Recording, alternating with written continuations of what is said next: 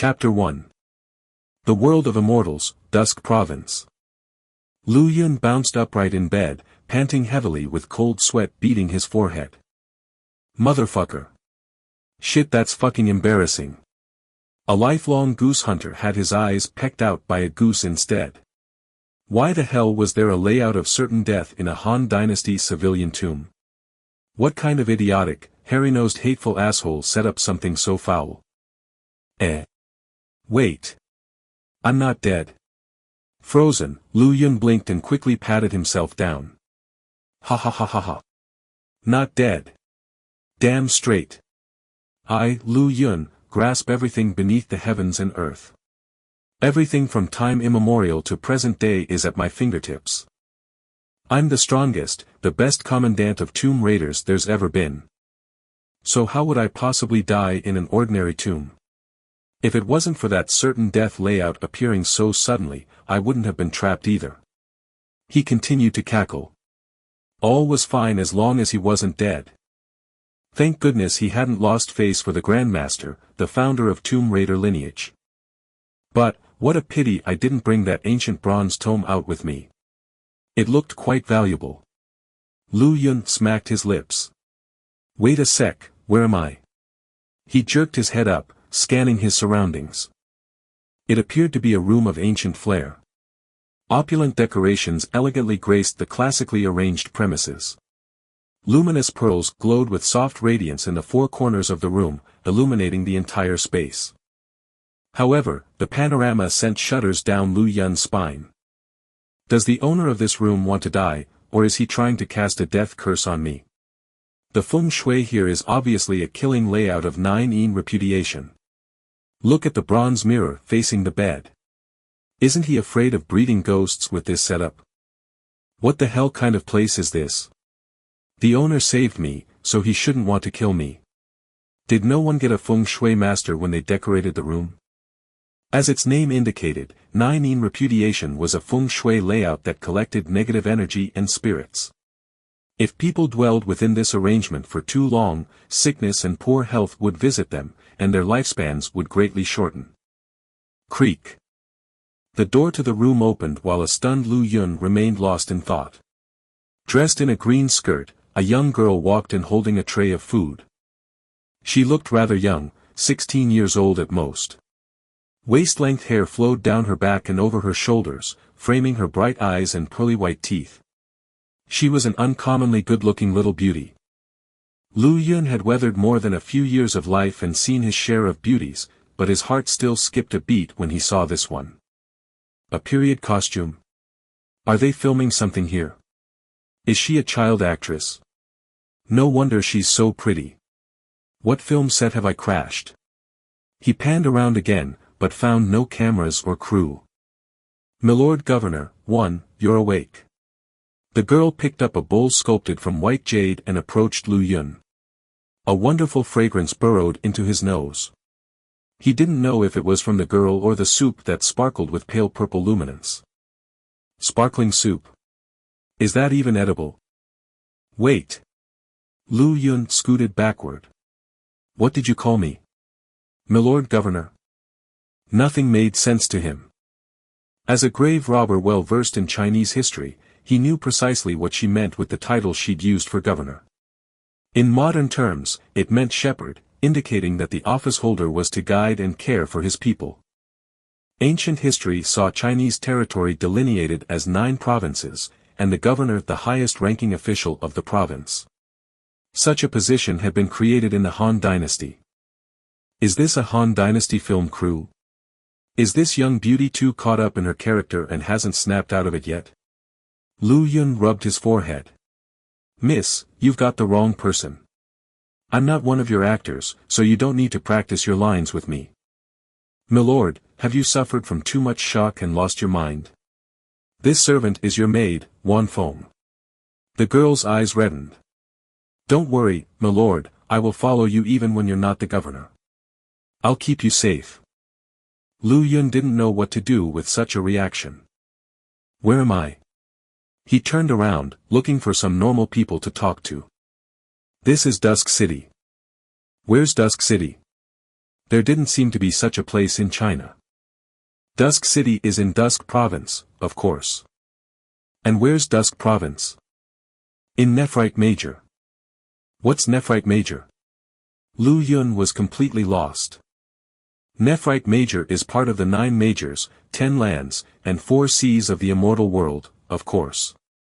Thump. Lu Yun's eyes rolled up in his head as he collapsed back onto the bed. Crazy, completely crazy. Such a charmingly pretty little girl was a complete lunatic. Wanfeng's mouth twisted and she almost burst into tears. The Lord had finally awoken, but he'd fainted dead away again. She placed the bowl of sparkling soup onto the bedside table and quietly backed out of the room. After an unknown period of time, Lu Yun awoke again. Did that crazy girl leave yet? Rubbing his forehead, he glimpsed the bowl of purple soup next to his bed. I am a bit hungry. After a moment's hesitation, he picked up the bowl of strange soup and gulped it down. Phew, it's not poisoned. A burp and a sigh later, a warm current circulated throughout his body. Some strength gradually returned to his limp, listless form. This film crew's some kinda rich, huh? This bowl's gotta be worth a few million, but they're using it as a prop. Nuts. Out of professional habit, Lu Yun tucked the bowl away into his clothes. They even put me in an ancient costume and shoved a wig on me. Is it because they saw what a gorgeous, handsome, dashing ladies' man I am that they decided I should be the male lead? He clambered down from the bed and struck a leisurely pose. First things first, we've got to break the layout of 9-in repudiation in this room. He walked over to the mirror and placed both hands on it, wanting to shift it away. However, it seemed nailed to the wall and didn't budge no matter how he put his back into it. The sight of something in the mirror shocked him out of his wits. It was a reflection of a youth, roughly 16 years of age, with sculpture's K features and clear, fair skin. He looked like a perfect dandy, if not for the wan complexion that was devoid of any color. He also looked uncommonly frail, like a gust of wind would blow him away at any time. This is definitely not me. Is it an illusion? Lu Yun raised his hand, a motion mirrored by the handsome fellow in the mirror. He shook his head, once more copied by the young man in the mirror. Thump. Lu Yun crashed to the floor again. Bloody hell, that's not me at all. What the freaking hell is going on? Completely flabbergasted, his mind raced furiously through his shock. He carefully recounted the events that had occurred 1 second prior to him falling comatose. I don't seem to have made it out of that certain death layout. Then I should be dead, but reborn thanks to this youth's body. He could recall the agony of despair at the moment of his death. Then, did that girl speak the truth? Is this a world of immortals, and the young man who I've come back to life in really some kind of governor? Immortal world, world of immortals, so that means I'm an immortal. Lu Yun's eyes gleamed and he flung himself into the air, imitating a carp leaping out of water. Crack. He'd thrown his back out. Lu Yun laid dumbly on the floor, unable to move a finger. What the hell kind of immortal was he? Aya, what happened to you, my lord? Wanfeng re-entered the room and quickly helped the petrified Lu Yun up. I threw my back out. He held his waist up. I, a right and proper celestial being, threw my back out. Threw your back out? Wanfeng blinked, her expression dimming. You're joking, my lord. If you really are a god, why would His Majesty the Celestial Emperor want to depose you? She helped Lu Yun to the bed as she spoke. Afterward, a small dot of green splendor appeared at her fingertip. She gently stroked Lu Yun's waist, sending a cool current into it and dissolving that ridiculously painful ache. She's a fairy, this unbearably beautiful chick is totally a fairy. Am I not an immortal? Lu Yun sat up again in his hurry to seek answers. Milord, you're not even a cultivator, much less an immortal. Wanfeng sighed with resignation. Because you're not a cultivator, His Majesty decreed that if you still can't walk the immortal Tao after 6 months, you will be removed from the position of governor. Cultivator. It was Lu Yun's turn to pause, but didn't continue his line of questioning. He was no fool. Continuing that particular train of thought would very possibly mean exposing himself. The little beauty in front of him named Wanfeng may be delightfully charming and look very biddable, but who knew what would happen if she learned that he was a foreign soul in her master's body. The host's death was the reason for his second chance at life. Don't worry, my lord. This servant will still remain by your side even if you're not the governor. I am in the core realm and can deploy combat arts. Even if I can't fight off those people, there's no problem in making an escape with you. Wanfeng brimmed with confidence. It looks like I have quite a few enemies. Lu Yun laughed wryly. The maid fell silent as well. So the previous owner of this body was also named Lu Yun. House Lu of Dusk Province was of a long and illustrious lineage. Though there weren't many members, its businesses and networks stretched far. It was the greatest cultivation clan in the province and held power over the seat of governor. However, this aristocratic house was incredibly infamous. There were no lows it wouldn't stoop to and nothing it wouldn't do. Lu Yun's grandfather and father were particularly notorious for their villainy. And perhaps because of all of the sins they'd committed, they both died during their heavenly tribulations. Lu Yun himself was cursed with a dormant bloodline that left him unable to cultivate. Though he couldn't be a cultivator, he didn't fall behind his old man or grandfather at all when it came to immortal notches on his belt. In fact, he even outshone them at times. All Dusk cultivators hated House Lu with a passion.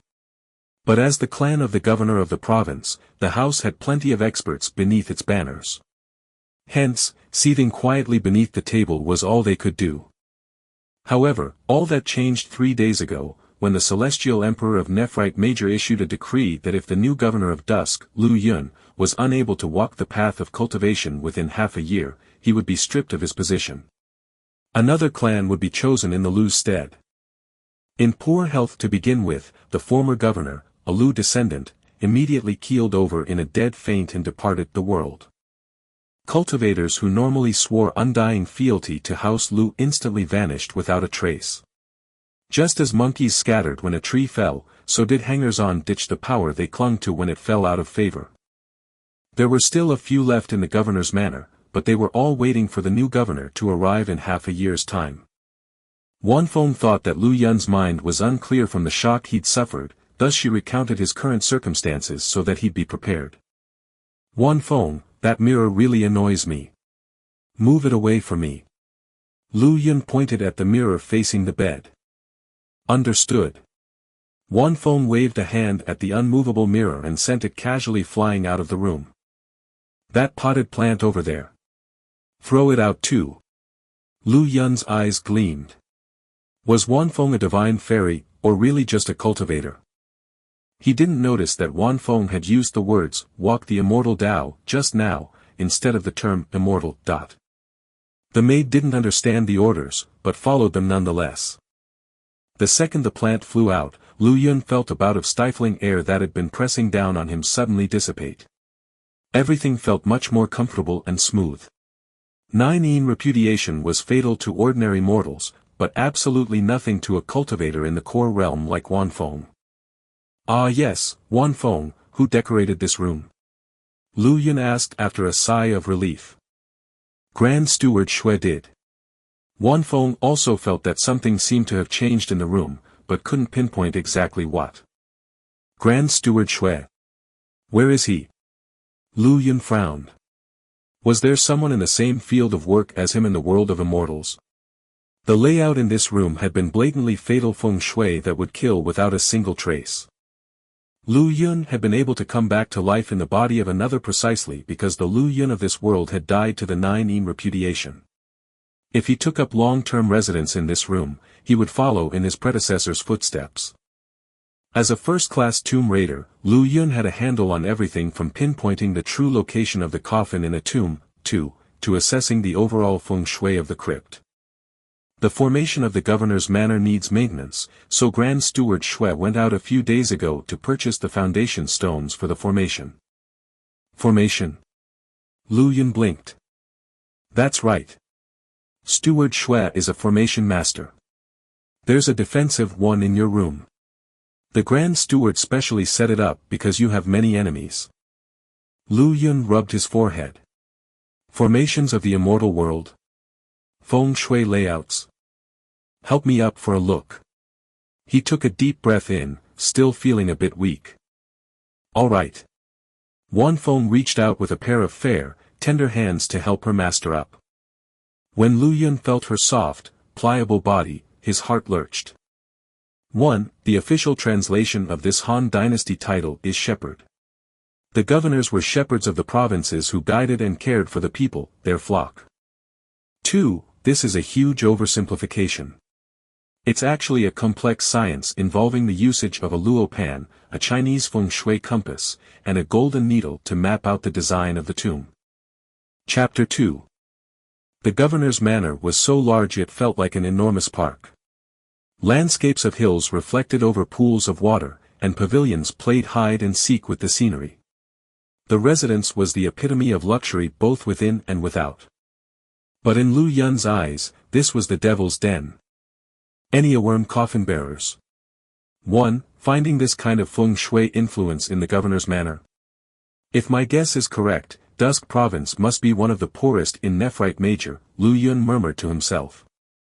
The feng shui arrangement here hadn't been set up recently, it had to have at least several hundred, or even 1,000 years worth of history. The layout had melded perfectly with its environs, turning into a feng shui influence. The manor was built on the central life point of the province. It impacted the fortunes of all of Dusk. Placing the Enneaworm coffin bearers here was to sever the fortunes of the entire province.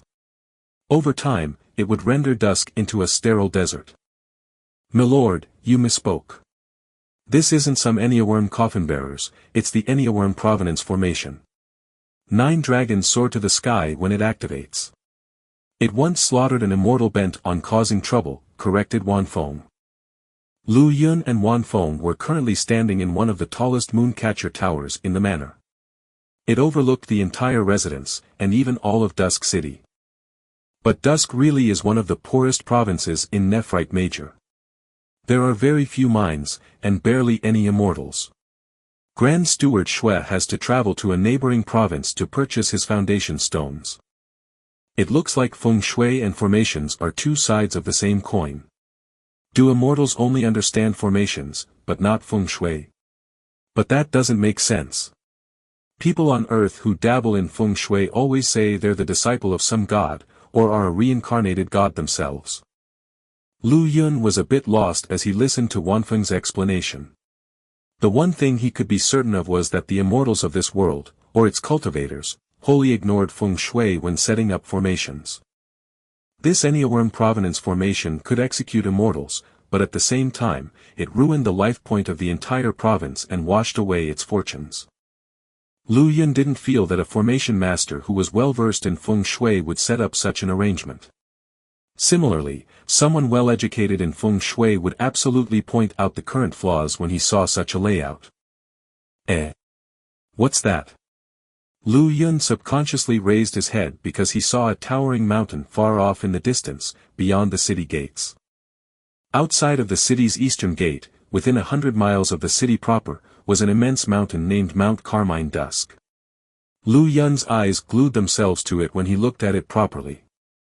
That looks like a large tomb. Though he couldn't examine it in greater detail, its shape looked like the black tortoise crouched over a hill. That made it a fantastic location for a tomb. If he wasn't mistaken, that was precisely its purpose, and it wasn't an ordinary tomb located there either. Immortals die too. He was flabbergasted. Of course they do, Wan Feng burst out laughing when she saw her master's expression. Legend spoke of an immortal's tomb beneath the mountain. This was something that all Dusk citizens knew about. There was a great war 100,000 years ago. The sky shattered and the earth fragmented, and the entire immortal world disintegrated into the 9 majors, 10 lands, and 4 seas that we have today. It said that all of the immortals in the world died in that conflict, which spelled the end of the ancient immortal civilization. There are tombs for immortals like that everywhere in the world now. No one knows who built them. Lu Yun was of no mind to listen to the stories that Wan Feng was painstakingly telling him. There are tombs for immortals all over the world. His eyes gleamed. He'd found the meaning of life. As a tomb raider, he'd become an orphan when his old man passed away after raising him. The only goal he had left in life was raiding tombs, uncovering the truths buried by history, and displaying those hidden secrets to the world. He'd pretty much covered all of the tombs on Earth. Now that he was in a world of immortals, it was time to get a taste of theirs. Flames of enthusiasm licked at him. As for that Enneaworm coffin-bearer's feng shui, whatever. He wouldn't be the province governor after half a year, so what did that have to do with him? A great war between immortals 100,000 years ago. Did the practice of feng shui also die out during that time? Lu Yun's expression shifted. The best way to understand history is to get into those ancient tombs and excavate forgotten civilizations. Bring it back out into the light of day again. He eagerly rubbed his hands. But now's not the right time. My body's still a bit weak. Anything I do would be a death sentence, so I need to nurse some more health into this frame, first. When his thoughts traveled here, Lu Yun turned and said to Wan Feng, "Ah, yes, cook some more of the soup you served to me just now. Also, bring me some meat." "All right." Wan Feng's eyes lit up upon hearing his orders and she rushed down the tower at a quick jog, heading for the kitchens. There weren't many people left in the governor's mansion now. Of the few that remained, none of them bothered with Lu Yun. They merely drew their salaries and did nothing, lazily awaiting the arrival of the next governor. What a pity that this body is some sort of dormant bloodline. Otherwise, I could have cultivated my way into being an immortal and had some fun as well. Despondency gripped Lu Yun. Night crept up on them unawares. He remained in the Mooncatcher Tower, looking out over Dusk City. After eating and drinking his fill, worries began nagging at him again. The previous owner of this body was a serious bastard.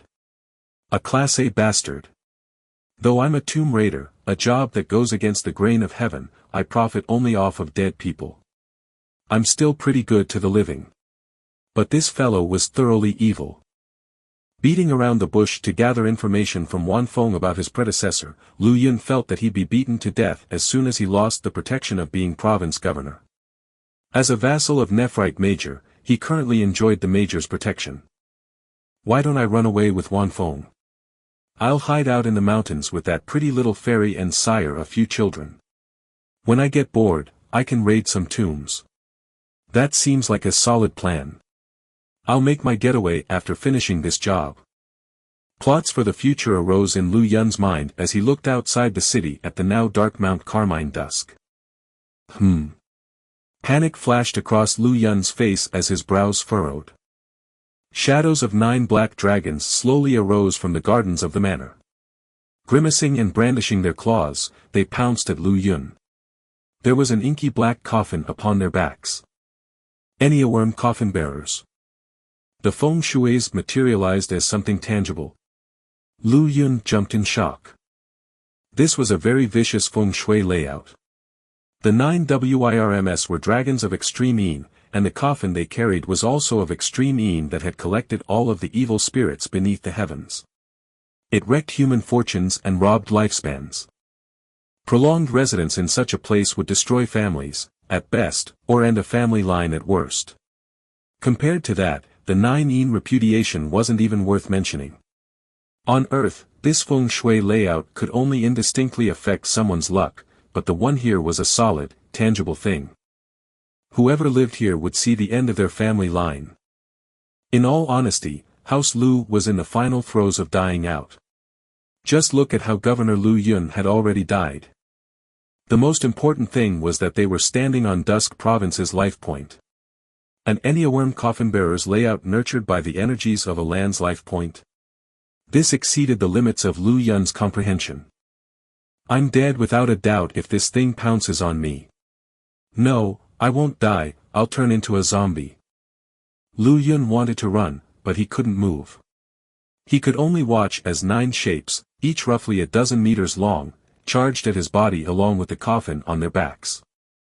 His eyes rolled up in the back of his head and he fainted dead away. Suddenly, an ancient tome of bronze blinked briefly into existence above Lu Yun's head and devoured the images whole. 1. This is the ancient Greek suffix for 9, and is something with a historical basis. Legend has it that warlord Wanu of the eastern Xia kingdom in the 13th century had 9 dragons carved on his coffin. These weren't stereotypical dragons, but a new kind of dragon created by local minorities. Their bodies resembled that of a snake and they were multi-footed like centipedes. Other venomous bugs also decorated the coffin, which was a perfect octagon. Each point was held up by a dragon, and a final one encircled them all to provide stability. A Wyrm is a poetic name for a snake or dragon, particularly without wings. The imagery is a rather nice fit for what's being described here, and the Chinese dragon in general. Chapter 3. Damn, that was a nice bit of sleep. Lu Yun indulged in an extreme stretch. Still wreathed in the fog of sleep, he blearily scrambled up to brush his teeth and wash his face. Wait.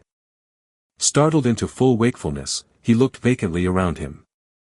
It was all real. I made it to the world of immortals. He came back to his senses. It wasn't a dream. Right. The events of last night crashed back into him. Any worm coffin bearers. The feng shui here is a tangible existence. He trembled with horror.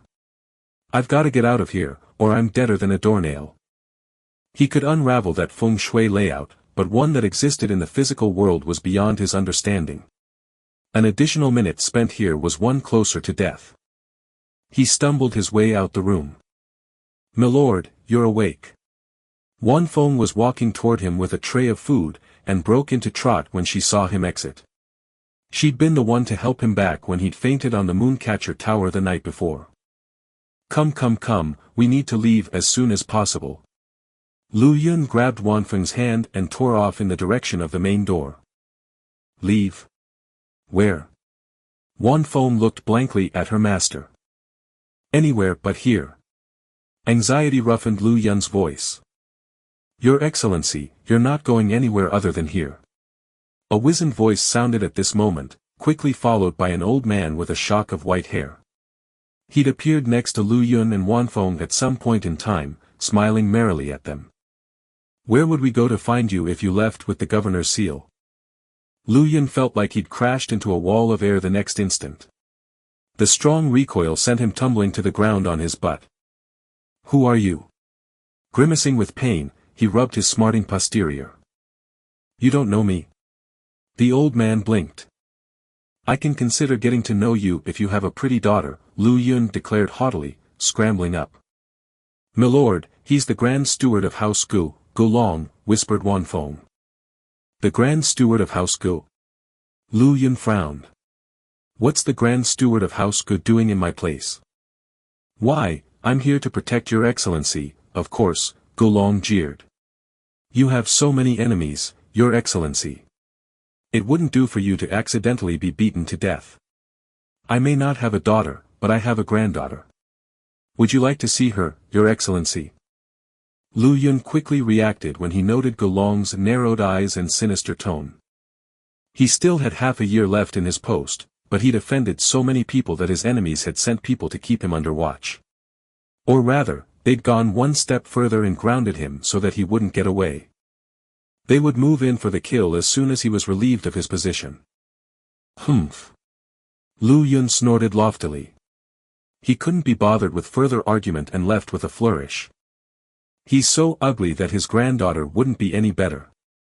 Was that unseen wall of air just now the work of a cultivator? Rather than return to his room, Lu Yun made his way up the Mooncatcher Tower again with Wan Feng's help. Gulong is a cultivator of the Qi transformation realm. He formed that wall out of true Qi just now. But seeing that he didn't harm Milord, Wan Feng didn't make a move, the maid explained carefully, fearful that Lu Yun would berate her. You're stronger than him. Lu Yun's eyes gleamed. This servant can deploy combat arts and has refined my golden core. I'm in the core realm. The girl arched her neck proudly. But something occurred to her the next second and she cautiously ventured, Milord, you don't blame me for not taking action just now, do you? The old Lu Yun hadn't treated Wanfeng that well, feeding her a daily diet of beatings and curses.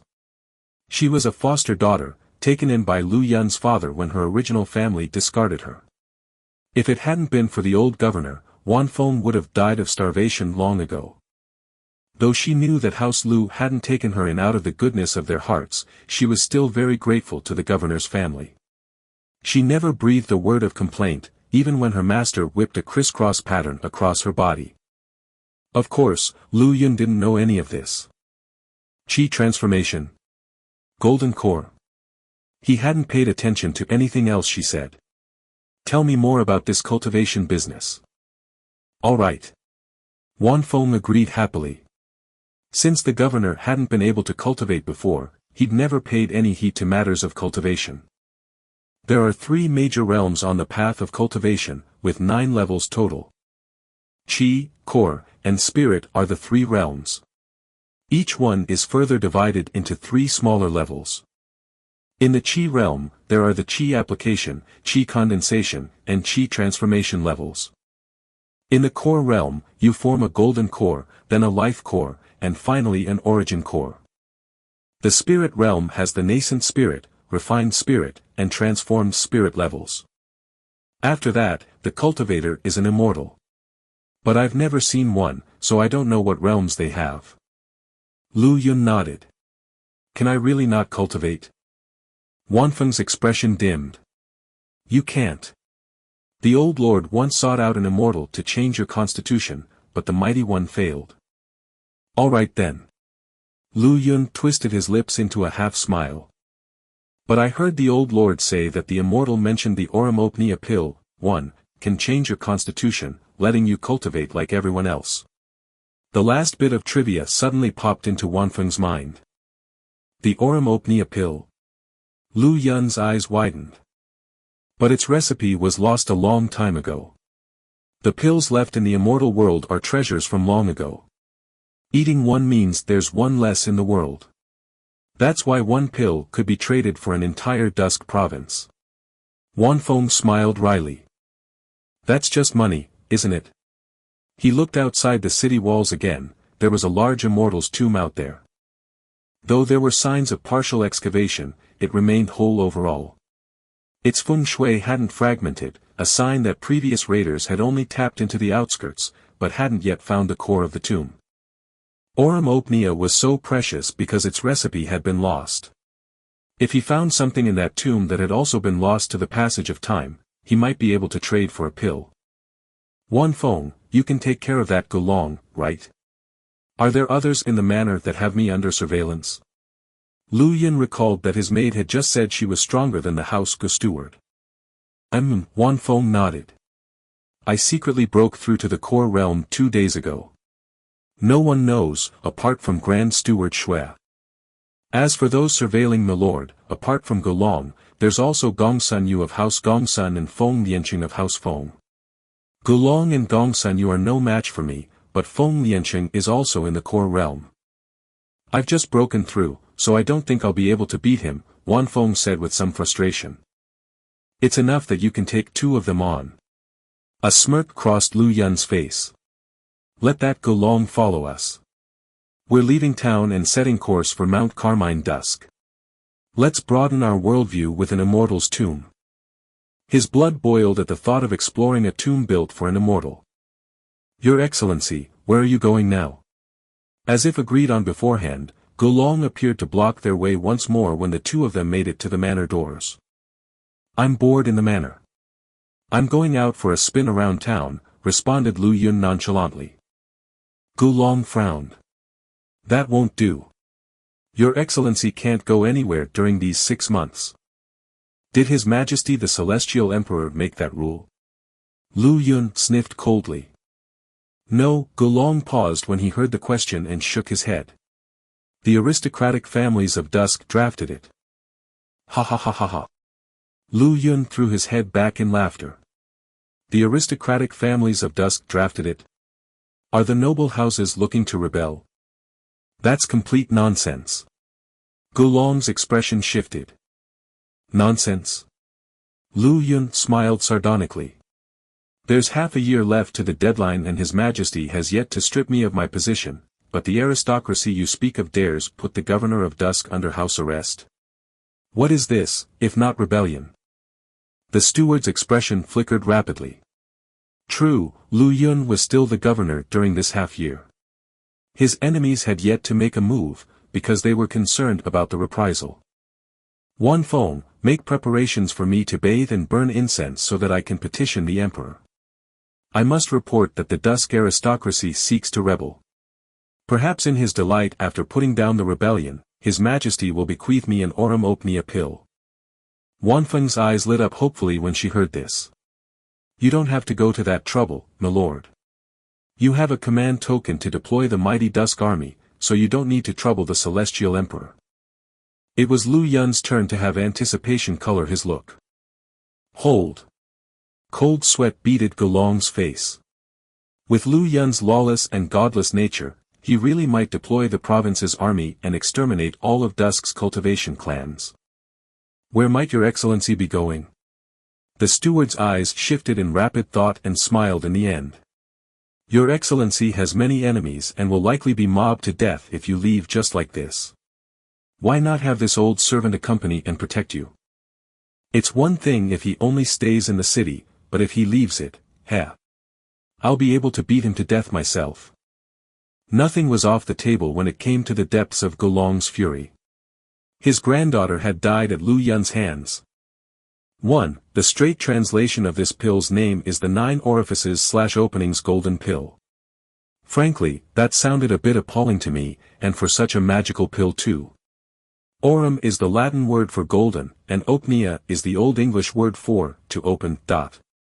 Penia is also a medical suffix for a deficiency in something, so it seemed quite apt here that those who lacked the ability to cultivate would take this pill. Chapter 4. You, protect me. Lu Yun gave Gulong a once-over. This old servant's cultivation level has reached the perfection of Qi transformation. Though it may not be much, ordinary cultivators are no match for me. Having made up his mind, Gulong took a step forward, his face wreathed in smiles. The most important thing is, I am the Grand Steward of House Gu. People will have to show me some face. This old fart is up to no good. Lu Yun snorted inwardly. In that case, I'll have to trouble Grand Steward Gu.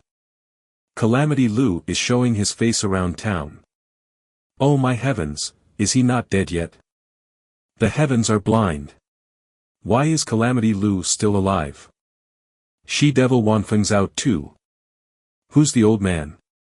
It looks like Grand Steward Gulong of House Gu. Oh hells no, Steward Gu is running around with Calamity Lu.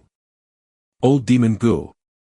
An uproar exploded as soon as Lu Yun appeared on the streets of Dusk City with Wan Feng and Gulong. Or rather, utter pandemonium would be more accurate. Wan Feng was used to the reaction, as she was always by Lu Yun's side. His wish was her command, which made her the governor's #1 henchman in terrorizing the city. A faint sheen of sweat glistened on Gulong's forehead and he shook uncontrollably. He wasn't unfamiliar with the moniker Calamity Lu, but who would have thought that things would be this bad? Smack! A rotten egg flew out of nowhere and smashed firmly into the back of Gulong's head. The overpowering stench almost made him vomit. On the other hand, Wan Feng was highly prepared and had already raised a wall of air in front of her and Lu Yun. I'm basically public enemy #1. Lu Yun shrank in on himself. Am I usually this big of a bastard? You're 10 times worse. Gulong dry heaved as he wiped the rotten fluid off his head. Wan Feng, go buy some yellow paper, glutinous rice, a shovel, and a hoe. Heaving a sigh of relief when they reached a tea house, Lu Yun rattled off a shopping list to his maid. Understood. The girl immediately set out for the marketplace. 100,000 years ago, a great cataclysm had visited the world of immortals, causing the deaths of numerous immortals and shattering the path of cultivation itself. After 100,000 years of rest, the world was still a shell of its former self. There were countless mortals here, which meant that there were grains of all types to be found.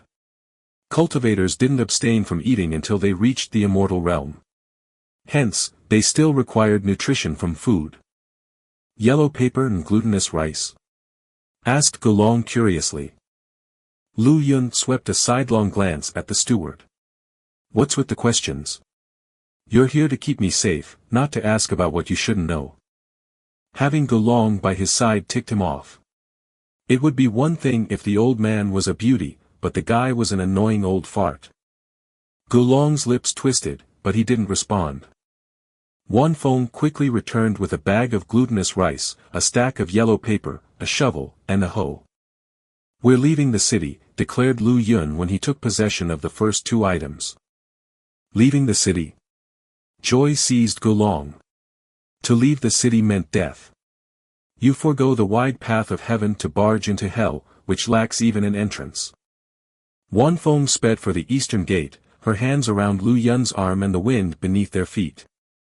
The governor's manor resided squarely in the middle of the city, a metropolis that spanned 50 kilometers in radius. With Lu Yun's capabilities, he wouldn't have reached the gate even after a full day of walking. The maid made a quick hand seal, raising her speed to more than 10 times that of Lu Yun's. After them.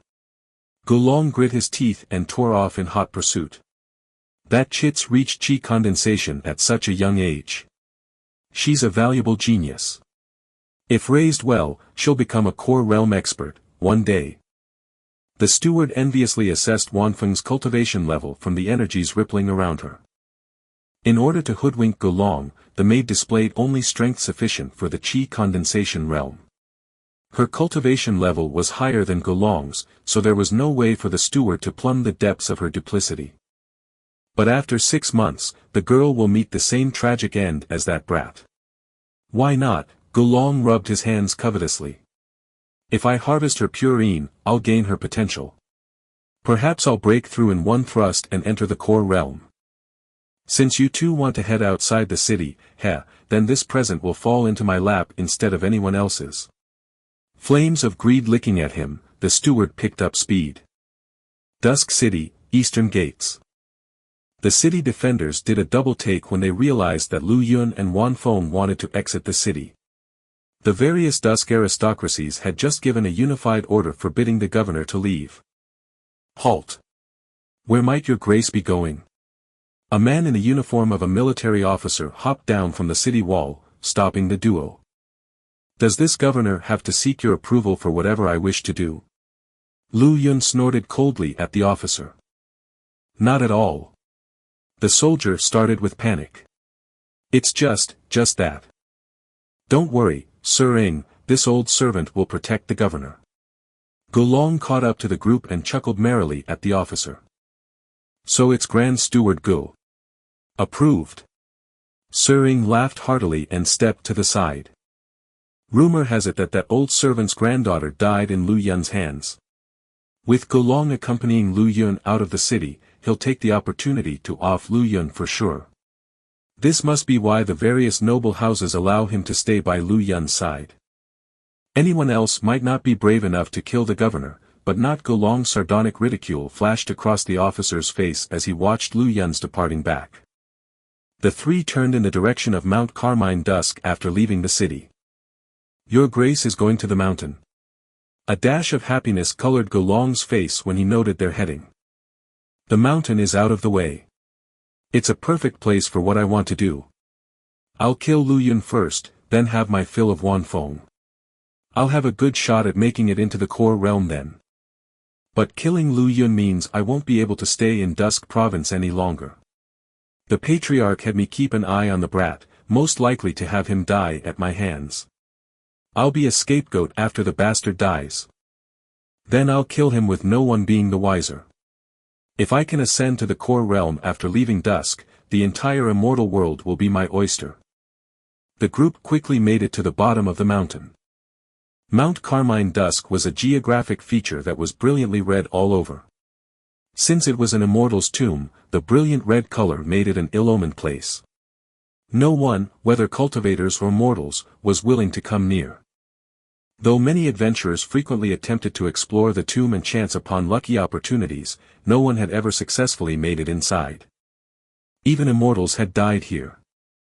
Therefore, though the mountain was close to Dusk City, it was spacious in its desertedness. Not even wildlife existed here. The black tortoise crouching over the hill firmly quashes the fortunes of the mountain. The image of a black tortoise is that of an intertwined snake and turtle, forming a layout of utmost ease. It appears as a bleak landscape, a death trap. No wonder no one comes near. Lu Yun couldn't help but sigh with wonder as he observed the mountain. There were 4 realms to the world of feng shui arrangements, feng shui formations, layouts, influences, and grand influences over the world. The crouching black tortoise that was now in front of him was a perfect example of a feng shui layout. On Earth, they were meant for royalty and nobility. This meant that whoever was buried in Mount Carmine Dusk was certainly no ordinary immortal. The Enneaworm coffin-bearers arrangement in the city, on the other hand, was an example of a feng shui influence arrangement. This place is secluded and unfrequented. It's a great location to kill someone and bury the body, Lu Yun suddenly remarked pensively. Gulong's heart skipped a beat. How do you know I want to kill you? You sent your darling granddaughter to my manor to seduce me, but I ended up beating her to death. She's said to be your only family, why wouldn't you want to take revenge for her? Lu Yun shook his head slightly. Lu Yun had actually been quite depressed when he heard Wan Feng mention the incident. The previous Lu Yun unfortunately lacked manhood. He had the will, but not the way. How else would such a fetching little beauty like Wan Feng still be a virgin at his side? Born with a dormant bloodline, his constitution was much weaker than an ordinary person's. Add to that his long residence in the eye of the Enneaworm coffin-bearers layout where he'd suffered chronic invasions of evil energy. Not to mention, Grand Steward Xue had plunked him in the middle of a 9-yin repudiation formation not long ago. It was already the height of good luck that the guy hadn't turned into a eunuch. The old Lu Yun had pounced on Wan Feng more than once, but he'd never been able to do the deed. House Gu was subordinate to House Lu, and Gulong had wanted to curry favor in presenting his granddaughter to Lu Yun. Sadly, this was the worst possible career move he could have taken. Sending his granddaughter to Lu Yun had only revealed the governor's flaws. In a fit of rage and humiliation, the former governor had beaten the poor girl to death. Since you know it, then die. Gulong threw his head back with laughter, a long sword glinting with a cold light having materialized in his hand at some unknown time. Chapter 5. A Spirit Weapon. Wanfeng's expression changed drastically when she saw the long sword and she backed up, shielding Lu Yun behind her. Girl, after I kill Lu Yun, I'll travel the world with you by my side. We'll be a match made in heaven. Lu Yun killed my only granddaughter, so you'll bear 100, no, 1,000 children for me. Gulong cackled loudly and sprang forward with a thrust of his sword, aiming straight at Lu Yun's throat. He's so fast. A chill gripped Lu Yun's heart as the shadow of death enveloped him. Bizarrely, he was abnormally calm as he'd already experienced death before. So, faced with the same circumstance once more, he could look at it in the eyes with leisure. The thought occurred to him to move back, but he discovered, to his shock, that his body was simply too weak. He was even weaker than an ordinary mortal. Lu Yun's brain had made the right call between fight and flight, but his body couldn't react to the command to dodge. Am I going to die again? He murmured to himself. The approaching footsteps of death was a familiar feeling. Hoi! Wan Feng huffed in anger. A beam of jade-green light shot from her fingers to where she pointed. Clang! The light connected squarely with the long sword, deflecting it from its trajectory. Gulong felt an enormous strength travel back up his sword and stumbled back, then fell to the side. Wan Feng wasn't much better off, either. Color drained from her face as she rapidly pulled back from the force. Combat arts. You're in the core realm. Fear flashed across the steward's face. Wan Feng, kill him. Lu Yun panted heavily, his chest heaving like a blacksmith's bellows. His voice was a bit hoarse. I don't dare. Wan Feng stood blankly where she was. Kill someone? When had she ever killed someone? Though she and Lu Yun terrorized the streets, that was just bullying. She'd never killed anyone. Ho ho, so you're just a fledgling. Gulong's eyes gleamed and he bounded up from the ground, reaching Wanfeng with one leap. Don't come any closer.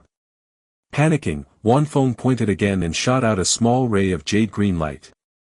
The steward saw it clearly this time. It was a minuscule tornado. A low-level combat arts skill that you've just practiced. Though you've entered the core realm and formed a golden core, your battle experience is non-existent.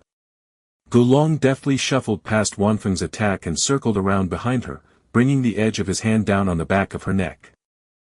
The girl's eyes rolled up and she fainted dead away. Your Excellency, this is what you're counting on. It's your turn now. Leering, Gulong stalked menacingly toward his prey. Die. The swing of a longsword at Lu Yun's neck accompanied Gulong's shout. Am I going to die again? At this moment, Lu Yun suddenly felt something wanting to charge out of his body. He subconsciously raised his hands and reached out, his palms facing each other. Hum. A black light blossomed between his hands. 9 dragons bearing a pitch-black coffin materialized between his hands and slammed viciously at Gulong's chest. A combat art. The steward screamed, ghastly fear and incomprehension resonating within his tone. Wasn't Lu Yun unable to cultivate? Why would he be able to deploy a combat art? The one he was using was more than 10 times stronger than the little tornado Wanfeng had just sent out. The sound of breaking bones rang out from Gulong's chest and he flew out a dozen meters to crash harrowingly onto the ground. Bloody froth bubbled from his mouth as his body twitched and spasmed. He didn't seem long for this world. Huh. Lu Yun froze as he looked at the image that had rushed from his hands. Oh, right. The feng shui that materialized last night charged into my body. Was Gulong calling it a combat art just now? Bewilderment filled his face as all of the strength drained from his body, leaving him spent and limp. So, the dragons became my combat art when they blasted into my body? But I'm not a cultivator. What's going on here? Things were getting more confusing by the minute. Milord?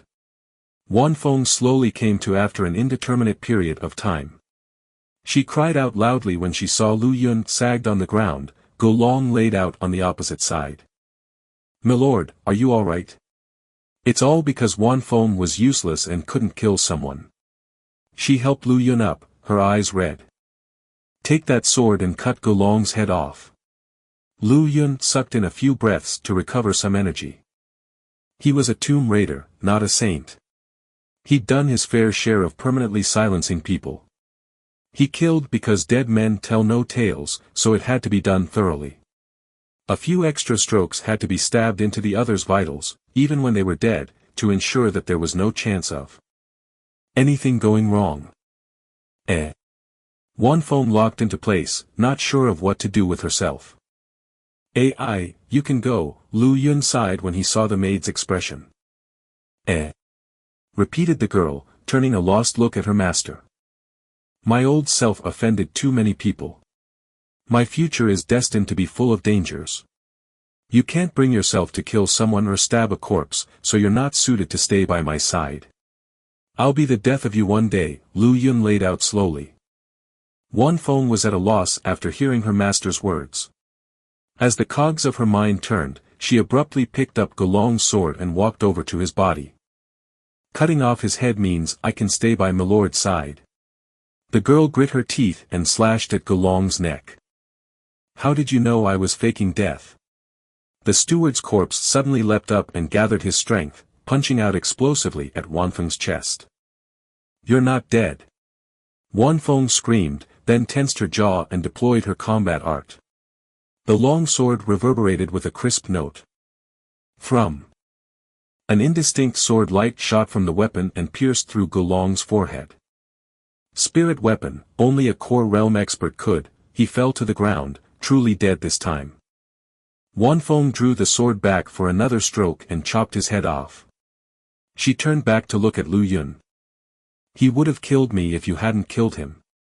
He'd also make you bear his children, so he had to die, explained Lu Yun softly. If we want to live, we have to condemn all those who want us to die. Such is our world. Someone else's life means our death. The naked truths voiced by Lu Yun injected themselves harshly into Wanfeng's heart, like poison. If we want to live, we have to take out those who want to kill us. Understood. She nodded firmly. Come, let's visit the tomb. With Lu Yun's current body condition, he couldn't handle excavating the tomb on his own, and had to bring Wanfeng with him. All alone in the world of immortals after his rebirth, the only person he could count on other than himself was this innocent little girl. Lu Yun and Wanfeng's figures slowly faded in the distance. The reborn governor had first considered the immortal world through rose-colored glasses and thought it a paradise. Gulong had swiftly educated him otherwise. This too was a cruel world. Where's my head? Oh, here it is. Gulong's headless body suddenly sat up and his hand probed the ground around him. When he found his head, he placed it back on his neck. A large hole marked the center of his forehead, one blasted through from front to back that revealed the mess of white matter inside. His eyes vacant, an eerie smile graced his lips. Gulong rose, and, swaying from side to side, stumbled in the direction Lu Yun and Wanfeng had departed in. Chapter 6. Where are we going, my lord? Some color returned to Wanfeng's face as the fear in her eyes slowly receded. Though committing murder for the first time impacted her enormously, she quickly got over it as she was a core realm cultivator. Didn't I tell you? We're going to that immortal's tomb in the mountains. Lu Yun was already panting heavily after a short walk. Though Wanfeng was helping him along, he was simply too weak and a long stretch of hiking was too much for him. But my lord, the tomb isn't in that direction, Wanfeng hesitantly commented. Wanfeng, responded Lu Yun seriously. This servant is here. Don't call me my lord from now on. Then what should this servant call my lord? Call me Lu Yun. This servant would never dare. Then just use sir. I won't be the governor after a while, anyhow. Will do, my lord. Lu Yun was speechless and could only give a wry shake of his head. Mount Carmine Dusk was a winding, circuitous affair. Being unfrequented by man and uninhabited by wildlife, weeds and shrubbery reigned supreme. There were no mountain paths at all. Wanfeng held on to Lu Yun with one hand and used the long sword in her other to slash away the flora, hewing open a road. When the sun was about to set, the governor waved a hand to have the maid stop. Aren't you tired, Wanfeng? Lu Yun asked curiously when he saw that the girl was still in fine fettle and didn't seem weary at all. In response to my lord, this servant is a core realm cultivator with great stamina. This little bit of walking isn't much of anything at all.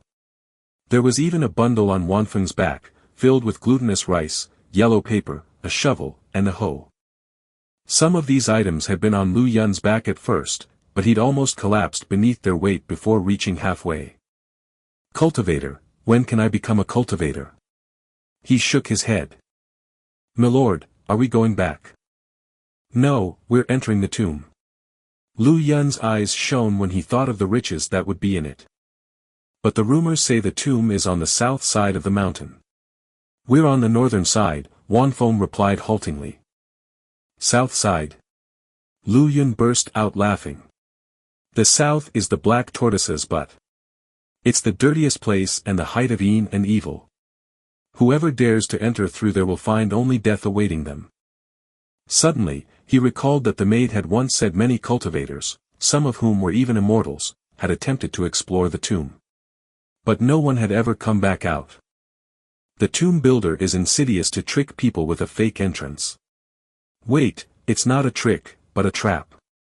Awful, simply too awful. They're even more wicked than whoever put down the certain death layout in that civilian's tomb, murmured Lu Yun to himself. The black tortoise was a god of the north. It faced north even when going ashore, leaving its rear for the south. The crouching black tortoise was the feng shui layout of the god's qi coming ashore.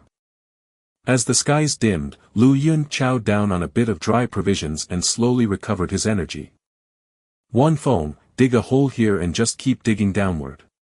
Surprised delight bloomed in Lu Yun's heart after observing the shape and figure of the mountain. Though he was in a world of immortals, the feng shui of this world and earth were one and the same. Even the layout and habits of tomb creators weren't much different. Ordinary tomb raiders needed the help of a Luoyang shovel, also known as a scouting shovel, to find the true location of a tomb. They would extrapolate the position of the tomb according to the level of soil ages beneath the ground. However, Lu Yun was the best commandant of tomb raiders there was. His skills were the acme of mastery. He could deduce the tomb's location from the surrounding geographic terrain, the grain of the soil, and the dance of celestial bodies. This was what it meant to search for the dragon, pinpoint the proper direction, and determine the appropriate location. More importantly, ordinary tomb raiders used feng shui layouts to determine if a spot was suitable for building a tomb. Some places made for prime real estate, but not all of them housed a tomb within. Lu Yun, on the other hand, could determine if there was indeed a tomb at his feet from the layout of the land. Understood, milord. Instead of taking out the shovel or hoe, Wan Feng turned the long sword to the ground. Sword chi shot downward, slicing through the mountainside like tofu, leaving Lu Yun flabbergasted. Ah, right. This is the world of immortals. He smiled wryly and threw the shovel and hoe aside. If he'd known earlier, he wouldn't have bothered with those burdens. He didn't sit around idly while Wan Feng was digging at the ground. Taking out the yellow paper and glutinous rice, he wrapped the paper around the rice. Gearing himself up, he bit his fingertip and drew line after line of bizarre shapes on the paper with his blood. This was a black donkey's hoof. It wasn't the literal foot from a black donkey, but something refined out of glutinous rice and yellow paper. It looked a little like a black donkey's hoof, hence the name. The rice could restrain zombies, and the lines drawn by Lu Yun's blood on the yellow paper enhanced the rice's ability. If anyone really brought actual donkey hooves into a tomb, they'd be deader than a doornail if they ran into a zombie. A proper hoof needs to be baked in an oven. I have no idea if these things will be useful at all. After making 7 hooves, Lu Yun started to feel lightheaded from blood loss. Damn this weak body. Milord, I've dug into a wall. Wan Feng's voice suddenly sounded from the thieves' tunnel. Lu Yun's eyes lit up. Don't break it open yet, and don't come up. I'm coming down. He hastily dragged over some branches he'd collected beforehand and laid them across the entrance for cover after he entered the tunnel. Following that, he made his way down the several hundred meters long passageway. At its end, a small ball of light in Wan Feng's hand illuminated the general vicinity. Milord, look! She declared proudly when Lu Yun arrived. Very good. Lu Yun caressed a wall made of turquoise bricks, a smile flashing across his face. Is the Immortals' tomb really here? Wan Feng's eyes sparkled with excitement. This is also a fake. Shaking his head, Lu Yun lightly tapped on the wall. Every brick echoed with a different sound. He closed his eyes and thought for a while. But a facade is sometimes real, and sometimes fake. Since this is a plot within a plot, that means there are certainly other feints within the crouching black tortoise. But it also means the real tomb is somewhere nearby. Milord, what's a plot within a plot? Asked Wan Feng curiously. Using the language of this world, it means a formation within a formation. Mount Carmine Dusk is a huge formation, and there are other formations within the mountain. The maid seemed to grasp the general gist of things, but didn't fully understand. She might be a core realm cultivator, but her experience was limited. So this is also fake? It's fake, but it's also real. Lu Yun smiled faintly and took a few steps back. Wan Feng, break this wall apart. All right. Teal splendor flashed out of the spirit weapon. Whoosh! Whoosh! Whoosh! The girl danced around with the sword, slicing the wall open with a few strokes and revealing an enormous, pitch-black cavern in front of the two of them. Huff! Puff! Whoosh! Gusts of strange wind rushed out of the cavern, filling the tunnel with the scent of rot and decay. Ugh, this smells so bad. Lu Yun almost fainted from the pungent odor. It didn't dissipate for a very long time. Covering his nose with his sleeve, he said, "Let's go in." Chapter 7. The cavern behind the wall yawned into the distance, giving no clue as to where it led. Wind occasionally howled out of it, a sign that it was linked with the outside world. Weird, there was an unspeakably gross odor when we were outside. How come there's none of it now that we're inside?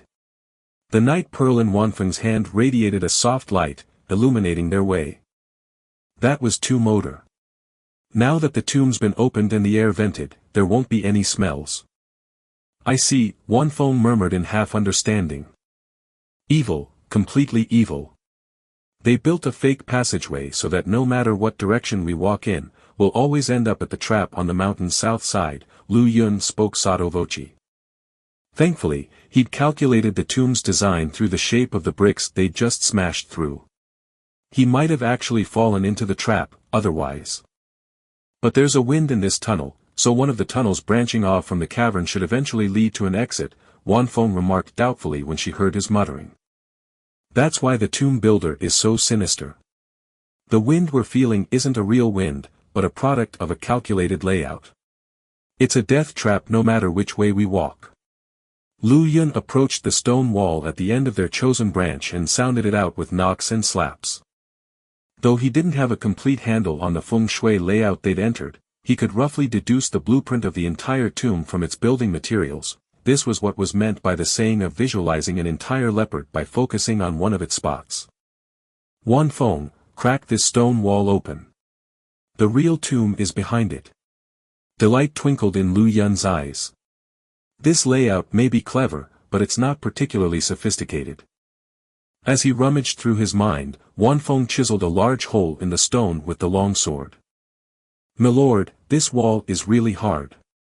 I wouldn't be able to break it if not for this spirit weapon," she huffed, a sheen of sweat glistening on her forehead. Spirit weapon. Lu Yun blinked. He didn't know what a spirit weapon was, but didn't ask. To ask too much would be to expose himself. He'd know everything after going back and flipping through a few books, anyway.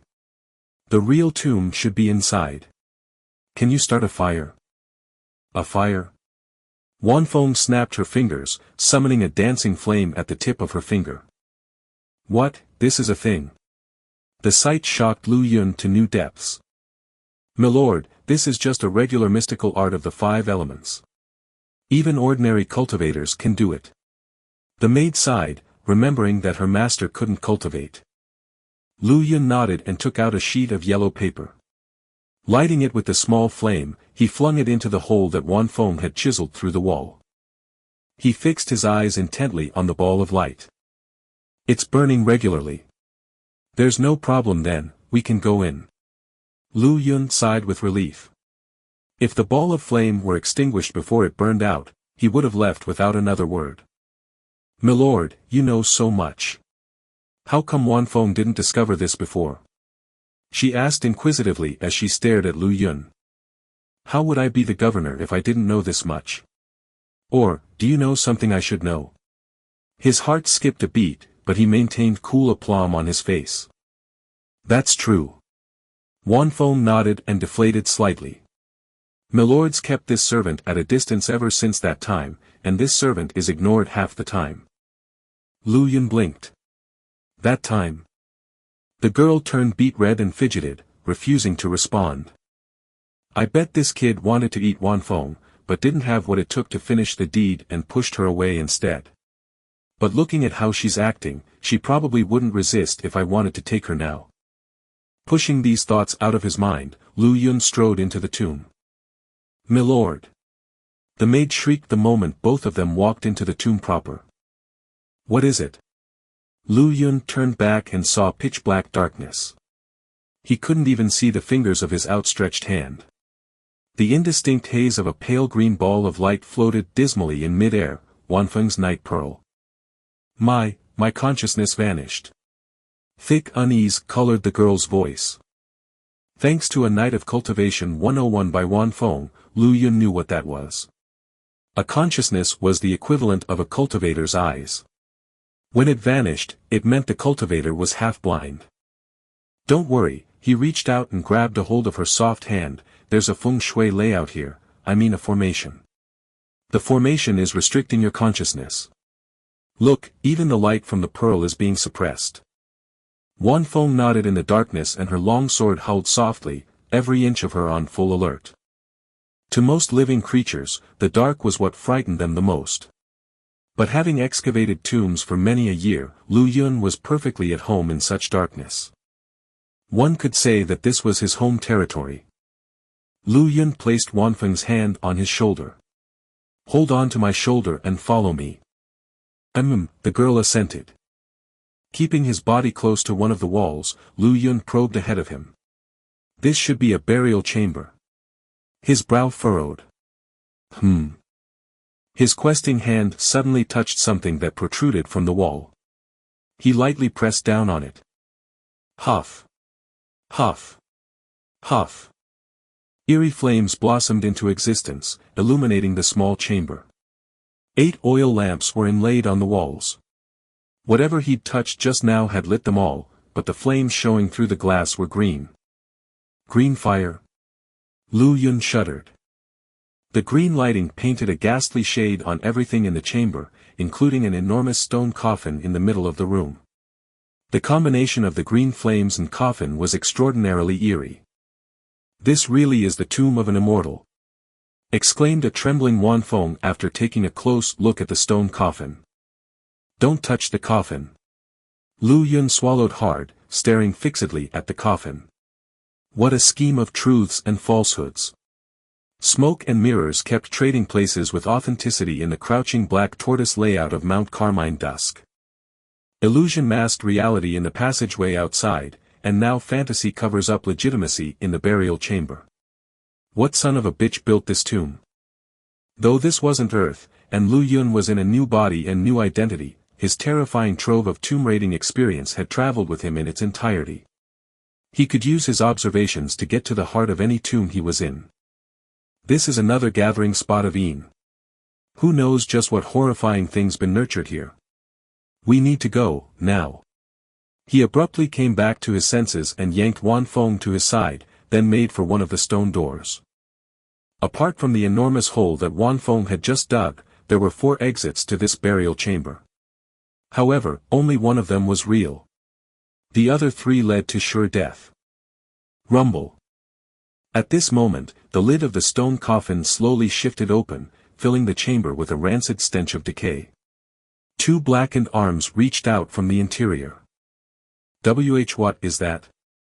Wanfeng's voice trembled in terror. She'd never seen such an unnatural thing in her life. A big rice dumpling. Lu Yun rasped out. Also known as a zombie. Exiled by heaven and earth and ostracized by the living, they wander beyond the 3 realms and 6 paths of life. It's something neither living nor dead. Run. The big rice dumpling was already in a sitting position, its black shape made it impossible to discern its true form. Hum hum hum. Suddenly, what sounded like buzzing rose from the coffin. The sound was quickly followed by a carpet of blood-red flies shooting out and making straight for the 2 humans. "Milord, go now." Wanfeng panicked at the sight and flung off Lu Yun's hand, shoving him into the stone door. Turquoise light exploded from her long sword, crisscrossing in the air to form an enormous net of sword light. Pft, pft, pft. Each fly that came in contact with the net scattered as dismembered pieces on the ground. Don't come any closer, milord. These flies are monster spirits, and they're the equivalent of a chi application cultivator. 2 vague beams of light shot forth from Wanfeng's eyes as an enormous green tornado formed by her side. She didn't dare kill anyone, but there was no pressure in handling flies like these. Whoosh whoosh whoosh. The tornado grew in size, and at 3 meters it reached the upper portion of the chamber. It roiled towards the endless mass of flies. Though numerous, the flies proved no match for Wanfeng's combat arts and were exterminated to the last. She'd finally displayed the real strength of a core realm cultivator. Thud. What sounded like a large drum rumbled out before she had time to catch her breath. It threw her mind into disarray and she almost spat out a mouthful of blood. Once she was injured, her arts instantly shattered. The black zombie had climbed out of its coffin at some point in time and was standing in front of its resting place, silently looking at Wanfeng. The drumbeat that had harmed her just now had come from its 2 feet hitting the ground. More blood-red flies spilled out of the coffin. "Milord, go," Wanfeng urged anxiously when she turned back to see that Lu Yun had returned to her side. "Those are corpse flies. Only the body of a 1,000-year-old zombie would breed these things." Lu Yun sighed softly. "I've only ever read about them in the sect's ancient records. I can't believe I'm actually seeing them with my own 2 eyes after arriving at a world of immortals. These are the corpse flies that terrified even the ancestors. That big rice dumpling is 1,000 years old. The immortal world is such a fun place." His body trembled from excitement. Something he'd only ever seen described in books actually existed here. As a veteran tomb raider, there was nothing more thrilling than exploring the unknown. Chapter 8. "Wanfeng, are you alright?" Lu Yun quickly reached out to give her a hand when he saw her wobbling back and forth. "Milord, why haven't you left yet?" Wanfeng wanted to burst into tears when she saw there was no end to the flies. The flies couldn't do anything to her, but her master was dead without a doubt if even one of them were to fly at him. "We're leaving together." A black donkey hoof firmly in hand, Lu Yun stared fixedly at the 1,000-year-old rice dumpling. A charred mess, the zombie appeared to have been mangled by fire. There was no making out what it really looked like. However, Lu Yun could still feel its cold gaze hone in on him and the hoof. Apparently, this millennia-old rice dumpling had developed a bit of intelligence and could sense what would counter it. "Let's go." Lu Yun grabbed Wanfeng and sprinted for the exit. A horde of corpse flies went on the offensive, 10 times more than the number in the first attack. SS. Wanfeng whistled lightly and summoned a bit of internal energy, blasting another enormous tornado out of her body and sending it churning toward the flies. Her control over her combat art was a bit more skillful after a few battles. Wrath. The millennia-old rice dumpling roared and slowly moved forward. Color immediately drained out of Wanfeng's face, as if she'd been hit by lightning. A trickle of blood appeared once more at the corner of her lips. That roar had gravely injured her again. But at the same time, she seemed to see the faintest flash of 9 black dragons outside of Lu Yun's body. Lu Yun hopped into the passageway behind the true exit, dragging Wanfeng along behind him. "It's a dead end." He shook and screeched to a halt. Several oil lanterns burning with green flames were mounted on both sides of the passage. Thanks to their light, he could see that the passage ended in a wall. He put his back into pushing the wall, but it didn't budge. "No, this really is a dead end." Buzz buzz buzz buzz buzz. The army of corpse flies were upon them, trailed by the heavy footfalls of the zombie behind. Despair flooded Wanfeng's eyes. "No, wait." Lu Yun forced himself to calm down and rapidly go through the situation. "Right, a mechanism. There must be some sort of mechanism here." His mind seized on the idea. "Wanfeng, hold off those corpse flies. Throw this thing at the zombie if it comes." He handed the black donkey hoof to the girl. "All right." She quickly agreed when she saw Lu Yun's expression. Spirit weapon glowing once again, she sent intersecting rays of splendid sword light to block the flies. However, she'd been severely injured twice now, so the light wasn't as sharp as before. Though she could just manage to hold off the flies, she wouldn't be able to keep it up for long. "The mechanism, where's the mechanism?" Lu Yun ran his hands across the wall. "Milord, what's a mechanism?" Repulsing a crowd of flies, Wanfeng happened to hear her master's words over her panting. Lu Yun blinked, then fiercely smacked his forehead. Hello, this was a world of immortals, not Earth. As a veteran tomb raider, he easily adapted to anything, as strange and eccentric things often occurred at any time. There's no mechanism, it's a formation.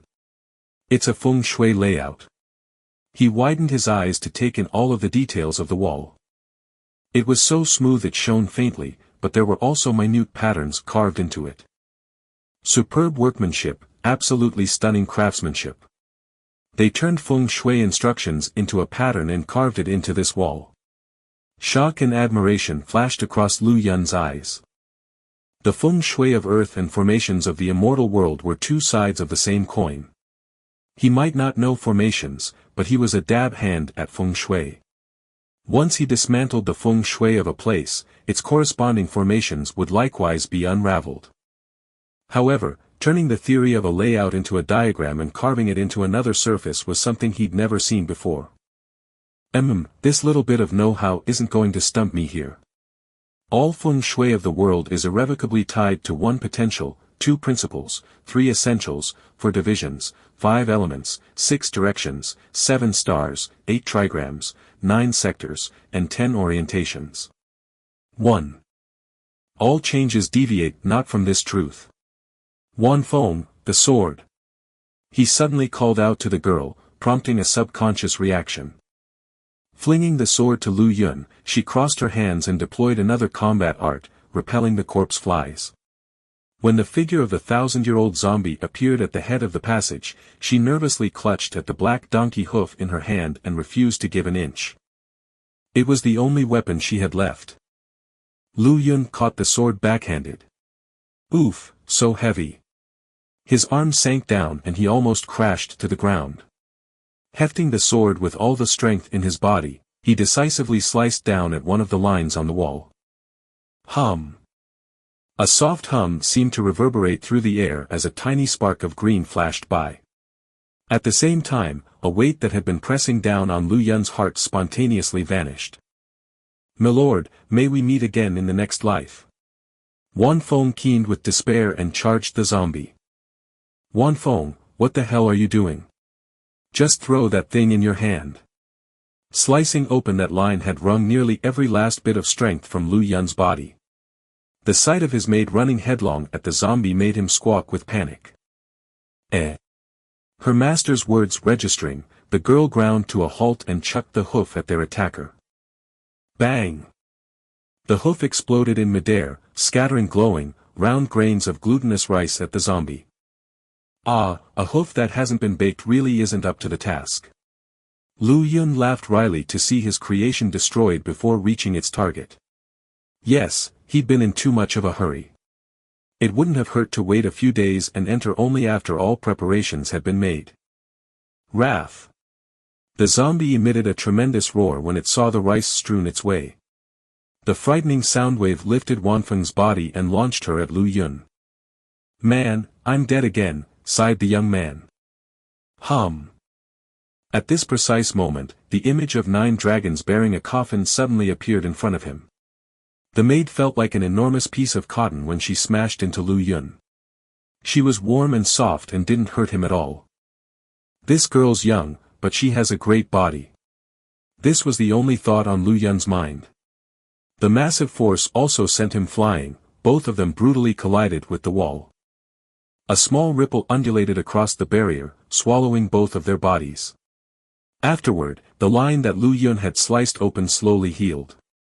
The shower of glutinous rice slowed the zombie for a moment, but didn't result in too much effect. It came to the wall, lifted both arms, and savagely brought them down on the partition. The wall didn't even shake. The luminance of a night pearl lit up a stone chamber. The layout of the chamber was simple. An enormous cauldron stood in the center, paired with a human-shaped sculpture standing next to it. The cauldron faced a closed stone door. There was nothing else present apart from these 2 items.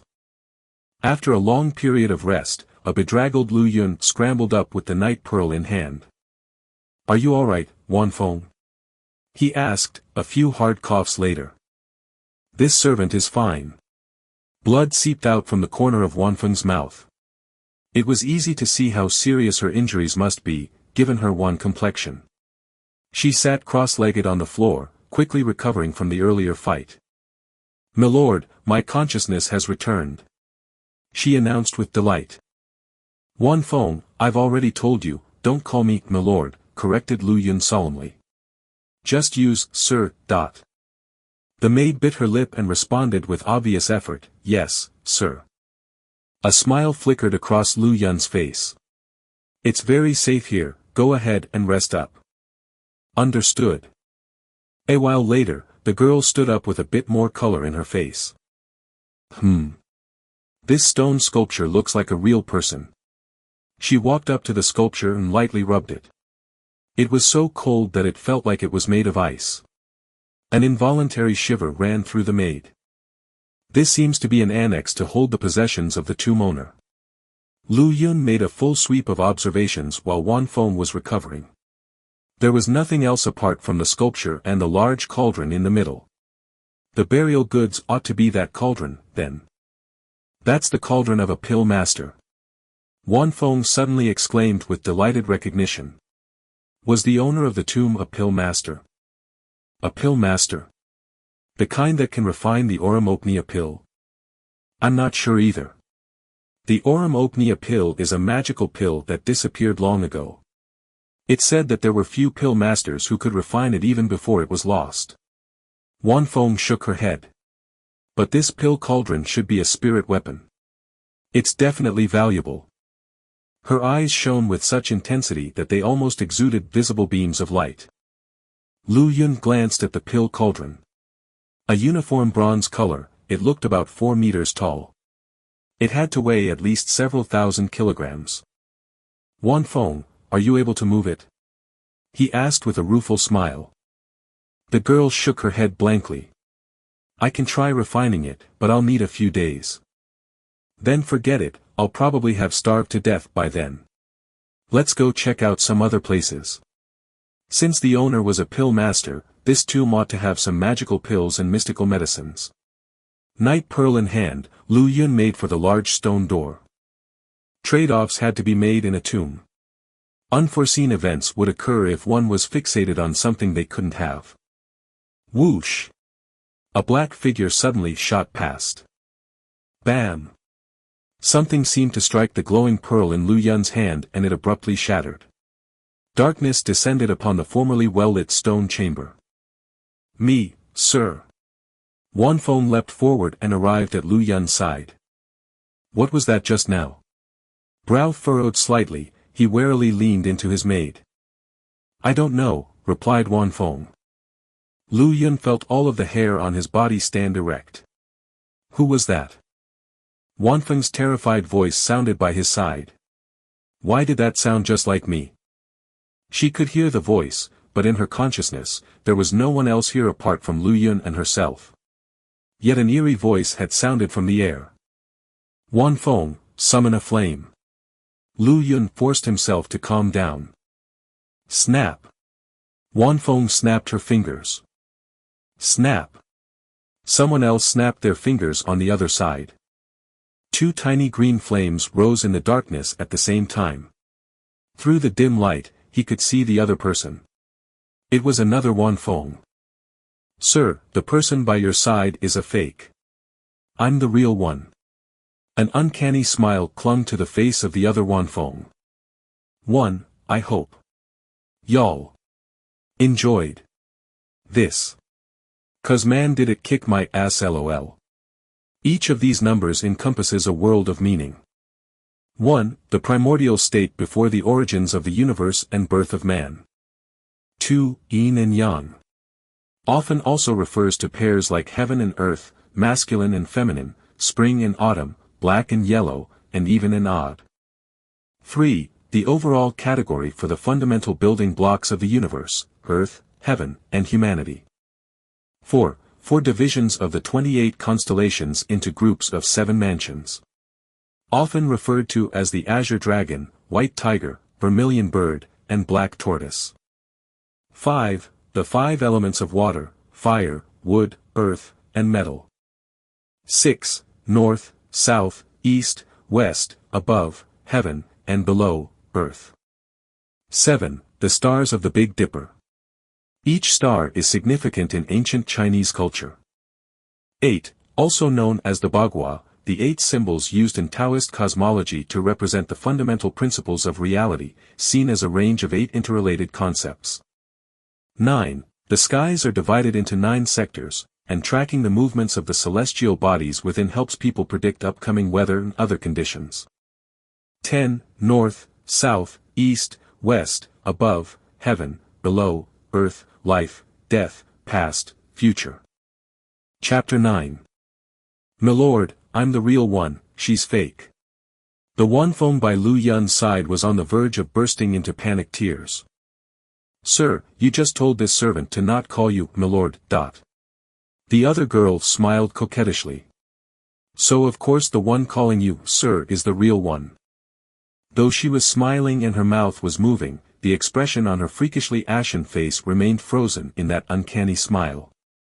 It didn't change at all, as though it had been carved into stone. Her voice also wasn't coming from her mouth, but rather echoing out of her body instead. Lu Yun grabbed Wonfeng's hand and slowly backed up. The other Wonfeng stood next to the pill cauldron, seemingly wanting to step forward but prevented from doing so by her unnaturally stiff body. Sir, won't you come help me? Her mournful voice rose. Wait. Lu Yun suddenly recalled a few lines from an ancient record in his master's library. Stone sculptures in tombs accumulate energy and collect evil spirits. Encountering the vitality of the living transforms them into stone spirits. Great horror lies ahead. There was no further explanation as to exactly what stone spirits were, but the last 4 words were clarification enough. The stone sculpture next to the pill cauldron had disappeared, and in its place was the immobile Wonfeng. Patently, this was the stone spirit recorded in the ancient record. Since the tomb was located in the midst of the crouching black tortoise, it was a node of supreme Yin of its own. Who knew how many living beings had lost their lives on the south side of the mountain? The amassed grievances and resentment must be able to pierce through the sky. That was why such a monster had been nurtured here. The stone sculpture must have absorbed Wonfeng's vitality when she touched it, thereby transforming into a stone spirit. That's a stone spirit, stay far away from it. We're leaving. Lu Yun took in a deep breath and tugged on his maid's hand to leave. Wonfeng had only briefly brushed it just now, so the stone spirit hadn't absorbed quite enough vitality and was still partially petrified. Come back here. The stone spirit shrieked shrilly when it saw the humans were about to depart. Boy toy, you can leave if you want, but leave the baby girl behind. I want to eat her, I want to eat her. Wonfeng shuddered violently, deep fear suffusing her face. Don't pay any attention to it and don't look back. Lu Yun wrapped an arm around Wonfeng's waist and issued stern instructions, stopping the girl in mid-head turn. Little thief, you ruined my plans. I'm going to eat you, ah. The stone spirit howled like a banshee. Crack. A fracture suddenly appeared on its body, it seemed to be on the verge of crumbling. Don't look. Lu Yun covered Wonfeng's eyes when he saw curiosity begin filling them. She couldn't turn back at this moment, no matter what. She couldn't look at the stone spirit. The spirit had awakened because it absorbed Wonfeng's vitality. If the maid looked at it again, it would entrance the girl and control her mind, making her its puppet. Then, once the spirit sucked the maid dry, it would slough off its stone form and walk about freely. Though Lu Yun didn't know the full extent of the spirit's abilities, he had hefty amounts of experience with similar things. The stone spirit continued howling, but Lu Yun couldn't be bothered with it anymore. Even if this thing embodied great horror, a great horror that couldn't move wasn't much of a threat. The 2 humans arrived at a closed stone door that Lu Yun couldn't budge, no matter how hard he shoved it. Sir, please allow me. Wonfeng forced herself into a better mood and plugged her ears so that she wouldn't be bothered by the spirit's shrieks. She placed both hands on the stone door, a pale green hue flared out from her. Rumble. The door that was as heavy as Mount Tai for Lu Yun was easily opened by the slender beauty. Is this what it means to be a cultivator? Admiration flashed across the governor's face. More than ever, he really wished he could cultivate. If he was also a cultivator and had his maid's stunning abilities, then life would be 10 times easier in this tomb. He, I've finally found you too. A sinister voice sounded from the other side of the threshold the moment the door opened. Ah! Startled into a high-pitched scream, Wanfeng subconsciously took 3 steps back, her face frozen by incredulity. Someone who shouldn't have been there at all was standing right in front of them. How is this possible? Eyes wide with shock, Lu Yun felt all of his hairs stand on end. This couldn't be real. Gulong. The dead Gulong, the dead and decapitated Gulong, stood in front of them. Dumbfounded, Lu Yun subconsciously moved next to Wanfeng. Get out of the way. The maid screwed up her courage and summoned a small tornado in her hand, then brought it crashing down on the dead steward's head. Bam! Roll roll roll. Gulong's head fell off his neck and rolled down the steps into the stone chamber. I think my head's fallen off again. The head seemed to sigh while Gulong's body knelt down. The body crawled probingly into the chamber, slowly moving toward its head. As much as she'd seen and weathered in the tomb, Wanfeng was still flabbergasted at this scene. Lu Yun's head likewise prickled with numbness. He wasn't afraid of zombies, and though corpse flies and stone spirits were spooky, he could still accept those. But what the hell was all this? Someone already dead, someone with their head chopped off, was alive and kicking in front of them. The most important detail was that the guy's headless corpse was crawling on the ground in search of its head. There was a large hole in it, courtesy of Wanfeng's sword. The bizarre scene painted the already frightening chamber with even more terror. Me my lord, he, Wanfeng's shaking voice couldn't form a complete sentence. Lu Yun was likewise lost for words. Nothing in his sect's ancient records had spoken of anything like this. Gulong found his head, placed it back on his neck, and wobbled back to his feet. You, what are you? The stone spirit suddenly shrieked with fear. Don't come nearer. Go away. Isn't this little girl Wanfeng? Gulong held his head in place with one hand and gave the stone spirit a once-over. No, you're not her. You look very delicious. He mused with some confusion. His eyes shone with excitement, then he opened his mouth wide and bit down on the stone spirit's neck. An inky black air current flowed from the spirit's neck into Gulong's mouth. The spirit struggled and shrieked, but since it couldn't move, it couldn't shake off its attacker. The spirit's cries gradually dwindled, then ceased, the spirit having turned back into a mere stone sculpture in the end. Burp. Gulong burped, his head bouncing once on his neck but managing to stay put. That tasted good indeed. Wanfeng's eyes rolled up in the back of her head and she toppled over in a dead faint. The series of events had finally proven too much for her. Though she was a cultivator, she was still a 15-year-old girl at the end of the day. Persevering until now after encountering all of these happenings was already quite a feat. The old servant greets your excellency. Gulong turned around and bowed to Lu Yun. Roll roll roll. His head fell off again. Don't come any closer. Lu Yun picked up Wanfeng and backed up with her in his arms. Are you alive or dead? The steward located his head again and placed it back on his neck. Uncertainty flashed through his eyes. I don't know if I'm dead or alive either. He wanted to shake his head, but since his head and neck weren't connected, he couldn't manage it. Are you here for revenge? Lu Yun ventured cautiously. No. I serve my lord, why would I seek revenge? Though my lord and the little girl killed this servant, I am loyal to a fault, Gulong responded righteously. Then, your granddaughter. It would have been her honor to die at my lord's hands. But it wasn't you who killed her. What do you know? Lu Yun felt a bit uncomfortable. He glanced subconsciously at Wanfeng and saw that she was still unconscious. In a similar vein, his subconscious felt that Gulong had discovered that Lu Yun wasn't the original governor of Dusk.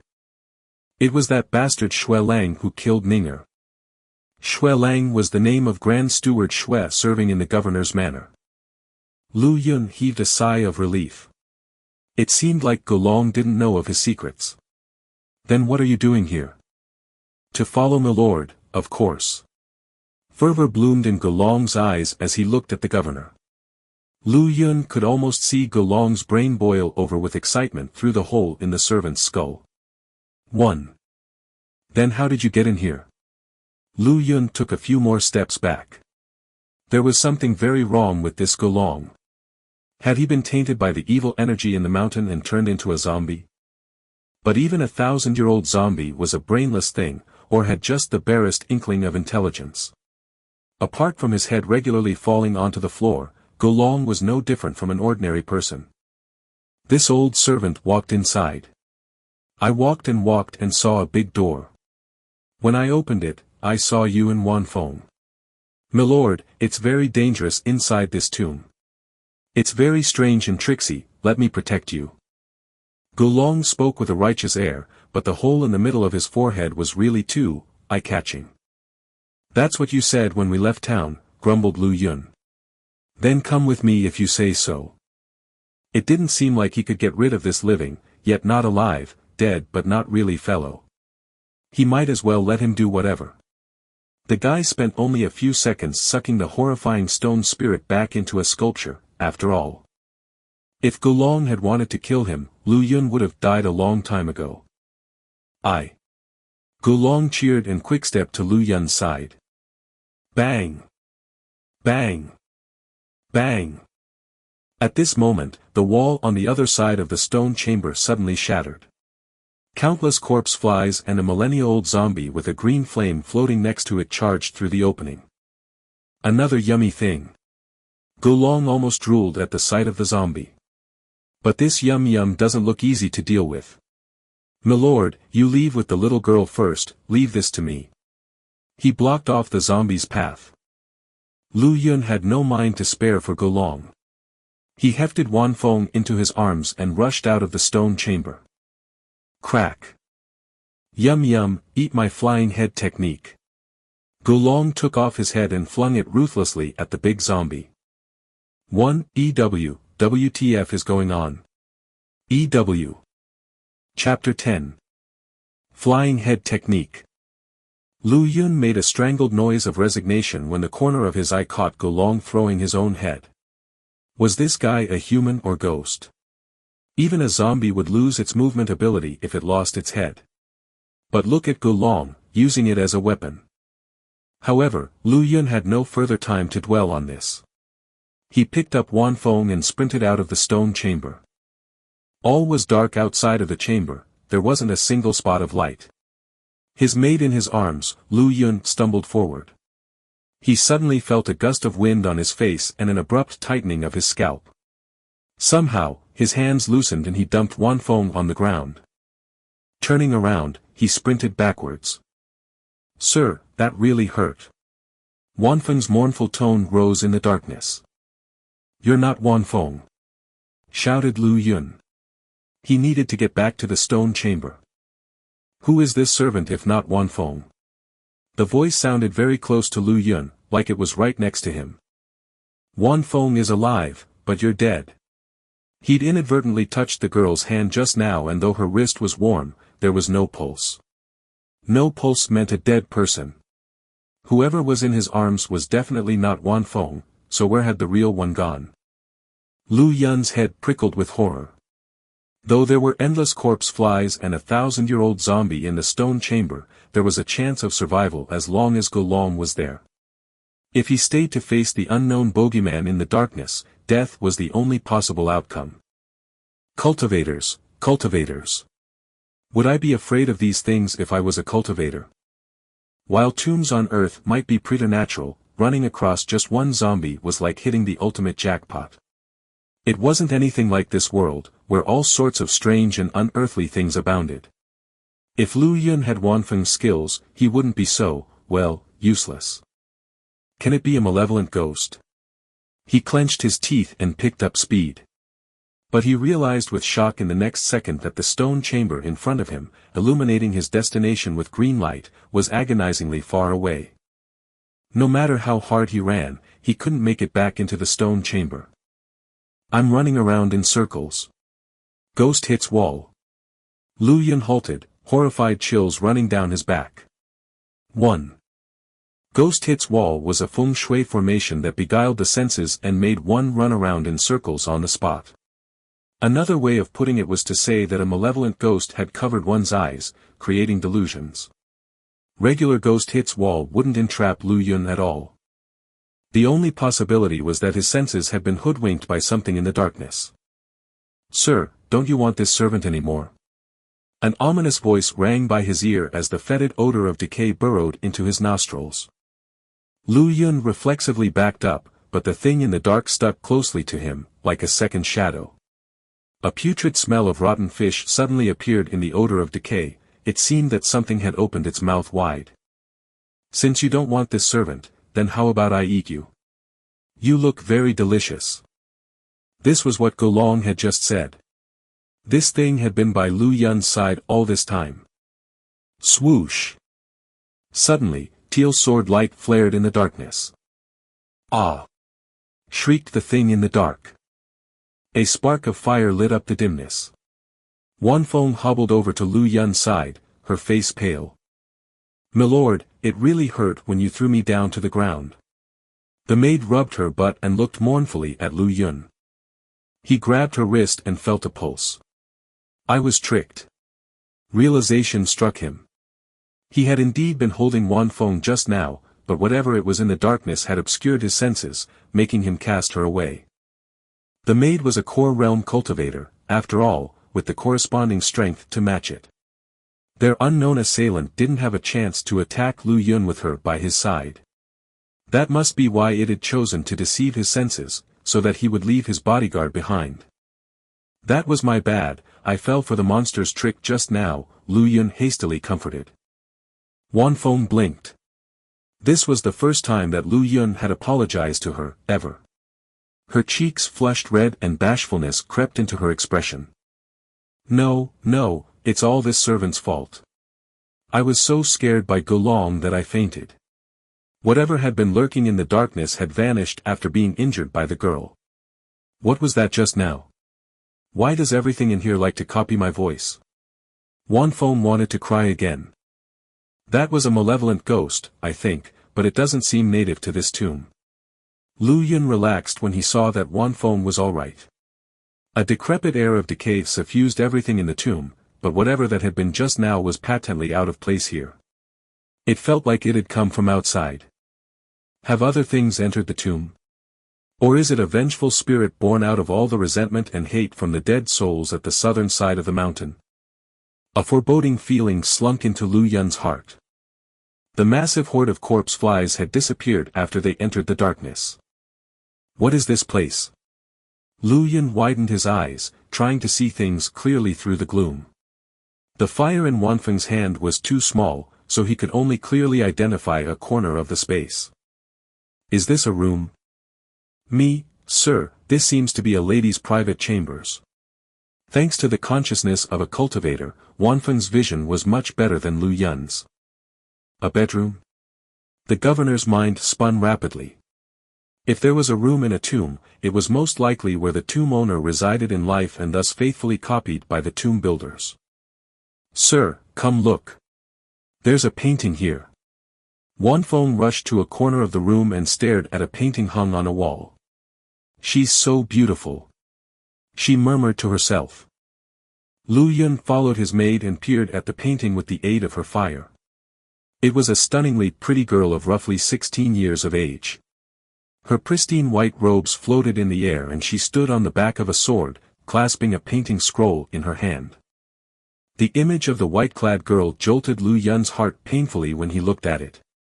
She's so beautiful. Even though it was only a painting, her appearance, bearing, and mien were on full display. It felt like an actual unparalleled beauty stood before them, rather than an image mounted on a wall. To Pil Fairy Yueying. From Wayfarer. Lu Yun noted the dedication written in the corner of the painting. Small seal script. This was a style of calligraphy popular in the Qin and Han dynasties. As a tomb raider well versed in Chinese history, he could naturally read it. So it turns out the written language in this world is the small seal script.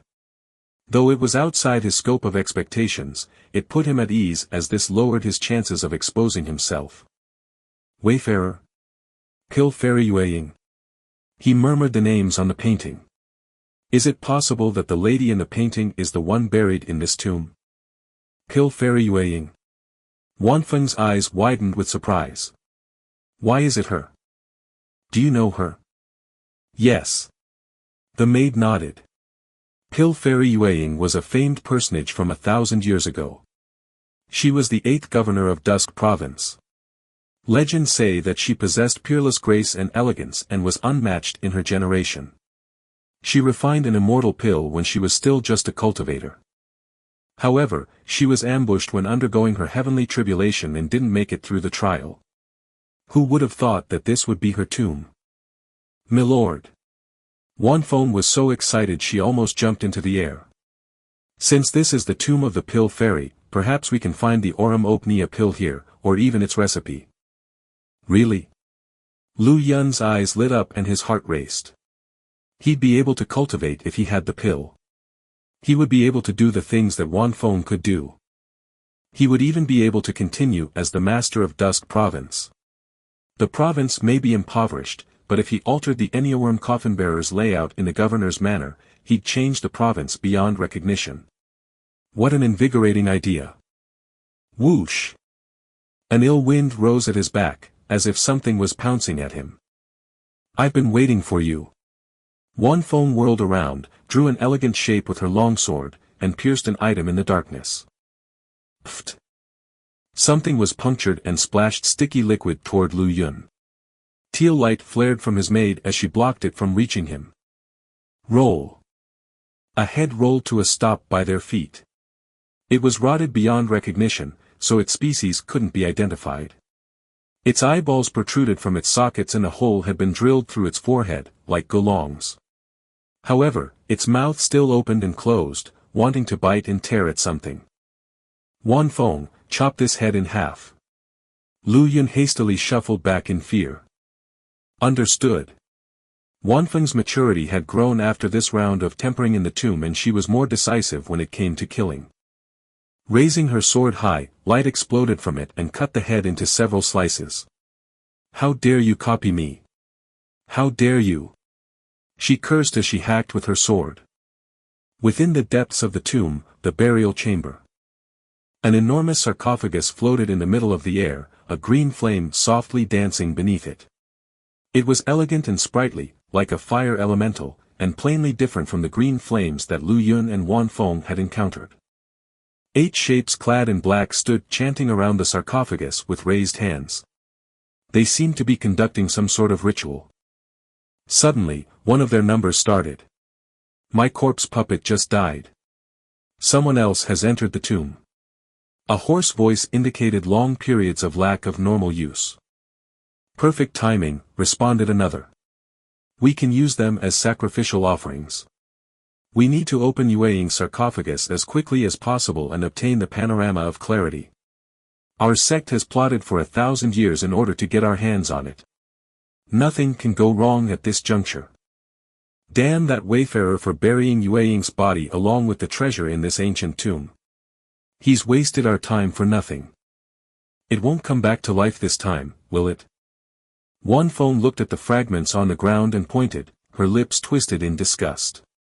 The flame on her fingertip rushed down and reduced the pieces to ashes.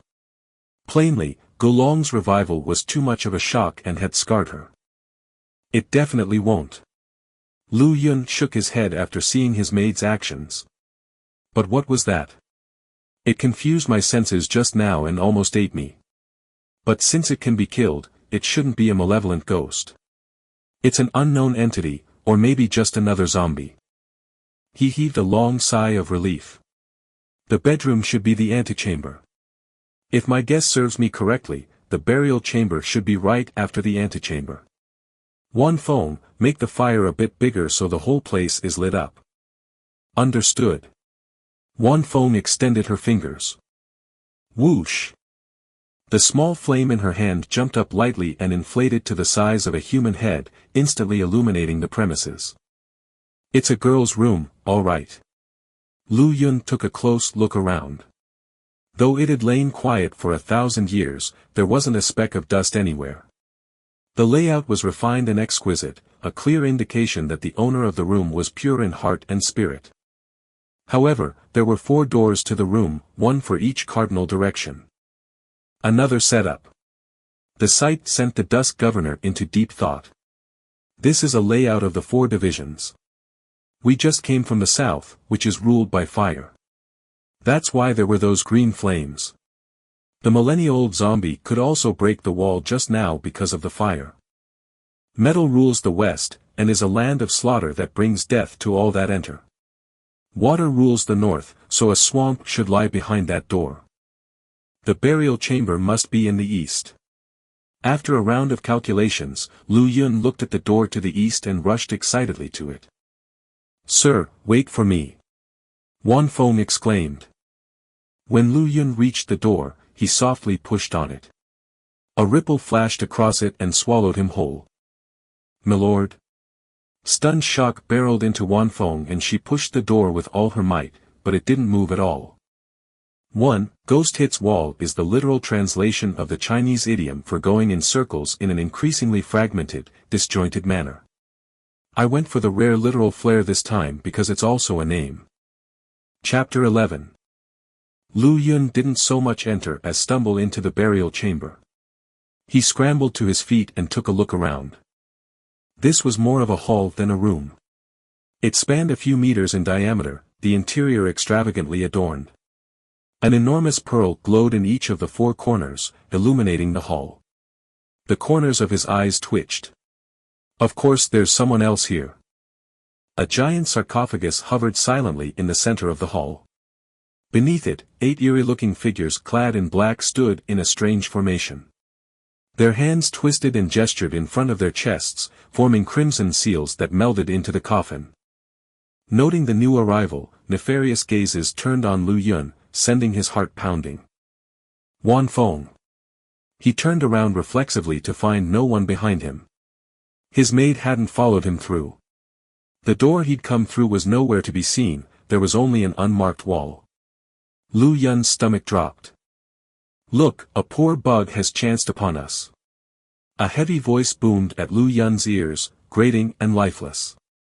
Quickly after, a tremendous force dragged him upwards and threw him at one of their feet. A mortal? Not a cultivator. How is it possible that a mortal killed my puppet?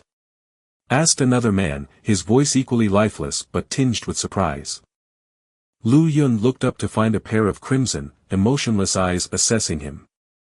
The gaze landed on him like a physical weight, eliciting goosebumps all over his body. They've been here for at least a few centuries. Forcefully pushing his fears aside, Lu Yun's mind flipped rapidly through possible plans. He isn't the only trespasser. Didn't this bug call out a name? Tisk, Tsk. It's good that he's immortal. Their flesh and blood are untouched by heaven and earth, making them the perfect sacrifices. Cut the bullshit and hurry up. That cultivator is no weakling if she can bring along a mortal with no cultivation. Sacrifice this man and acquire us the panorama. A hand from the pitch-black shadows lifted Lu Yun upwards. That can't be a man's hand, can it? Lu Yun shuddered at the sight. The fingers were thick and strong like a beast's claw, and it appeared to be covered in scales. What the hell do they want? Are they going to use me as a sacrifice? His heart sank. This was really at this time, then. He was a puny ant before these 8 bizarre men, and there was nothing he could do. Soul sacrifice is forbidden in the world of immortals, but no one will be the wiser when we're in this ancient tomb untouched by sunlight, cackled one of the men. He brushed his finger lightly across Lu Yun's wrist. Splash! 2 gouts of crimson blood splashed into the air. Together, the 8 figures chanted a solemn tongue-twisting litany. Didn't know my blood could shoot that far. Lu Yun felt a sudden weakness overtake his body and his eyelids grew heavy. Whoosh! Suddenly, a red flame ignited on him. His body slowly rose and landed on the hovering sarcophagus. At this moment, the coffin was an altar, and Lu Yun the sacrifice. His blood dyed the sarcophagus red. Ripple upon bloody ripple of blood undulated over the surface. Overcome with excitement, the 8 figures continued melding crimson hand seals into the container. Lu Yun's body was already burning. The red flames draped the entire hall in a crimson glow. Rumble. A tremendous clatter later, the stubbornly shut lid suddenly shifted open. "We did it! We did it!" One of the 8 hollered excitedly. They'd been in this tomb for centuries, and their diligence had finally paid off. The thought of impending success almost brought them to tears. "We should have brought a few mortals to sacrifice when we came in 7 centuries ago. That made the process entirely too easy," lamented one of them quietly. "Wait!" called out another man in black. "Where did his body go?" Here was another place that never saw the light of day. Lu Yun stared at the bronze tome before him, dumbfounded. "Isn't this the bronze tome from the Han Dynasty tomb? Am I back there?" He looked around blankly. There was no other source of light but the faint glow coming from the ancient tome. "The Tome of Life and Death," he unconsciously voiced the words on the bronze book. "Servant Yueying greets the master." A cool voice sounded by Lu Yun's ears. He turned and froze. A naked woman was kneeling before him, her hips high in the air. What did you say?" Lu Yun did a double take. "You're Yueying." "Servant Yueying greets the master." The naked woman looked up and repeated herself. What the? This was too much to take in. The naked beauty before him was the subject of the painting. Yueying, who Wan Feng had called the Pill Fairy. Yueying, who had died in her heavenly tribulation 1,000 years ago.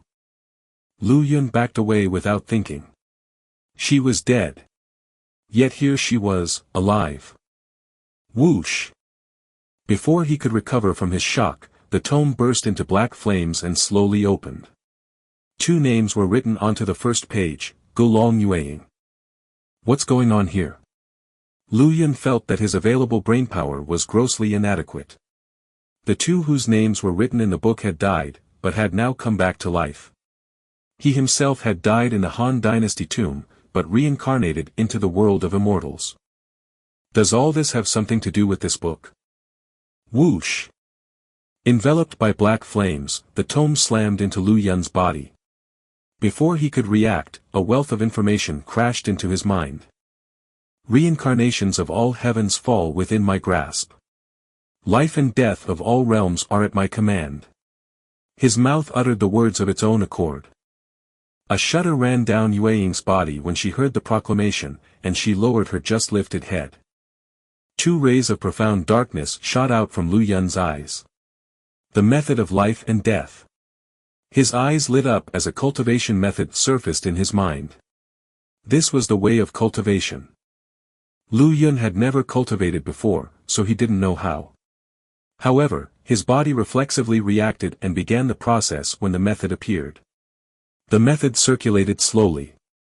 Inky currents formed in his body and traveled through his needle-thin meridians. This was Qi application, the first level of the Qi realm. This was the moment when he officially became a cultivator. Lu Yun closed his eyes. He could see a sphere of empty space in his dantian, at the center of which was the Tome of Life and Death, enveloped by black flames. Next to the tome were 9 dragons overlooking a giant coffin. It looks like this book is the reason why the physical manifestation of the Enneaworm coffin bearers turned into my personal combat art, Lu Yun murmured. It brought me from the tomb on earth to the world of immortals as well. When he next reopened his eyes, 2 strands of black fire flickered through them. He turned to Yueying and had the benefit of her information immediately coming to the forefront.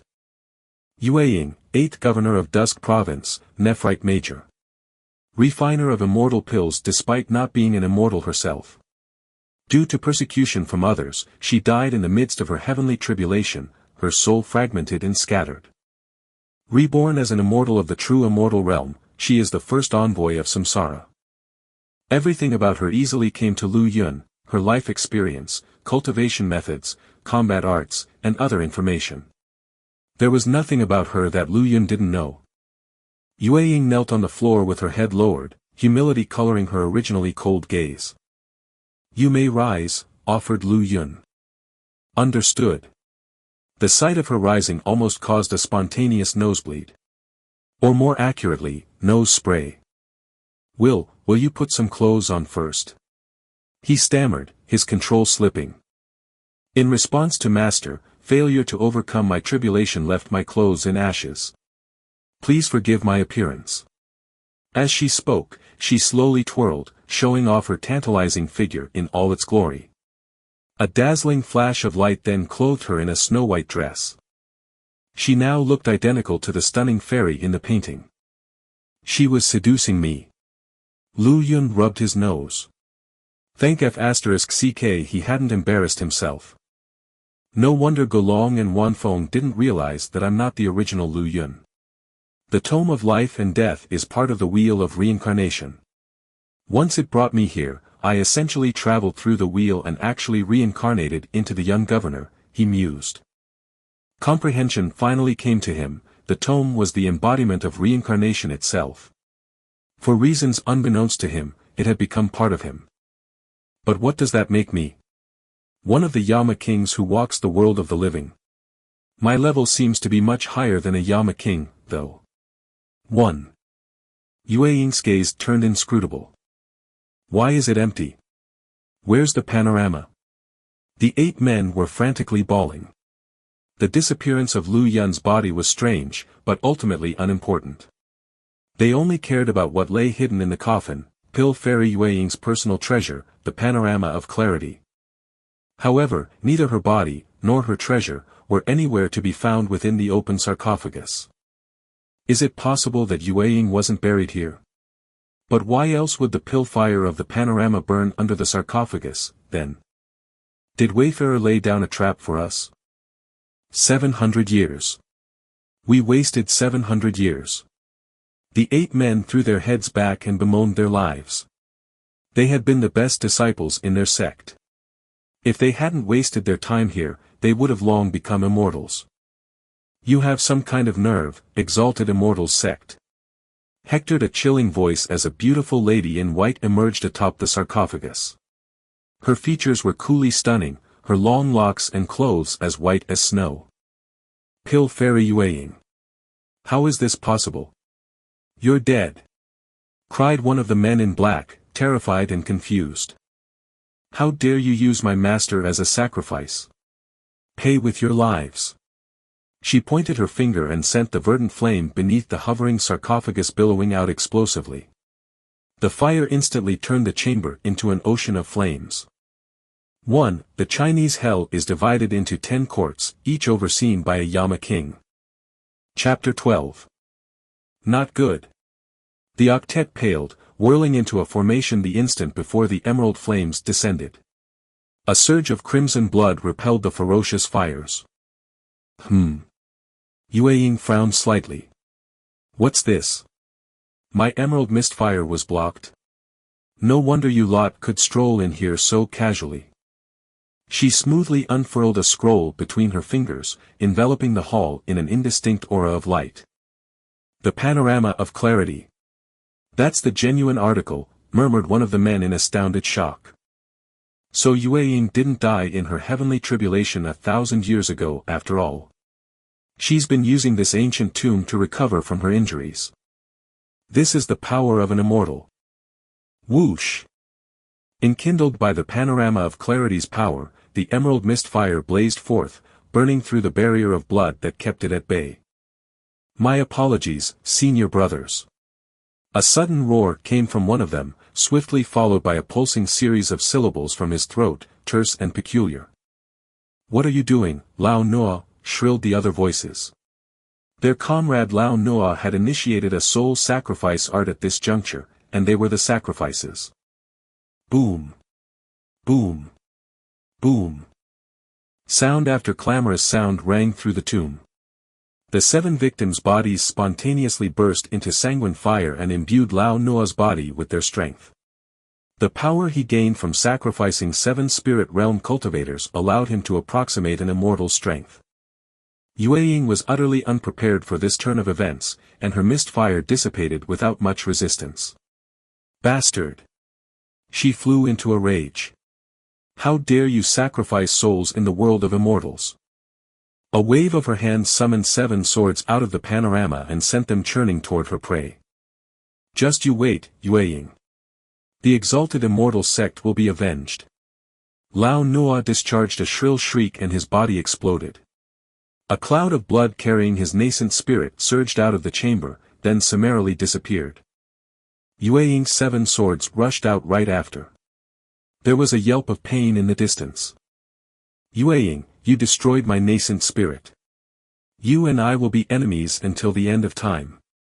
Blood trickled out of the corner of Yueying's mouth. She landed and knelt on one knee. Master, Yueying was incompetent and let one person's soul escape. I await my punishment. Lu Yun crawled out of the sarcophagus, dumbfounded by what he had just witnessed. The fight just now had taken maybe a dozen breaths, but the impact on him was tremendous. It wasn't like he hadn't seen cultivators fight before.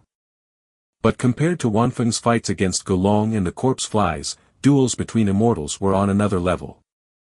Life and death were decided in a matter of seconds. I'll become someone like Yueying someday. I too can become an immortal. The young man's expression gradually shifted toward intense excitement. Rise. Lu Yun breathed out a long sigh. You've done very well already. Yes, are there any other treasures in this tomb of yours? He suddenly recalled why he was here in the first place. This tomb was built during the Great War 100,000 years ago, after the death of an ancient immortal. Though Wayfarer buried my remains here, I don't know what else the tomb holds. Yueying seemed bewildered herself. Disappointment flashed across Lu Yun's face, but it left as quickly as it had come. Isn't this splendid woman the greatest treasure the tomb holds? Pill Fairy Yueying, a pill immortal. Have you heard of the Oromopnia pill, Yueying? Can you refine it? He looked expectantly at his new acquisition. Yes, master.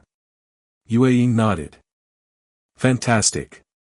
Lu Yun shouted in exuberance. Master, the Oromopnia is for those who can't cultivate. What do you need it for? Asked a quizzical Yueying. Lu Yun blinked. Yeah, I guess I'm already a cultivator now. Encountering Yueying and sealing his first envoy in the Tome of Life and Death had rendered his dormant bloodline utterly meaningless. Still, I need to get my hands on one of those pills. Not only that, but I have to announce my acquisition with great fanfare and celebration. Otherwise my newfound ability to cultivate will definitely be investigated. Though Lu Yun was still a newcomer to the world of immortals, he knew the basics of dealing with other people. Being the governor of Dusk Province was a hotly contested position. Everyone had their eyes and hopes on his dismissal half a year from now. The province itself was poor, but its governor had significant authority within Nephrite Major nonetheless. There was no way he would resign now that he was a cultivator. If he was no longer the governor, his family's past enemies would certainly hunt him down in the open. Plus, Yueying was now one of his followers. So, what level of cultivation are you now, Yueying? Asked Lu Yun. I am an immortal, master, but I haven't gotten all of my strength back yet. At present, this servant is only as strong as an origin core cultivator. Already an immortal, Lu Yun's eyes brightened. He gave Yueying a once-over. Here was a pristine fairy, one that called him master. He felt his heart heating up. Master shall have whatever you wish. As she spoke, Yueying peeled the gossamer robe away from her body, once more revealing the lithe figure beneath. Whoa, hold on. Put your clothes back on. Lu Yun interjected hurriedly. Yes, master. Yueying complied by dressing herself once more to the sound of his gulping saliva. This body's been damaged too heavily by the Enneaworm Coffinbearer's formation's negative chi. If I followed my heart's call, I just can't. Even if I forced myself to, I'd die of depletion. Cold sweat beaded over Lu Yun's forehead. Though he was now a cultivator, his constitution was still weak. He needed to slowly nurse it back to health. When Wanfeng saw Lu Yun again, the weeping girl threw herself into his arms. She cried and cried until her tears dried up, then fell asleep. Wayfarer, looking at the private chamber before her burial chamber, Yue sighed softly and waved her hand. A flame descended upon the wall-bound painting, slowly reducing it to cinders. Lu Yun remained silent. The painting's burning meant Yue's complete severance from her past life. From now on, she would have no role aside from that of his envoy. Let's get out of here. Carrying Wanfeng in his arms, Lu Yun retraced his steps toward the exit, with Yue's radiant form drifting after him. She glanced at the girl in her master's arms with a touch of envy. Oi!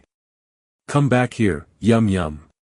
Here's another flying head technique. Ow, my teeth. Your skin is so tough. Within the room of the pill cauldron, Gulong was still engaged in lively combat with the 1,000-year-old zombie. The corpse flies flitting around were sinking their stingers into him left and right, but he paid them no mind. There were bloody holes all over his body, with the teeming flies flying through them. All in all, he painted an absolutely disgusting and horrifying sight. Gulong was seemingly unaware of anything except the zombie. His head was firmly attached to the zombie's body, ravenously consuming the yin energies within. Is he your envoy too, sir? Yue asked with some confusion. I'm not sure, Lu Yun smiled wryly. His name is written down in the Tome of Life and Death, but he's no envoy of mine. Even now, Lu Yun had no idea what Gulong was. But since his name was written down in the book, there was no doubt that he was another of Lu Yun's servants. Shoo! Yue frowned slightly. Her simple command was followed by a torrent of emerald fire, burning both the zombie and the corpse flies to nothing but ash. The utterly fearsome 1,000-year-old rice dumpling could offer no resistance to her. Gulong plopped on the ground. He picked his head up and placed it back on his neck, all the while panting with exertion. You burned my yum-yum, girlie. And you almost got my head, too. He looked dolefully at Yue. You should be afraid of cracking your teeth, the radiant envoy harumphed. That monster was still half asleep. If it had fully awakened, it would be at least at the life core realm. Do you think you could eat something like that? If his name wasn't in the book as well, she would have ignored him from the outset. Gulong shivered, then instinctively shrank back. Even though he'd only eaten a little bit, his head looked like it had recovered. The hole between his eyes had disappeared, at least. Does the cauldron here belong to you? Lu Yun asked, made still in his arms. No, Yue shook her head. It probably used to belong to the immortal who was originally buried here. Indeed, this tomb originally housed an immortal who'd perished in the Great War 100,000 years ago. Yue was merely a new resident from 1,000 years ago, thanks to Wayfarer. Is it worth any money? Lu Yun's eyes lit up. It should be, since it belonged to an ancient immortal, Yue replied seriously. Carry it off then. Lu Yun glowed with happiness. In response, Yue tucked the cauldron into her sleeves in a fluid motion. When the group finally left the tomb, it was already deep into the night. The moon and stars glittered in the sky overhead. Wanfeng had woken up at some point in the interim, but Lu Yun had coaxed her back to sleep. She was utterly exhausted in both mind and body. You must be tired, sir. Shall I carry the girl for you? Gulong sidled up with an ingratiating smile. Scram! Lu Yun launched him a fair distance with a swift kick. Weird, he mused as he raised his eyes to the sky. The constellations here are very similar to those on Earth. There are a few differences here and there, but it's mostly the same. We've always had myths and legends about the world of immortals. Could they possibly have originated in this world? Whatever the case may be, the moon here and the moon back on Earth were certainly not one and the same. Lu Yun and his servants reached Dusk City's gates in no time at all. Who comes? A shout was heard from the top of the gatehouse. It is I, Governor of Dusk Province. Lu Yun shouted from below. Ah, it's your excellency. Sir Ing, who they'd seen earlier that day, poked his head out. Please come back later, Your Excellency. It's a sensitive time right now, and we can't open the gates at night. Chapter 13. A half-smile tugged at Sir Ying's lips and he disappeared from the city wall without a word of explanation. Lu Yun's expression darkened. It was obvious that he was the man's target. A governor being prevented from returning to his city by a mere officer.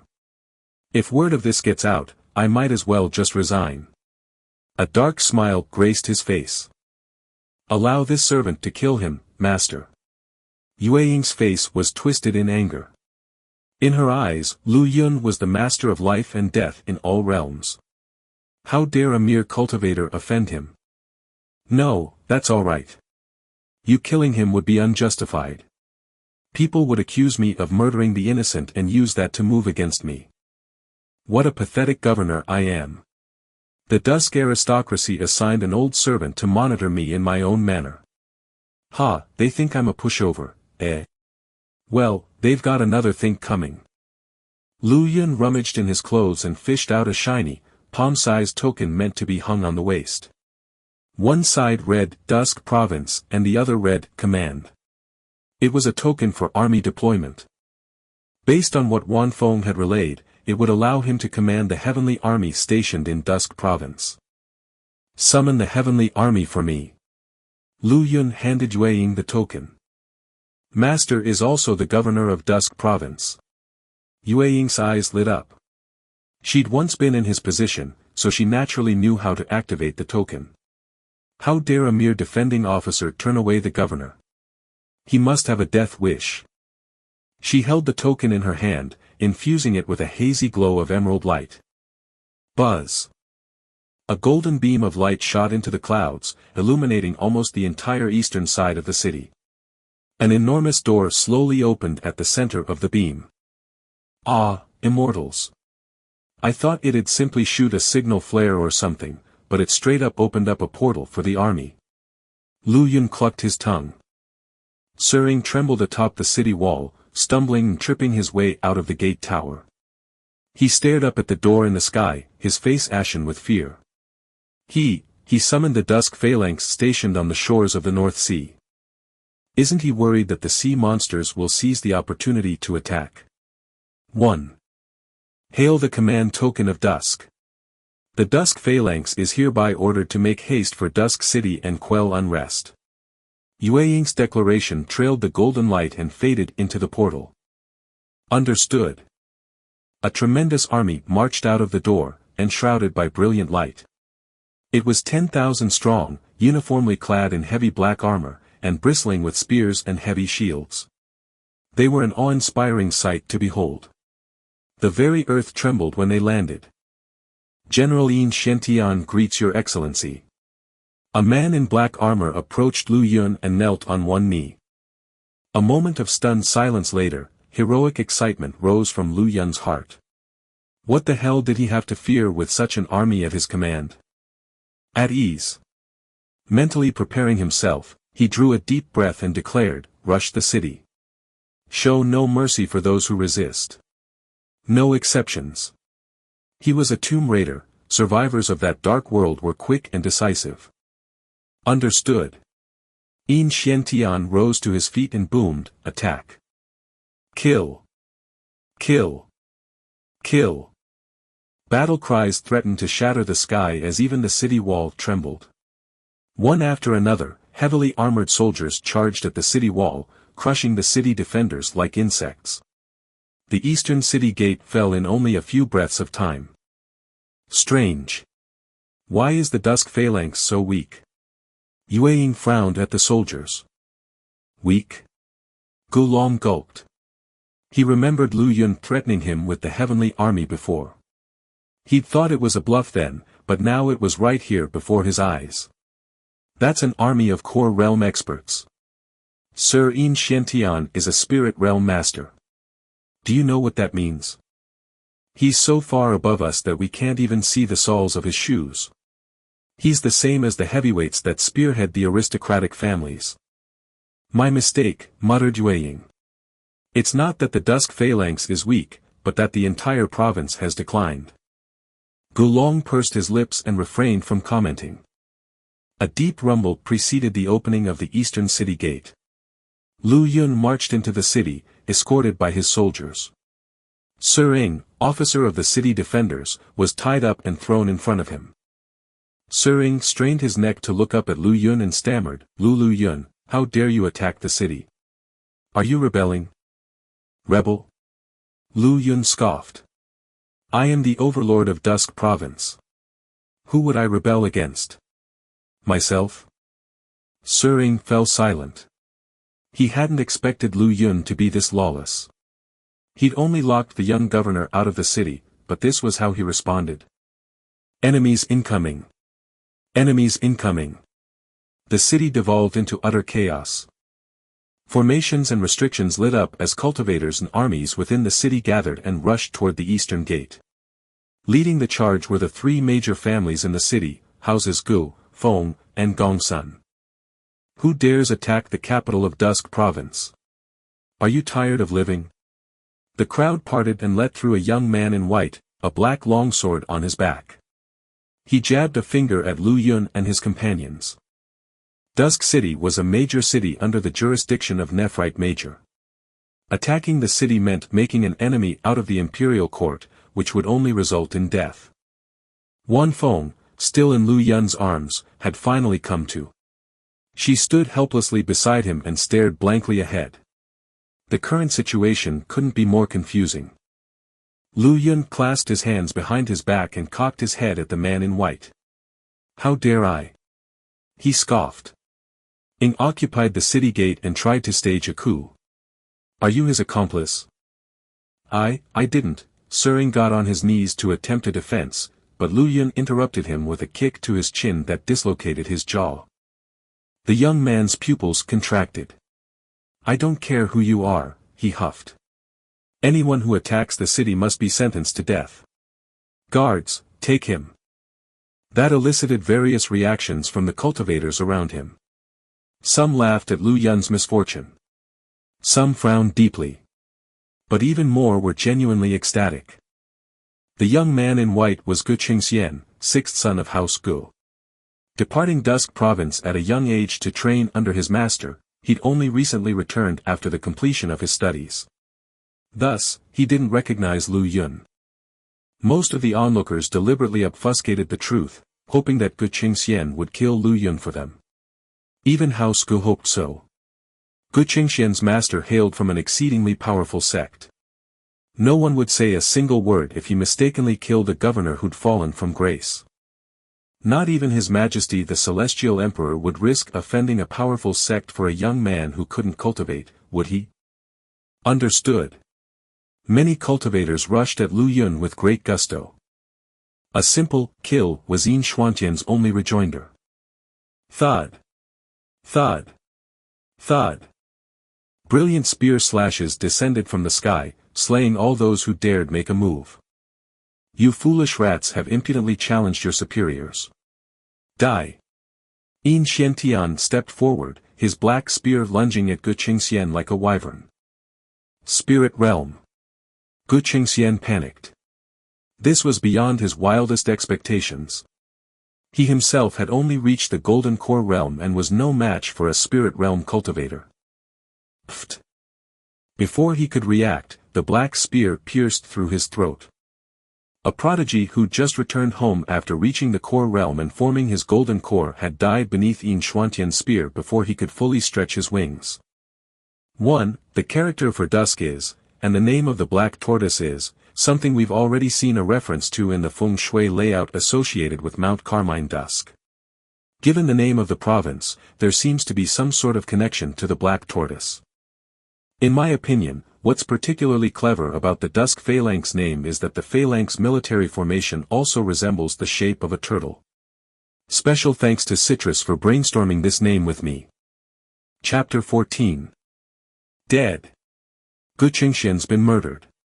Incredulous cultivators shuddered with shock. Someone had been so bold as to kill Gu Qingxian.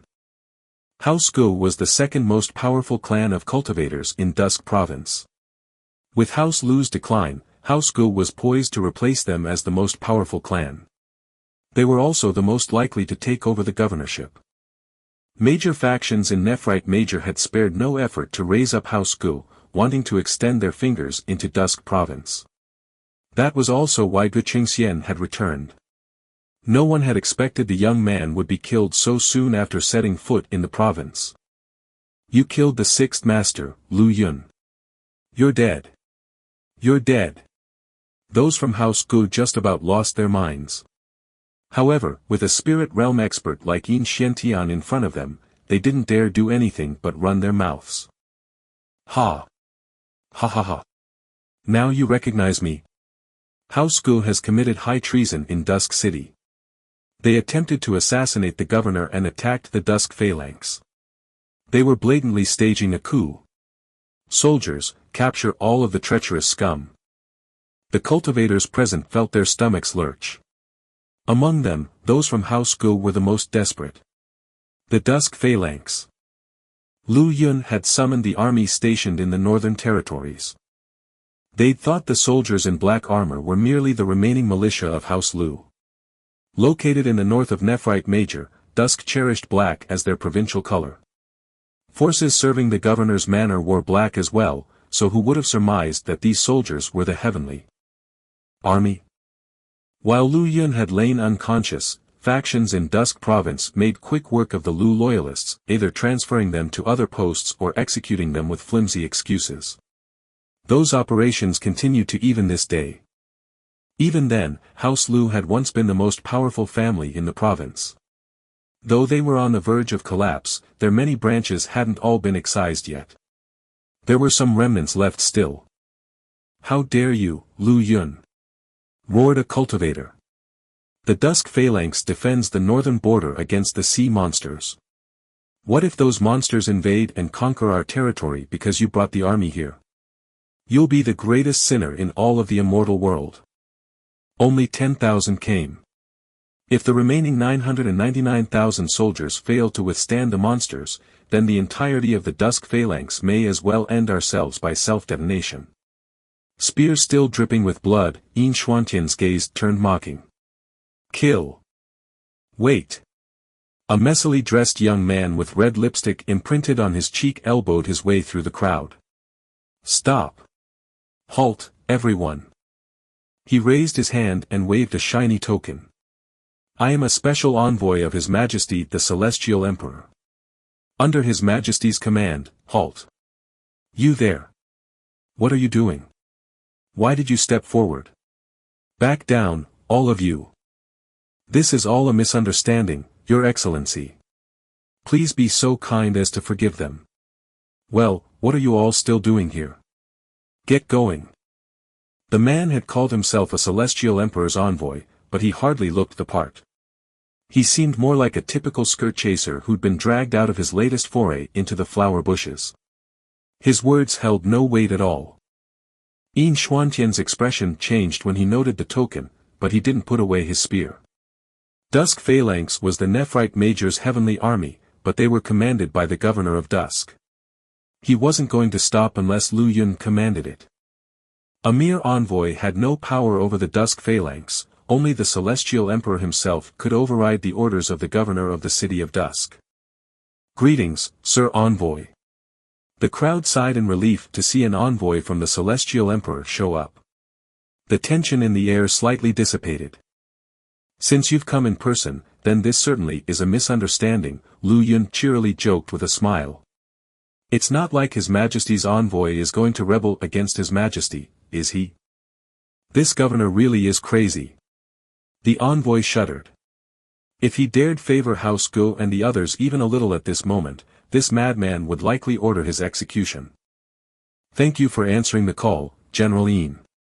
Lu Yun raised a cupped fist salute at Yin Xiantian. Please assign some dependable men to take over the city's defense once you return. The law and order of the provincial capital must be preserved. I may have only half a year left in my term, but I hope that this remaining time will peacefully pass by in the province. If someone rebels again, it will reflect badly on me. Understood. Yin Xiantian bowed to Lu Yun. Yueying. Lu Yun glanced at his servant. She remained silent, and the token in her hand shone with a bright golden light, materializing the enormous door once again. Retreat. The dusk phalanx marched in neat fashion through the portal and disappeared from sight. We'll wipe that arrogance off of your face soon enough, Lu Yun. Your death sentence is in 6 more months. House Gu cultivators gnashed their teeth. Didn't we clean out the remnants of House Lu? Who's the woman following Lu Yun? Why does she dare to stick close to him at such a time? Let's find a chance to kill her, too. Just like House Gu, those from Houses Feng and Gongsun were staring at Yue Ying with a thick murderous intent. House Lu was close to falling apart. Although some stubborn supporters remained, most had been taken out by major provincial factions over the past few days. Let's go. Lu Yun swept a glance over the crowd. Varying expressions hung on their faces, and though many were trying their best to conceal killing intent, Lu Yun could still see through their masks. Scoffing, he memorized their faces. It was better to know his enemies than to die from an unexpected stab in the back. Please wait a minute, pretty fairy. I'm Feng Li, may I have the honor of knowing your name? The envoy caught up with Lu Yun and fell in step with Yue Ying. He smiled and wiped away the lipstick on his face. Yue Ying followed after the governor with a frosty expression, paying the envoy no attention. Feng Li. Lu Yun stopped in his tracks. Someone from House Feng has become an imperial envoy. He recalled a House Feng in Dusk City. Their family's grand steward lived in his manor. Ah, you misunderstand, Your Excellency. I belong to House Feng of the Nephrite capital, which has nothing to do with the House Feng here. Feng Li shifted to cozying up to Lu Yun, seeing that Yue Ying had refused to even spare him a glance. You would know best if the two are actually separate, smirked Lu Yun. Didn't you come here to support House Feng and help them claim the seat of the governor? Feng Li paused. He hadn't expected that Lu Yun would so easily see through him.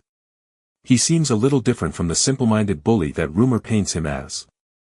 That 6th son of House Gu didn't know me either, continued Lu Yun. He must have been sent by one of the factions of Nephrite capital to fight for the position. TSK, Patriarch Gu didn't even show his face when his son was killed, nor did he collect the body. That kid was probably adopted. He followed up his words with a round of laughter. His voice wasn't too loud, but everyone around them had heard him quite clearly. Those from House Gu finally broke free from their shock and collected their 6th master's body. Heh, you've guessed right, Your Excellency. Feng Li shamelessly clung to Lu Yun, glancing at Yue Ying every once in a while. On top of my duty to support House Feng, however, a serious expression accompanied his sudden shift in topic. I bring a message for you, Your Excellency. What is it? Lu Yun asked in surprise. Is His Majesty going to strip me of my title right now? No, Feng Li replied solemnly. The decree has been modified. There will be a tournament in half a year, with Your Excellency as the defending champion. If you can defeat 100 challengers, you get to keep your position. Likewise, if anyone else manages to get 100 consecutive wins, they'll become the new ruler of the province. 100 challengers. Lu Yun's expression soured. Does His Majesty want me dead? No, that can't be. He can kill me with a simple decree, so why go through all this trouble? The expressions on his face reflected his rapidly shifting thoughts, and an answer quickly showed itself. Someone acquired a Oromopnia pill for me, didn't they? Your Excellency is indeed clever. Feng Li flashed Lu Yun a thumbs up. However, the decree didn't come from His Majesty himself, but rather the Crown Prince. With His Majesty recently in closed-door cultivation, His Highness the Crown Prince has been in charge of all important affairs. Lu Yun fell silent. He was now a cultivator, but he was still only at the Qi application realm. How much could he possibly improve in half a year? There is a sliver of hope, Feng Li oh so sincerely offered. If Your Excellency can form a golden core within 6 months, you'll stand a better chance of surviving the tournament. I stand a better chance if I enter the core realm. Is the tournament limited to only core realm cultivators? Lu Yun perked up. No, Feng Li shook his head. There are a plethora of treasures in the celestial court. Some can limit a cultivator's level, so that's how we'll ensure the highest strength is only at the core realm. Lu Yun was silent for a moment, then sighed after a long pause. Might I surrender the governor's seal and command token now and abdicate my position? This development would certainly result in his death. Even if he could ascend to the core realm after 6 months, he couldn't possibly rival the old freaks who'd been cultivating for centuries. Back in the ancient tomb, Yueying had destroyed 8 spirit realm cultivators with a mere origin core cultivation. Only one managed to escape with a shard of his soul. Powerful cultivators were still powerful, even with their strength limited, they would crush peers of the same level. That much, he knew. Feng Li nodded, then shook his head. I'd advise against it. Many wish for you to abdicate, but not those who sent you the pill. If you give up, they'll have someone seize your body and regain the title of governor. Lu Yun sighed, I understand. Dusk Province was no rich territory, but a governor still held great power. Lu Yun was essentially a child in possession of a mountain of gold. Thank you for answering my questions, Sir Envoy. I would like to hold a banquet at my manor to express the depths of my gratitude, invited the young man. With a hopeful expression. Feng Li's eyes lit up and he snuck a glance at Yueying. A shudder ran down his spine a half-second later as the invite's ramifications hit home. This brat is entirely too treacherous. If I accept his invitation, there will be rumors on the morrow that I've allied myself with him. Feng Li had only carried on the conversation out of interest in that strikingly beautiful woman. He wouldn't have spared Lu Yun a second glance, if it had just been the governor. At the end of the day, however, he wasn't going to risk his life for a woman. No, that won't be necessary. I've just eaten. You must be tired, Your Excellency. You should retire early for the day. Please excuse me. Sneaking a final glance at Yueying, he bolted. He sure ran off quickly. What a shame. Despite how he looks, he's a shrewd one. Lu Yun was slightly disappointed. Should we lay low somewhere, milord? Gulong had been by Lu Yun's side all this time, and Feng Li's message raised goosebumps all over his body. There was no way out for Lu Yun. Why should we? The hesitation and fear in Lu Yun's expression faded. He sniffed coolly and said, I'm still the governor for the next 6 months and have the absolute upper hand. Gulong gulped, too scared to respond. Wan Feng nodded vehemently. That's right. The young master is the governor. Why should he be scared? It seems crass and, well, childish, to determine the governor through a tournament, Lu Yun remarked with a slight frown. That's not the case, master, Yueying explained. There are 72 provinces in Nephrite Major. The ones in the 4 cardinal directions, Dusk Province to the north, Crimson Province in the south, Azure Province in the east, and Argent Province to the west, are particularly unique. The governors of these 4 provinces must be the strongest fighters in the region, or have the potential to become the strongest. 1. Befuddlement clouded Lu Yun's expression. That's because there's an ancient tomb higher than emperor level in each of these provinces.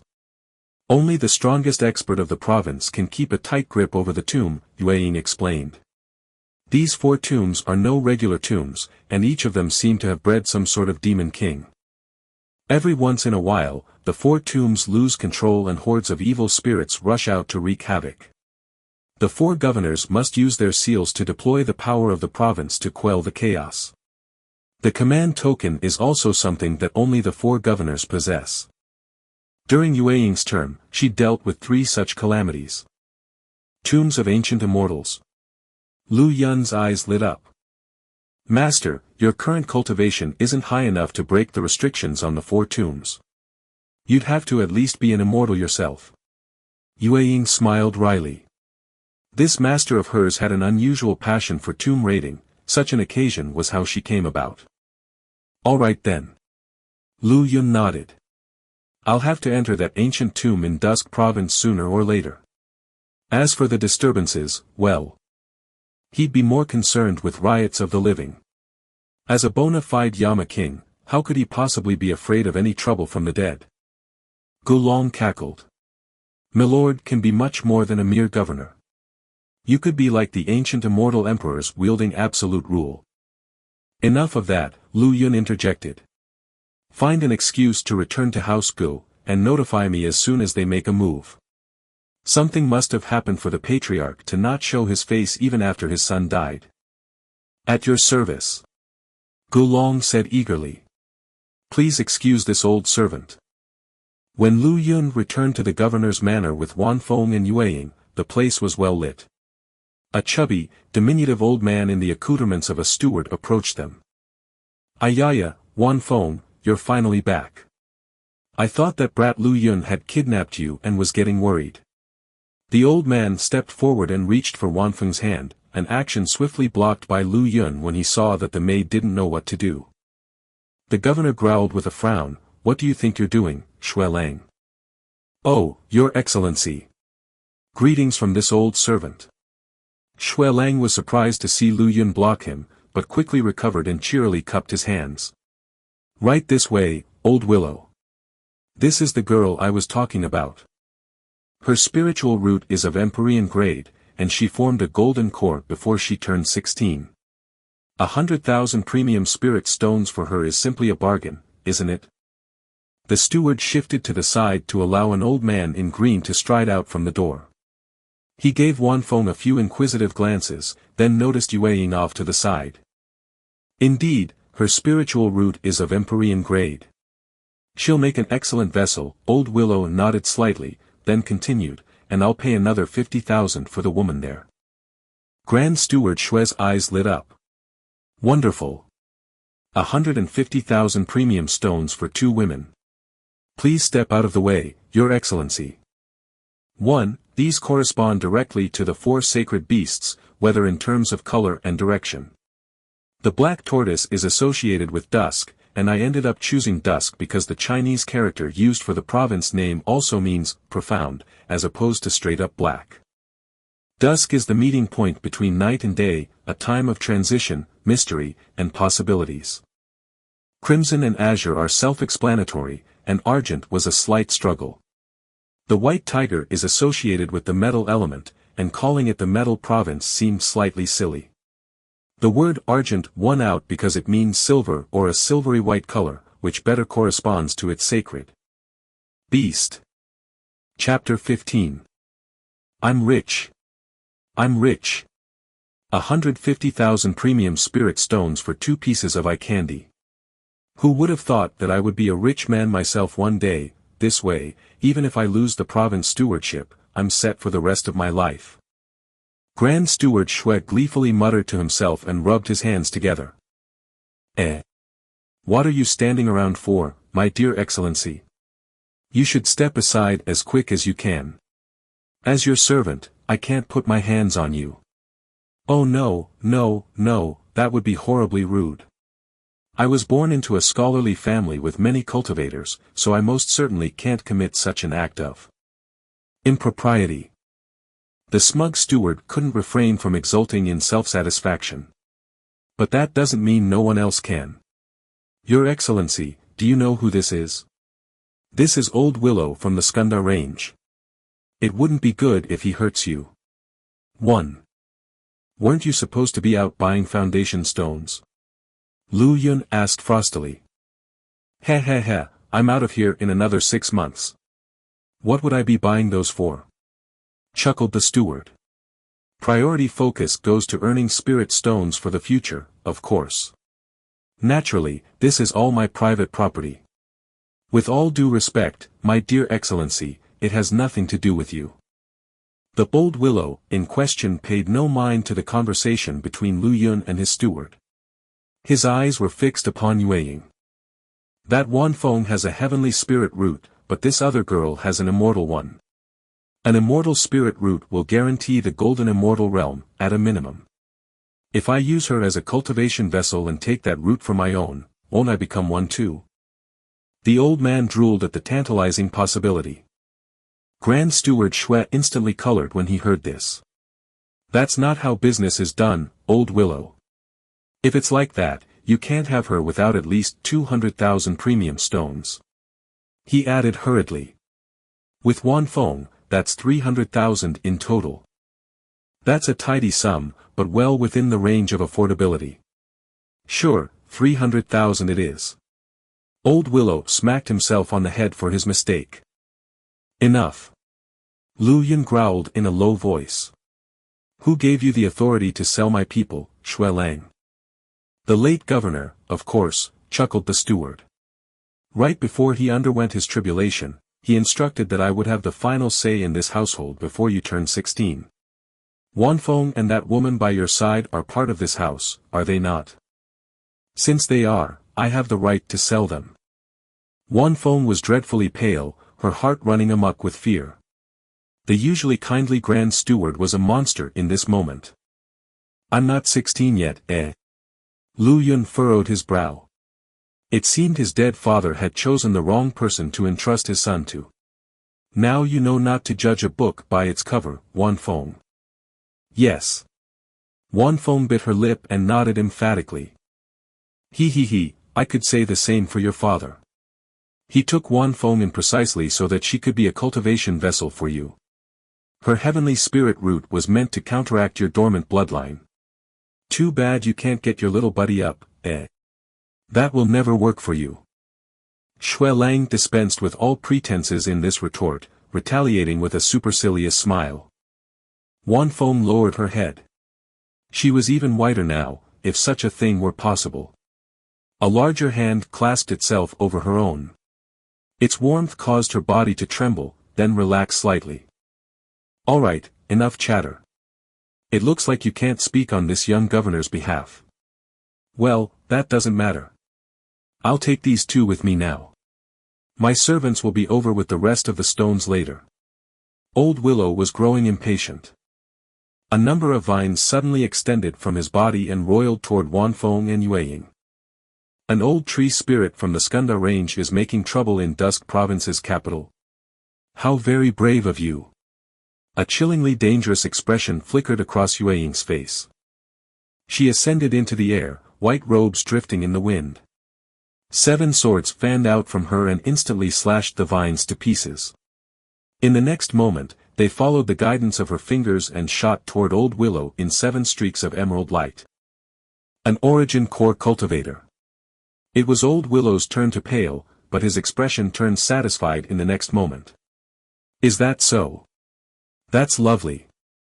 If I take your virginity, I'll immediately become a spirit realm cultivator.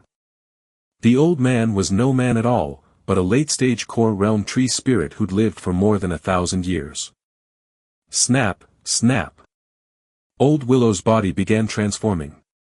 His dry, lanky figure expanded in mere seconds, shriveled skin turning to thickened bark. In no time at all, he became a treant more than 30 meters tall. And he was still growing and looking more like a tree. Crack, crack, crack. Yueying's swords cut away a few of the Trent's branches, but he wasn't seriously hurt otherwise. Ha ha ha. You might as well surrender, girl. No one at the same level can possibly penetrate a tree spirit's defenses. Old Willow's voice had become as grainy as his bark, and he no longer sounded remotely human. Still, he was an origin core realm cultivator. His feet were piercing roots that shattered the stone tiles of the manor courtyard to plant themselves into solid earth. By now, the treant resembled a giant willow more than anything. His crown was large enough to cover the sky over half the residence, and there was a human face upon the trees.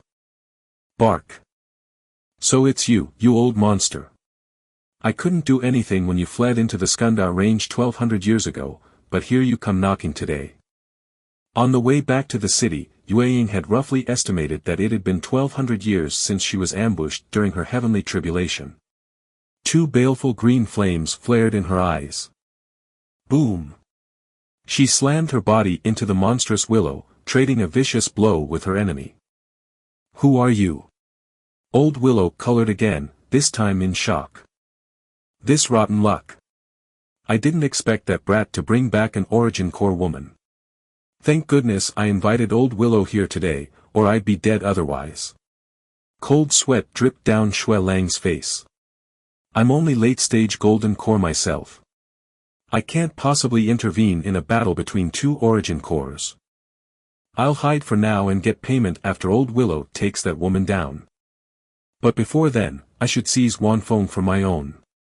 Despite her talent, I've only taught her a single low-grade wind combat art, hehe. She probably doesn't know how to fight yet. Grand Steward Shui walked toward Lu Yun and his prey, these thoughts on his mind. You'll be dead in 6 months anyway, my good excellency. Why not take pity on me before you die? I've served your family for 100 years, haven't I? He stopped before the two youths. 300,000 premium stones is more than enough for me to comfortably retire on. Wanfeng's expression instantly changed. She stepped between Lu Yun and Steward Shui, her spirit sword ringing clear of its sheath. Tisk, you're grown up. You're bold enough to draw your weapon against me now, huh? Ooh, is that a spirit weapon? Shui Lang's eyes glowed with greed. Ho ho ho, I'll certainly take this gift. That weapon is worth at least several hundred premium stones. You've wrought your own doom, Shui Lang. Lu Yun patted Wanfeng reassuringly on the shoulder. It was his turn to put himself between her and the steward. Your life won't be spared even if the Celestial Emperor himself came now. In the tomb, Wanfeng had protected him despite suffering debilitating fear. Even after she'd been pushed beyond the brink, she forced herself awake and remained conscious until they were truly safe. Lu Yun could do no less than treat her as his own, considering all that. For the Grand Steward to try selling her off, that was a death sentence in his eyes.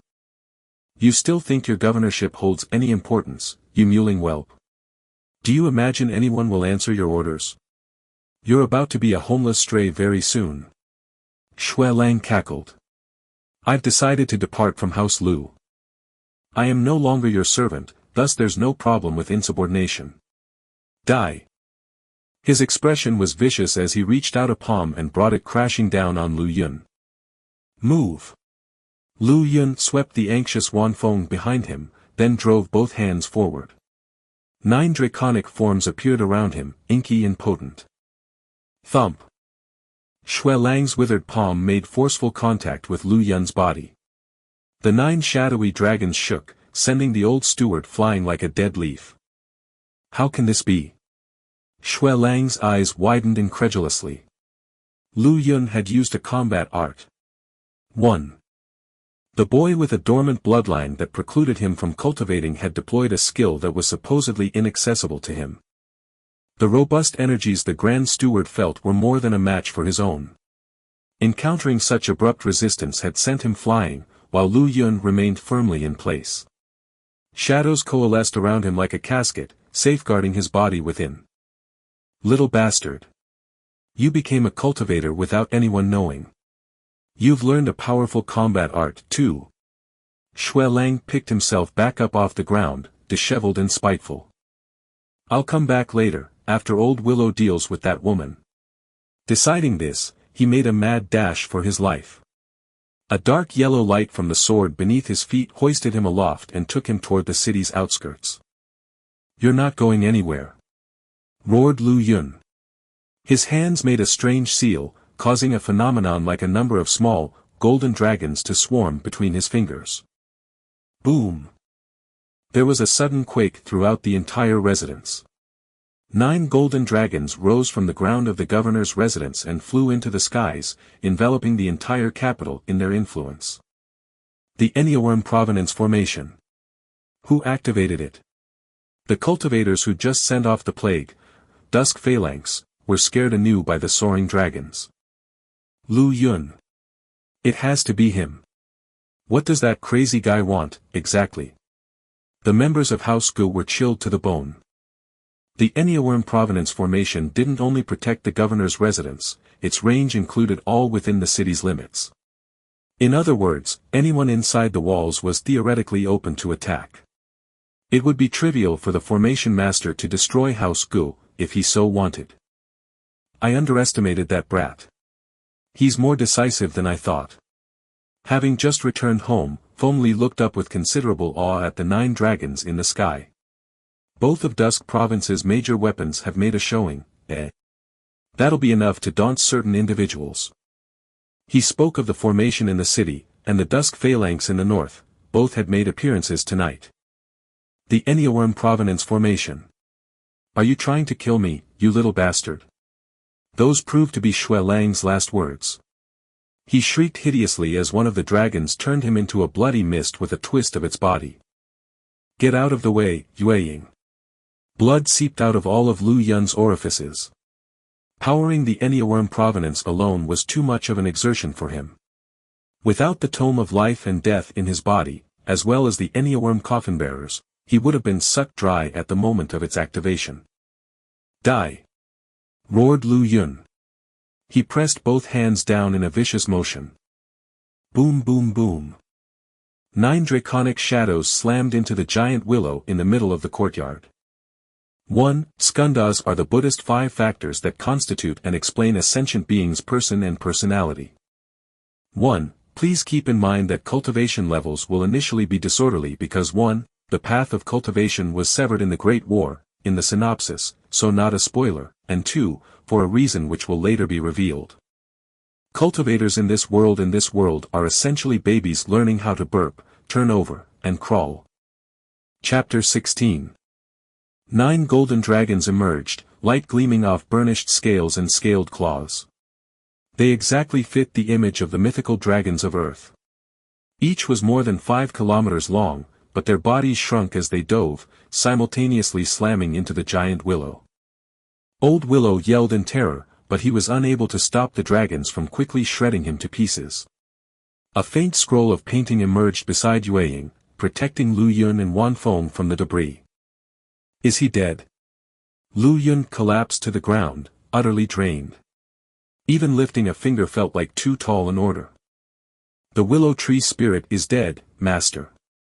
Yueying stowed away the panorama of clarity and helped Lu Yun up. It would be a while yet before he could stand on his own 2 feet. I had no idea that formations were this powerful. A feng shui layout pales in comparison, Lu Yun sighed dejectedly. Were the feng shui layouts of Earth different from the formations of this world after all? In his eyes, the Enneaworm Provenance Formation was essentially the Enneaworm Coffin Bearer's layout, but feng shui on Earth didn't possess such unbelievable power. The entire city had slightly shuddered when the 9 dragons hit the ground. If the manor hadn't been part of the formation, it would be a pile of rubble right now. Wait, that's not true. Realization suddenly struck him. Formations and feng shui are 2 sides of the same coin. Formations are the yang side, and feng shui the yin. To utilize the full potential of a formation, imbuing it with the qi of heaven and earth is necessary. However, there's no such qi on Earth. That's why layouts there can only demonstrate the feng shui side of things, but not the power of a formation. Anything related to feng shui had disappeared from the world of immortals, while formations contain absolutely no power on Earth. Thanks to absorbing Yueying's experience after obtaining her as an envoy, the now widely read Lu Yun had quickly deduced the rules of the world here. That was also how he'd activated the Enneaworm Provenance Formation. With the Enneaworm Coffin Bearers becoming his personal combat art, he realized that he could control the city formation like he could the combat art. It's a shame that Yueying is a pill master. Her experience mostly has to do with pill refining, and she barely knows anything at all about formations. Lu Yun sighed inwardly. It looks like I should study formations as well over the next few months, apart from cultivating. Formations of the immortal world were utterly fascinating to him. You should stop worrying, Wanfeng. Go to bed and sleep until your body's had enough. Lu Yun patted Wanfeng's head when he saw how despondent she looked. Milord, Wanfeng bit her lip, if Milord desires this servant's spiritual root, it is yours whenever you wish. She had reverted back to her old address for Lu Yun. Silly girl, why would I want your spiritual root? Lu Yun laughed and added with a smile, I found an Oromopnia pill in the tomb and already took it. I'm a cultivator now. Allow me to introduce you to this lady here. She's the pill fairy Yueying you were talking about, but you have to keep her identity a secret. Wanfeng's eyes widened and she gaped at Yueying in disbelief. Though Yueying looked familiar, so many things had happened since Wanfeng's awakening that she hadn't had the time to think. This inhumanly beautiful fairy is Yueying. But, isn't she dead? The maid had yet to pick her jaw up from the floor. She wasn't dead, just severely injured. She'd been recovering in the ancient tomb. Lu Yun wasn't sure how he should explain it, so he came up with a casual lie. Ah, I see. A big smile tugged at Wanfeng's lips, then she sagged and fainted again. Yueying caught her and sighed softly. Master, the matriarch. Don't. Lu Yun hastily interjected. Wanfeng is no matriarch. She's only 14 or 15, that makes her a minor. I'm not that much of a pervert. I'm a man with principles. Yueying blushed. You're only about 15 yourself, master, she muttered as she carried Wanfeng to her room. Meanwhile, Lu Yun ascended the Mooncatcher Tower and tilted his head up to gaze at the starry sky. It was still that familiar sight. There were some differences in the positioning and look of the stars, but otherwise it was almost identical to the night skies of Earth. I should be able to apply my feng shui knowledge to the stars as well. Now that I'm a cultivator, the yin energy in the manor is harmless. Still, I have to adjust the feng shui of the residence. Not now, though. I'll do it 6 months later, once I've successfully retained the position of governor. Lu Yun was mentally sketching out his future. It was late at night and the governor of dusk sat cross-legged atop the tower, black qi slowly circulating in his body. This would be the first time he cultivated purposefully. The method of life and death. Though he was new to cultivation, he could draw on all of Yueying's experience in progressing from qi application to transformed spirit. The endless supply of qi from the heavens and earth converged from all directions, entering his body through the top of his head and slowly wandering through his meridians. Although the Tome of Life and Death has awakened my dormant bloodline, I still need an Orum Opnia pill to accelerate my cultivation. I can't have Yueying give me the pill, though. Feng Li said someone would deliver one to me in a few days, and they should be here soon. Lu Yun stopped and shook his head. He was a cultivator, but his body was too frail. His hard work tonight had completely failed to improve his cultivation. Clearly, he still needed the Orum Opnia pill to change his constitution. Oh. He froze. What's this? He closed his eyes and found something new in his mind. Method of life and death, realms of yin and yang. Connect yin and yang to walk the two realms. Whoosh! A chilly gust of wind whipped past Lu Yun, marking the disappearance of his body. Is this the underworld? He looked up and scanned his surroundings. It was a tattered world of ruined ground and ashen sky, without even a hint of life. Next to him rose a stele, upon which 4 words were written in blood, Gates of the Abyss. So, there really is such a thing as the underworld? Lu Yun paused next to the stele. If it's destroyed, what does that make me? One of the Yama kings? A judge? Or Oxhead and Horseface, the guardians of the underworld? He mentally paged through the legends he knew. Judging from what he could do at the moment, he seemed to possess more power than a Yama king. Immortals had transcended the 3 realms and 5 elements, so the Yama kings had no power over their lives. However, if Lu Yun could reach the apex of cultivation and tap into the full potential of the Tome of Life and Death, even the mythical immortal emperors would live and die at his will. I'm getting ahead of myself. What's the use of the method and the 2 realms? Lu Yun scratched his head. With a single thought, he returned to the top of the Mooncatcher Tower. No living beings can survive within that gate except for me and Yueying. He fell into deep thought. Chapter 17. All was calm over the next few days. Lu Yun's summoning of the 2 greatest weapons of Dusk Province had sent a clear message. Even Gong San Yu and Feng Liancheng, the 2 grand stewards remaining in the governor's manor, slipped away in secret and didn't dare come back. With Grand Steward Xue Lang dead, Lu Yun, Wanfeng, and Yueying were the only living souls in the manor. Lu Yun welcomed the peace and quiet. He spent his days studying, and his nights cultivating. Sadly, his cultivation stagnated at the beginning stage of chi application. However, that wasn't his focus at the moment. He was utterly immersed in a book on formation basics. Formations and feng shui really are two sides of the same coin.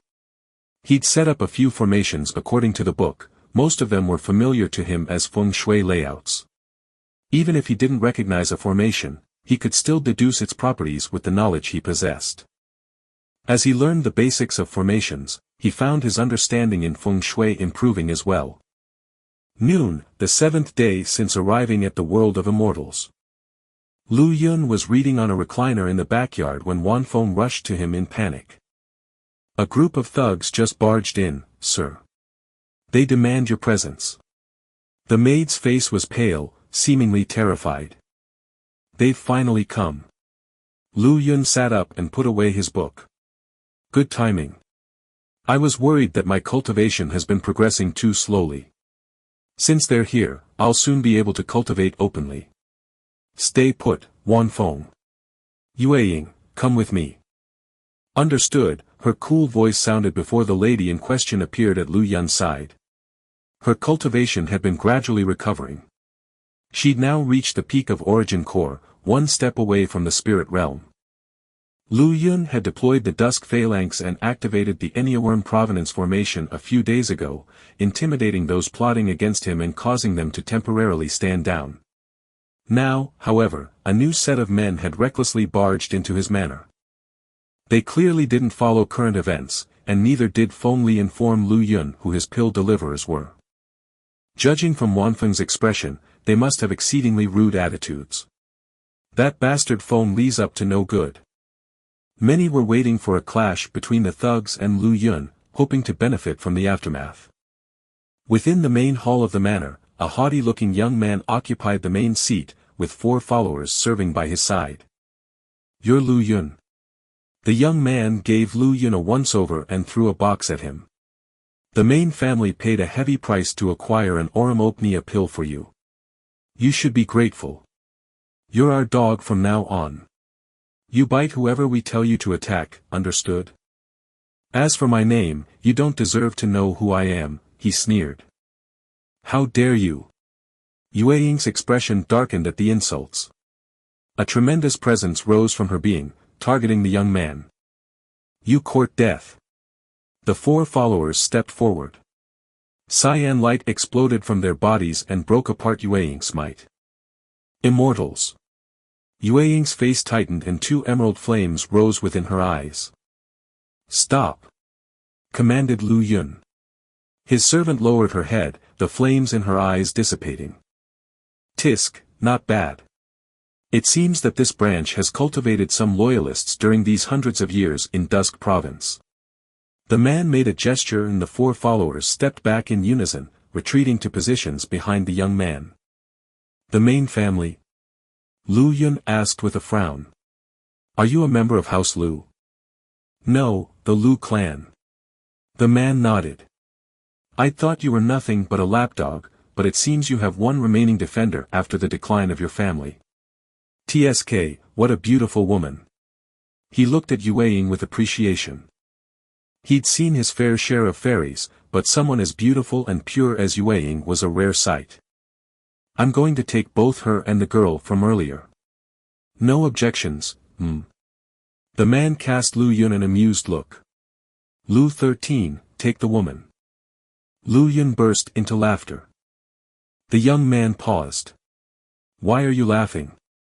Wanfeng said the formation is capable of killing immortals, so I just have to give it a try. Lu Yun broke into a wolfish grin. You were the ones who came provoking me. Don't blame me for making you the guinea pigs. The young man wasn't an immortal, but his 4 followers were. Golden radiance exploded from Lu Yun's being. 9 faint dragon images circled between his hands as earth-shattering dragon howls swept through the city. What? The young man's expression crumbled and he panicked. He hadn't expected that Lu Yun would activate Dusk City's grand defensive formation at the drop of a hat. Stop. Stop at once. Don't you know who I am? As swift as a clap of thunder, the formation whirred to readiness. Its terrifying power instantly restrained the young man's energy and paralyzed him while the golden dragon sent his 4 followers flying. "Protect the young lord!" yelled the 4 immortals. They wanted to make their way back to their master, but the formation was at its full power. The 9 dragons continued ramming their bodies, throwing them further and further into the sky. That lunatic! He activated the formation again. Fengli stared dumbly at the dragons tearing into the 4 immortals. The Enneaworm Provenance formation was just far too terrifying, and his followers were helpless against it. The leaders of the major Dusk factions took note of the absurd developments and reacted accordingly. No one is to make a move against Lu Yun in the next 6 months, no, the next 30 days. Not in the capital, at least. Kill him once he set out for Dusk River. How could I possibly know who you are if you don't tell me? 7 days had been long enough for Lu Yun to grasp the basics of formations, and his mastery over the Enneaworm Provenance formation had improved as a result. I am. Bam! The power of the formation rammed into the young man before he could finish the sentence. Thud. Stomped to the ground, the young man received Lu Yun's heel in his face. I'm not interested now. You think you're so high and mighty, don't you? You want my maid, do you?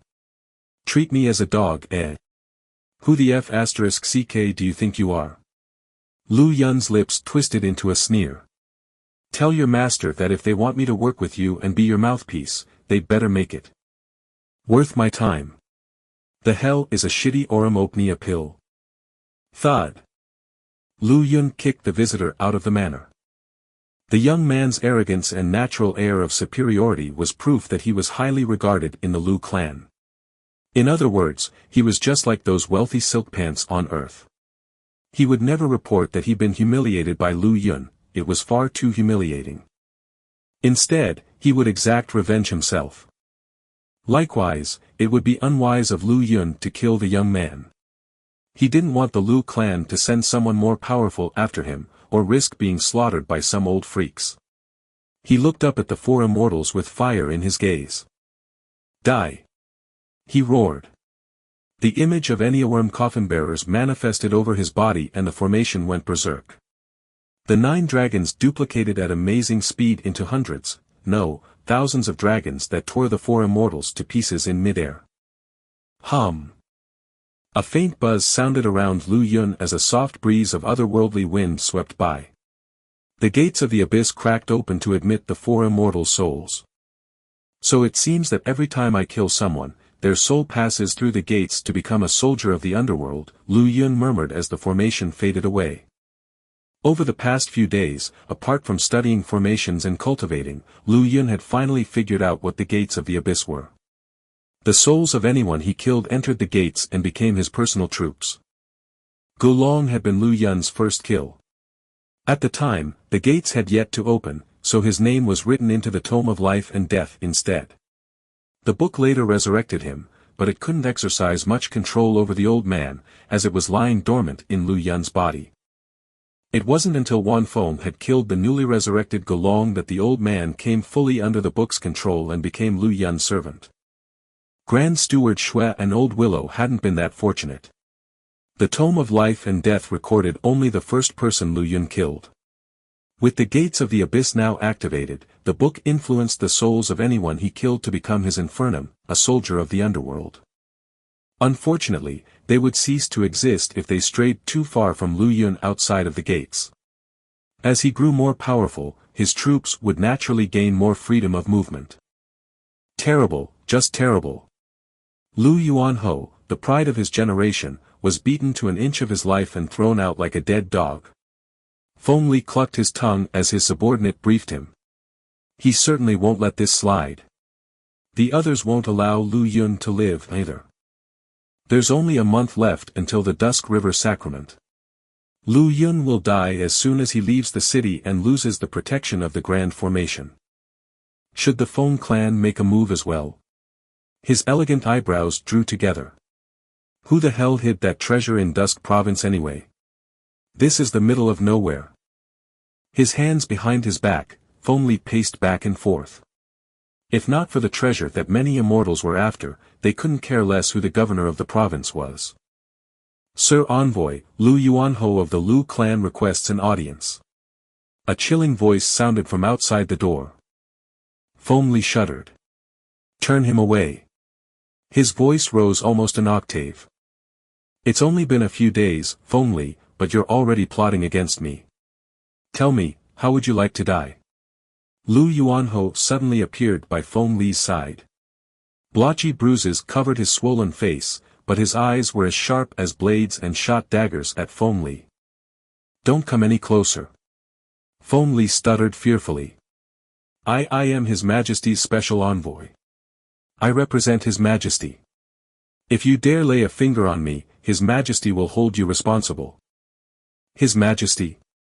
It was the Crown Prince who sent you, wasn't it? Lu Yuanho stalked toward Feng Li. Xiao Chongkong can always send another if I'll kill you. That was the Nephrite Crown Prince's name. I'll help you take out Lu Yun. Feng Li blurted out before Lu Yuanho could deliver on his death threat. The Dusk River Sacrament will be held next month. As the governor, Lu Yun must be present. That'll be the perfect opportunity to kill him. If you're not reading this on Wuxia World, this chapter has been stolen and you're missing out on a lot of content. Chapter 18. The Dusk River Sacrament. Lu Yun looked at Gulong with considerable confusion. He turned to Yueying, but she was just as lost as him. Do you know about this rite, Wanfeng? He asked his maid, who readily shook her head. The rite began 1,000 years ago, my lord, explained Gulong. Every century, all of the city lords in the province meet up on the banks of the Dusk River to sacrifice to its god. The next occasion is in a month's time. That's when you must make a trip to the Duskwater Prefecture, where the river is located. Lu Yun furrowed his brows slightly, then slowly relaxed as he understood what his enemies were planning. Ah, so that's why they've been so quiet lately. They're waiting for me there. The Enneaworm Provenance formation in Dusk Province's capital ensured his victory over any immortal trespassers. Without its protection, he would be in much greater danger. There was no such rite 1,200 years ago. Yueying frowned. The Dusk River's waters originate from that particular ancient tomb within Dusk Province, running from there to the North Sea. I've never heard of a related river god of any kind. She glanced at Gulong. This, right? Surely, it involves a sacrifice. What is the offering? Live human sacrifice, sighed the old man with a detachable head. 1,000 years ago, there was a disaster within the ancient tomb. Countless evil spirits rushed into the world, traveling through the Dusk River all the way to the North Sea. They annihilated the Dusk Phalanx's seaside stronghold, along with all of the soldiers garrisoned within. The sea monsters from the North Sea and the vengeful spirits from the tomb banded together, causing great chaos in Dusk Province. Did Nephrite Major's imperial court simply ignore this? Lu Yun scowled. Gulong shook his head. Apparently, the 36 golden immortals sent by His Majesty were devoured by an even more sinister escapee. It was only the Dusk River god's arrival that saved the province from further ruin. Yueying fell silent, as did Lu Yun. There were several oddities about this version of events. Golden immortals from the heavenly court were eaten, leaving some river god of questionable origins to reap all the fame. After calling upon tremendous might to seal off the ancient tomb and defeat the North Sea monsters, the Dusk River god died of exhaustion. Before it perished, it left behind a method of reinforcing the seal with live sacrifices. That's why the Dusk River Sacrament has remained a tradition until today, continued Gulong. This river god doesn't seem like the nice sort. Lu Yun's lips curled. The ancient tomb is completely sealed, then? Yueying inquired sternly. No, only its connection with the Dusk River. It still periodically stirs up some chaos to this day. Gulong shook his head. No wonder the Dusk Phalanx of today is so weak. It was decimated 1,000 years ago by specters and sea monsters, Yueying muttered to herself. Lu Yun took this chance to change the subject. You're not here just to tell me about this, right? Ahem. Gulong cleared his throat before continuing. Milord, someone else's soul has taken possession of Patriarch Ge's body. No one else has noticed yet, but your humble servant instantly identified the abnormality. Stolen his body. Lu Yun traded a look with Yue. No wonder he didn't show up the night his son died. Milord, I'm also here to assassinate you on his orders. He fed me a poison pill and said that I needed to kill you to receive the antidote. Gulong cracked a crooked smile. Regardless of whether or not he succeeded, he was unlikely to obtain the antidote. As for whatever else House Gu had up its sleeve after the steward's death, Lu Yun had no idea. You, afraid of death? Lu Yun casually smacked the old man across the face, sending his head across the floor. Roll, roll, roll. If you can live without your head, what do you have to worry about from a little poison pill? The young governor made a face. Gulong picked his head up, then lodged it back on his shoulders. He stood to the side, a little scared to speak. His master had raised a good point. Still, I know what you're thinking. All right, you can stay, added the young governor. If you dare think about Wanfeng one more time, though, I'll absolutely end you. No, certainly not, milord. Gulong's lips quivered and he shook his head vigorously. Too vigorously, in fact. Roll, roll, roll. Wanfeng was quite used to the old man's antics by now, they no longer shocked her. Master, what should we do about the right? Yue Ying bit her lip. It's fine, we'll just have to deal with it as it comes. Lu Yun grinned confidently. Worst comes to worst, I'll just bring a detachment of the Dusk Phalanx with me. He was playing with the Oromopnia that the Lu clan had sent him. While examining it for problems, Yue Ying had found a control art placed upon it. He would be a puppet for whoever it was that had deployed the art. As for where he could get a clean version, his envoy had pills of every kind, even immortal ones. All of her possessions were preserved within the panorama of clarity, which was an immortal artifact of astounding power. It had preserved pills and materials alike with impeccable freshness across more than 1,000 years. Oh, there's one thing I should mention. Could you just call me Sir or Young Master like Wanfeng? Please don't call me Master anymore. Lu Yun had enjoyed the appellation in the short term, but it had started grating on him. Yes, sir. A strange light gleamed in Yue Ying's eye. However, Clan Lu's Oromopnia had at least provided Lu Yun with an excellent excuse. He no longer needed to hide his cultivation from the public eye. The marvelous assortment of amazing pills that Yue Ying supplied him with propelled his cultivation level forward at incredible speed. In 15 days, he went from the initial stage of qi application to its peak. The qi condensation realm was already within his grasp. The fact that he had to rely on pills to grow stronger didn't hamper him, since the Tome of Life and Death within him perfectly converted the medicinal energies into his own qi. Yue Ying's Oromopnia rebuilt Lu Yun's constitution, broadening his meridians and pathways. The pill's robust fortification allowed his body, long ravaged by negative qi, to begin a natural recovery. Certain male faculties of his were finally restored once more. After I take this pill, I'll be able to condense my qi. When I reach qi condensation, I'll obtain another art from the book and another envoy slot. Each envoy Lu Yun recruited granted him the entirety of their experience and knowledge. Yue Ying was a pill master paragon, which meant that he was one too, at least in theory. He simply didn't have much interest in refining pills. For his next envoy, he wanted a formation savant. If he could obtain the accumulated knowledge of a top-notch formation master, he would be able to further verify the relationship between feng shui and formations of the immortal world.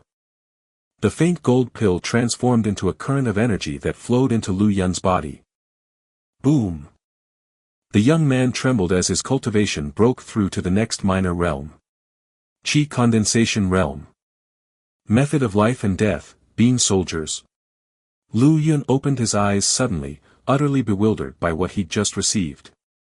Throwing beans onto the ground that transform into soldiers. Back on Earth, the only way something like that was possible was due to sleight of hand from stage magicians. So it really exists here, eh? Specifically speaking, this method summoned divine spirits into soybeans, transforming them into formidable gold-clad warriors. These warriors were as strong as their summoner, and lasted for about 4 hours. Up to 36 of them would be summoned at once.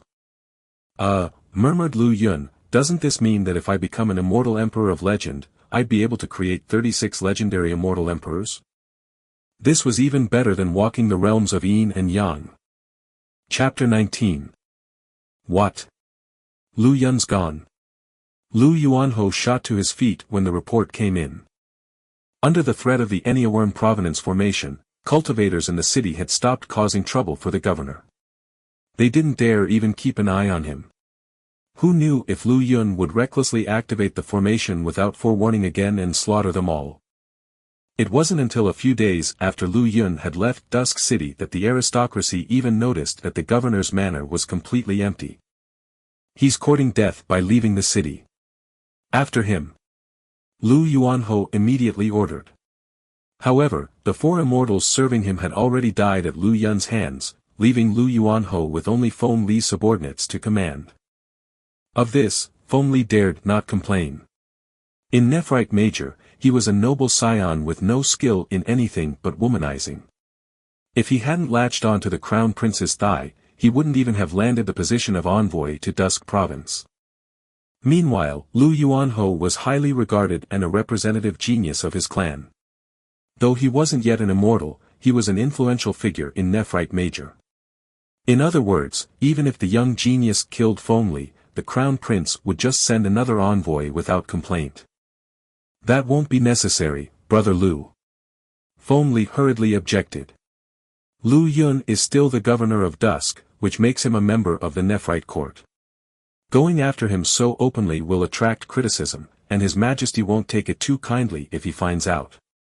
Oh. Lu Yuanho frowned, plainly unaware of what the family elders had done to the Aurum Opnia pill. What do you suggest we do, then? We'll wait for him in Duskwater Prefecture. He must attend the Dusk River Sacrament. If he doesn't, I'll be able to sentence him myself and strip him of his title. Feng Li brimmed with confidence in his plan. Something terrible lay in the depths of the ancient tomb in Dusk Province. The Nephrite court had sent several powerful immortals to investigate on several occasions, but they were devoured by the Great Terror as soon as they set foot into the province. Since then, Dusk Province had been off-limits to high-level immortals. Any immortals over the level of Golden Immortal simply died upon entrance. Thus, the Dusk River Sacrament had become a tradition over the next 1,000 years, endorsed by the Nephrite court. Held every 100 years, it was a governor's duty to attend without fail. No one in Lu Yun's position dared risk the consequences of being absent. The prefecture was located in the north of Dusk Province, near the North Sea. The ritual would be held on the banks of the Dusk River, as suggested by its name. Duskwater Prefecture. Lu Yun checked into an inn with Wan Feng, and Golong Yueying had entered the gates of the abyss rather than follow him around. Now that she was an envoy of Samsara, the environment within the gates was greatly conducive to her cultivation. She would recover much faster by cultivating there. My house's lord would like to invite you as a guest, young sir. A man came knocking not long after Lu Yun had settled down. His stomach lurched. Have they found me already? Lu Yun had disguised himself before departing from his city. Not even Wan Feng had been able to recognize him when he was standing in front of her, yet someone from the local government had arrived not long after he entered the prefecture. Who is your lord? He asked with a frown. The city lord of Duskwater City, the messenger replied, looking at Lu Yun with a small smile. Ah, is that so? Lu Yun nodded and turned to Wan Feng and Golong. You two, stay here and wait for me. Understood. Wan Feng wanted to follow, but she nodded in agreement when she saw the expression on her master's face. As for Golong, the steward wasn't worried at all.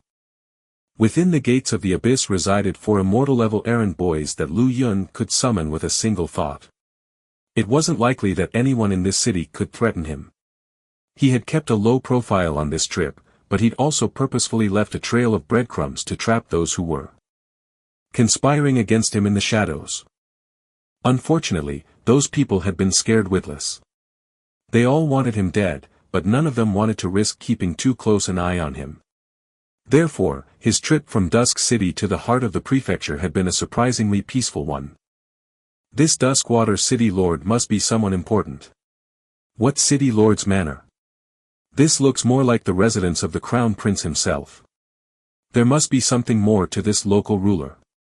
Lu Yun observed the feng shui of the City Lord's manor upon his arrival and clucked his tongue in appreciation, but kept his guard up despite the praise. The prosperous feng shui of the Duskwater City Lord's manor was miles ahead of that in the Dusk City Governor's manor. This city lord was clearly much more influential than the Dusk Governor. The servant of the manor gave Lu Yun a short tour around the front entrance, then took him through the back door that led directly to the rear garden. Lu Yun gaped momentarily when he entered. This is an arrangement of the 7 stars. He looked up reflexively. If it had been night, the feng shui layout of the garden would have matched that of the Big Dipper overhead.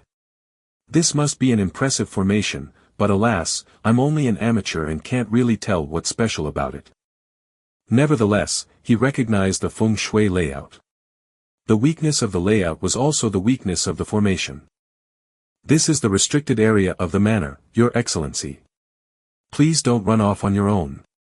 If you die, you only have yourself to blame. The servant suddenly smiled and vanished into thin air. Buzz. Something resonated around Lu Yun. The world changed completely, and palm-sized snowflakes cascaded from the sky. It was no snow, but a physical manifestation of cutting sword chi. The city lord wants me dead. Lu Yun's face clouded over. No. That man paraded me around the streets and front door. He wanted everyone to see me enter the manor. If I were to die here, the city lord would be the first to take the fall. However, he brought me here without difficulty and obviously knows the place well. He's definitely part of the staff here. Lu Yun easily dodged a snowflake and moved to the blind spot of the formation. He might be a beginner in the art of formations, but he was a grandmaster of feng shui. His reputation as the strongest commandant of tomb raiders was no empty accolade. The snow grew increasingly heavier, but he crossed the snowy field unaffected, as though he was casually strolling in his own backyard. The formation before him was intricate, but incomplete. Lu Yun could spot several weak points. Even as weak as he was, it wouldn't take him that much effort to break the formation. The layouts in the tombs on Earth were 100 times more complicated. Ding! Ding! The snowfall of sword chi thinned as Lu Yun walked on, and wonderfully melodious zither music floated in from the distance. Quite involuntarily, he followed the tune out of the 7 stars. A small lake came into view, in the center of which stood a small pavilion. Within it, a girl dressed as a man caressed a zither. Roughly 17 years of age, she was charmingly beautiful. Her skin was as pale as snow, and fairer than the finest china. Tied and capped silky locks imparted a dashingly handsome air to her, an impression that was further reinforced by her cyan robe. More importantly, Lu Yun sensed a familiar presence from the girl. She was an immortal. Seemingly sensing Lu Yun's arrival, the girl stilled the strings. Please forgive me, Your Excellency. This junior official was not informed of your arrival. The cross-dressing girl bowed slightly. Chapter 20. Lu Yun clasped his hands behind his back and stood on the shore of the lake, silently observing the situation for a long moment before responding softly, You are the Lord of Duskwater City, I presume? Indeed. This subordinate is at your service, Your Excellency. Despite her humble words, there was no trace of deference to be seen in her mien. You wish to kill me? Lu Yun asked without a flicker of change in his expression. Since she was aware of his identity, she was likely involved in today's events. However, the girl shook her head with a slight frown. I wouldn't need such convoluted ploys if I actually wanted you dead, she sighed. I may be the city lord, but I am not the lord of the city. Oh. Lu Yun turned pensive. Duskwater Prefecture is administered by a prefect. He's the true master here, both in the city and in the prefecture. Ruefulness flashed on her face. Today was probably his doing. The prefect, eh? Lu Yun nodded lightly. The city lord's jurisdiction was limited to the city itself, whereas the prefect was an official dispatched by the imperial court to govern the entire prefecture. The position holder also needed to be an immortal. The two conditions combined naturally gave the latter greater authority. Dusk City also used to be governed by city lords, but one of them was promoted to a provincial governor at some point, unifying the two titles henceforth. Most city lords were mere figureheads, and the real power lay in the hands of the court officials. Case in point, the girl in front of him. And indeed, a single finger of hers would suffice to kill him, if she were so inclined. Why go through all the hassle of the previous song and dance? How did you learn of my arrival? Milord Governor, you carry the provincial seal with you. It can manipulate the energy of heaven and earth within the entire province and command all formations in every city within its borders. Any city lord or local official will immediately sense your presence the moment you set foot inside a city, the girl explained. As for today, it was indeed my intention to call upon you, but that Li Yu Kai was one step ahead of me. I didn't anticipate this plot of his. Li Yu Kai. Lu Yun blinked. What an amusing name. The characters literally mean Li has talent. He's the prefect I mentioned earlier. With a wave of her hand, the girl summoned a rainbow bridge that ended at Lu Yun's feet. In silent wonderment, he set foot on it and quickly arrived beside the girl clad in men's clothing. This is what a genuine immortal can do. She's on a completely different level than my four infernum. A fresh and elegant scent exuded from her, imparting refreshment and alleviating worries in its wake. He took a seat across from her and studied her carefully, then asked, "Why were you looking for me?" "My name is Moe," she proffered after a moment of silence. That's a good name."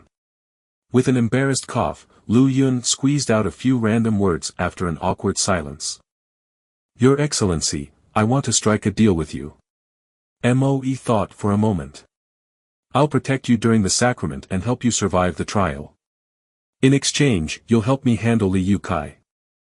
"That's not much of a deal." Lu Yun shook his head. "Even without your help, no one will be able to kill me during the ritual." Moe fell silent. "As an official appointed by the imperial court, Li Yu Kai also answers to me. I have little to gain by clashing with him," added Lu Yun. "But he wants you dead." Moe bit her lip.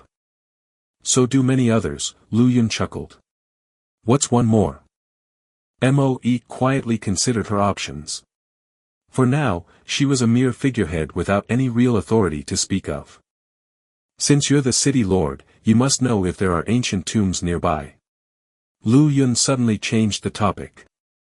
"Tombs?" Moe blinked. "The Great War 100,000 years ago littered the world with many graves, and there is indeed one within the city's territory." Lu Yun's eyes gleamed with excitement.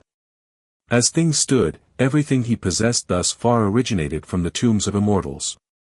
What he needed the most now was an envoy of samsara that was eminently accomplished in formations. Creating an envoy out of a living person was nigh impossible, so he could only try his luck with tombs. "Where is it located?" he inquired anxiously. He'd carefully surveyed the terrain on his way to the city, but hadn't spotted any tombs other than the one on Mount Carmine Dusk. "That one's too dangerous. You better not go." Moe hesitated for a moment. "However, I know of another place that might benefit you." "Another place?" Lu Yun stared blankly at her. "The Brightstar Snowrend Formation in my rear garden is an immortal grade formation derived from the ancient civilization's Big Dipper Formation. Even an immortal would be hard-pressed to emerge unscathed, yet you came out safe and sound despite your cultivation realm only being at chi condensation. It's proof that you're a master of formations. The place I mentioned is guarded by layers of formations. The treasure inside is yours for the taking as long as you can break them." Moe earnestly continued. "Are you talking about the Myriad Formation Summit?"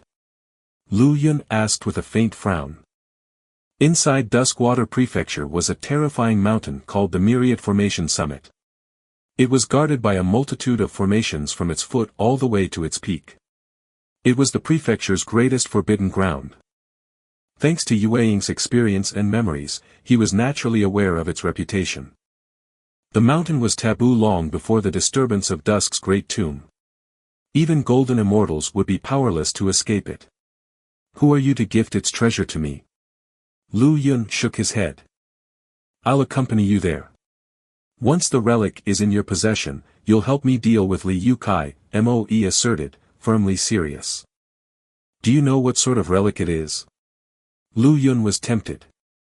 Yue Ying had also explored the mountain in the past, but despite breaking through 36 formations with the help of the panorama of clarity, she'd been forced to withdraw, her life hanging by a thread. However, Moe seemed to know what lay inside. What's left of the records from 100,000 years ago speaks of an immortal artifact born from heaven and earth named the Formation Orb. It contains boundless knowledge about the way of formations. What the records describe matches Myriad Formation Summit almost perfectly, Moe replied. If my guess is right, the mountain took shape after the Formation Orb took up residence there. Combining your skills as a formation master and my own treasures makes obtaining this artifact a possibility. Lu Yu looked solemnly into her eyes. Do you know what they say about trying to strike a deal with the devil? Moe started. If you don't trust me, I can swear a blood oath. Such an oath laid down one's body and soul as forfeit. Violating it withered one's very essence, ultimately leading to death. Let's do that, then. Lu Yun nodded. He was extremely intrigued by this so-called formation orb. Formations and feng shui were two sides of the same coin, but the former contained many layouts he'd never seen before. City Lord, City Lord. The prefect requests your presence. Shouted a hoarse voice from afar as soon as Lu Yun and Moe completed the pledge. Moe frowned slightly, a hint of displeasure on her face. Are you kept under watch even inside your own house? Lu Yun immediately empathized with her circumstances. Yes. She nodded gently. This is Nephrite Major territory, which means I must obey the Imperial Court's rules. Lu Yun didn't fully understand her words. Did she have a choice to begin with? Those rules were the very reason he was still alive to this day. Your ladyship, please. The owner of the hoarse voice shouted once more after a long period of silence. Clearly, he was wary of stepping inside the rear garden. The formation in the garden might be a trifle for Lu Yun, but anyone else would be instantly torn to pieces. The servant that had brought Lu Yun inside was obviously a spy who was planted by Li Yukai. Li Yukai must be up to no good. He probably thinks you're dead inside my manor right now. Moe remained imperturbable from start to finish. I'm also keen to meet this prefect who has the gall to scheme against me. I wonder what his expression will be when he realizes I'm still alive. Lu Yun smirked coldly. Let's go together. Chapter 21. The Duskwater Prefect's manor was located in Duskwater City as well. It was grander than the city lord's manor, and both were a cut above the provincial governor's residence. In Lu Yun's eyes, the only thing special about the city lord's manor was its feng shui, which imparted a faint aura of nobility. The prefect's manor, on the other hand, also had an above-average feng shui layout. However, it was the overly grandiose architecture that made it resemble a palace more than an official's residence. Ayaya, I've waited and pined for so long. My dearest Moe is finally here. Do come on in, let's have a nice chat. Who is this male escort? A mountain of flesh welcomed them as soon as they reached the front doors. Lu Yun gaped at the ridiculously large man. It was no exaggeration to describe him as a walking mountain of human, something. 8 feet both in height and width, the man presented quite a comical sight. He looked to weigh at least 400 kilograms. A face like a large, round rubber ball sported features so shallow they looked like they were drawn on. His eyes, especially, were such a thin slit that one had to peer closely to spot them. This this is Prefect Li Yukai of Duskwater Prefecture. Lu Yun asked dumbly once he'd finally broken out of his thoughts. Resigned, Moe nodded slightly when she saw the governor's expression. Who do you think you are, lover boy? The mountain of a man barked out furiously. How dare you address me directly? You'd better shut your damn mouth if you value your life, Li Yukai. Moe huffed, but deliberately refrained from informing the man of Lu Yun's identity. Hey! I've betrothed you to the Sky River City Lord, little Moe. It's unvirtuous of you to cheat on your betrothed. The fat on Li Yutsai's face jiggled as he talked. Moe's expression tightened. You betrothed Moe to the Sky River City Lord? Lu Yun widened his eyes. Who gave you the authority to do so? Who? His Majesty the Celestial Emperor, of course. Li Yukai didn't even hesitate. As the prefect of the prefecture, I am both entitled and obligated to arrange marriages for my subordinates. Oh. Lu Yun swallowed a laugh. In that case, I betroth that sow to you, Li Yukai. You should host the wedding as soon as possible. He pointed at a herd of pigs rounding the corner of the street. Moe's eyes widened, her dark expression replaced by a wide smile. Bastard! Li Yukai trembled with fury. You're mocking me. Don't think I won't do anything to you just because you have the city lord on your side. Guards, arrest this insubordinate brat. Yes, sir. The guards had been itching for some action. Hold. Moe realized what Lu Yun was planning and only made a half-hearted attempt to stop Li Yutsai's orders. What? Trying to save your lover boy? It's high treason to challenge one's superior. Even as the city lord, you can't excuse his behavior. Pleased, Li Yukai tried to put his hands behind his back, but his waist was too wide and his arms too short to manage the feat. Take him. He ordered with a self-righteous scowl. Moe snorted without a word. Challenge one's superior. The fellow just wanted an excuse to arrest Lu Yun. She backed down only because he held more power than she did. You sure are bold, Li Yukai, prefect of Duskwater. Lu Yun held up a shiny command token, the token used to summon the Dusk Phalanx. At the same time, it also signified his identity as the Dusk Province governor.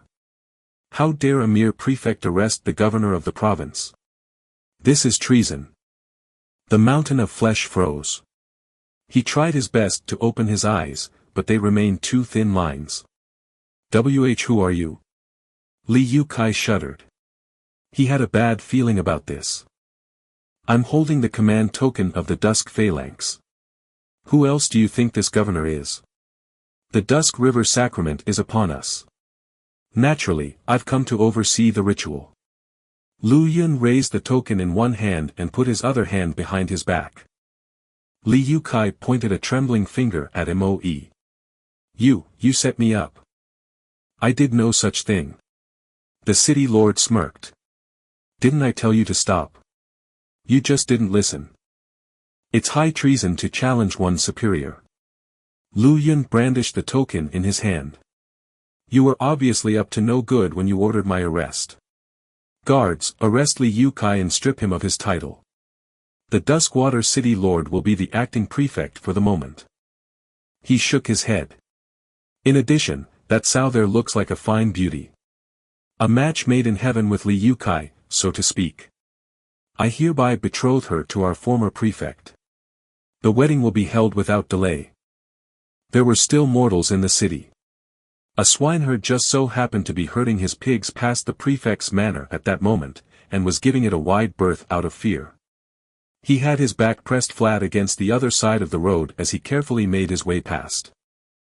Lu Yun was pointing at one of his pigs. That's a male pig, Your Excellency, Moe spoke up, biting back a smile. She didn't expect Lu Yun to set up such a humiliation for Li Yukai. As the governor, he did have the power to depose an officer of the province. Betrothing a pig to Li Yukai was just pure revenge on her behalf. A bore. A brief pause later, Lu Yun continued with feigned seriousness, even better. A male pig suits Sir Li Yukai more.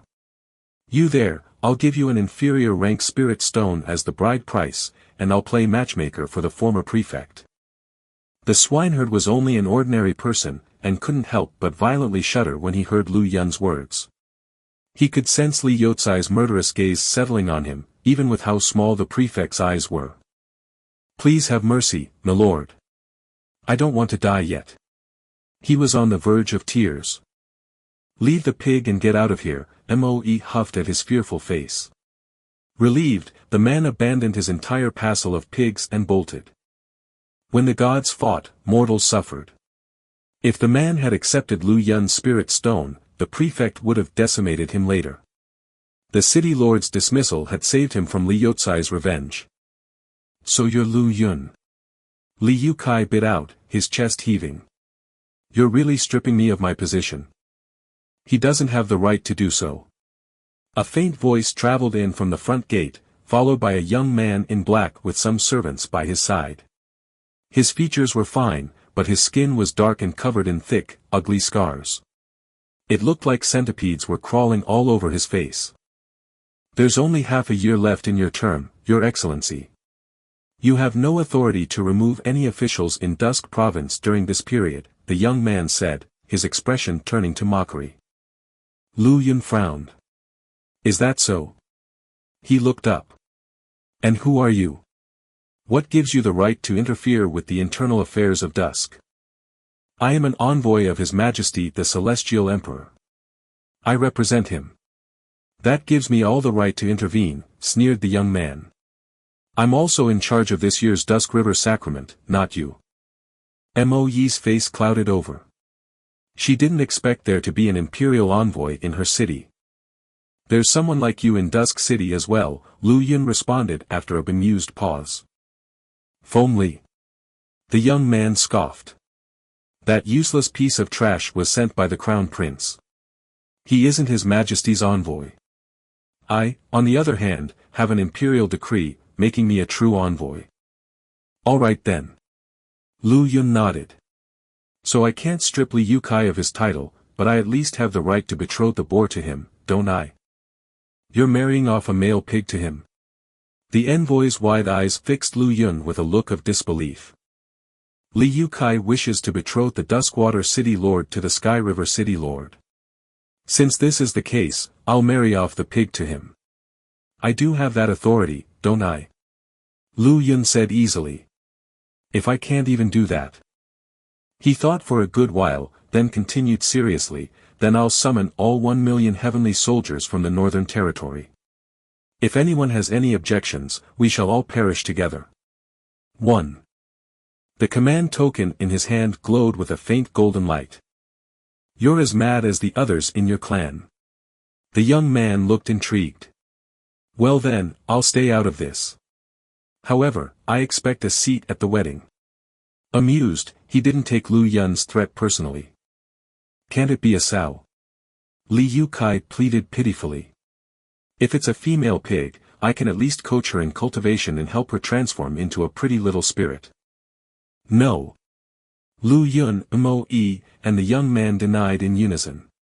Despair flashed across Li Yotsai's expression. Only the Duskwater City Lord was invited. The governor's presence is unexpected. The young man cleared his throat and changed the subject. I was the one who sent the invitation.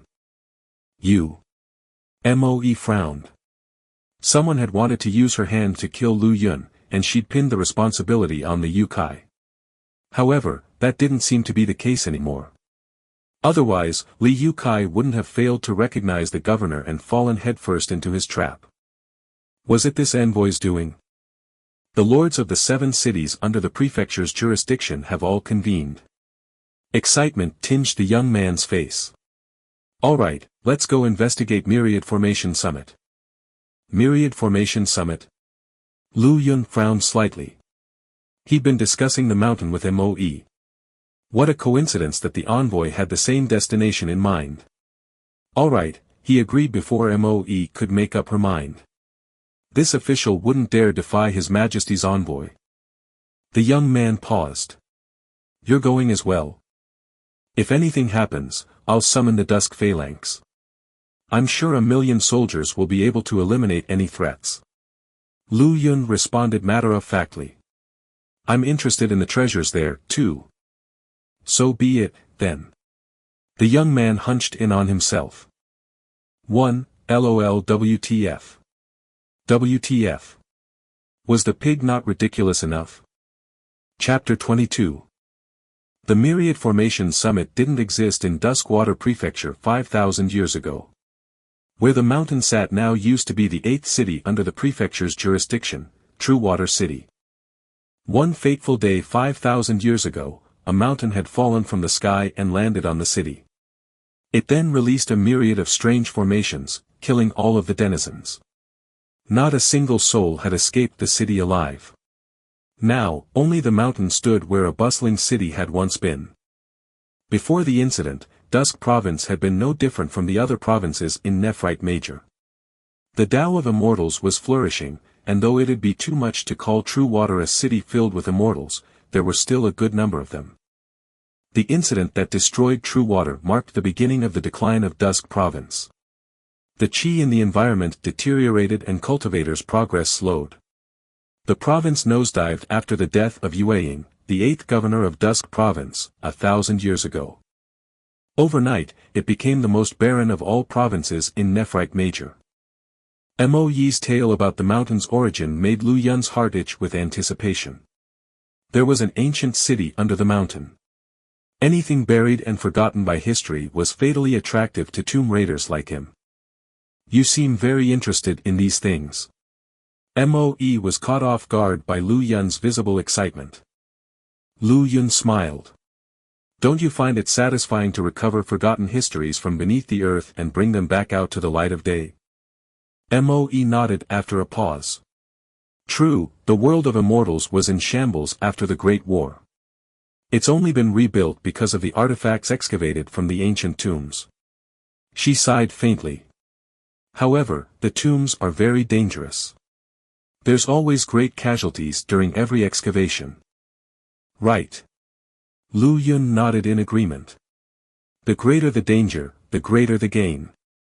The ancient tombs of immortals were indeed dangerous. Take Yueying's tomb, as an example. It was just a regular immortal's tomb, yet there were terrible things in it, like the 1,000-year-old zombie, corpse flies, and stone spirits. Be careful of the envoy, Moe suddenly piped up. He failed to use me to kill you, so his next attempt might come while we're on the mountain. Lu Yun paused. Are you sure it was him who set me up? Moe nodded. Everyone from Nephrite Capital wants you dead, including those from your own clan.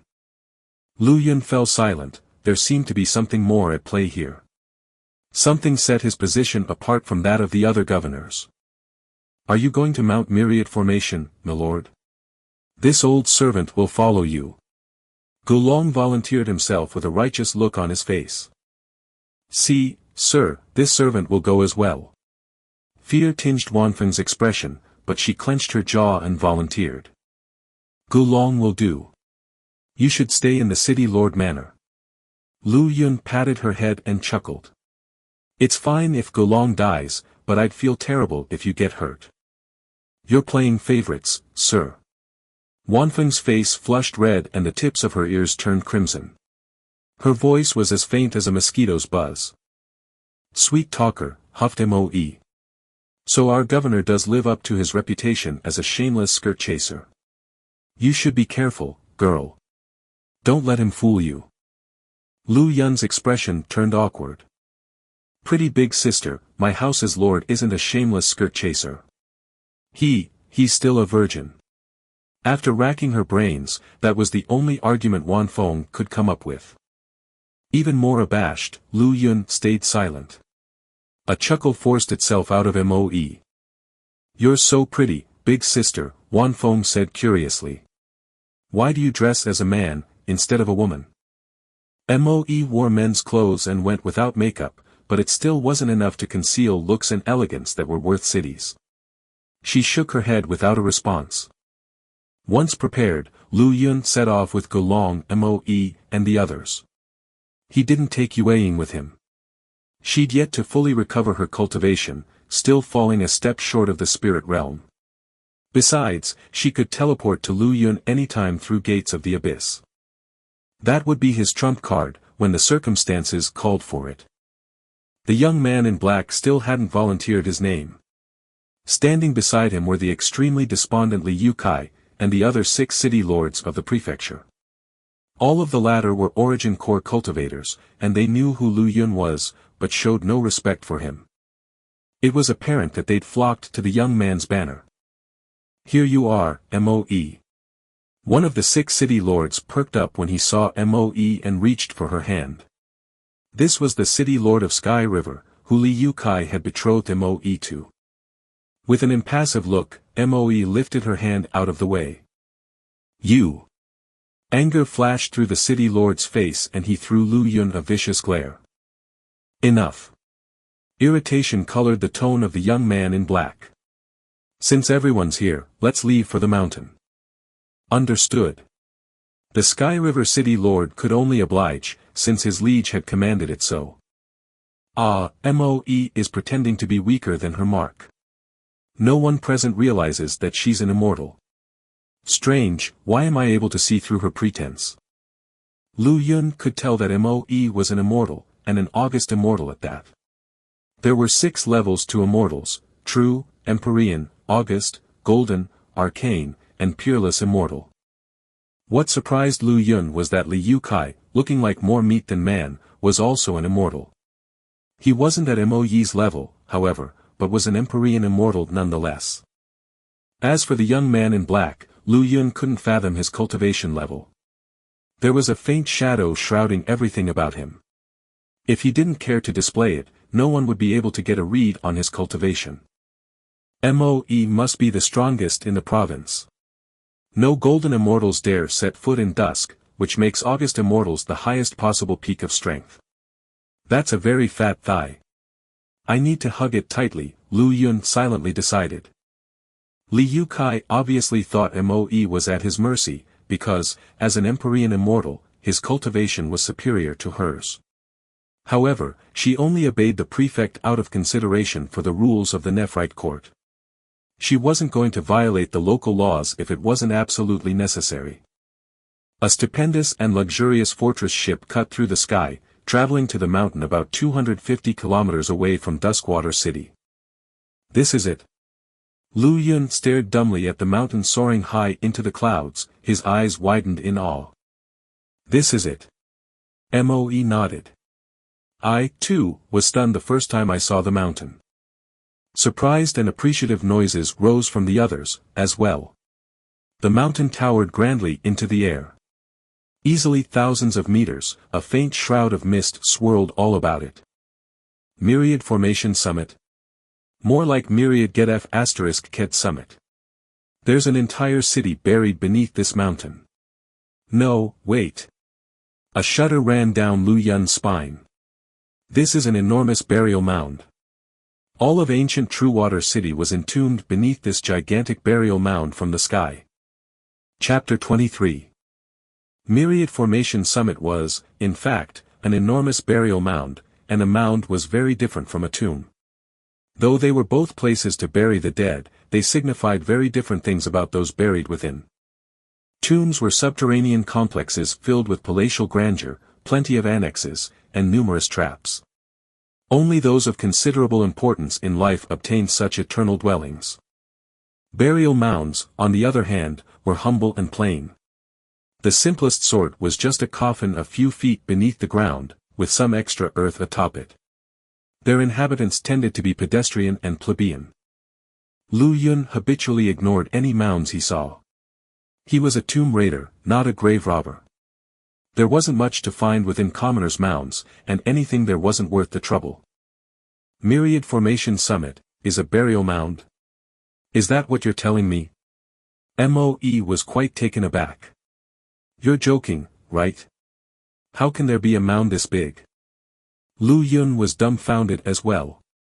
Why not? If a very important person was buried here, the size of this mound would make sense, wouldn't it? Can the sect records be true? Tombs nourish corpses, while mounds raise ghosts. If I'm right, formations won't be the only deadly source of trouble in this mountain. There will be plenty of ghosts and monsters as well. The young man observed his surroundings very carefully from his perch atop the ship's tower. And this is one of the province's life points, too. Lesser than the main one within the capital, but crucial nonetheless. He began to understand the reasons behind the course of history. According to Moe, the arrival of Myriad Formation Summit 5,000 years ago had destroyed Truewater and marked the start of the province's decline. It's no wonder. A burial mound stifling one of the province's life points would certainly have that kind of effect on Dusk's feng shui. Moe remained quiet as Lu Yun murmured softly to himself. She had no idea what he was saying. The burial of an eminent personage in a mere mound would certainly cause unbelievable resentment. He's definitely become a vengeful ghost without hope of reincarnation. In the texts of Lu Yun's tomb raiding sect, important individuals buried in mundane graves would refuse to pass on to the next life. Instead, they became restless, wrathful spirits who were imprisoned in their own burial mounds. The mounds would then continuously expand from all of the negative emotions, until the earth around it became anathema to life. This was just what was written down by his sect ancestors, of course. Lu Yun hadn't ever seen anything like that for himself. He certainly hadn't expected to arrive in the immortal world and encounter a burial mound tall enough to reach the clouds. The person buried here couldn't be an immortal emperor, could it? He murmured. Are you sure the formation orb you're looking for is in there? Moe shook her head dubiously. She was clueless when it came to graves and the dead. What Lu Yun spoke of was unfathomable to her. Milord, the mound looks really tasty. Gulong kept swallowing his saliva. It's a yum-yum, a big yum-yum. It's many, many times yummier than that zombie we saw last time. Lu Yun shuddered. He knew what Gulong was now. The old man's name was written in the Tome of Life and Death, and though he was dead, he lived on still. In other words, he was one of the living dead, able to consume nether energies to strengthen himself. All negative chi was food to his eyes. The stone spirit had been imbued with that kind of energy, which was why Gulong had been able to eat it with such ease. Even a 1,000-year zombie was something he could sink his teeth into. Something tastier than the 1,000-year zombie, eh? Can you actually eat that? Lu Yun looked at the old man, who licked his lips. I'm only a little bit away from the core realm, milord. If I have just a few more bites to eat, I can have a golden core of my own. The old servant seemed ready to charge into Myriad Formation Summit at any second. When I do, I'd be able to absorb a sliver of energy from that. A tiny bit will be more than enough to satisfy me many times over. Neither Lu Yun nor Moe said anything after that. Li Yukai and the youth in black were already out of the cabin, as was most everyone else. The Lord of Sky River City glared at the Dusk Province governor with venom in his eyes. He believed that the rival before him had stolen away his betrothed's heart. Why don't you just kill him? Lu Yun asked Moe, having noticed the murderous attention upon him. He's a city lord of Nephrite Major. If I did that, it would just give that fatty over there an excuse to move against me. Moe shook her head, her eyes weary. Lu Yun blinked. There was something behind her words that hinted she was only in her current role to hide from something. She wasn't afraid of Nephrite's laws, but she also didn't want her cover blown. Li Yukai had accidentally stumbled upon this, which was the only reason why he'd been able to exert any influence over her at all. The youth in black wasn't interested in Lu Yun and Moe's conversation. His dark complexion had only been growing darker and darker. What's wrong, Sir Envoy? Lu Yun asked with some confusion. All of you need to listen to my orders in a moment, or you'll all die. The youth in black gnashed his teeth. My fifth brother is here. Your fifth brother? Li Yukai shivered violently. He had a bad feeling that something horrifying was going to happen. Boom! As if on cue, a collision rammed the fortress ship they were on, causing the entire vessel to shake tremendously. That's enough, Qing Hongchen. The youth in black soared into the air, shrieking in frustration. A fortress ship larger than theirs had appeared behind them at some point, and the quake just now had been caused by the two boats' collision. Lu Yun hurriedly put a hand on the gunwale. I just love seeing you all worked up. Come at me if you can. The one called Qin Hongchen was a young man around 18 years old. He cut a rather handsome figure in his green tunic, but his features were just a tad too effeminate and sinister. A snide sneer was plastered across his face, making him look like a cat playing with his food. Ram that boat as hard as you can. We're not at home in the clan right now. I'd like to see who'll protect you here. Qin Hongchen's features tangled themselves into a savage snarl. He seemed almost crazy. Boom! The fortress ship experienced an even bigger convulsion. Frightening cracks crawled across its body. He really means to kill me. The youth in black turned ghastly pale. Hum! A golden pillar of light blasted into the heavens right beside him from the boat's deck. An enormous gate slowly opened in midair. Dusk Phalanx, hear my call. An assassin is trying to take the life of Dusk Province's governor. Immediately send a force here to exterminate the traitors. Lu Yun roared mightily with the command token in his hand. Yes, sir. A loud answering cry could be heard behind the gate. Yin Xiantian emerged a moment later, 10,000 soldiers behind him. They hovered in midair, forming a barrier between the two boats. The Dusk Phalanx? You ants dare stand in the fifth young master's way? Crush those fools. An angry voice responded from within the larger boat. Rumble. An aura of faint gold encased the larger boat. Thus protected, it gathered its strength and viciously hurtled toward the Dusk Phalanx. Chapter 24. These people are incredibly bold and lawless to attack even the Dusk Phalanx. Li Yukai trembled in fear. Though the Dusk Governor had direct command of the Dusk Phalanx, the army was under the overall jurisdiction of Nephrite's imperial court. It was charged with guarding the province's northern borders against the monsters of the North Sea. Qin Hongchen's assault wasn't something major, but neither was it something that could be easily brushed aside.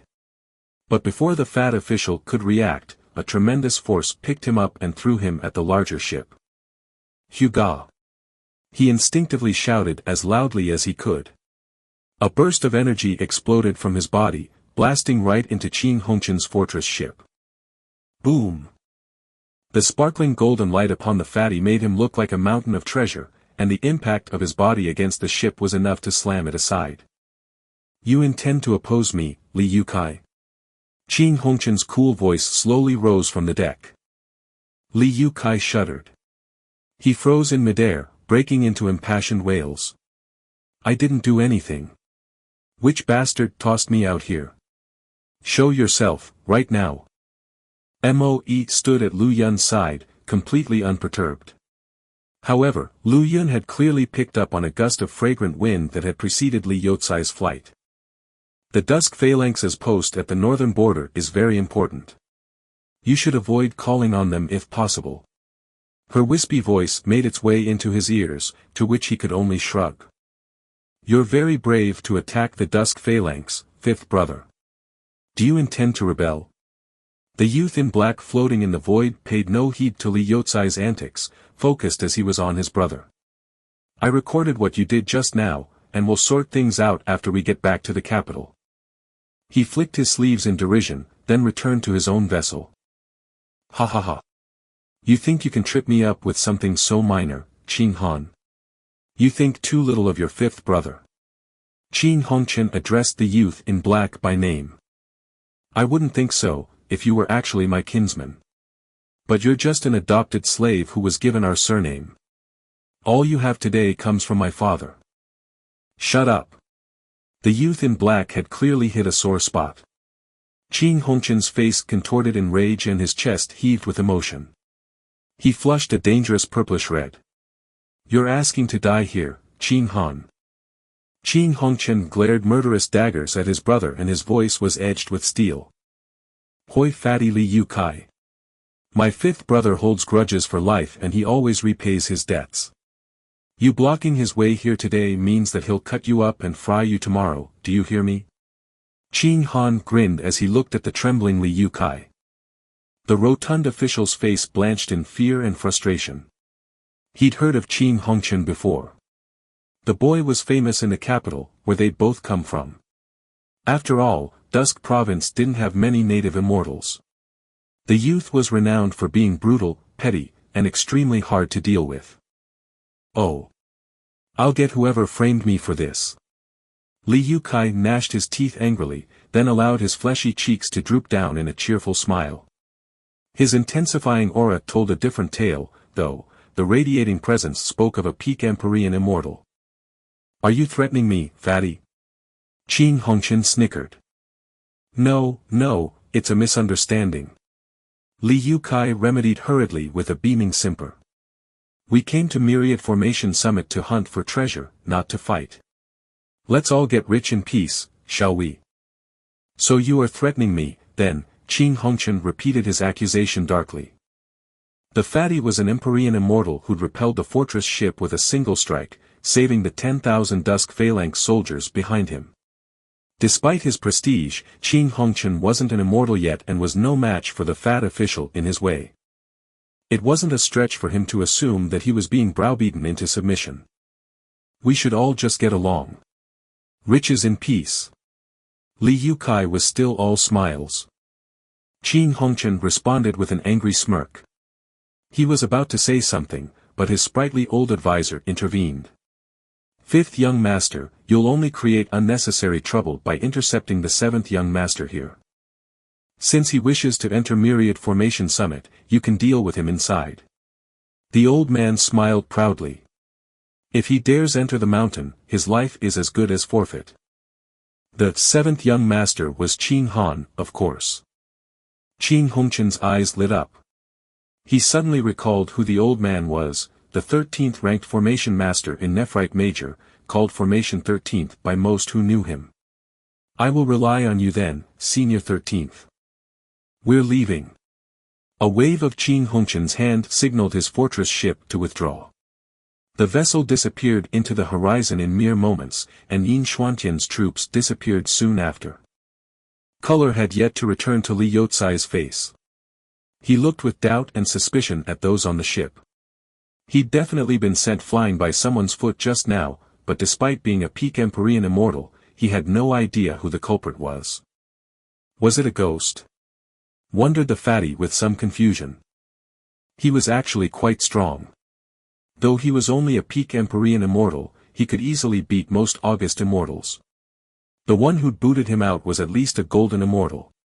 But golden immortals couldn't possibly come to Dusk Province. Aside from a ghost, what else could it be? We're going in. Qing Hongchen's sudden appearance dampened Qing Han's high spirits. As they grew closer to the mountain, the air grew stiff and sticky, making the ship fly noticeably slower. Formations poked out from the ether from time to time, casting themselves down upon the ship at random. Qing Han's vessel was strong enough to shatter them as they approached, breaking them upon a veil of rippling light. Well, no surprise there, the fortress ship had survived a larger ship's ramming maneuver unscathed. They continued smashing through formation after formation, going deeper and deeper as time passed. Stop! Lu Yun suddenly called out. What is it? Qing Han frowned a little as he looked over. We'll never make it into the mountain proper at this rate. The young governor examined his surroundings, then affirmed his observation. We're going in circles around the body of the mountain. This is actually the 35th loop. What? Everyone was collectively stunned. Don't make things up. The ship is going in a straight line. We couldn't possibly be going in circles. Loudly rebuked the Sky River City Lord. Shut up, stupid. Lu Yun shot back. He closed his eyes, appraising what the circumstances before them meant. Ghost hits wall. No, there was something more insidious at work. The feng shui layout here hinted at incredible dangers within. The deception went deeper than just the senses that ghost hits wall would ensnare. It was possible for someone lost within it to suddenly lose their head without rhyme or reason. If he guessed correctly, the formations the fortress ship had smashed just now were reforming into something stronger that awaited them just ahead. Land. Land onto the ground.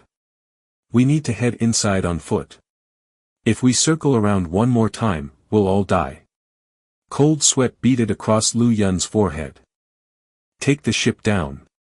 Qin Han furrowed his brow, but gave the command nonetheless. The fortress ship slowly drifted down to earth.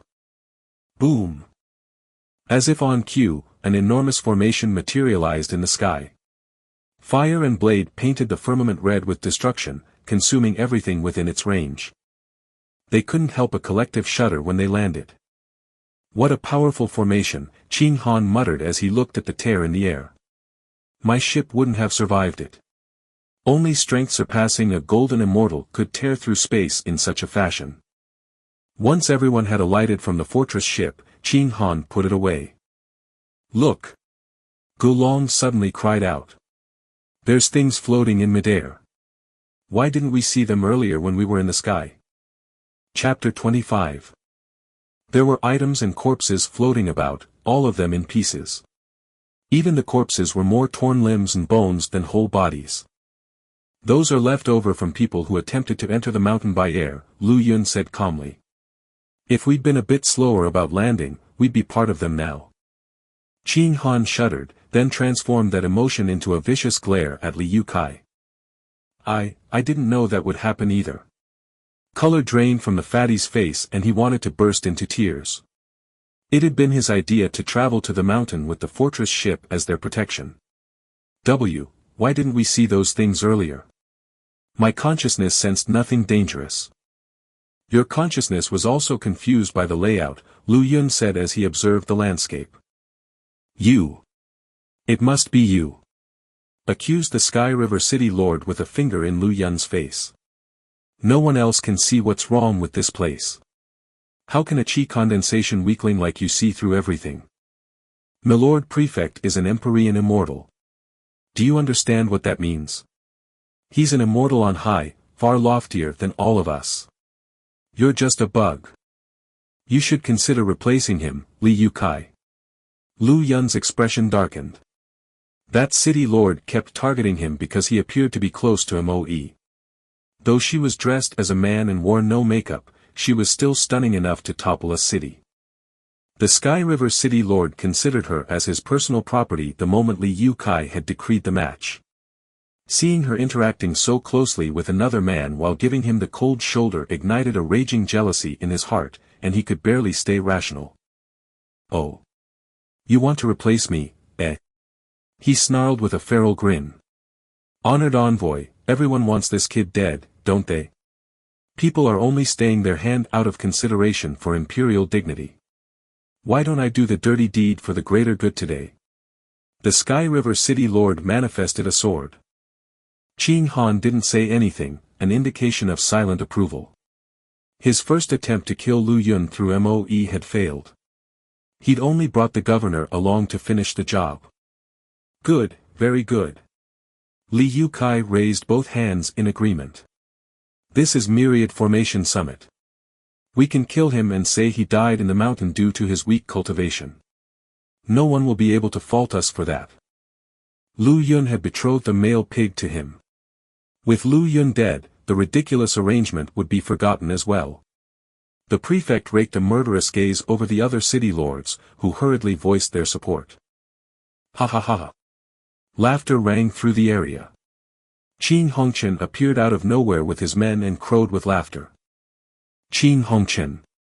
Qin Han twisted his lips. So we meet again, seventh brother. The Qin genius sneered at Qin Han, then turned to Lu Yun with a smile. It seems they all want you dead, Governor of Dusk. If you join me now, I promise to keep you alive. They want you dead in order to plant a new puppet here. In my opinion, though, it's better to use you than to cultivate someone else. Qin Han frowned. He's a member of the Lu clan, fifth brother. So what? Qin Hongchen smiled. I hear that our governor here threw Lu Yuanho out of his manor after a good beating. Lu Yuanho couldn't have suffered a worse humiliation. That's enough for me to look kindly on Lu Yun. In Nephrite capital, Qing Hongqian and Lu Yuanho were considered the two top geniuses beneath Immortal Realm. However, tensions between their two clans made the two young geniuses bitter enemies. Their clashes were a source of great entertainment in the capital. Qing Han's fury was almost a tangible flame. Since the fifth young master is offering me protection, then I am the fifth young master's man. Lu Yun had little to no shame. That was how he'd survived to this day. There seemed to be no reason to turn down the fifth Qing son. Utterly shameless. Qing Han bit out. Recognizing the times he's in is a sign of wisdom, Qing Hongqian laughed and turned to Li Yukai. What about you, fatty? The governor, your superior, has already joined me. I'll abide by your orders, fifth young master, Li Yukai hurried out. If you would please put earlier incidents behind us. Earlier incidents? Qing Hongqian asked with feigned confusion. Did something happen earlier? Delight seized the fatty, while Qing Han's livid face clouded over. He hadn't expected Qing Hongqian to turn things around with only a few choice words. I serve the fifth young master, now. Li Yukai glanced at the other city lords. What about the rest of you? What a perfect display of adding insult to injury. The Sky River City Lord felt the murderous gaze behind him before he could move.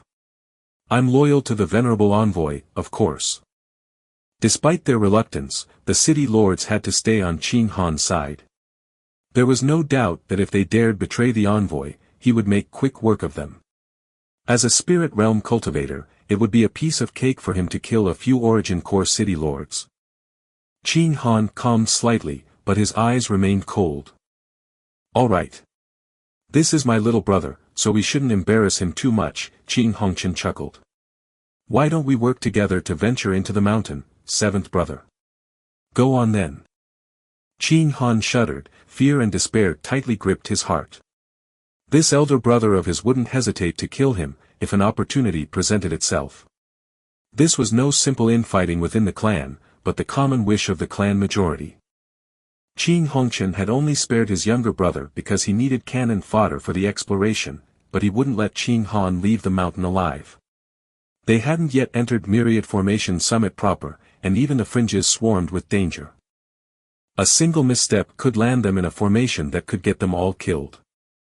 What intricate formations, as befitting a treasure of the Immortals recorded in the ancient texts from this tomb.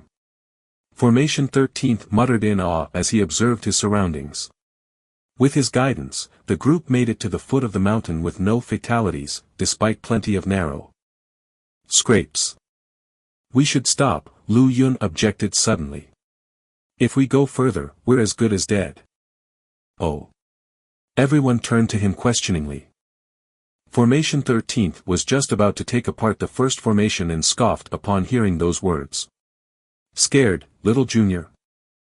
Lu Yun shook his head. The name of the mountain is self-explanatory. How many formations do you think you'll be able to handle if we ascend from the foot of the mountain? Ha ha ha, you haven't heard of the old master, have you, Lu Yun? Mocked Li Yukai. This is Formation 13th, the 13th best formation master in all of Nephrite Major. Deep pride crossed Formation 13th's face. The 13th best of Nephrite Major? Lu Yun scoffed. That's the reason for his arrogance. What about the 12th, or the top formation master? Are they so mighty that they float instead of walk on the ground? Formation 13th's expression darkened. Lu Yun couldn't be bothered to waste his time on the man.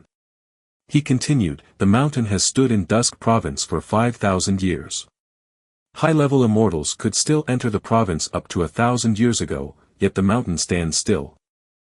He looked up at the shards of treasure, fragments of weapons, and body parts of cultivators and immortals alike silently hovering in the air.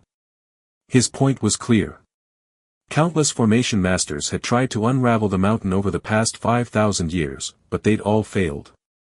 Some had managed to get out alive, while others had become floating debris outside the mountain. Formation 13th's face flushed red, but he didn't know what to say. The governor has a point, Qing Han nodded, then continued with an impassive expression, and he was the one who saw through the formation midair and told us to land. Oh. Qin Hongchen's eyes lit up. What do you propose we do, then? Formation 13's face burned. They'd been following Qin Han's ship and would have died if it wasn't for their quarry's sudden landing. He'd thought it was a coincidence, but it turned out the young governor had spotted the trap. The mountain is actually a large burial mound, but its core is still underground. To explore the mountain and locate its treasure, we must open a path leading underneath the mountain. Lu Yun wholly ignored their words. Qin Han wanted to kill him in the mountain, and Qin Hongchen was using him as a pawn. Both were up to no good. However, he, too, was using them on this trip. He wasn't powerful enough to explore the mountain on his own, so he needed labor and cannon fodder. What? Qin Hongchen exclaimed. Moe had heard these outlandish speculations before, so she wasn't too surprised. The others, on the other hand, were stunned. A large burial mound. Myriad Formation Summit, a mountain tall enough to reach the sky, was a large burial mound. Impossible. Nonsense. Formation 13th yelled. There's no burial mound this big. Not even the tombs of the ancient immortal emperors would reach such a scale. Lu Yun ignored him in favor of scanning the landscape. This is the duality of dragon and tiger. The dragon fights the tiger, while the tiger vies with the dragon. The person who set everything up must bear a deep hatred for the dead buried within. He was gravely shaken. The duality of dragon and tiger was a malicious feng shui layout. Dragons symbolized emperors, and tigers represented kings. The two plainly couldn't coexist peacefully with each other. There existed a saying of yore that said how there would always be clashes between dragon and tiger, due to their irreconcilable hostility. The conflict between the two was never-ending. This meant that not only would the dead buried here never enter the wheel of reincarnation, but they also couldn't even find peace in death. More importantly, the layout contained the violent energies of the two beasts, which would amplify the unresolved grievances of the dead. On top of that, there were the countless residents of True Water who died before their time. Lu Yun had no idea what great horrors the burial mound could create. 9 kilometers to the southeast lies a valley, he declared confidently after some calculations. We can dig our way into the graveyard there. A valley 9 kilometers away. After a pause, Qin Hongchen pointed at one of the city lords serving Qin Han. You there, go and take a look. He clearly didn't fully trust Lu Yun. Qin Han's face remained impassive. The city lord's heart sank. They'd only safely made their way here because of Formation 13th. It'd be suicide for a mere origin core cultivator like him to go anywhere without the Formation Master. Close your eyes and go straight in that direction for 9 kilometers, 9 meters, 203 centimeters, Lu Yun cautioned seriously, locking eyes with the city lord. No matter what you encounter or hear, don't open your eyes. And do not, under any circumstances, stop. You're dead without a doubt if you do. The city lord shuddered and bobbed his head vehemently. Chapter 26. 18 miles away, there was a valley that was the feng shui's weak point. There was no telling how long the layout had existed here. It had likely nurtured creatures both strange and bizarre to defend that weak point. At the same time, the duality of dragon and tiger was a grand formation. The location Lu Yun had pointed out was also the formation's weak point. Everyone held their breath as they watched the city lord haltingly set off in the direction the governor directed him to. Right. Lu Yun slapped his forehead. I forgot to tell him something. Just then, the city lord, who hadn't yet walked too far, turned around and opened his mouth, like he was talking to someone. And then, thud. His head detached from his neck and hit the ground. Blood geysered into the sky and the headless body wavered, then toppled over like a log. Didn't I tell him not to talk? Lu Yun scratched the back of his head. Don't think so. No one answered him. The group was overcome with shock. The city lord had died so suddenly, seemingly without any reason at all. No one knew how his head had just fallen off like that. How did that happen? Master 13th stared dumbly at the body and murmured, did he step into a formation? But I didn't sense any ripples of activation. This was my oversight. Lu Yun frowned slightly. I thought he would be fine walking in a straight line with his eyes closed, but who would have thought the fool would talk to the thing in the formation instead? The thing in the formation? Is there something else here? Master 13th frowned deeply and snapped, what's going on here? Talk. Rank 13 in all of Nephrite Major, you said, Master Formation 13th. Lu Yun locked eyes with the vaunted master. Do you not realize that we're already in a formation? The valley I pointed out is the key to breaking it, which will allow us entrance into the burial mound. The formation he spoke of was the duality of dragon and tiger. However, that was the feng shui layout, and Lu Yun didn't know its formation name. What surprised him was that while he was able to clearly discern the feng shui, formation 13th, supposedly the top of the pack of Nephrite Major, had failed to recognize the corresponding formation. Charlatan, Lu Yun muttered under his breath. 13th's face flushed red. Of course I can tell this is a formation, but when he died, there was no sign of it being activated. That's because you're a bumpkin. Lu Yun unceremoniously pointed at the Sky River City Lord. You, make your way to the valley. Don't speak. Don't turn around. Don't stop until you're there. The formation master grit his teeth, wanting nothing more than to murder Lu Yun on the spot.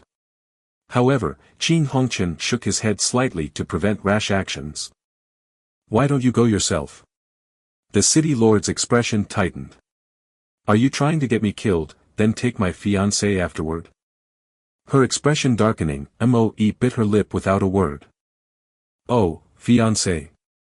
Interesting. Qin Hongqian could tell the city lord had beef with Lu Yun, but he didn't expect there to be such a scandal. Oh. Fiancé, you say? Lu Yun smiled faintly. The prefect arranged the marriage for you. If he was able to marry off the Duskwater city lord, then I, as governor of the province, should have the right to annul the engagement. You. The city lord spat out. You and I will be enemies until the end of time if you steal my wife. Besides, you only have half a year left in your term. You have no right to annul the engagement. Lu Yun turned to Li Yukai with a smile. Tell him if I have the right to, Li Yukai. The prefect glowered without a word of response. Lu Yun had betrothed a male pig to him. Even now, the pig was having the time of its life in his manor. Fine. Since you want me to go, then I'll go myself. Lu Yun didn't want to waste his breath arguing with the city lord. It was ludicrous for Li Yukai to betroth Moe to the Sky River city lord, anyway. However, she'd been unable to resist, despite being an August immortal. That told Lu Yun that things weren't as simple as they seemed. No matter how complicated the truth was, however, everything would be resolved as long as the Sky River city lord and Li Yukai died here. No, not you. Qin Hongqian rushed out. Lu Yun seemed to be in his element here. If he went, he might escape from Qin Hongqian's control. The Qin scion pointed at Gulong, who'd been by Lu Yun's side all along. You go. What should this old servant watch out for, my lord? Gulong cast Lu Yun a pitiful look. Well, Lu Yun scratched his head. Don't eat too much. Understood. Responded Gulong. He gleefully skipped toward the valley. Don't eat too much.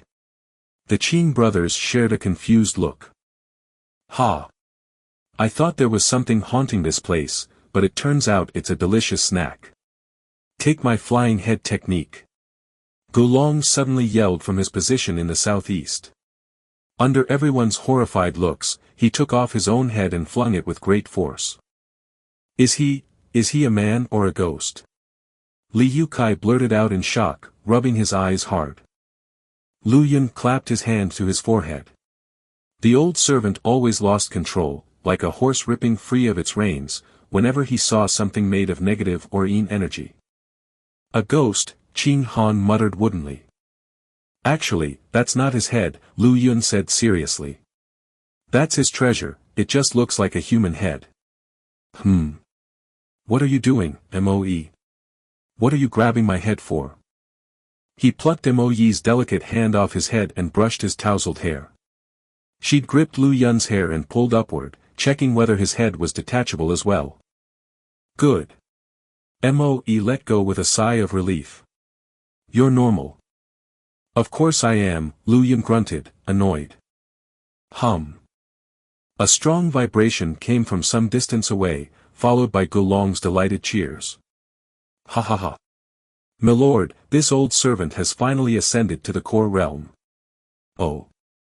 An even tastier meal's coming. Yum yum, don't go, here I come. Another raucous cheer marked his chase. The fellow had completely forgotten about Lu Yun's order. The governor cleared his throat. Well, this old servant of mine has been practicing the flying head technique. He's able to use his own head as a treasure and devour creatures of Yin energy. There are all kinds of techniques in the vast world of immortals. He turned to Qin Hongchen with great sincerity. Surely you've heard of this method, fifth young master. After a pause, Qin Hongchen blinked and laughed knowingly. Of course, of course. I've read about such a method in historical texts. There was indeed a flying head technique in the ancient immortal world. He flushed red and quieted down, unable to weave any more lies. Qin Han snorted derisively. All right, whatever was in the formation has been scared away by my servant. Now we can make our way to the valley. Remember, you mustn't speak, stop walking, or open your eyes. Without giving the others any time to think, Lu Yun set off. Let's go. Chapter 27. The others shared a look. Despite their reluctance, they had no choice but to follow when Lu Yun was so self-assured. Do you still plan to make Lu Yun one of your own? Glancing at his brother, Qin Han transmitted silently with a sneer and a sniff. Qin Hongchen's gaze flickered rapidly. A talented man is a man I can use. But can you keep him under control? With a huff, Qin Han closed his eyes and trailed after Lu Yun. Whoosh! Whoosh! Chilling wind swept past their ears when they set foot into the formation, like something whispering in their ears. Shudders ran down their spines. Only then did they understand what had happened to that city lord before his death. Master! Someone yelled, followed quickly by the sound of a head falling to the ground. What? Is Qin Hongchen dead? Qin Han tensed. He wanted to open his eyes, but Lu Yun's words came to his mind and gave him pause. He barely suppressed his curiosity and kept walking forward with his eyes closed. No. Don't kill me.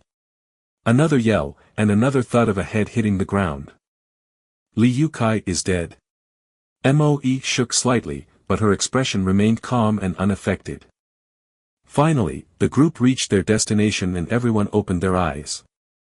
Lu Yun, said the Sky River City Lord in disbelief when he saw Lu Yun, alive and well. Aren't you dead? You're alive, Qin Han. Qin Hongchen was surprised to see his brother, too. I thought you were dead too, Qin Han responded coolly. Moe remained silent. Seeing Li Yukai made her realize what was going on. The Cloud Lake City Lord is gone, someone counted. He's the only one who actually died, Qin Hongchen pronounced in a cool voice.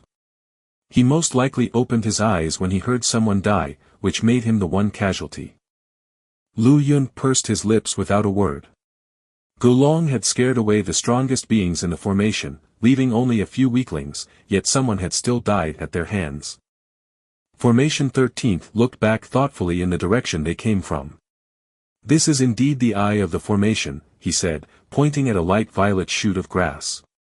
If we go down there, we'll be able to enter the place guarded by the formation without triggering the defenses.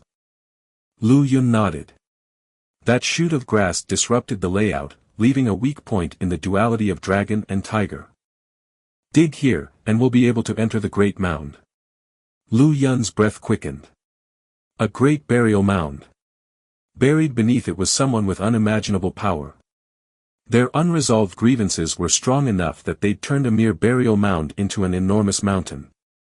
His blood boiled with excitement just thinking about raiding a tomb like this. Dig?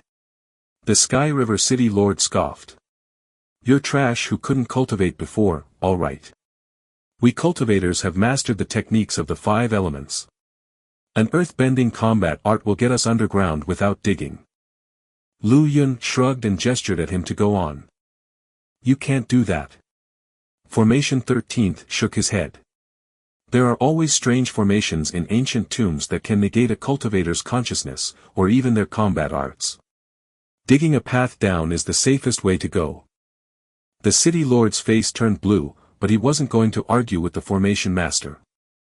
Stop after digging 135 yards, 7 feet, and 3 inches, Lu Yun commanded in a low voice. No more, no less. Move it. Ordered Qin Hongchen. Li Yukai wasn't going to get his hands dirty. He sat down on the ground and took out a piece of grilled meat, leisurely enjoying his snack. That left the 4 remaining city lords and Qin Han as the group's laborers. Sword energy slashed through the air and cut into the soil, creating a small tunnel that led directly underneath the ground. 135 yards, 7 feet, and 3 inches. Done. After 20-odd breaths of time, the Sky River City Lord's voice echoed from underground. There's nothing here. That's because you're a fool. Lu Yun sniffed and turned to Moe. Stay here. If anything happens underground, come help us. All right. She nodded. Qin Hongchen's face darkened. She's not coming with us. If she does, we're all dead. Lu Yun shook his head slightly. There are great dangers underground, so we need someone outside to coordinate with us. I'll stay with her. Li Yukai volunteered himself. No, we only need Moe, Lu Yun responded as he entered the tunnel, a cold smile tugging his lips. I'll take care of all of you in the tomb. Come on, Qin Han sighed, then entered the tunnel in a flash. You, Li Yukai stammered to Moe before following them, you must watch this tunnel well. Don't let anyone destroy it. She couldn't be bothered to respond.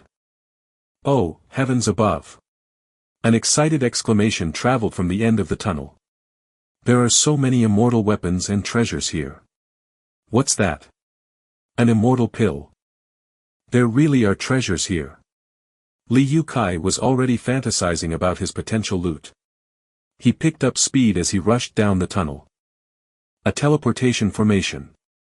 Yue Ying's experience greatly enriched Lu Yun's knowledge, so he now knew there was such a thing in the world of immortals. This burial mound is much more powerful than the ancient tomb Yue Ying was buried in, but its tomb odor has aired out. That means the coffin inside has definitely been tampered with, and the general layout of the mound has changed. Yue Ying's tomb had been broken into by those from the exalted immortal sect, but they'd failed to pry open her coffin so the odor of her tomb remained. This burial mound was another story. It was clear that someone had opened the coffin 5,000 years ago, or even earlier. What Lu Yun was after, though, was the formation orb that Moe had told him about. Since the formations outside the mountain were still standing, the formation orb must still be here. He didn't care if the coffin had been tampered with. Those at the end of the tunnel had disappeared. This is the 7-fold layout, the 7 parts of which form a teleportation formation. The intricate layout was buried underground. If Lu Yun hadn't been paying close attention to the landscape outside, he wouldn't have noticed it. His precise calculations placed the tunnel straight at the 7-fold layout. Prior to stepping into the formation, he memorized the arrangement of the feng shui. A swirl of flashing images later, an extravagant palace appeared in front of him. A plethora of items and treasures were scattered all over the place. There were also the utmost treasures of immortal Tao that Yue Ying remembered, but could never get her hands on. Lying at the center of the main hall was an enormous bronze outer coffin. 1. A bronze outer coffin. Lu Yun felt his skin crawl. There were 2 things tomb raiders never wanted to encounter, a netherwood coffin, and a bronze outer coffin. 1. Wondering why sarcophagus wasn't used this time. Because it's an outer coffin specifically made of stone, winky face. Chapter 28. So much treasure. Qin Hongqian and Qin Han's faces were slightly flushed. Strangely enough, however, a bizarre atmosphere was giving everyone pause, despite the great number of treasures present. Lu Yun stared unblinkingly at the cottage-sized bronze outer coffin in the middle of the main hall. Unknown evils laid within any such coffins. As a tomb raider, he would rather face a 1,000-year-old zombie than deal with a bronze outer coffin.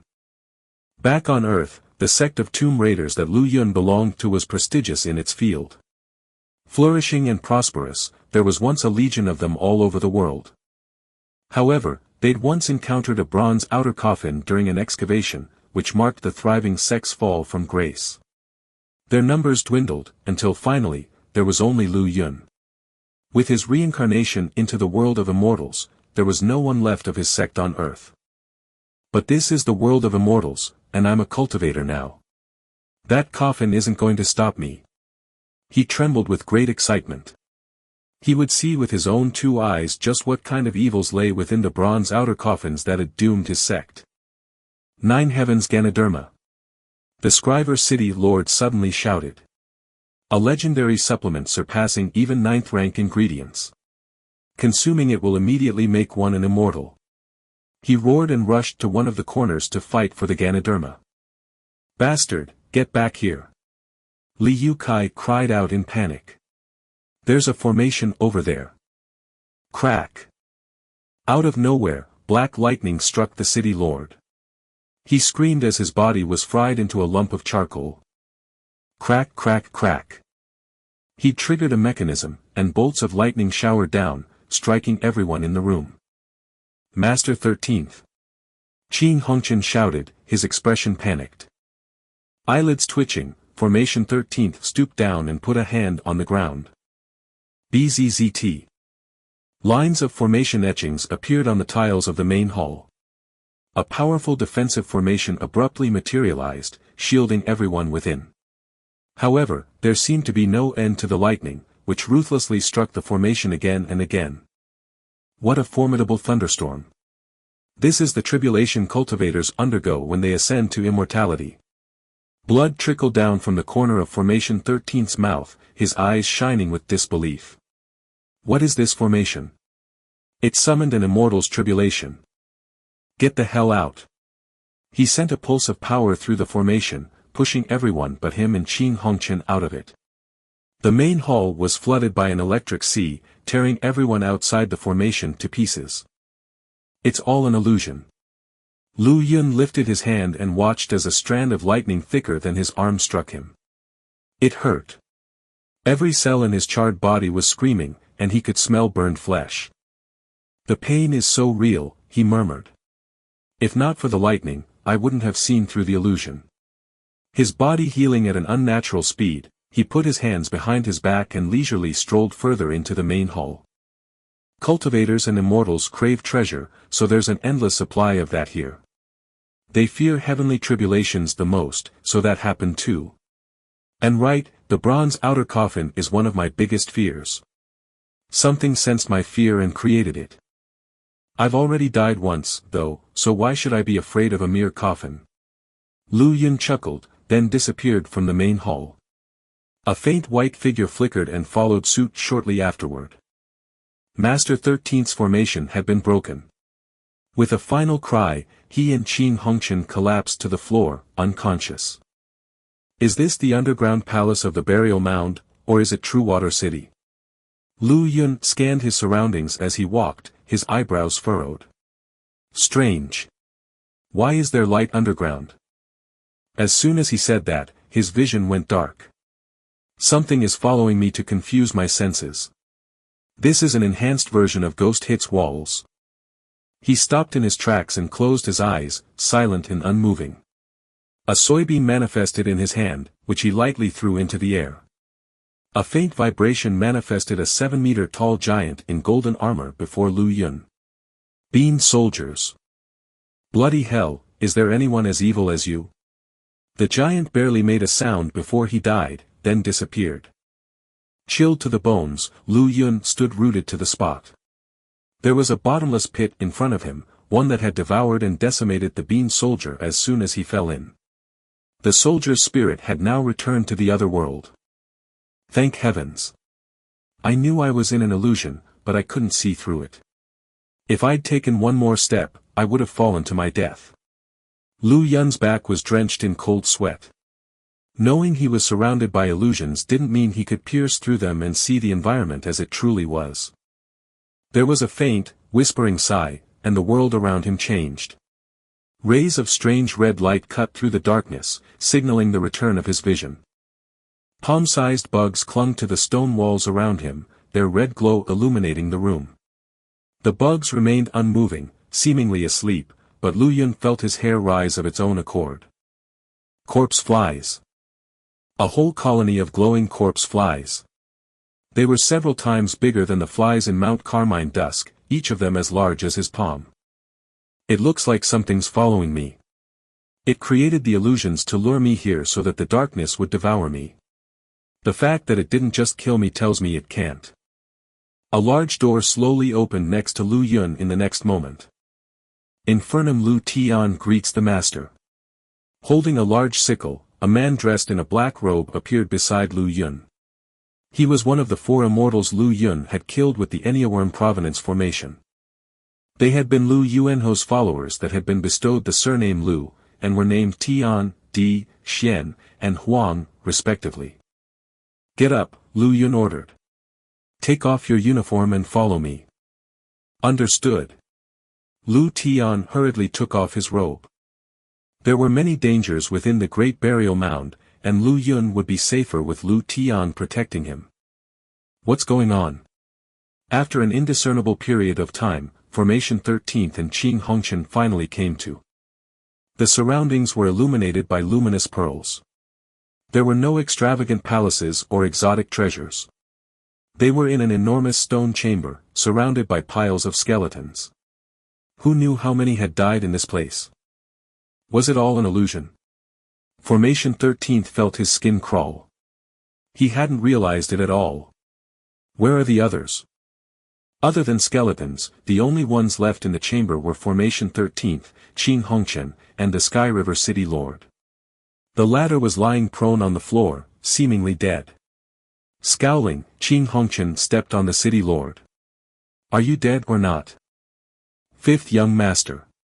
I'm still alive. The City Lord jerked awake and looked at Qing Hongqian. Ah, my 9 heavens Ganoderma. He lifted his hand and saw himself clutching a skull that was looking back at him with a mocking grin. With a shriek, he threw the skull away. What's going on here? The City Lord's voice trembled. It's fake.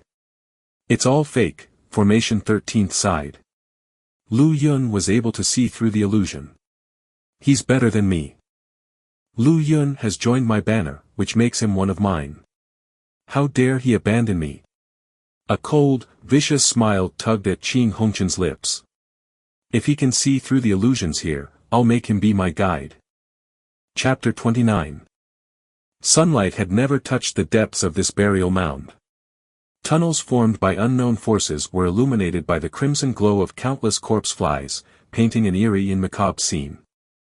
The flies are all second-rank inferior monsters, which makes them as powerful as a core realm cultivator. Lu Tian stared incredulously at the slumbering flies. What are these flies? This subordinate has never seen such monsters before. Corpse flies, only born of zombies that are over 1,000 years old. Lu Yun's face clouded over. The corpse flies he'd encountered in Yueying's tomb had only been as big as his thumb. Those had burrowed their way out of a 1,000-year-old zombie. These flies were much more powerful. They must have come from something terrifying, something much worse than an ancient zombie.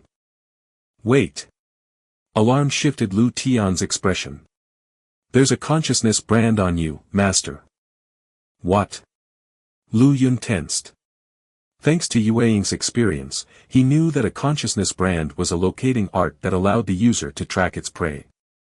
Qing Hongqian. He realized without missing a beat. It must be the Qing Scion. As a chi condensation cultivator, it was impossible for Lu Yun himself to notice the brand. This subordinate will destroy it now, master. Lu Tian was a true immortal. Destroying a brand planted by a spirit realm cultivator would be as easy as lifting a finger. No need. Lu Yun shook his head. Move it to a stone for me. Lu Tian didn't know what Lu Yun was planning, but he wasn't going to disobey his master.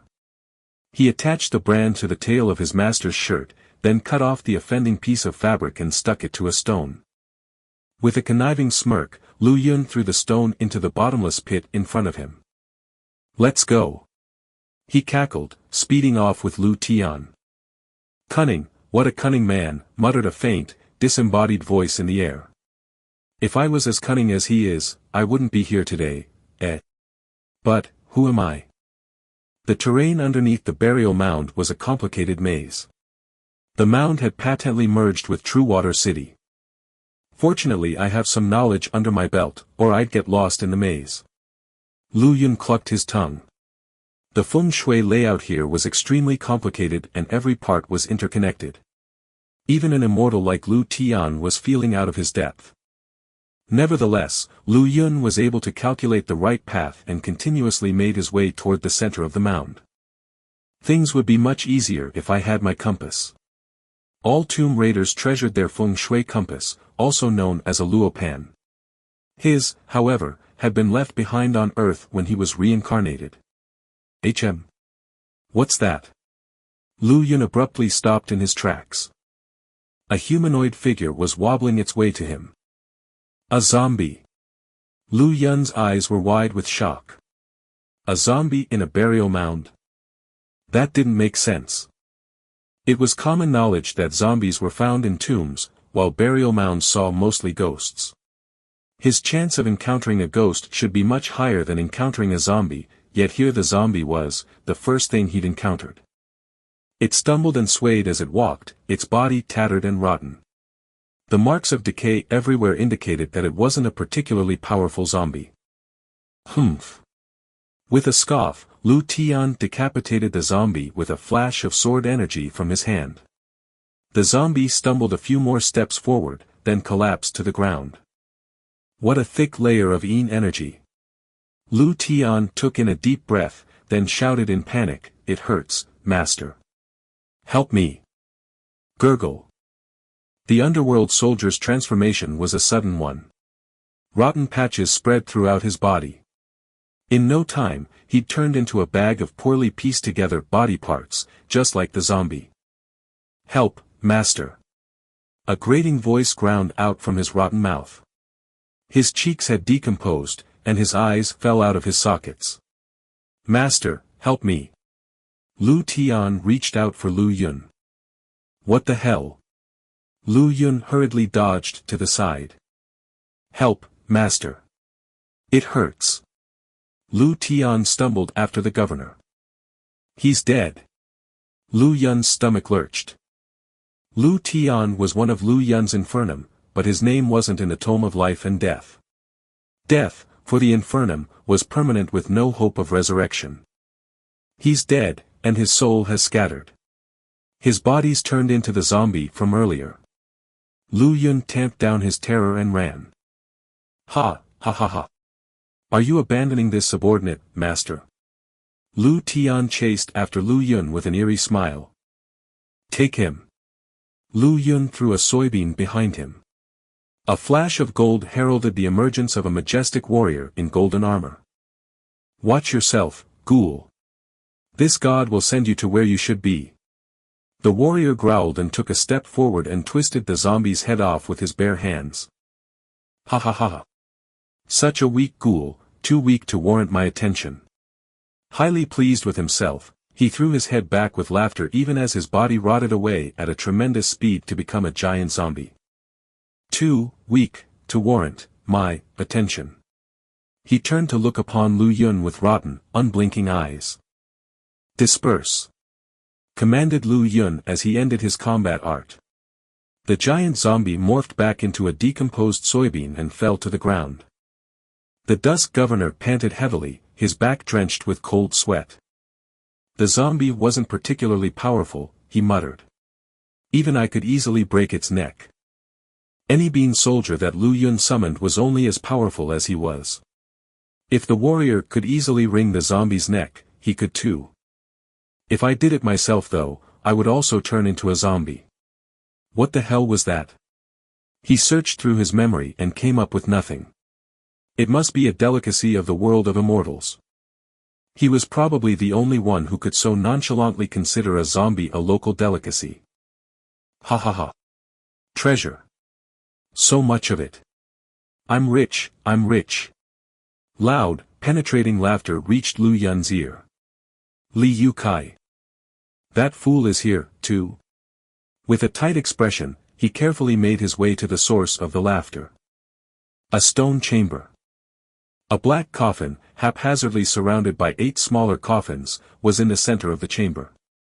Li Yotsai's large body sat on the floor, laughing maniacally while holding a skull in both hands.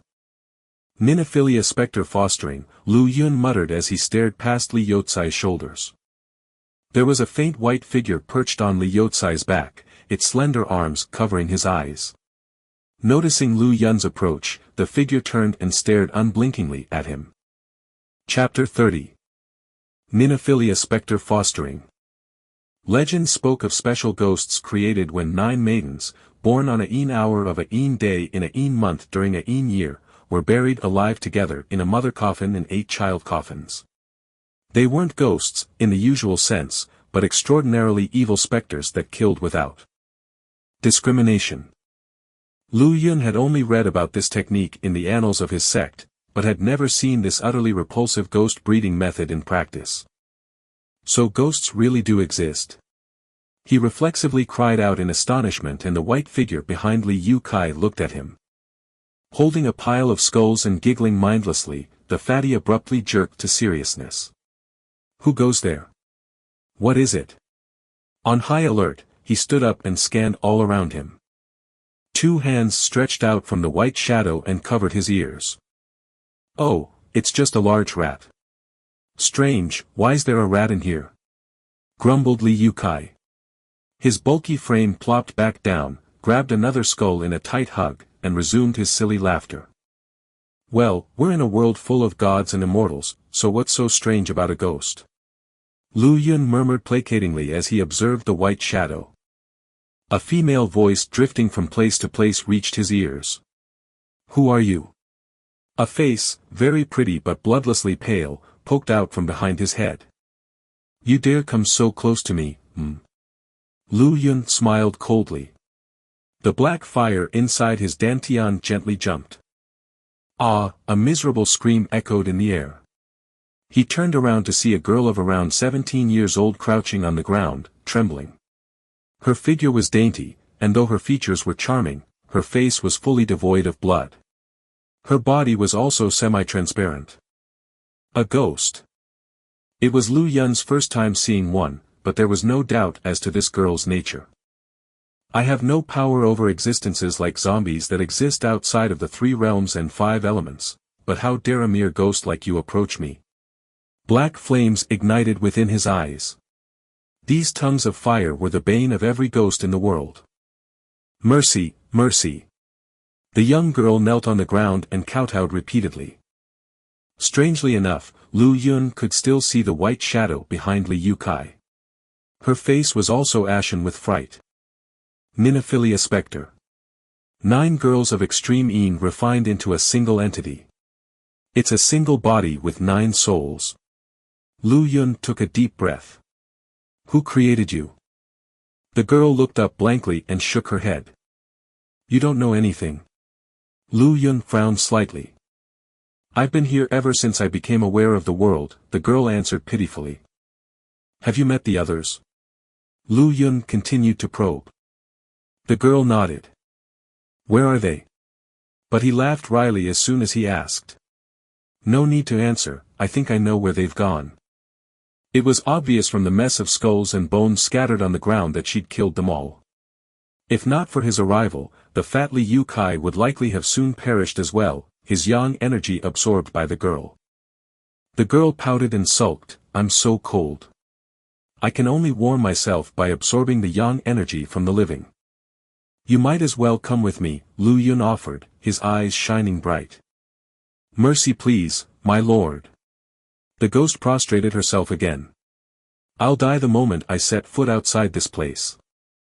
Do you still feel cold now that you're around me? Lu Yun smiled.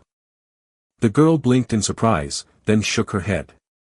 Ever since his arrival, the soul-penetrating chill that had always seemed to surround her had vanished without a trace. Lu Yun waved his hand. Rumble. Whoosh.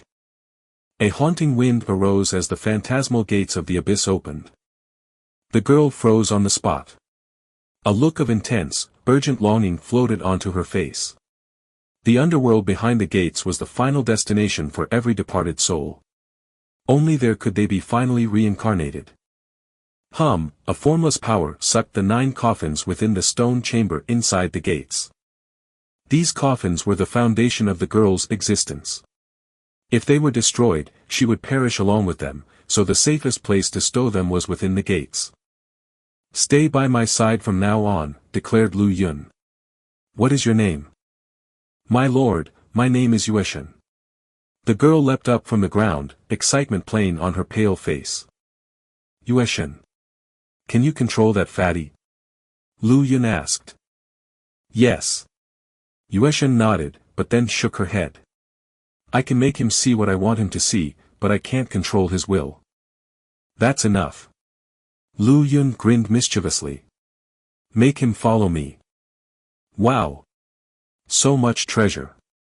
Gods above, I'm rich. So rich. With a shriek, the fatty stood up and followed Lu Yun, his face feverish with excitement as he rubbed his hands together. Ha! The kid carried off the immortal ghost nurtured in this place, a voice whispered softly in the air after Lu Yun and Yueshan's departure. It looks like he opened a pair of gates just a moment ago. I wonder where they lead. Humans become ghosts when they die, and immortals become immortal ghosts when they die. The ghost of an ordinary mortal would never dare approach an immortal one. Only an immortal ghost could delude a living immortal and absorb his vitality. This particular Ninophilia spectre fostering art hadn't used ordinary mortals, but 9 female immortals of extreme een instead. My lord, it was here just now. Yueshan's dainty figure floated beside Lu Yun. Who? The latter asked in surprise. I don't know who it is, nor can I see it, but I can feel its presence. It came with you just now. Horrified goosebumps popped up on Lu Yun's skin in response to her words. Something had followed him inside this enormous burial mound, yet he hadn't sensed it at all. Is that thing still here? He asked after taking a deep breath. Not anymore. It's gone, answered Yueshan. Lu Yun sighed in relief. Do you know what it is? His eyes narrowed. Yueshan shook her head. Fine, then do you know where I can find a treasure called the Formation Orb? That item was the entire purpose of his trip. As the local boss, Yueshan should be aware of its location. But again, she merely stared blankly at him. In that case, take me to the heart of this place. He changed tactics instead after seeing her reaction. If there were indeed treasures inside a great tomb like this, they were most likely grave goods. Such items were usually found at the center of the tomb. Okay. But that place is very dangerous. That thing following you earlier probably comes from there, my lord, Yueshan said after a moment's hesitation. Oh. Lu Yun's heart beat fiercely. All the better. Let's find out what was following me. Danger? Was tomb raiding ever devoid of danger? Li Yotsai's figure mindlessly followed behind Lu Yun, saliva drooling from his mouth and one of Yueshan's specters on his back. Why do the tunnels here feel vaguely familiar? Lu Yun's brows furrowed a few minutes later. Despite the nagging feeling of familiarity, he was dead certain he'd never set foot inside this tomb before. Strange, what's going on here? The number of corpse flies on the walls decreased with every step, and the ambient light was dimming by the second and the sparkling, undulating waters of a great lake came into view. Lu Yun, A voice brimming with rage reached his ears before he could fully take in the sight. Qin Han's livid face appeared out of nowhere. Liu Kai, you're here as well. Wonderful, isn't this just fabulous? Chapter 31. Lu Yun's pupils dilated slightly. He was both surprised, and not surprised, that Qin Han was here. The thing responsible for the illusions had followed Lu Yun to the stone chamber that Yueshan resided in. Naturally, the illusions at the entrance would be broken. What caught him off guard were the 7 men following Qin Han. There were 7 city lords in Duskwater Prefecture. Moe had stayed outside, and 2 of them had died in the duality of dragon and tiger. Only 2 of them had remained by Qin Han's side. The other 5 in the group were unfamiliar faces, and they were all immortals. A transportation portal? The answer easily came to Lu Yun. His command token was one such portal. He was able to instantly summon the dusk phalanx from thousands of kilometers away, so it only made sense for such an important noble scion to possess something similar. However, such portals had strict limitations. Only those marked by the portals could be transported. For example, Lu Yun could only summon In Xiantian and his soldiers with his token. Qin Han and his followers were a bedraggled mess. Clearly, they had encountered a great many dangers earlier. The imperial envoy's eyes blazed with fury when they settled on Lu Yun and Liu Kai. Your Excellency, Sir Prefect, it's been a while. He spat at the 2 men. It had been Lu Yun's betrayal outside that prompted Liu Kai to follow suit, which had landed Qin Han in perilous circumstances. Should I take care of them, my lord? Yueshan asked faintly when she sensed their hostility. Lu Yun shook his head. No need. Who are you talking to? Qin Han blurted out, suspicious and on guard. No one. Lu Yun shook his head. You misheard. The Tome of Life and Death gave him control over reincarnation, and allowed Lu Yun to see the entities of another world, such as spirits, demigods, ghosts, and specters. No other living beings, not even immortals, would be able to see Yueshan unless she wanted them to. Cut your dramatics, Junior! Exclaimed an immortal in red beside Qin Han. There was a slight tremor to his voice, betraying the fear lodged deep in his heart. Did you encounter the zombies? Lu Yun said with a frown apropos of nothing. At this moment, an exceedingly mournful voice came from behind them. Sir Qin Han, Sir Envoy, this subordinate has sworn to serve you. Why did you abandon me? A figure wobbled toward them. With an eerie smile, he opened his arms wide, seemingly here to claim Qin Han's life. Judging from his clothes, he was a Duskwater city lord. This subordinate feels awful, sir. Please help me. Sir Qin Han. Help, young sir. About a dozen zombies walked out of the tunnel. They all wore clothes similar to the garb of Qin Han's 5 immortals, which clearly marked them as part of the cultivators the envoy had summoned here. Apparently, almost all of them had met with an untimely demise. Qin Han's clouded face turned as white as a sheet. He backed away and demanded loudly, Are you still alive? But the zombies kept repeating the same phrases, the last words they uttered before their deaths. Run! The 2 surviving city lords exchanged a glance. Swords suddenly manifested beneath their feet and they dashed toward the small lake behind them. Splash! Something broke through the peaceful surface of the waters. One after another, pale arms shot out of the lake and grabbed the 2 city lords as they flew past, dragging them into the water. Their tortured screams rang and echoed in the small space. What is that? Qin Han yelped. Ghost yanking feet, Lu Yun said in a steely voice. It was a vicious feng shui layout aimed to kill. Back on Earth, many good swimmers still ended up drowning for no apparent reason. They were all victims of the ghost yanking feet. He hadn't expected such a terrible feng shui layout to lay hidden in this small lake. The layout he knew could only create currents in water to drown people. Here, however, it had physically manifested. With his knowledge of formations, he could tell that the feng shui layout corresponded to a trapping formation. The pale arms had formed a trapping formation before they'd approached the city lords, immobilizing them. Otherwise they wouldn't have been caught so easily. Ghost yanking feet? The immortal in red asked nervously. Do those heads in the lake belong to ghosts? Heads. After a pause, Lu Yun took a closer look at the lake. Every hair on his body bristled with horror. Hundreds of bleached white human heads were floating in the rippling lake. Their crimson eyes stared unblinkingly at the intruders ashore.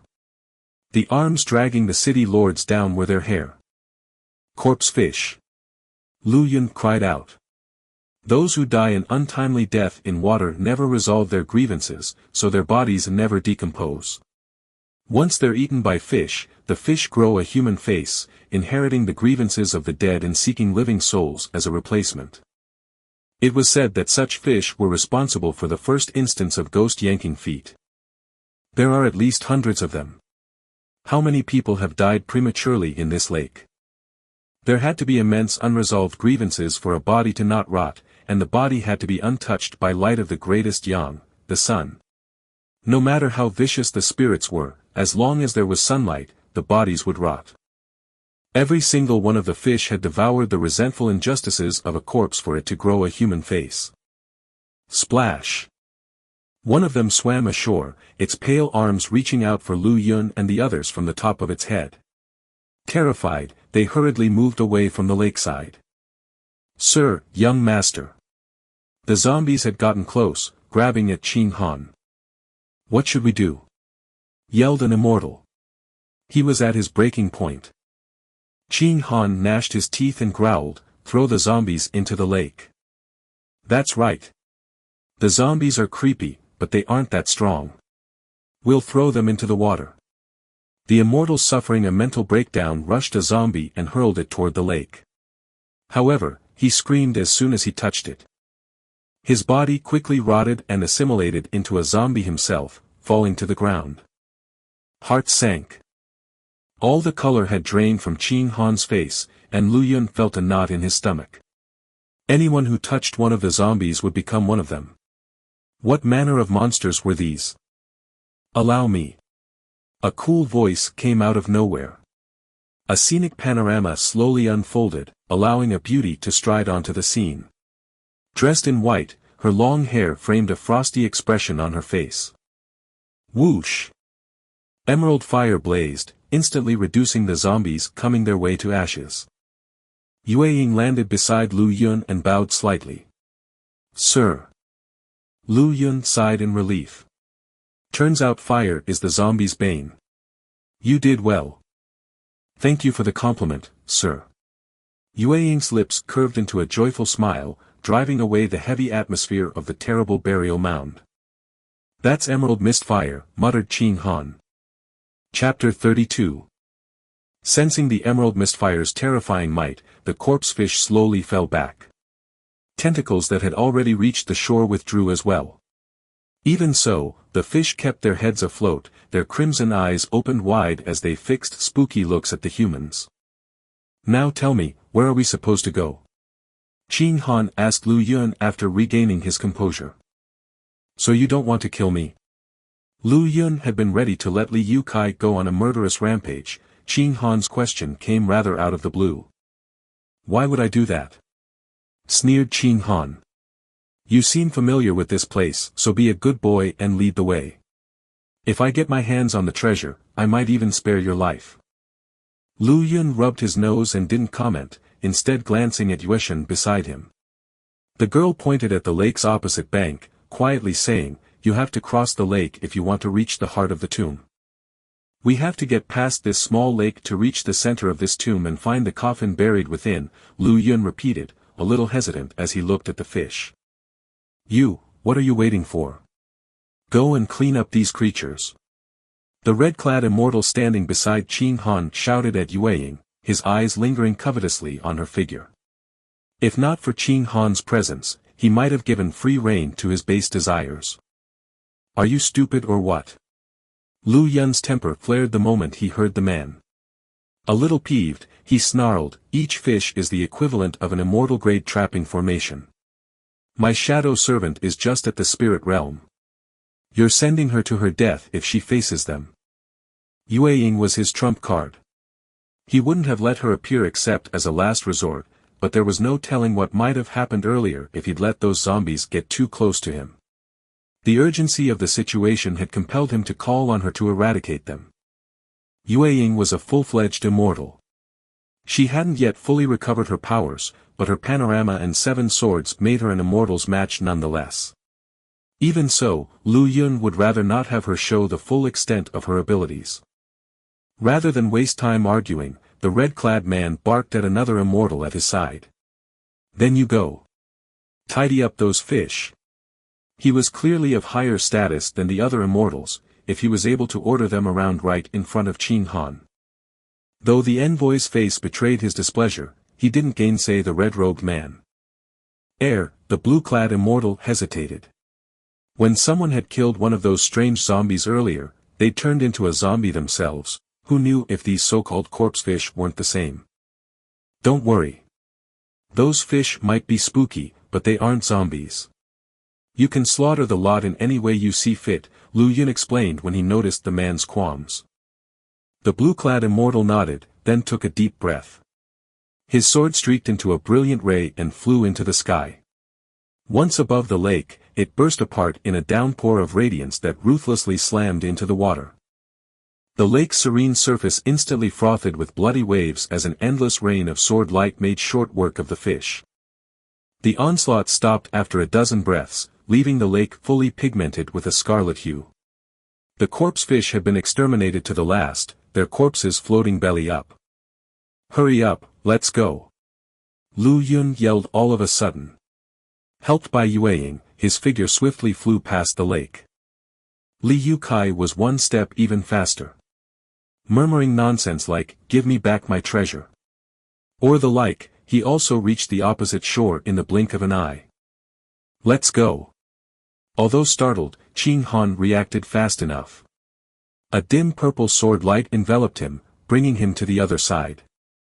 Wait for me. After deploying his sword art, the blue-robed immortal proved a smidgen too slow to react. He hastily retracted the sword light and rushed forward, but... boom! The entire lake erupted violently with the appearance of an enormous human head. A kilometer wide at the very least, it clogged the entire width of the lake. Thick arms danced above the enormous corpsefish's head.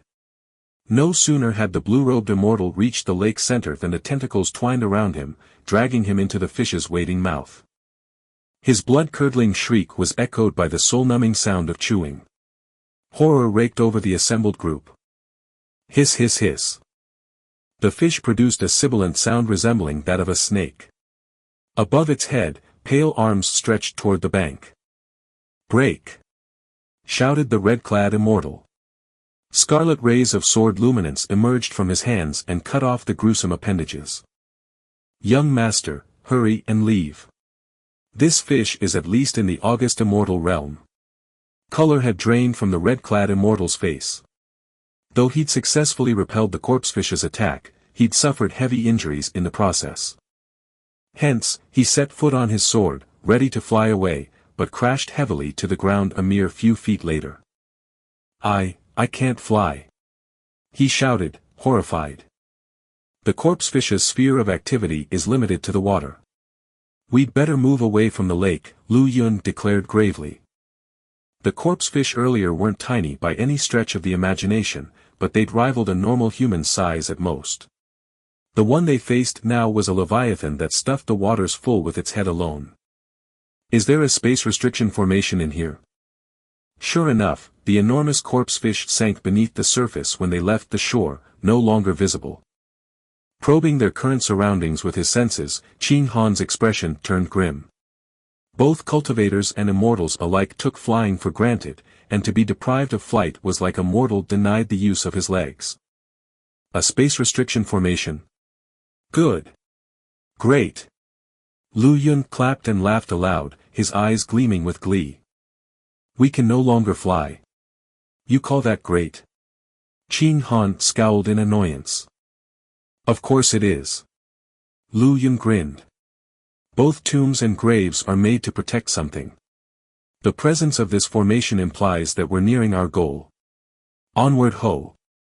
Increasingly buoyant, he hummed a little ditty and strode deeper into the dark tunnel with lively hops. The others looked at each other. Why was he in such high spirits all of a sudden? Was it purely because of the treasure? Haven't any of you noticed? These intersecting tunnels feel somewhat familiar, Qin Han ventured hesitantly as he suddenly stopped and looked all around him. Rather than a single tunnel, many passageways crisscrossed each other inside this great tomb, like an underground maze. Lu Yun froze when he heard the musing. You also find them familiar? Correct. Qin Han nodded. Very familiar, in fact, but I can't tell you why. I've never come here before. Lu Yun nodded. He also shared the same feeling. I've been observing the tunnels along the way. Yue Ying interjected, they're laid out in a pattern similar to meridians of the human body. Meridians of the human body? Qin Han blinked, then realization abruptly dawned. I see. It's just as you say, no wonder. Meridians, human body, Lu Yun felt a shiver course through his spine. The gears of his brain turning sluggishly, he stared fixedly at the corpse flies on the wall. Corpse flies, things that only grew on millennia-old zombies. The one who built this place had truly exquisite skills to create such an intricate pattern. Qin Han exclaimed, clucking his tongue. I'm afraid that's not what happened here, Lu Yun gulped violently. Even so, his throat still felt dry. These tunnels probably aren't man-made, rather, we're inside a giant corpse. To be more precise, inside a zombie. Even he found his words incredulous. Why you need to stop with this nonsense, Qin Han shuddered as he hastened to protest. How can there be someone this big? Chapter 33. Yeah. How can there be anyone so huge? Lu Yun murmured in assent. He approached a wall of the passage, tensing his jaw as he removed a corpse fly that glowed faintly with a reddish hue. It really is a larva. The immature form of the corpse fly clouded his expression. No, not necessarily, Lu Yun tried to reassure himself. These corpse flies have only recently hatched, but their larvae are ghostface maggots. The lack of maggots here means that we aren't inside a zombie. What are ghostface maggots? Qin Han asked in a trembling voice. Well, these are corpse flies, right? Maggots mature into flies, and ghostface maggots grow into corpse flies, Lu Yun explained, taking a deep breath. Whether this was the interior of a giant corpse or zombie, their proximity to either possibility didn't bode well. Still, his intensifying curiosity nagged him forward.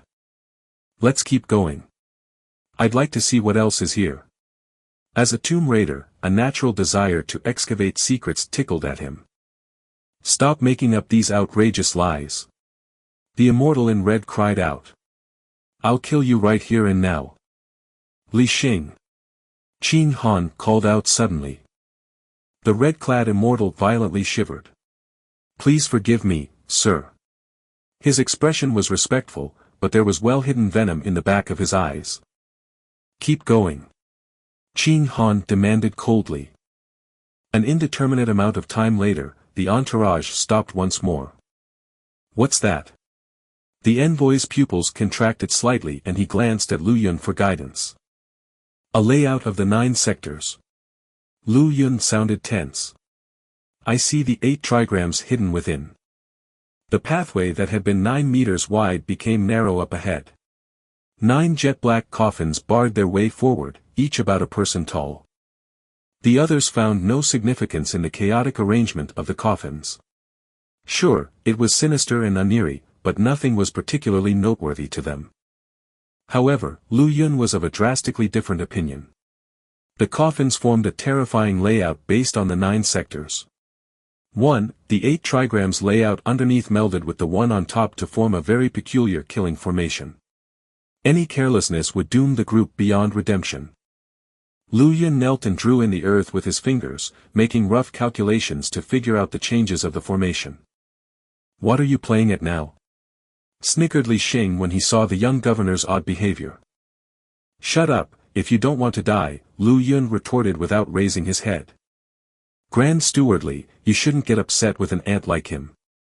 He's just trying to show off before the seventh young master by making up all of these tall tales. First a giant corpse or a zombie, now this rot about sectors and trigrams. I don't think these coffins mean anything at all. One of the two remaining attendant immortals sneered. If that's what you think, standing up, Lu Yun dusted himself off, are you brave enough to walk past? Why not? The immortal colored a little, then snickered in derision. There was an enormous monster in the lake that had eaten the blue-robed immortal, but there wasn't anything here that could hide anything remotely so dangerous. Even if those strange zombies were lurking in the coffins, what could a few zombies do to him? A little fire would burn them to a crisp. In fact, it was very likely that the coffins housed more of those creepy zombies from earlier, nothing more. Conjuring a fistful of flames, the intrepid immortal stepped into the formation of coffins. What's this? Ah, Aya.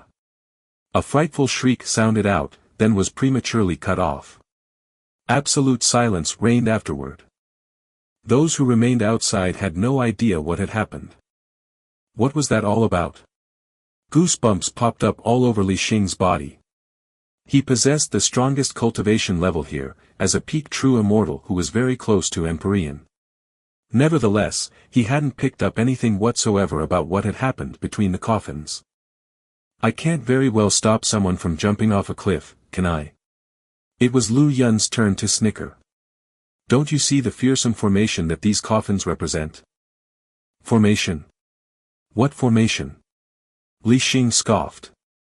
I may not be a formation master myself, but I have the common sense to know that something this simple can't possibly be a formation.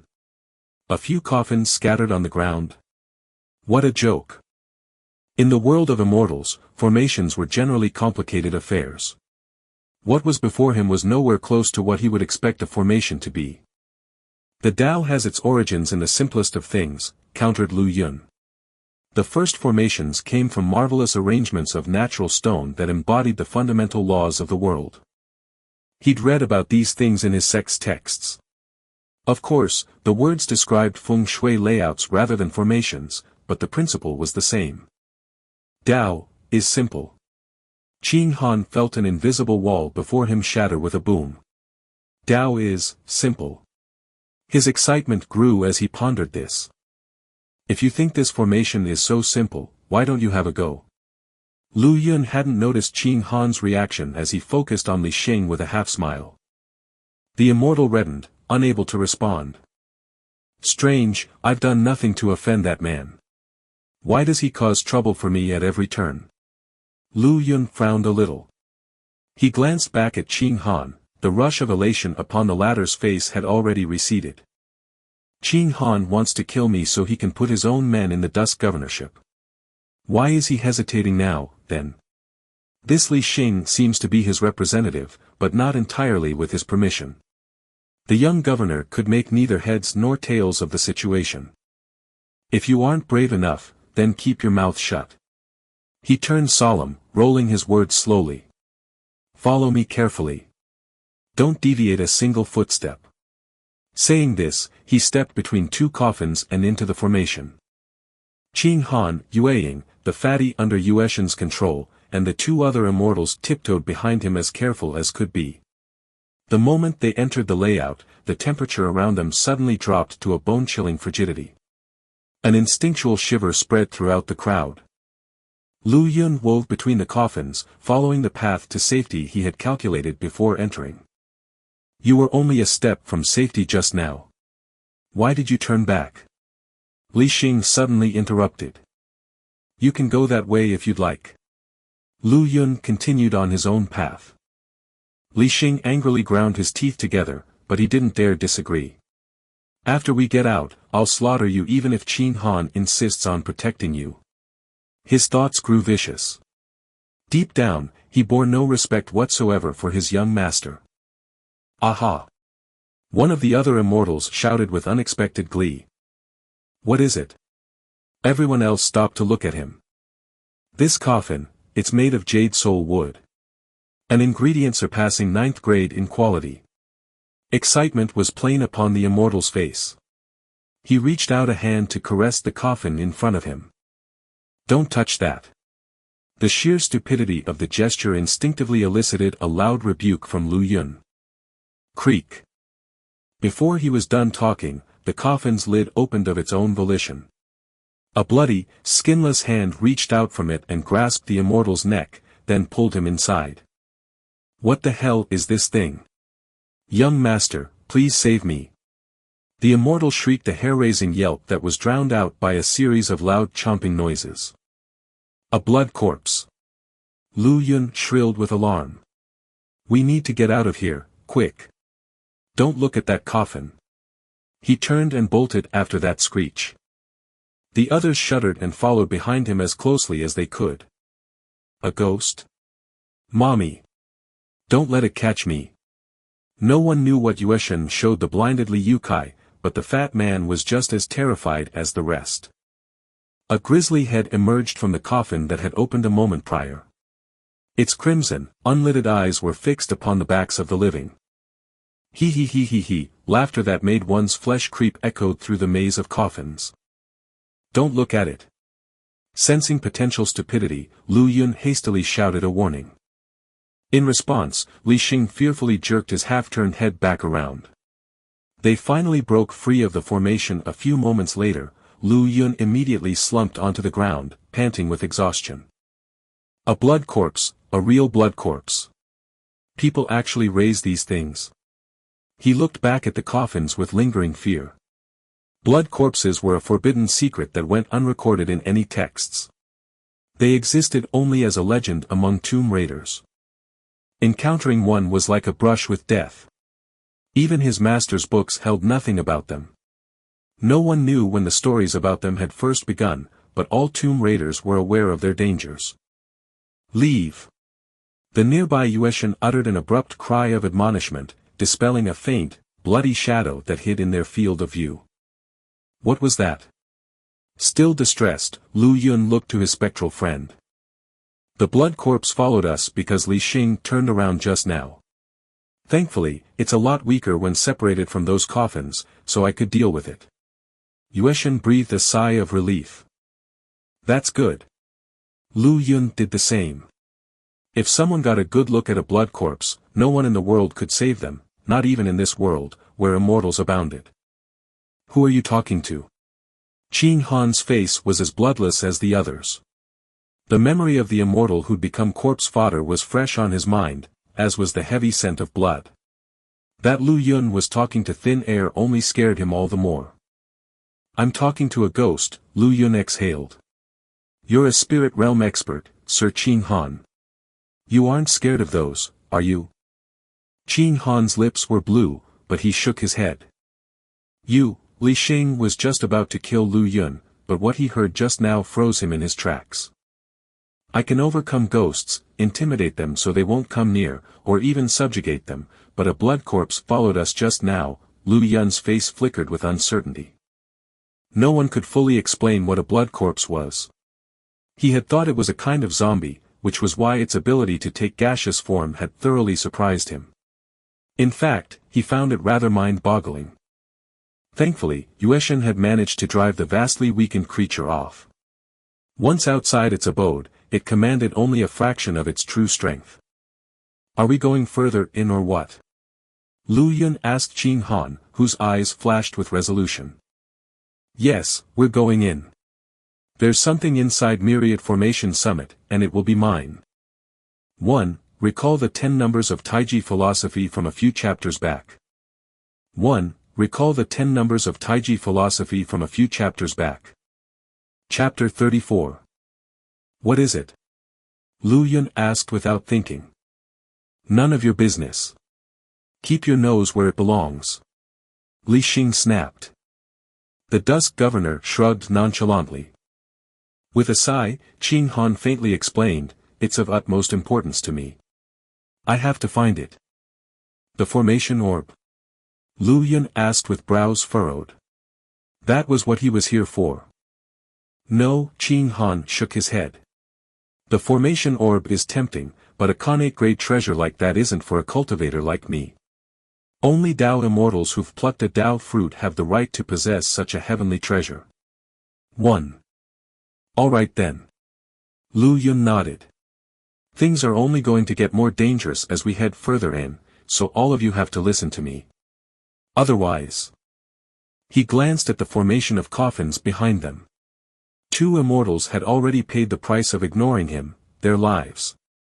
Li Xing shuddered, finally realizing how important Lu Yun was. That unassuming formation could claim even a golden immortal, since what the Dusk Governor called a blood corpse was much more powerful. The time wasn't right to kill Lu Yun. Not just yet, anyway. As they left the formation behind them, the tunnel narrowed until only one person could pass at a time. Halt! Lu Yun suddenly stopped in his tracks, cold sweat breaking out on his forehead. Turn around. What is it? Asked Qing Han. That thing is back. I relaxed my guard for just a second and almost fell into its trap, he scoffed. Turn back around. A faint sigh sounded in the air. The path beneath Lu Yun's feet suddenly transformed, and another bottomless pit reared its ugly maw at them. A dead end. An illusion? Qing Han stared dully at the bottomless pit with a pale face. Remember the palace we saw when we entered? That's an illusion created by something we can't see. Lu Yun narrowed his eyes. Cut it out. Show yourself. It's gone, my lord, Yueshan said faintly. Scowling, Lu Yun turned around and retraced their footsteps, bringing the group to a 3-way fork. There had only been one path when they came. Clearly, the other 2 paths had been hidden by whatever was creating the illusions. This way. Lu Yun, pointing at the path on the right. Is that another illusion? Li Xing asked hesitantly. You're welcome to go the other way, huffed Lu Yun. The immortal swallowed his words with a scowl. He could crush Lu Yun as easily as he would an ant, but he needed the governor's guidance here. This tunnel didn't narrow like the one before. Corpse flies covered both walls, casting the tunnel in a faint red glow. The number of flies further decreased as they went along, dimming the ambient light as well. However, a light came from ahead of them. Everyone stopped. This is. They gaped at the world before them, their breaths shallow and quick. It's True Water City. Li Xing exclaimed in shock. The ancient city destroyed by myriad formation summit 5,000 years ago. Yue Ying's eyes glinted oddly. She'd once visited the mountain to search for Truewater's ruins, but had mistakenly ended up climbing the mountain after being disoriented by the formations. That trip proved a failure, but who would have thought that the ancient city would really be buried underground? The tunnel ended in a cliff that overlooked the ancient city below. It was destroyed, merely a wreckage of broken walls and shattered roofs, the rubble of a decayed and desolate scene. Wow! Treasure! So much treasure! Mine, all mine. Li Yotsai's shout was enough to startle the earth. Like a giant meatball, he bounced off the cliff and landed in the ancient city. That was Yueshan's doing. She knew what Lu Yun wanted without him needing to say anything. The fatty would be their scout, probing to see if there were dangers awaiting them in the city. 5,000 years ago, the ancient True Water City was a city of immortals. The city lord herself was a golden immortal. Li Xing watched as Li Yukai flew down and mumbled, not even the city lord escaped when the mountain fell. Perhaps there will be golden immortal grade treasure here. Golden immortals and above were considered the elite nobility among immortals. 2. Qing Han hailed from an esteemed birth, and the Qing clan had no shortage of golden immortals. However, he was just a cultivator, so he had no right to order immortals around. Even for Li Xing, golden immortals were untouchable figures that he could only admire from a distance. It should be safe. Let's go down too. Lu Yun sighed with relief when he saw Li Yukai blissfully cackling over large stones in his arms. Yueshan is too good at playing tricks. The Dusk Governor snorted with exasperation upon seeing Li Yukai dump his valuables out of storage and replace them with skulls and stones. Judging from Yueshan's entertaining reactions, she was having a ball of a time. Lu Yun wasn't about to intervene. He and Li Yukai were no allies. The moment the mountain landed was the moment the residents of the city all died. Lu Yun and the others made their way down to the city. They noted human-shaped imprints on the ground. Qing Han squatted and considered the marks carefully, his expression dark. Don't you guys think there's something wrong here? What's emitting the light? Lu Yun looked up into an expanse of darkness. There was no source of light or even corpse flies. Even so, they were able to see everything in the city very clearly. This isn't an illusion, he added. It's real. Sir. Yue Ying turned to Lu Yun with a slight shift in her expression. Have you noticed? The location and layout of the city seems like a... Puzzled, Lu Yun frowned slightly. Qing Han and Li Xing shifted their attention to Yue Ying. A peripheral burial pit. Lu Yun slowly turned over the words in his mouth. The person buried in the mound must be someone important enough for an entire city of people to be used as their burial goods. Peripheral burial pits were often seen in an emperor's tomb. In the olden times, the death of an emperor signaled a corresponding retainer sacrifice in designated chambers or burial pits. His consorts and slaves would be buried alive, as companions for the afterlife. There shouldn't be such a pit in a burial mound, yet here it was. The location and layout of their surroundings made it clear what role it played. The mountain had destroyed True Water City, offering it as tribute to the dead. All of its residents were grave goods. It's not as simple as that. Qing Han shot to his feet and looked around hesitantly. 5,000 years ago, the residents of the city were all immortals. Immortals are protected by their qi. Even after being crushed by the mountain, there should be skeletons or something left. But look, why are there only imprints and no corpses? There aren't even shards of their weapons. With his keen eye for detail, the imperial envoy made these observations as he landed. A ritual sacrifice. Qing Han answered before anyone could say anything. Someone sacrificed a city's worth of immortals and their treasures. This. Lu Yun had no idea what to say. It was immoral enough to bury living people as companions, but to slaughter Truewater's residents like sacrificial animals, too? Suddenly, Qing Han's expression changed.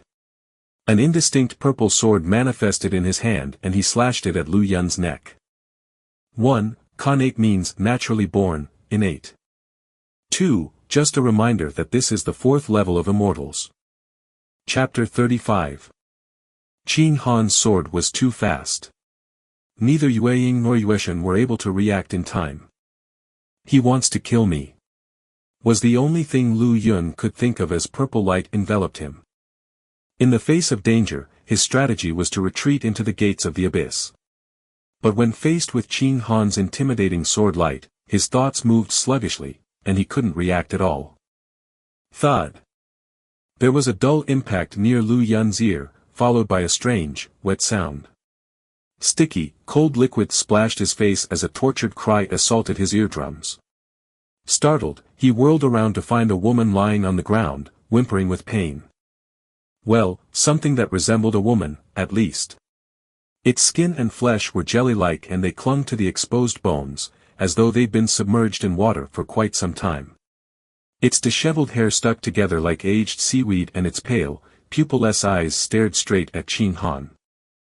The envoy's attack had exposed its blackened brains. What the hell is that? Qing Han almost threw up when he got a good look at the thing. This is too damn revolting. It looked like a body that had been submerged for years, but it was alive. Lu Yun stumbled a few hasty steps back. An undead hag, he muttered. Why is there an undead hag here? An undead hag was a water spirit, or rather an underwater zombie. However, they were much more terrifying than regular zombies. Even a 1,000-year-old zombie had its weaknesses, but so far, no one knew how to deal with undead hags. Not even a black donkey's hoof worked. Case in point, this particular undead hag still lived even after Qing Han had cut off half its head. Its body twisted and contorted as it struggled to get up. Undead hags mostly resided in water, but Lu Yun hadn't found any signs of a river or a lake here. Run! He snapped and bolted when he saw Qin Han preparing another attack. Rushing their way from afar were hundreds of undead hags that had crawled out from who knew where. His skin crawling, Qin Han rushed after Lu Yun. "Yueshen!" roared Lu Yun. "Alright, which one of you clay-brained shitgibbons wants to steal my treasures?" Li Yukai dropped the stone he was holding and shot to his feet, breaking out of his reverie. A large square seal was in his hand. Buzz! An explosion of golden light saw the seal grow several times larger at great speed, then it viciously slammed into the hags like a small mountain. Rumble! The earth shook slightly from the force of the seal crushing the undead hags. The seal of mountains and rivers, an 8th grade treasure. Greed flashed through Li Xing's eyes when he turned and stared at their deliverance. But this was neither the time nor place for treasure snatching. He kept running. Despite being crushed by the seal, the bodies of the undead hags continued to twitch and convulse, slowly recovering. To Lu Yun's knowledge, no one had ever found their weakness. Running away was the only way to survive an encounter. Jaya. Ga. Ga. The monsters emitted strange sounds that startled Yueshin's specter on Li Yotsai's back and dispersed it. Holy! With his senses recovered, Li Yukai finally saw what was actually happening in front of him. His first impulse was to put away the seal and flee. More undead hags flooded in, filling the air with a strange fragrance. "Hold your breath and don't breathe in the scent," yelled Lu Yun. "It's poisonous." Black flame burned within him, destroying the toxins that entered his body. Qin Han and Li Xing cleansed themselves of the poison with their own techniques, as well. The poisonous fragrance coming from undead hags was very unearthly. Prolonged exposure would turn someone into another of their kind. The 5th Grandmaster of Lu Yun's sect had once encountered undead hags in an underwater tomb. Not long after his close escape, he himself had turned into one of the monsters as well. In the end, a group of elites banded together and sealed him away. The battle had greatly weakened the sect, and it took countless years for them to recover. Although Lu Yun was now a cultivator, he still didn't know how to deal with these monsters. "There!" shouted Yueying, pointing at the tall building at the center of the city. "They seem to be avoiding that place."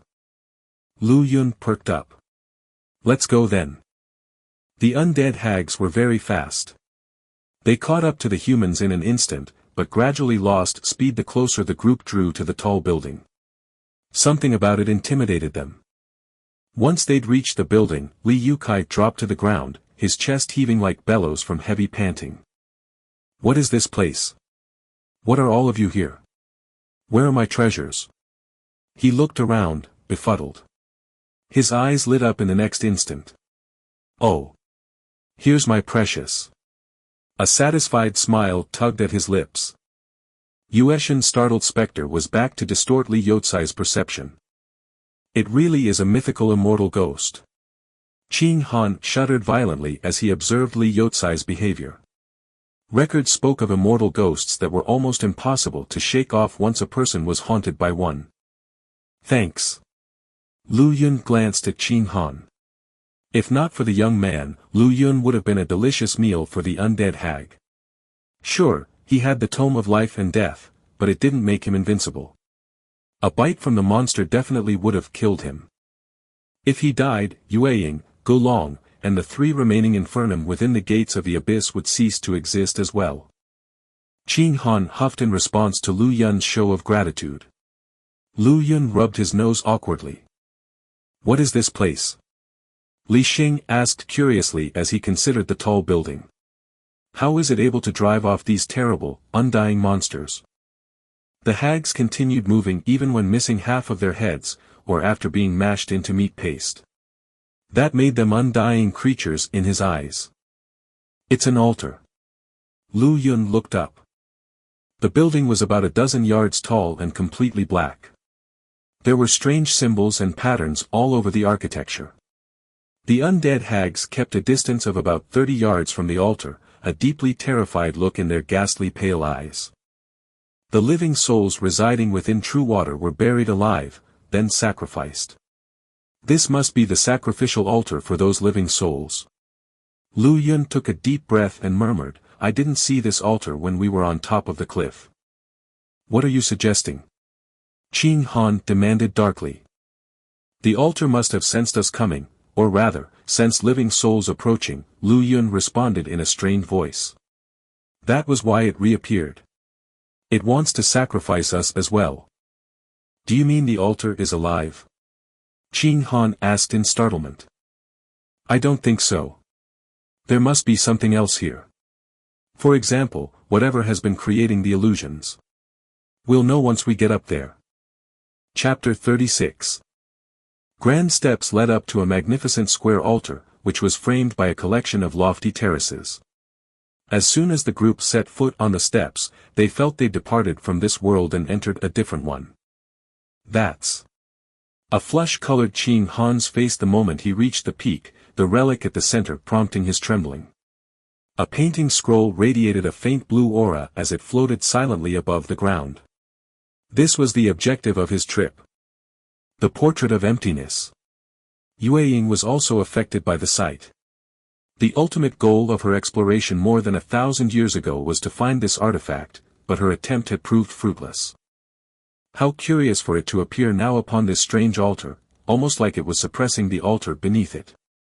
Much like her own panorama of clarity, the portrait of emptiness was an immortal treasure that surpassed 9th rank. Shum. A crimson shadow blurred past. In the next moment, the painting had a new owner.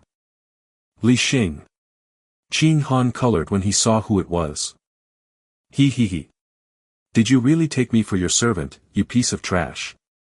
The respect on Li Xing's face had completely evaporated, replaced by a vicious depravity. I am the Grand Steward of the Qing clan's inner circle, every bit equal to one of the outer circle elders.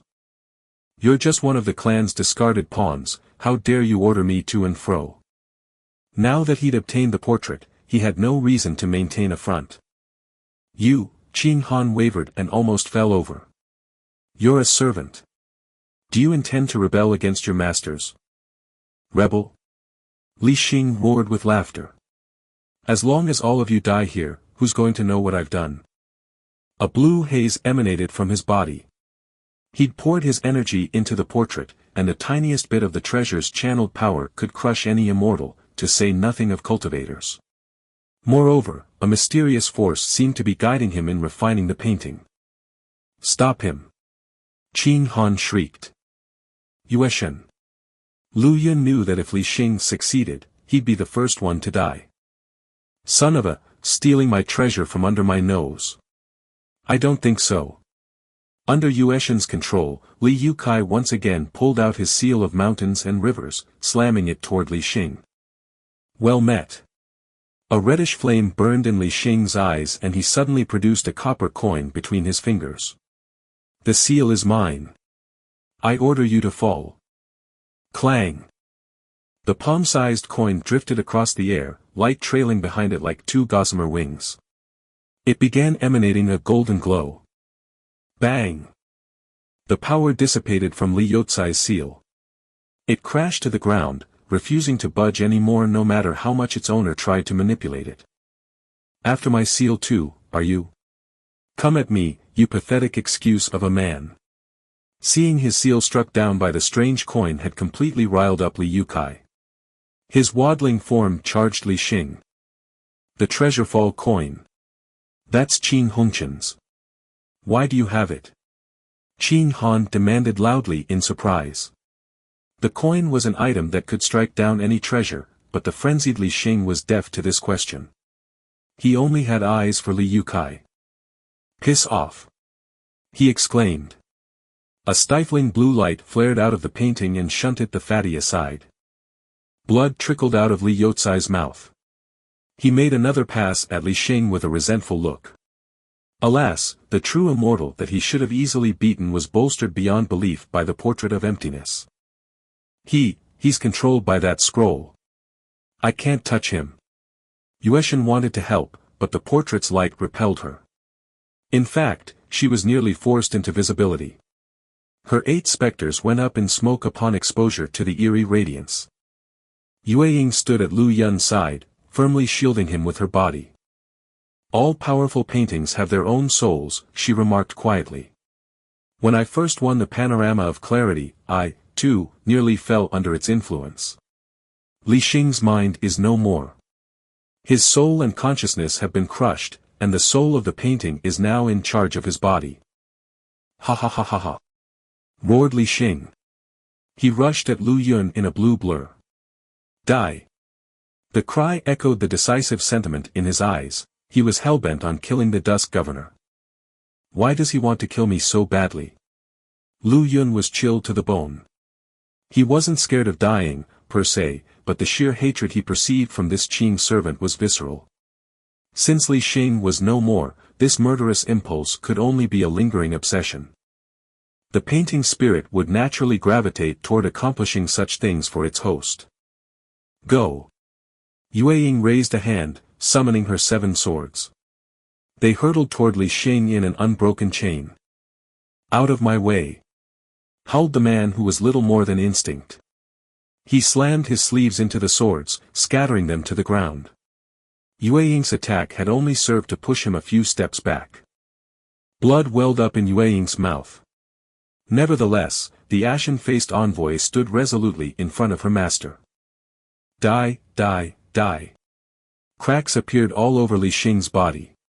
His robes were soaked through with fresh blood, but the cerulean flames in his eyes spurred him on. Power welled up within him, propelling him from a peak true immortal to the Empyrean immortal realm.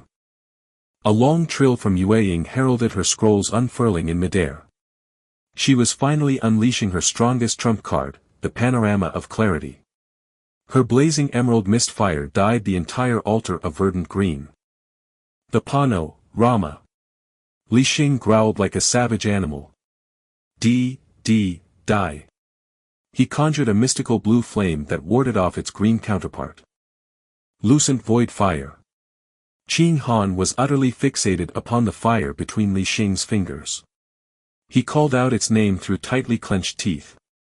There were 3 legendary fires in the world of immortals, Emerald Mist Fire, Lucent Void Fire, and Davik Skyfire. Each was sealed within a painting scroll that surpassed the 9th rank. 1. The Emerald Mist Fire had been sealed within the panorama of clarity, and the Lucent Void Fire's vessel was the portrait of emptiness before them. The 3 fires were largely equal, but the one who wielded the Void Fire was the painting's soul. Its conduit, Li Xing, had just reached Empyrean immortal realm. Post-rebirth, Yue was only in the spirit realm, and thus was at a considerable disadvantage. The Void Fire's explosive fury dispelled the Mist Fire, sending Yue and her panorama flying. Die! Li Xing cackled with great pleasure. Killing Lu Yun would resolve the Qing servant's obsession, allowing the painting soul to truly become a living creature. Lu Yun ground his teeth together. 9 faint, draconic shadows manifested around him. Alas, the art was as flimsy as paper under an Empyrean immortal's assault, and the coffin-bearers were destroyed the instant they were summoned. Death's shadow loomed over him. Ho! A tinkling cry intervened. The altar was enveloped in a misty violet light. Hum! A powerful blade light burst forth from Qing Han's form, slashing bitingly toward Li Xing. Violet Grave. The blue flames in Li Xing's eyes faded, replaced with overwhelming terror. Violet Grave, a 9th rank sword. The weapon's unleashed energies instantly quelled the awakening portrait. A white figure seemed to hover within the violet light, pressing a hand down to dampen the energies unleashed by the painting scroll. Boom! A violent quake rocked the altar. Li Xing's body was cleanly hewn in half, then shattered by the sword's lingering trail. Thump! Qing Han collapsed onto the ground and fainted from overexertion. A curious short sword glimmered a brilliant amethyst next to his body, a new addition. Lu Yun dumbly froze where he was, dripping with cold sweat.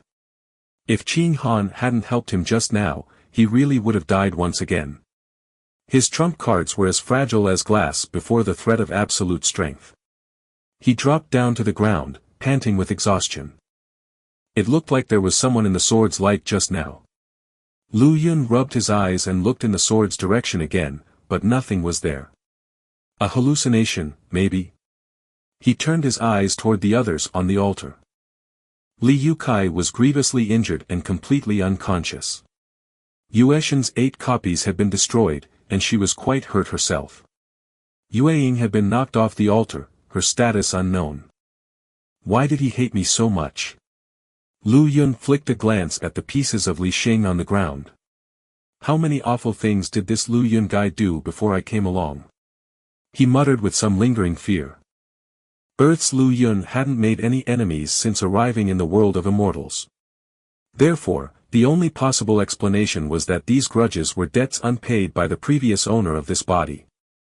After resting for a few moments, Lu Yun breathed a sigh of relief when he saw Yueying climbing back up the stairs to the altar.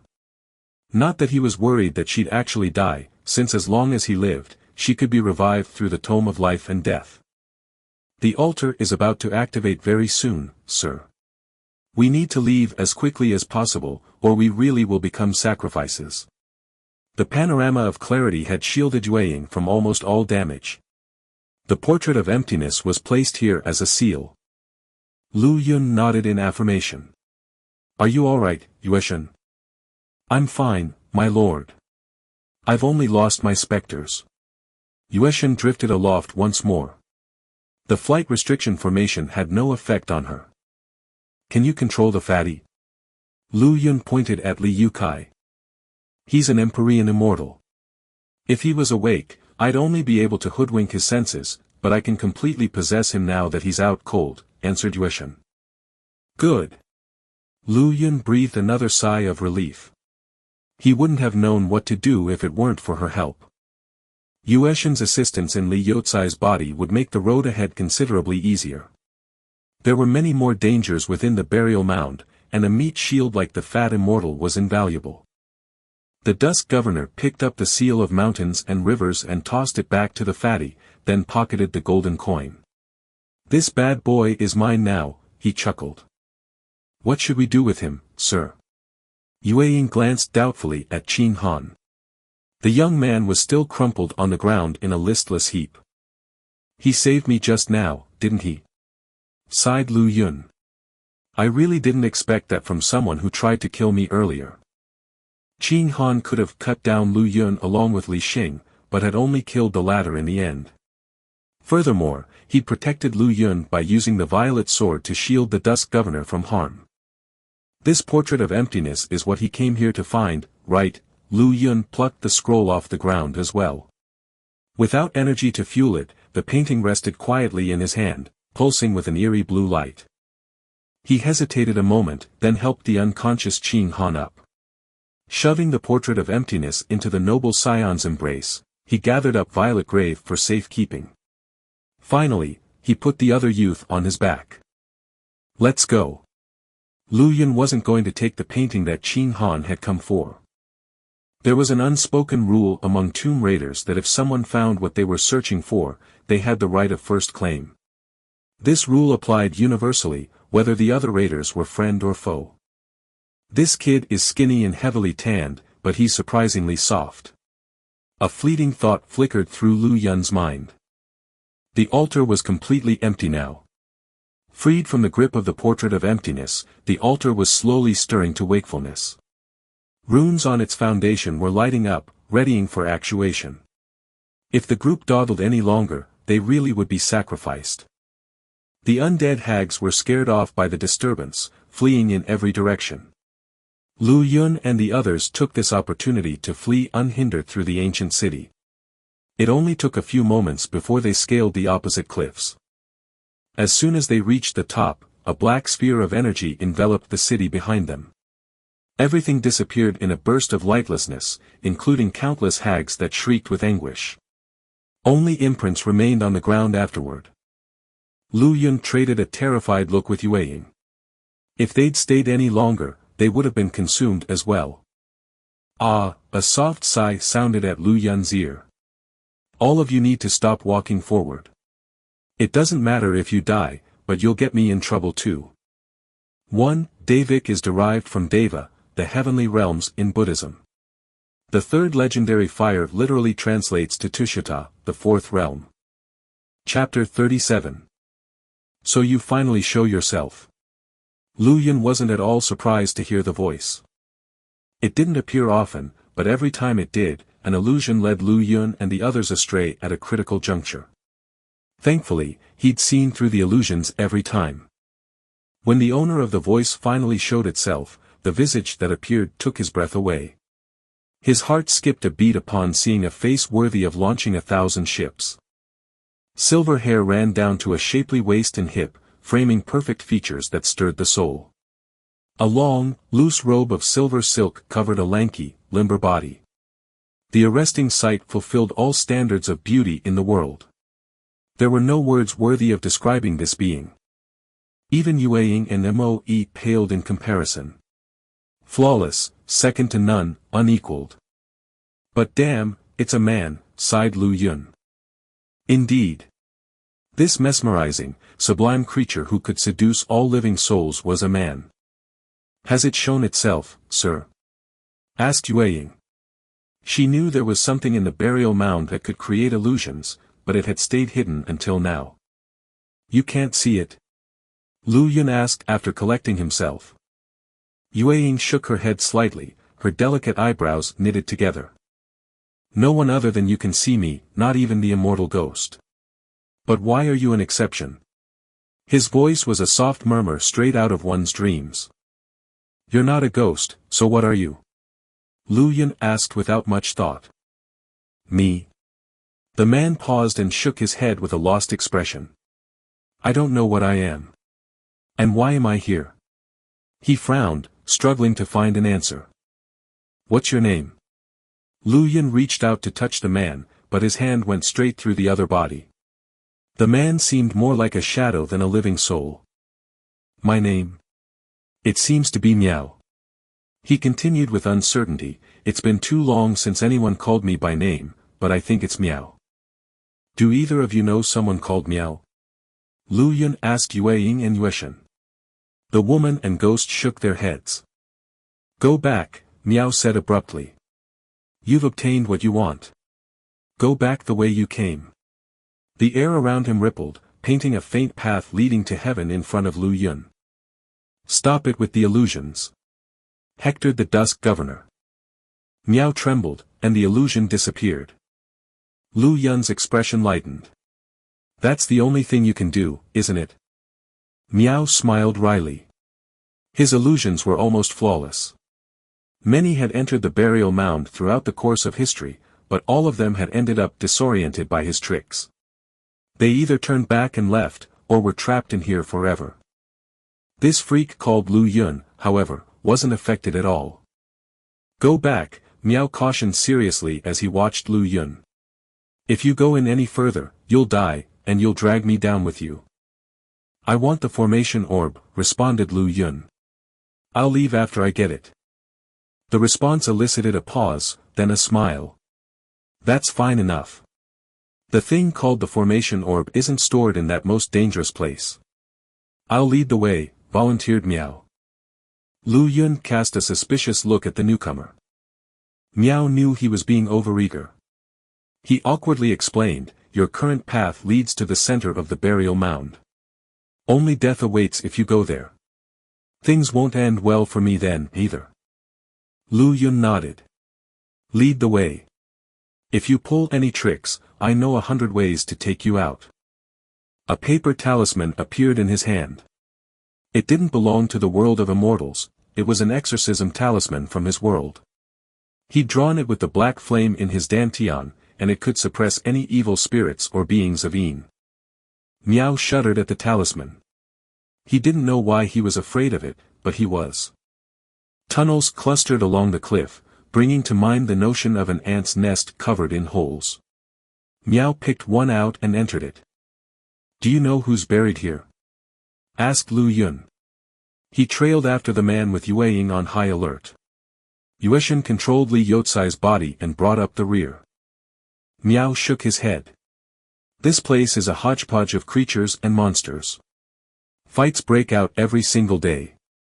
Whenever one batch dies, another enters and takes its place. Who knows who was the one first buried here? How did you get in here? Lu Yun was surprised. There were fights all the time. That was likely due to the duality of dragon and tiger. Lost, Miao shook his head. I don't know. What a strange person you are. Self-infatuation flooded his voice as he stroked his face. You're not enthralled by my looks. No matter how beautiful you are, you're still a man, Lu Yun huffed. Who are you talking to? A weak voice came from Lu Yun's back. Qing Han had regained consciousness. You're awake. Lu Yun turned to smile at him. Face flushed, Qing Han said in a panicked tone, put me down. Oh. You can walk on your own now. Lu Yun stopped to drop the envoy from his back. As soon as Qing Han's feet touched the ground, however, his knees gave out.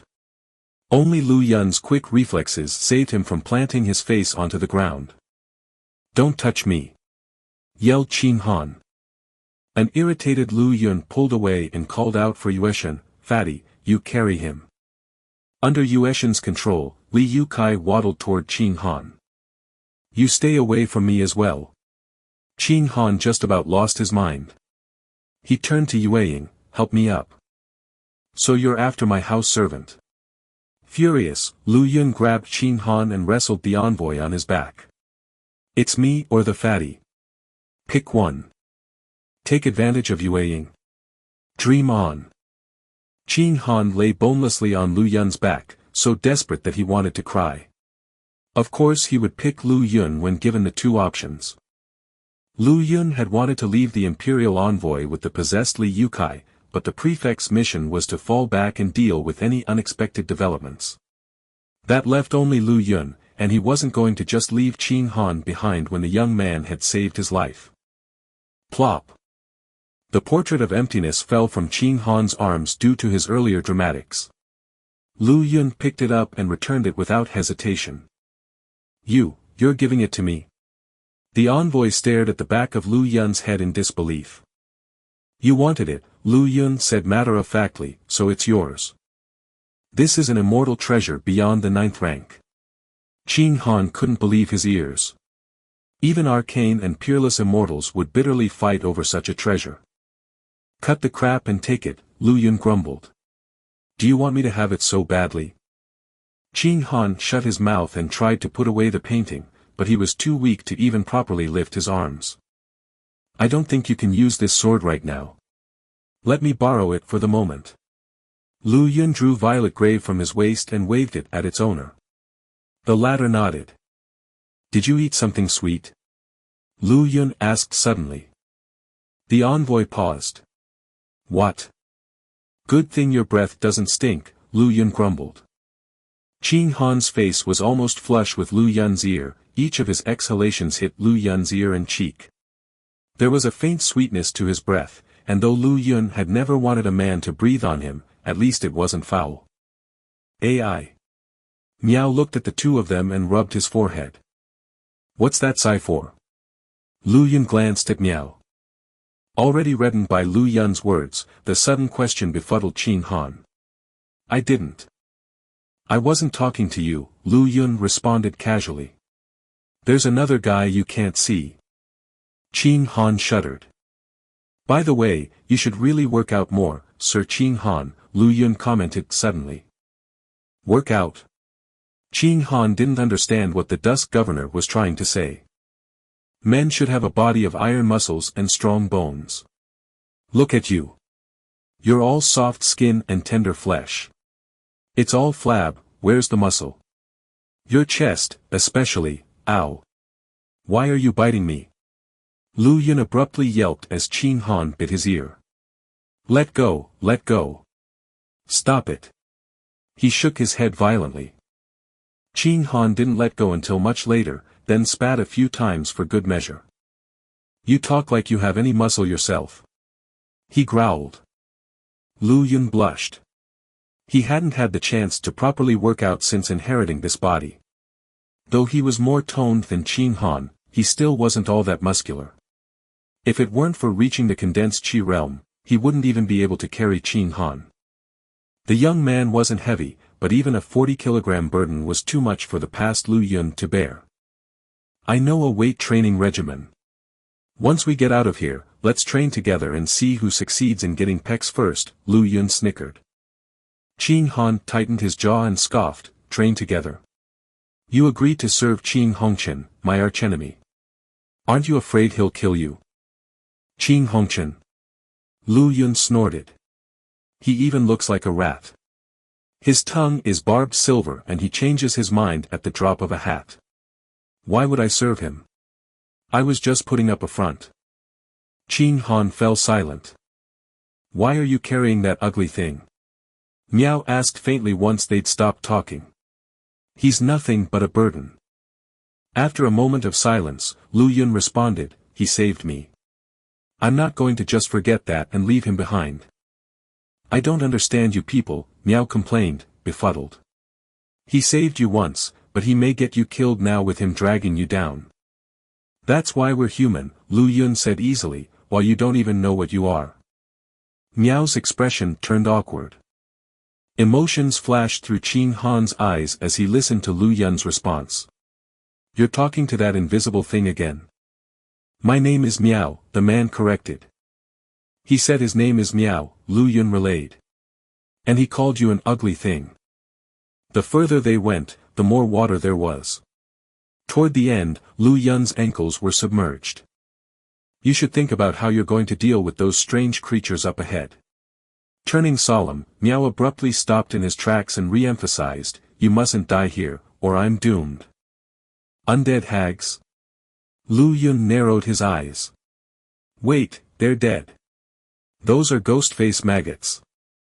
Panic overtook his face. He'd finally encountered what he least wanted to see. Chapter 38. Ghost-face maggots were the larvae of corpse flies. While the flies could fly about freely, the maggots couldn't survive outside their host. They needed the corpse qi as a nutrient.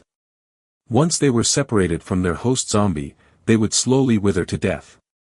The maggots proved Lu Yun's speculation right. They were inside the body of a giant zombie. A dozen undead hags lay scattered in the water ahead, their bodies tattered. 2 white maggots ate away at the jelly-like flesh. They were palm-sized, and although their bodies were harmlessly chubby, their heads sported horrifying, twisted expressions. Squeak squeak squeak. One of the maggots noticed Lu Yun and the others, and the face on its head glowed a faint red as it squeaked like a mouse. The other maggot reared up and shrieked at them. Whoosh! Emerald flames surged and swept over the maggots. They squeaked in pain as they burned to ashes. All things have their natural bane, Lu Yun muttered. Ghost-face maggots can kill undead hags, but they themselves are vulnerable to emerald mist fire. Undead hags were strange creatures that were immune to all elements. Not even emerald mist fire could injure them. The maggots, however, while not being particularly powerful, were a natural counter. Just 2 of them had killed a dozen undead hags. They really are dead, he said in a heavy tone, using violet grave to pick at the tattered bodies. Don't use my sword to touch those disgusting things, Qing Han complained from Lu Yun's back. Ah, okay. Lu Yun awkwardly put the sword away. When cultivators fought, they mostly used the light of their swords to attack their enemies. Rarely did anyone use their swords as a physical tool. How much farther do we have to go? Lu Yun felt compelled to ask as they carefully navigated around the bodies of the undead hags. Not much further, Miao announced after some deliberation. But you'll have to dig after a few more kilometers to get to your destination. Lu Yun widened his eyes. We're inside a zombie, and we're digging a hole. So what if we're inside a zombie's body? Qing Han interjected. Haven't you realized that it was petrified a long time ago? That's right. Miao nodded in agreement. I always felt that this seemed to be the inside of a large zombie, but I also believe it's dead and turned to stone. Petrified? Can it be? Inspiration struck Lu Yun. Can it be that the giant zombie was the one who was first buried in the mound? He stopped in his tracks and closed his eyes, making mental calculations. No, that's not right. He opened his eyes, his brows knitted tight. We're walking along the zombies' meridians. Judging from their size, the zombie should be a few hundred meters tall. The burial mound is a bit small for a body this large. Meridians were much thinner than blood vessels and intersected within the human body to create a large, interconnected web. Keeping in mind his suspicion that they were inside a giant body, Lu Yun had been mapping their progress to human meridians all along. The appearance of ghost-face maggots had confirmed his speculation, which enabled him to make further deductions about their surroundings. There was a fixed ratio between the size of burial mounds and those they were meant for. All of Lu Yun's deductions led to one conclusion: Myriad Formation Summit wasn't big enough for this body. A zombie that large? Qin Han shuddered against Lu Yun's back. The Dusk Governor was at a loss as well. There were just too many things in this world that defied common sense.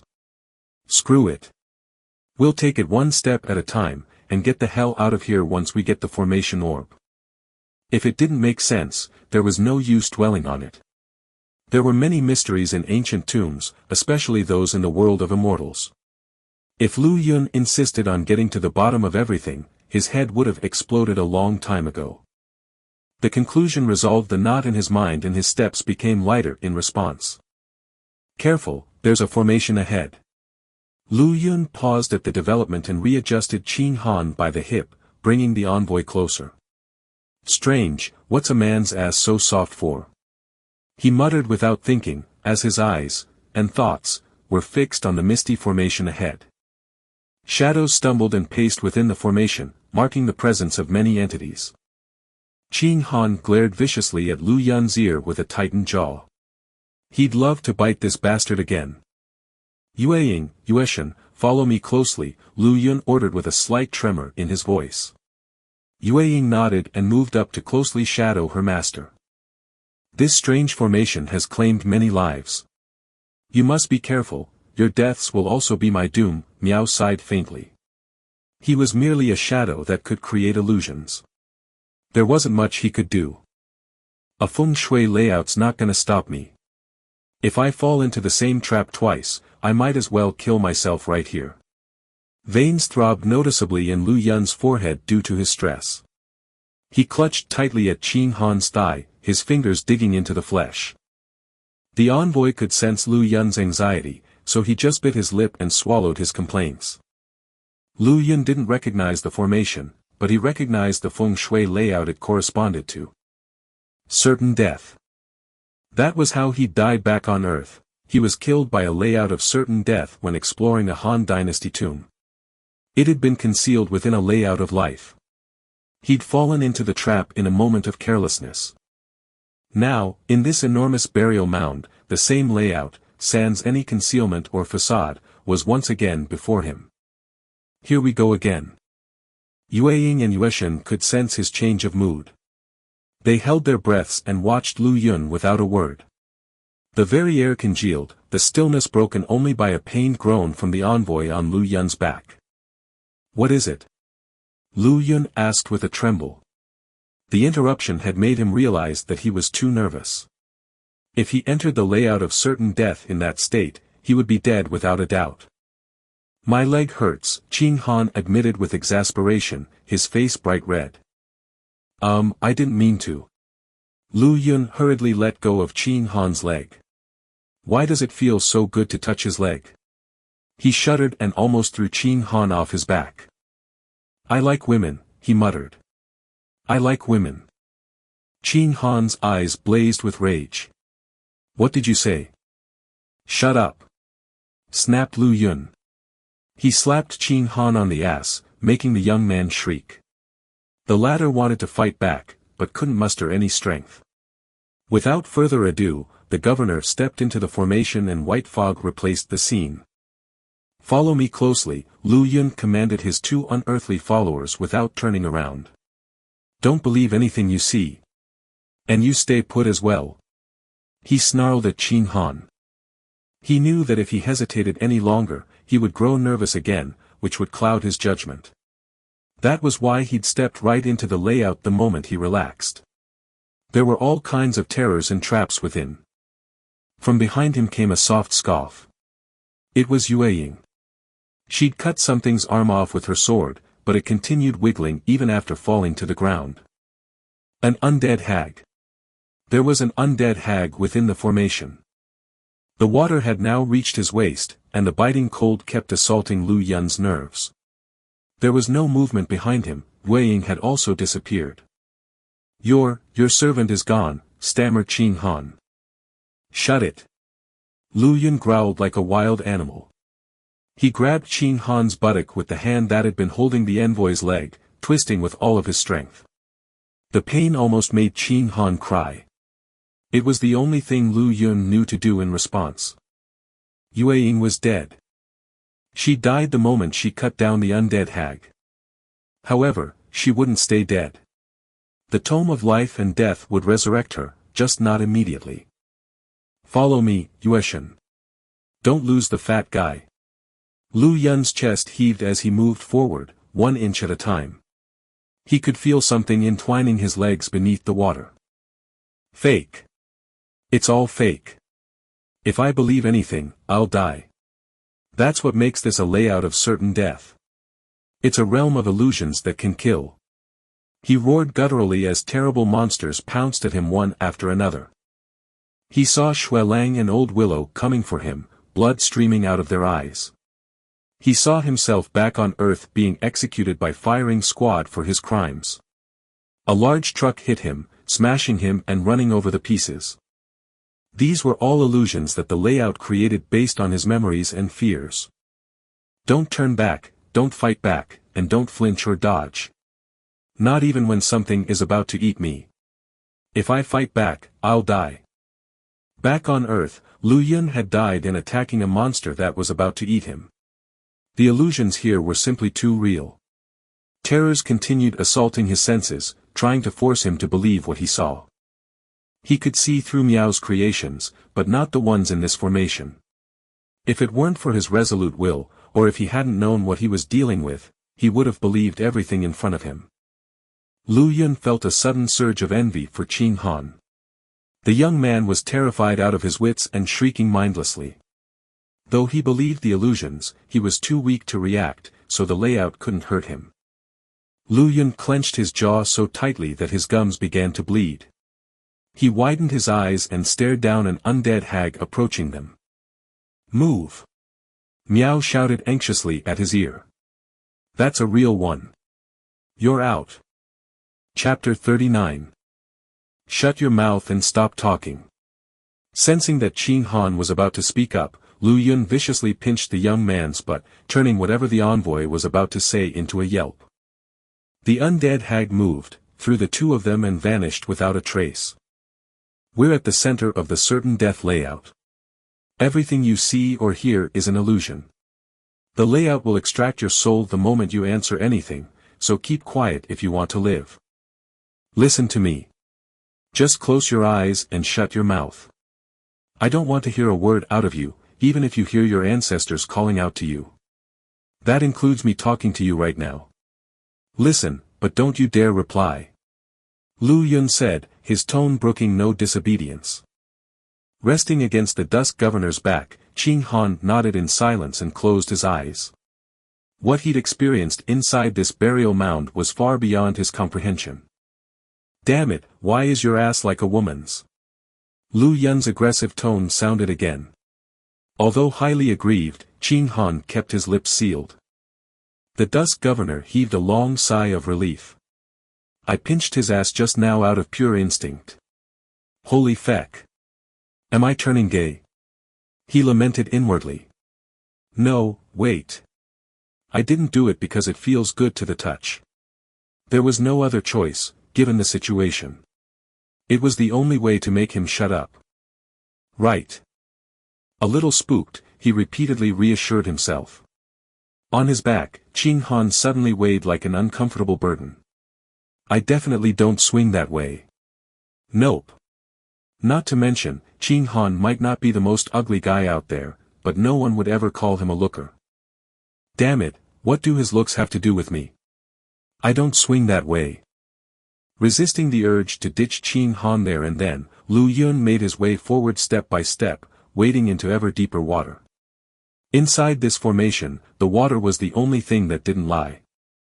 Just please don't let it be corpse water from that zombie. Lu Yun's heart pounded. Corpse water would very likely infect him and turn him into one of the undead. Jabbering from Yueshan and Miao drifted by his ears as they chattered about who knew what, but then he suddenly caught an unfamiliar female voice. Wait, why is the starstone losing its effect? A warm and soft voice echoed quite pleasingly in the air. Lu Yun seemed to feel Qing Han undergo a change on his back. The stick-thin body gradually turned fleshy, slender, increasingly more pleasant to the touch. Two strange, soft lumps pressed lightly against his back, making his heart quake. He reflexively tilted his head back. Instead of Qing Han's overly tanned face, he was greeted by the sight of an extraordinarily beautiful face resting against his shoulder. Said face even wore an expression of disbelief. Trying to seduce me? Lu Yun snickered inwardly. It's not like I don't know I'm carrying an ugly kid on my back. How is such a cheap trick part of the near-death layout? He kept his eyes trained on the ground and ignored the woman on his back, plodding onward. Sure enough, the dainty female figure returned to its lanky, male form after a while. It still felt soft, but was miles apart from the slim, yet curvy figure from earlier. Lu Yun smacked his lips. That illusion just now was actually a nice one. He suddenly halted and lifted his right hand. With a flash of purple sword light, he slashed at a corpse fish that had appeared out of the blue. Splash! The monster flopped back down in two pieces, coloring the clear water a dark red. Lu Yun sheathed violet grave and resumed his journey. Truth and falsehood. Genuine mortal dangers lurked within the formation. Then again, would he be this nervous if the layout only killed with deception? After disposing of the fish, he turned around and retraced his steps, circling many times in the water. I didn't think I'd lose sight of Yueshan. Are the illusions blocking my senses, or did she die in here? No, she's an immortal ghost, she wouldn't die so easily. Fatty Li Yukai is the only one who might. But if he died, where did Yueshan run off to? Lu Yun frowned lightly. He really couldn't sense the slightest trace of her or Miao. Qing Han and him were now the only ones left inside. What happened just now? Qing Han suddenly murmured to himself. Why? He cut his sentence short and clamped his mouth shut. Did you feel yourself becoming a woman? Asked Lu Yun. The earlier warning still fresh on Qing Han's mind, he merely threw back a ferocious glare and didn't answer. Even so, his face was bright red. It's all right, we're almost out of the formation. One hand supporting Qing Han, Lu Yun held the sword in his other. Fresh blood was still dripping from the weapon's blade, as he'd killed too many monsters to count. Truth and lies lay interwoven inside the layout, but either could claim his life. If not for his will having been tempered by a previous brush with death, or if he hadn't become a cultivator, he'd truly have lost his life in this formation. Qing Han sighed softly in relief at their deliverance. I lied. I'm one of the formation's ghosts and I've come for your life. Lu Yun's tone suddenly turned forceful. The eerie, ominous voice made Qing Han blanch. On the verge of tears, he trembled repeatedly. All right, I'm just messing with you. A grown man shouldn't cry like a snotty brat, Lu Yun said, softening his words with a smile. Why do I know you're crying? He blinked. Oh, it's my consciousness. As a cultivator, he possessed a consciousness to match. He just never made deliberate use of it before now. But after experiencing many trials inside the burial mound, he'd slowly acclimated to using a cultivator's methods, mentally transitioning from a tomb-raiding mortal to a tomb-raiding cultivator. I was wondering how I spotted a pretty girl on my back with just a sideway glance. Turns out it was my consciousness doing it. Recalling the details of that peerless face, he couldn't help but smack his lips again, somewhat regretful. His lips thinning into a line, Qing Han stayed quiet, but his expression turned increasingly indignant. After walking for a little while longer, they reached a wide open space. The water at Lu Yun's feet was much shallower in this place. There, he spotted Miao and Yueshan, as well as Li Youcai's bulky frame. My lord! In control of Li Youcai, Yueshan flew his way the moment he appeared, sighing in relief when she saw him unharmed. How did you two end up here? Lu Yun asked, a little confused. Miao was invisible, but Yueshan could still sense the spirit's existence. The formation is aimed at the living. I don't know what I am, but in any case, I'm not alive. And little Yueshan is an immortal ghost. So of course it has no effect on us. We came here first and waited for you, explained Miao. Lu Yun felt his scalp go numb. He'd clearly seen Yueshan behind him in the formation and had been dead certain it was her. So in other words, he'd already fallen for the trap then. My lord, before entering the formation, I told you I'd exit first and wait for you on the other side. Yueshan's words chilled Lu Yun to the core. He'd heard nothing of the sort.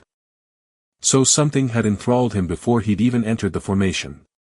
He'd dispelled it only because of his steadfast refusal to believe the fake Miao's words.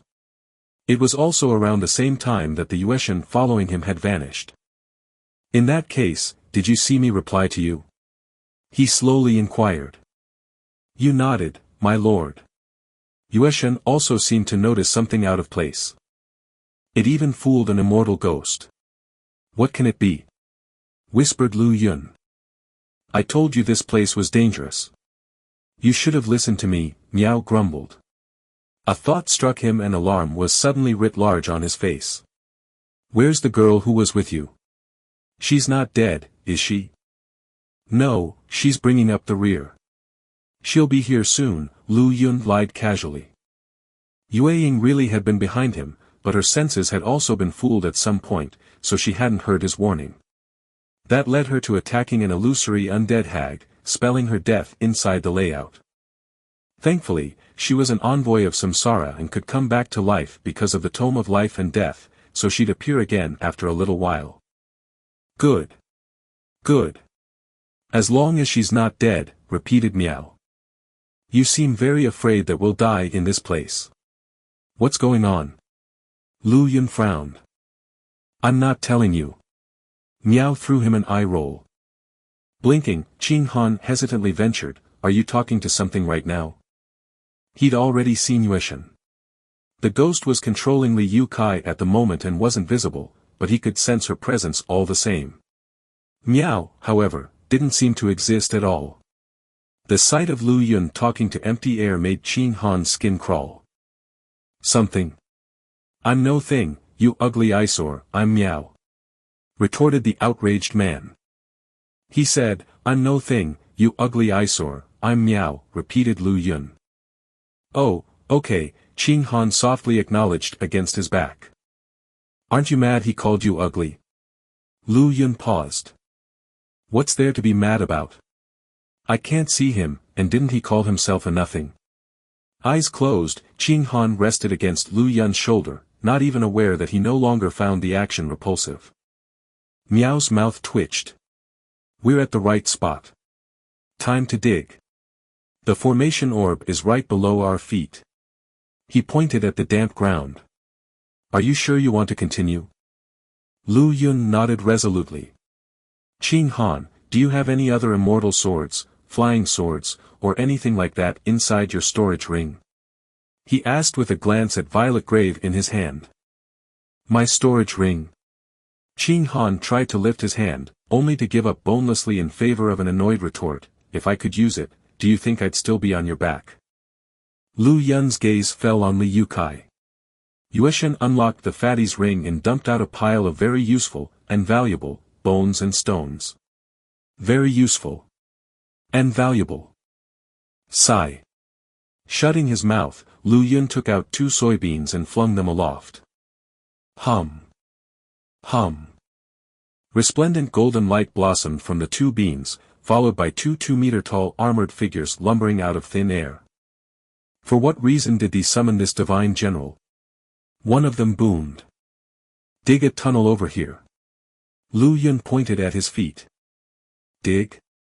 Knowest thou not of this noble general's august status? And thee would have us dig? The figure shouted, his eyes wide open. Are you two digging or not? Lu Yun's expression darkened. We will, we will. The two figures fawned obsequiously as soon as they saw his face. Without further ado, they rolled up their sleeves and, huffing and puffing, dug at the soil. What kind of combat art is that? Qing Han gawked in sheer disbelief at the two armored giants. Thankfully, the tunnels were wide and spacious, or the two hulking figures might not have fit in the available space. It's a, summoning art. It only summons puppets. Didn't you notice? These two fellows aren't all that bright, Lu Yun replied. Oh, I see. Qing Han nodded, still somewhat confused. We did it, we did it. One of the golden warriors hollered excitedly before, falling into the hole he'd just dug. Lu Yun wearily rubbed his eyes and dismissed the two soldiers. The formation orb is right underneath, is it? His heart pounded furiously. Well, there's still a little way to go. But whether you can reach that place depends on you, Miao responded after some reflection. We're going in. Lu Yun tightened his jaw, secured Qing Han on his back, and jumped in without hesitation. Chapter 40. Was Lu Yun scared? He was only human. Of course he was scared. As an experienced tomb raider, and the best of his field, at that, however, fear wasn't going to deter him. Quite the contrary, unknown terrors only excited him further. There's a gradual slope here. He made his way down the tunnel the soldiers had dug, adjusting his posture to maintain balance. The air is very humid. There should be a large body of water ahead of us. It would either be a wetland or an enormous pond. There's a pond up ahead, and past it, an annex room, Miao said. You'll find what you're looking for in there. An annex room? Why's there an annex room in a burial mound? After brief confusion, Lu Yun quickly accepted the anomaly. Whoever was buried here had warranted an entire city as their burial goods, so building an annex room, a feature only found in tombs, was nothing in comparison. There were very few corpse flies here, providing limited light. For cultivators, however, it was enough. Lu Yun slowly made his way downhill without a word, Qing Han on his back. The sloping tunnel wasn't very long. An enormous pond came into view after only a few kilometers, its waters rippling and reflecting with light. Like the ancient Truewater city, there was no source of light here, but the entire place was well lit. I've been here before, Lu Yun muttered at the sight. Of course you have, a chilling voice suddenly sounded from beside him. What a trick you've pulled, Lu Yun, Governor of Dusk. Qing Hongchen. The man's clothes were tattered and his face was covered in bleeding cuts. Venom stabbed out of his eyes as he glared at the Dusk Governor. Lu Yun's breath hitched, he hadn't expected the young man to be here. Enlightenment struck in the next instant. Miao had led him to a tall cliff earlier, but the young governor hadn't been fooled. Instead, he moved the consciousness brand that Qing Hongchen had imprinted on him to a stone, then threw it off the cliff. At that point in time, Lu Yun had vaguely glimpsed a large pond below. Within it was a terrible creature that had devoured one of his bean soldiers. What he hadn't expected was that Qing Hongchen would follow the brand down to where the formation orb was. There was another man by Qing Hongchen's side. It wasn't Formation 13th, but the Sky River City Lord. Kill them. Lu Yun yelled. Die. Yueshan charged in and Li Yukai activated the seal of mountain and river, smashing it down on Qing Hongchen and the City Lord. No. Qing Hongchen screamed in panic and bolted for the shore. Rumble. As soon as the seal activated, something disturbed the surface of the peaceful pond. An enormous white arm shot out and made a grab for it. A giant corpse fish. It was larger than the ones they'd seen before. Get lost. Yueshan pulled out of Li Yotsai's body and shrieked, her expression grave. That put fear in the fish's dimly crimson eyes and its giant head slowly sank back into the pond. Plop. The seal fell into the water as well. My lord, I want to eat it. Strands of black smoke abruptly rose from Yueshin's body and her face turned eerily terrifying. Her eyes glowed scarlet as she stared at the pond with want. What is that? The Sky River City Lord exclaimed with fear, and Yueshin suddenly manifested in midair. Is that the immortal ghost? Qin Han gasped. He knew of her existence, and they'd interacted when she was in Li Yotsai's body. However, this was his first time seeing her in person. Go ahead, Lu Yun responded calmly. He knew Yueshin would lose control if he denied her request. Immortal ghosts were dangerous beings of great grievances, and even an Empyrean immortal like Li Yukai was nothing but a toy to her. If it weren't for the Dusk Governor's ability to control Yueshin and keep her nature in check, she would have long rampaged on a killing spree. Immortal ghosts were no benevolent creatures, this was Yueshin's true nature. Permission obtained, the ghost cheered and dove into the pond, searching for the giant corpse fish. An immortal ghost, Lu Yun. How unexpected. Qin Hongchen let out a long breath, then noticed Qin Han on Lu Yun's back. Qin Han, my dear seventh brother, what happened? He could tell the condition Qin Han was in. With a feral grin, he stalked toward Lu Yun and his younger brother. The Sky River City Lord threw his head back in satisfied laughter. Oh, how the tables have turned, Lu Yun. He knew Qin Hongchen well, Lu Yun was dead without a doubt. The Qin Scion might have allowed Lu Yun to live in order to use him, but not after the governor gave the order to kill. You don't have to get your hands dirty, fifth master. Allow me. The city lord advanced on Lu Yun with a vicious smile. All right. Qin Hongchen nodded with an aloof expression. Wait. Lu Yun said coolly. Aren't you worried that the immortal ghost will kill you once she returns and finds me dead? Return? Qin Hongchen scoffed. You don't know what's under the water, do you? She's not coming back. Do it.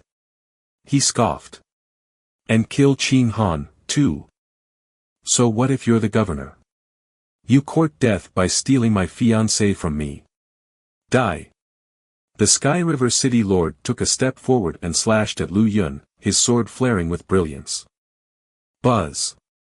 Violet Grave suddenly exploded into purple light and cut the City Lord down. What? The City Lord's face crumbled. His sword crashed into an invisible wall that shattered his wondrously sharp blade. The purple light expanded to enshroud him and reduced him to ashes. Lu Yun panted, his face pale. Fresh blood dripped down the tip of the sword in his hand. Impossible. Qin Han and Qin Hongchen yelled in unison. Violet Grave was a 9th-rank weapon, how could a qi condensation cultivator use it?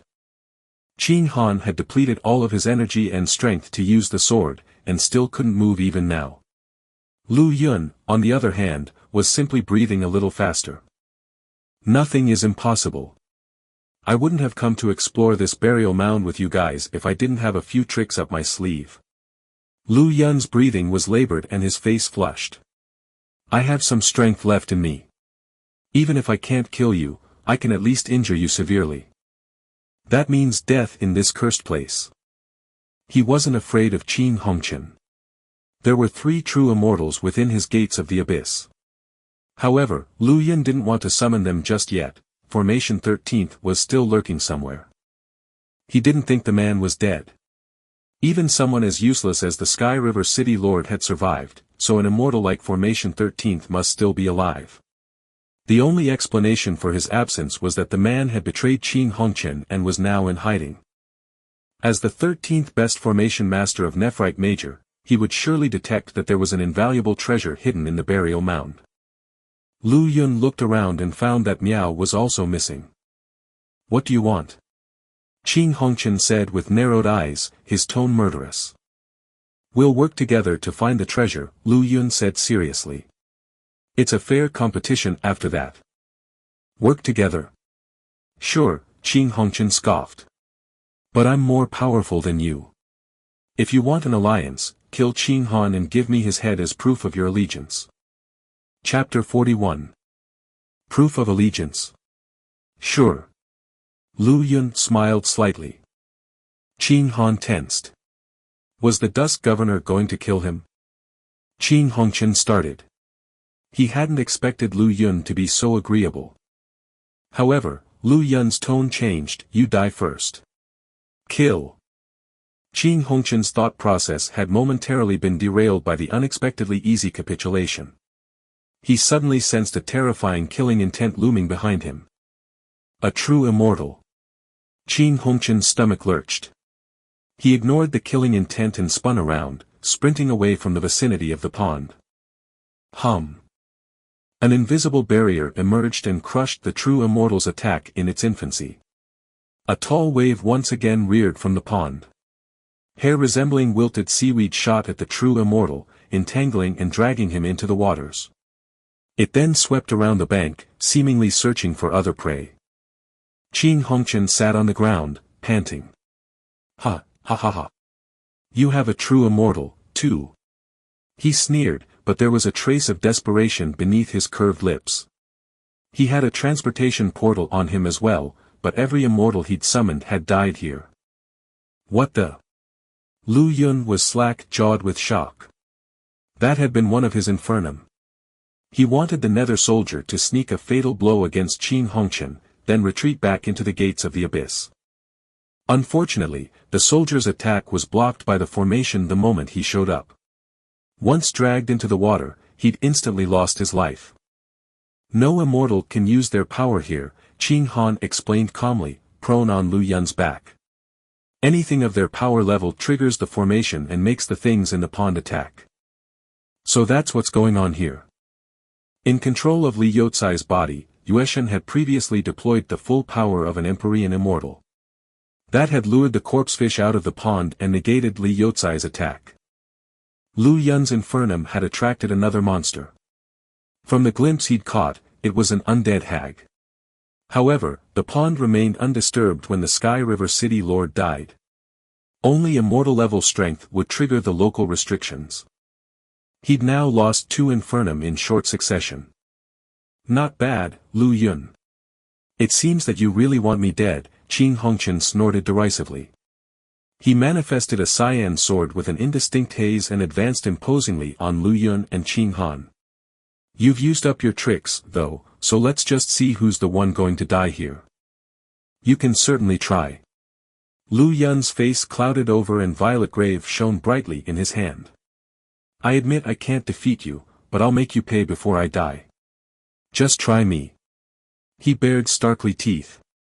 Within this burial mound, being injured is as good as being dead. Eyes narrowed, Qin Hongqian stopped in his tracks. Bastard, how can a condensed chi weakling like you activate a 9th-rank treasure? And Qin Han, why would you give him your sword? Didn't you want him dead? Lu Yun shrugged innocently. Even he didn't know why he could use Qin Han's sword. The incapacitated envoy's eyes shone brightly and he glanced at Lu Yun, face flushed. Hey, do you have any pills to replenish energy? Lu Yun suddenly asked. I ate them all, Qin Hongqian scoffed, throwing a glance at Qin Han. Even if I still had some, I wouldn't give them to you. Lu Yun rolled his eyes in lieu of a response. What a fool you are. Miao came out of nowhere and levied an accusatory finger at Lu Yun, no care for maintaining his elegant demeanor. Didn't you see the defensive formation here? How dare you let your immortal ghost loose? Are you trying to get me killed? Alright, I know now, Lu Yun grumbled. Just tell me how I'm supposed to get past the pond. Yueshan was already in the pond, her current condition unknown.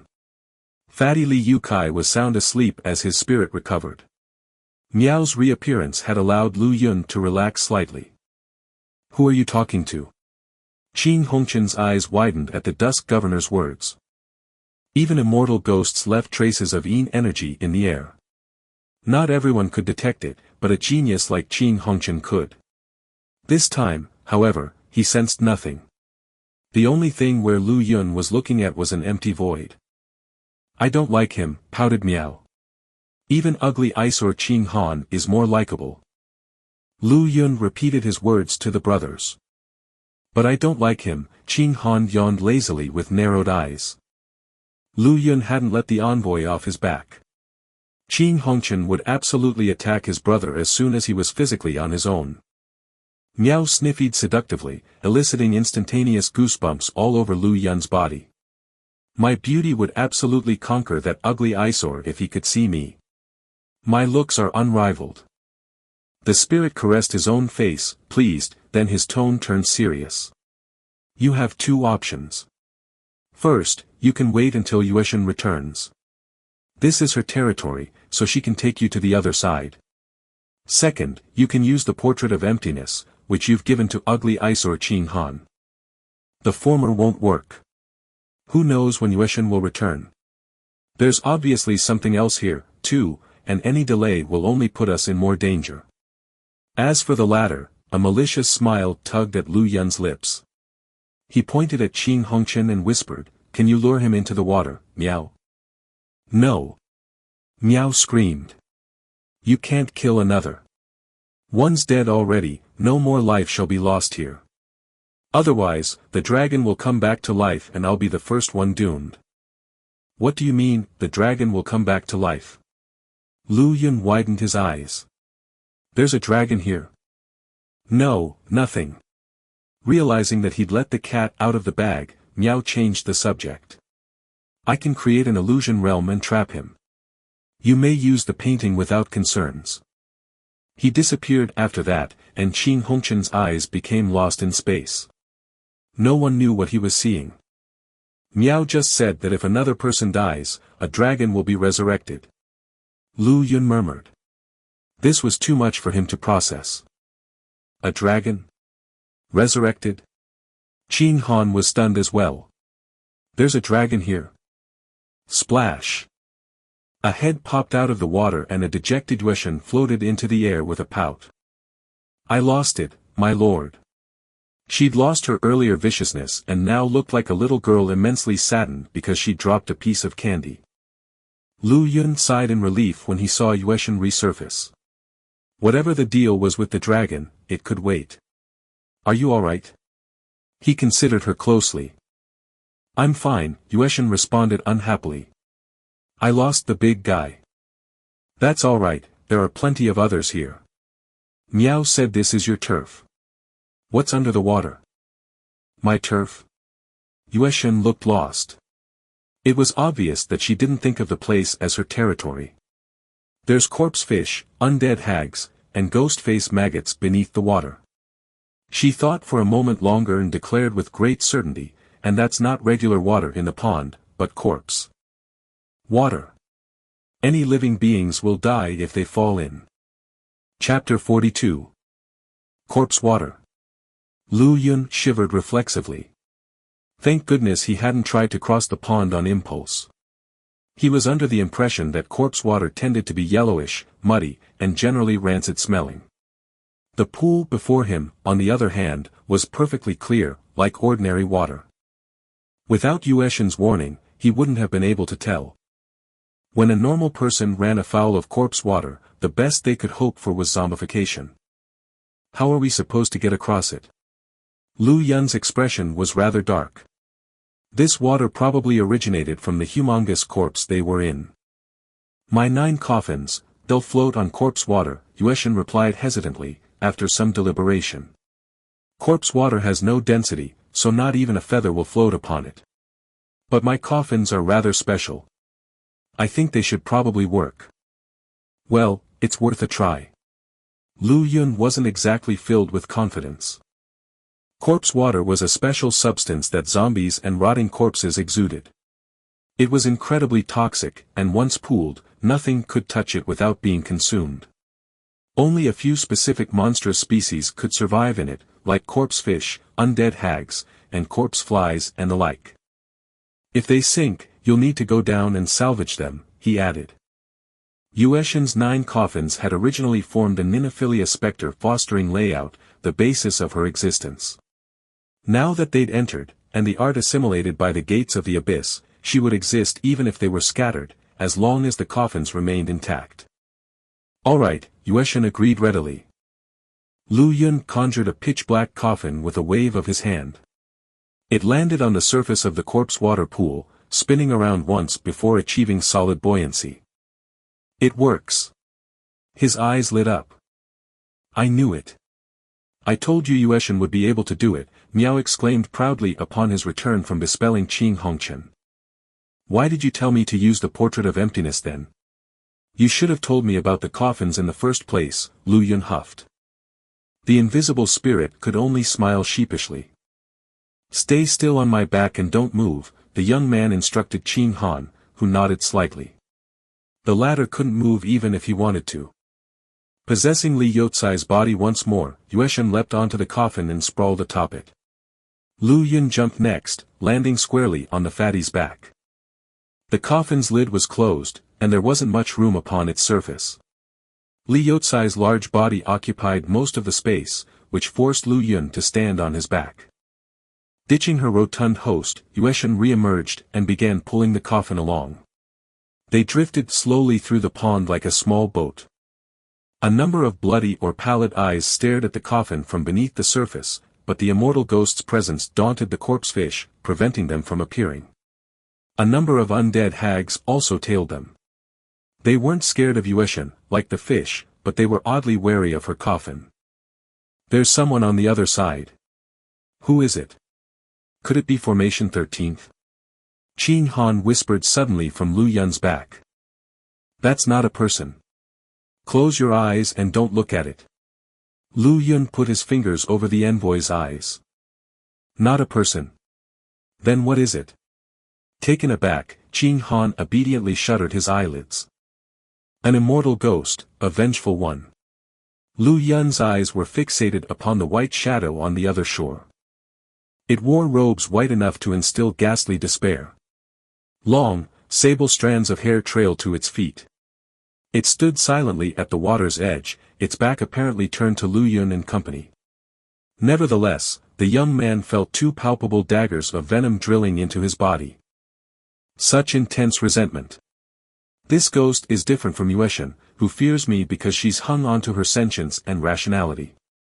This ghost is filled with nothing but malice. It's not afraid of me, and the current me can't drive it off. He knew what he was capable of. He was a Yama king in the flesh, but a very weak one. Only immortal ghosts who still possessed awareness feared him, not those blinded by hatred. The aura of destructive authority he emanated wasn't enough to daunt them. It made sense, in a way. Madmen wouldn't kneel to an emperor the way that ordinary men would. At a high enough cultivation level, Lu Yun would be able to erase the ghost's resentful thoughts with a single gesture, but he was still very far away from that point. The instant the coffin touched the shore, he leapt onto dry land with Qing Han in tow, putting as much space as possible between the ghost and himself. Yueshan, now back in Li Yotsai's body, followed closely behind. Atone, for my people. A hoarse growl screeched from the ghost's maw. A sinister breeze carried it aloft and it lunged aggressively at Lu Yun, its black hair parted to reveal an ashen face and crimson eyes. There was only raw enmity behind them, nothing else. Such incredible resentment. Just how did this ghost die? Lu Yun was incredulous. The rancor he felt was hair-raising in its severity. A normal ghost that had loose ends to resolve wouldn't feel so much emotion. The emotions ran so high, they shot up to the heavens. That was the only way Lu Yun could describe it. Abandoning Li Yotsai's body, Yueshan floated protectively at her master's side. Leave us. She demanded, her own aura becoming ominous once more as she spoke. The forbidding atmosphere descended into the uncanny as the shore became a spectral haunt. The two ghosts fought and tore at each other crazily. What kind of ghost is that, really? Lu Yun was rather frightened. Yueshan was a ghost born of the Ninophilia spectral fostering. One of the most sinister and powerful ghosts in the world, she was capable of overwhelming the vast majority of her lesser brethren. Yet that vengeful ghost was dueling her to a standstill. Miao's voice sounded softly. She's Trillwater's city lord. An entire city of immortals was sacrificed, including herself, her friends, her family, her people, why shouldn't she be filled with spite? She's the late Truewater City Lord? Lu Yun's eyes opened wide. No wonder she said, "Atone for my people" earlier. But why is her ghost here? Is she the main burial good? Does that annex room belong to her? He became rather uncertain. There was a closed stone door only a short distance away, an annex room doubtlessly behind it. He couldn't reach it right now, though. Yueshan and the vengeful ghost's battle prevented him from going anywhere. Rumor has it that the Truewater City Lord was an exceptionally beautiful fairy, 5,000 years ago. She once set up a formation that slew 36 monster kings of the North Sea, which spread her fame far and wide. Alas, she wasn't able to escape the descent of Mount Myriad's summit either. Lu Yun's wonderings prompted a melancholic explanation from Qing Han. So she's the Truewater City Lord. Her grudge too strong to allow her to simply pass on after death, she lingers yet, demanding justice for her people. She set up a formation. Could she have been a formation master? If the formation orb is truly here, could that have been her treasure? Lu Yun blinked. Perhaps. Qing Han shook his head. A connate treasure like the formation orb is desirable to even Dao immortals. Who would announce their ownership of it to the world? He glanced down at the portrait of emptiness. This, too, was one of the legendary treasures owned by the Lord of Truewater. It was why he'd come here in the first place. Take me to your corpse, Lu Yun suddenly commanded Miao. Eh? Miao blinked, looking at the youth with some confusion. I said, take me to your corpse, repeated Lu Yun. No, it's too dangerous there. You'll die for sure. The spirit shook his head. Then I'll commit suicide right here. Lu Yun placed Violet Grave upon his own neck. I'd like to see whether that dragon will awaken and eat you after I die. Miao was gobsmacked, entirely unsure of how to respond to the young man's threat. All right, fine. You can come with me, but you have to leave the ugly eyesore here. He yielded in the end. He has to come with us. I'm not leaving him here to die. Lu Yun shook his head again. Chapter 43. All right, follow me. Miao didn't have much of a choice.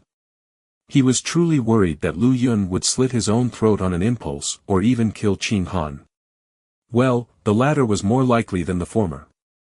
What you've seen so far are mostly illusions, explained the spirit with a grave expression. If you treat what you see later as illusions, however, you'll die. I understand. Lu Yun nodded seriously, then repeated Miao's words to Qing Han. The imperial envoy nodded dejectedly. He was too weak to move even a muscle. Whether the threats they encountered were real or not didn't make a whole lot of difference to him, he could only rely on Lu Yun now. If the Dusk Governor abandoned him, he was as good as dead. You must hold on, Yueshan, Lu Yun shouted at the ghost before leaving. Don't let that vicious ghost kill you. The unresolved grievances powering the ghost of Truewater's City Lord were simply too great and Yueshan was starting to lose ground.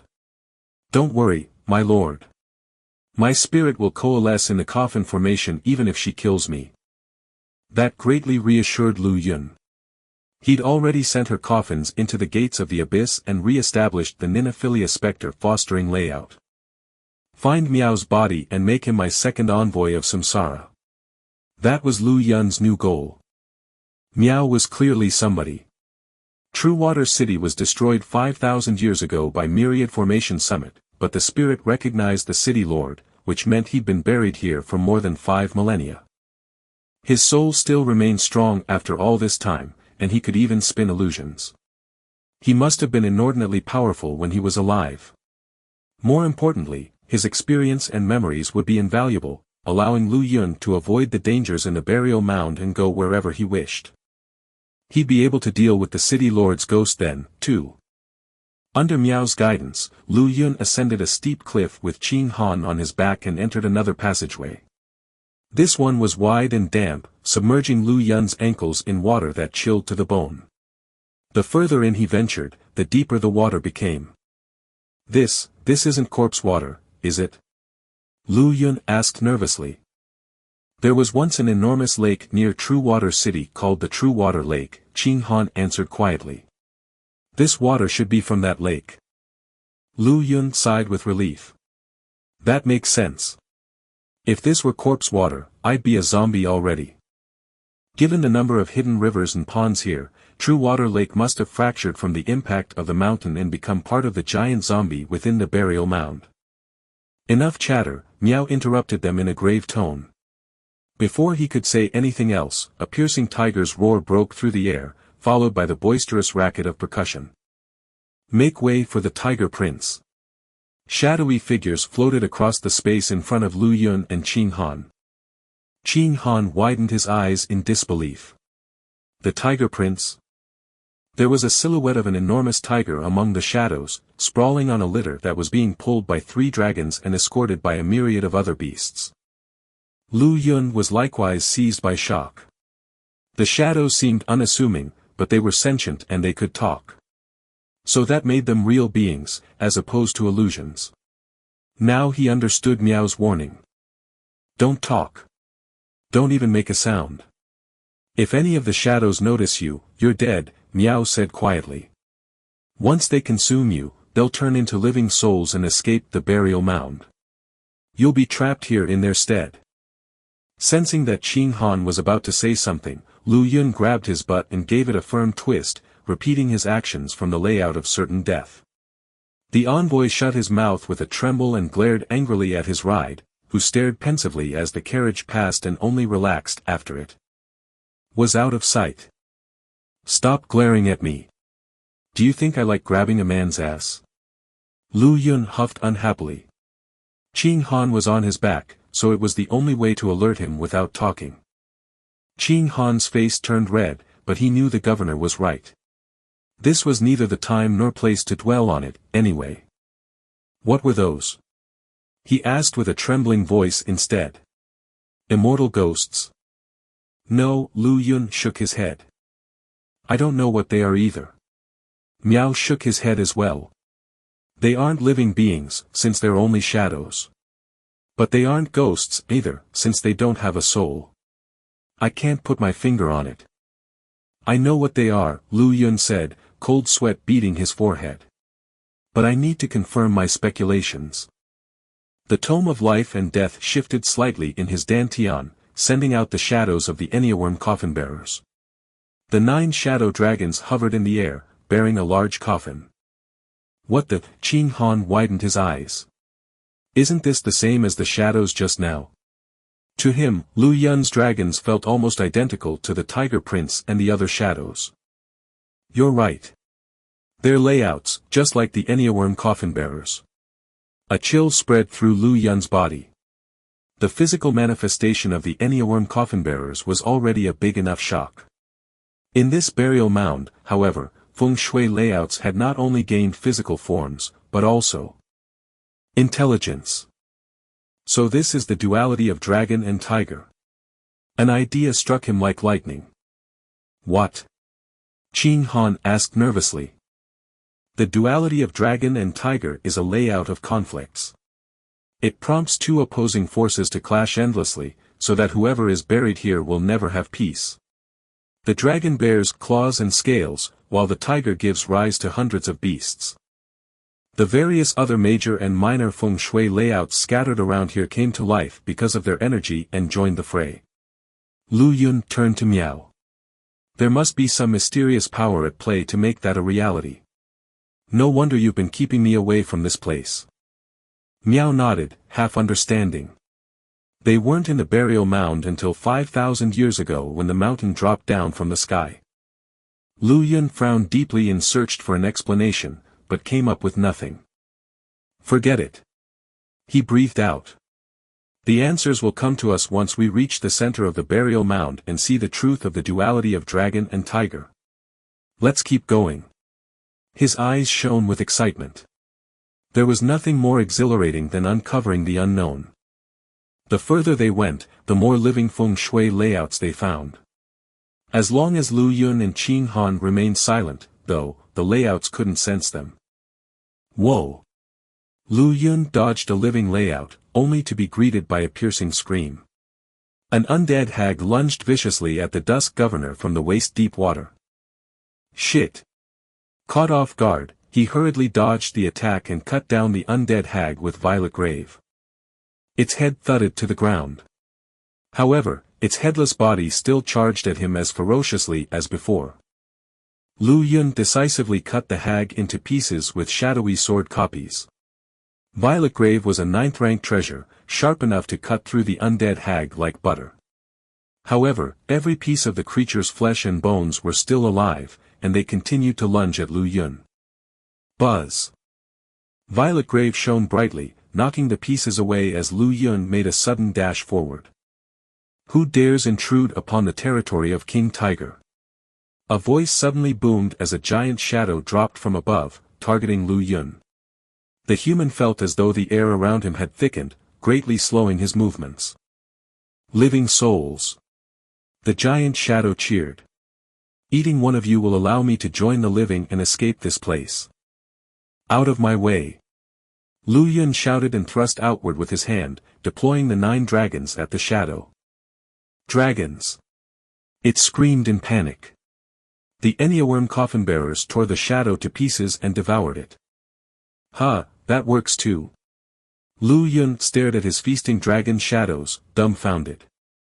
He'd thought that the Enneaworm coffin-bearers had become his combat art after entering his body, but a combat art coming to life and devouring another feng shui layout? Let's go, Qing Han cautioned weakly. Undead hags are coming. Lu Yun turned and saw a dozen undead hags shooting toward them underwater. Startled, he hurriedly retracted the shadowy dragons and ran ahead. However, the ruckus had attracted the attention of other shadows and they swarmed into the tunnel, darkening the already dim environment. Roar! A tiger roar exploded in the air, heralding the arrival of the Tiger Prince and driving away all of the other shadows. 2 living souls. Its deep, raspy voice was thick with excitement. I'll eat your souls and take your bodies. Then my royal father and I can escape this place and stop fighting that old dragon. Its heavy body descended upon Lu Yun and Qing Han as it spoke. Put me down and run, Qing Han urged. Don't mind me. He tried to wriggle off Lu Yun's back as he spoke, but was too weak to lift even a finger. He knew the current him was only a burden. The only chance for Lu Yun to survive was to use him as bait and summon the 9 dragons, buying himself time to escape. Otherwise, they'd both die here. This Tiger Prince was a more than formidable foe, his presence alone was enough to overwhelm both young men. Shut it! Growled Lu Yun and slapped Qing Han hard on the butt. The envoy ground his teeth from the pain, his eyes brimming with tears. I told you that men shouldn't cry. Lu Yun's chest heaved violently and he summoned the Enneaworm coffin-bearers, but they were ripped apart like paper by the tiger's presence as soon as they emerged. Black flames blazed in his eyes as his mind raced for options. Boom! A sudden rumble echoed through Lu Yun's body. Under the tremendous pressure of the situation, he broke through in the face of an overwhelming threat and ascended to the Qi transformation realm. Another death art came to him. Spectral Eye. Identify living from dead, yin from yang. See through all life and death within 500 kilometers. Swoosh! A painting slowly unfolded in the air, showing a panorama of a mountainous landscape surrounding bodies of water. The scene came alive with the sound of birdsong and the scent of flowers. Lu Yun and Qing Han felt an instantaneous easing of the pressure. The giant tiger was instantly absorbed into the panorama, and turned into a cub frolicking about the landscape. Yueying slowly walked out from thin air. Yueying has arrived late. I await my punishment, sir. She stood in the water and bowed slightly. You've come, and that's all that matters, Lu Yun sighed with relief. He'd made a breakthrough in the heat of the moment, allowing Yueying to be resurrected ahead of schedule. More importantly, due to his improved cultivation level when activating the book, she had now recovered to peak true immortal. Chapter 44. Yueying was already an immortal before her death. It was just that the 1,000 years since her passing had left her weakened, so she hadn't recovered her full powers when she first became an envoy of Samsara. When she died again in the layout, she was returned to the Tome of Life and Death. Lu Yun's subsequent breakthrough had tapped into the power of the tome and allowed her to resurrect earlier, this time with her cultivation recovered to its peak. Imbued with the power of Immortals, Yue was now able to manipulate the panorama of clarity much more easily, letting her use its core power to seal away the Tiger Prince. In addition, Lu Yun's breakthrough had bestowed upon him a powerful death art. Spectral Eye. This allowed him to witness all life and death within 500 kilometers. In other words, no dead folks within the area of effect could escape his eyes. He could even use the art to determine the dead's identity, which was the most heaven-defying thing about it. It's like a luopan, no, it's even more useful. 1. Lu Yun could barely contain his excitement once he understood his newly obtained death art. It would allow him to easily discover hidden tombs. How did she get here? Qin Han blurted out. He'd been prepared to die with Lu Yun, but Yue had arrived out of nowhere at the 11th hour and sealed the tiger away. So this is where my house servant ran off to, Lu Yun lied. She exited in another direction at the layout of certain death. I didn't expect her to end up in the same place as us. Qin Han wasn't convinced. He'd seen Yue disappear after cutting the arm off an undead hag and had pointed it out to the Dusk Governor at the time. But I saw. The same happened with Yueshan. She was following us in Li Yotsai's body, Lu Yun cut him off. But when we left the layout, she was already waiting on the other side. Oh, I see. Now that he seemed to remember, Qin Han released his suspicions. Lu Yun sighed in relief, but then a shudder ran down his spine. Wait a hot second, why do I care about his feelings? Am I? Lips trembling, color drained from his face. He recalled the glimpses of the stunning beauty back in the layout of certain death. Is that why? The layout is certainly powerful. It's affecting me even now. What wouldn't I give for that beautiful chick on my back to be real, he muttered. What beautiful chick? Qin Han lay against Lu Yun's shoulders, his face heating up at the remark. Only he, no, she, knew that the starstone concealing her true appearance had been temporarily rendered ineffective in the layout of certain death, revealing her true self. Did he see me? Her thoughts wandered, heart pounding. Humph, the layout of certain death created the illusion of a beautiful girl. She's fake, but she was truly the finest beauty. Unsatiated, Lu Yun clucked his tongue. It'd be wonderful if she were real. I'd make her mine. No, wait, that girl is actually the bony kid on my back. Goosebumps broke out all over his body as the realization hit home. Put me down. Qin Han raged when he heard Lu Yun's whispering. Knock it off. If I drop you, the undead hags in the water will snatch you up. Lu Yun unconsciously pinched Qin Han's butt again. The envoy was so frustrated she could cry. Yue blockaded the coming undead hags with the panorama of clarity, absorbing them into the painting and burning them to ashes upon entrance. Her emerald mistfire was at its most powerful when deployed within the painting. The premises were now eerily silent as the Tiger Prince's disappearance had sent the other shadows fleeing. It would seem that the panorama was a natural bane for the living layouts. Feng Shui and formations. The interplay of natural landscapes gave rise to the very first layout and formation. The panorama of clarity encompasses natural geographical terrain like mountains and rivers, so no wonder it can contain the layouts here. Realization dawned on Lu Yun. The painting wouldn't be effective if the layouts hadn't become sentient shadows. It could seal living layouts, but not dead ones. Humans really are strange, Miao commented curiously as he heard Lu Yun and Qin Han bicker. You have feelings for the ugly eyesore on your back, so why do you deny it? Shut your stinking, putrid, useless mouth.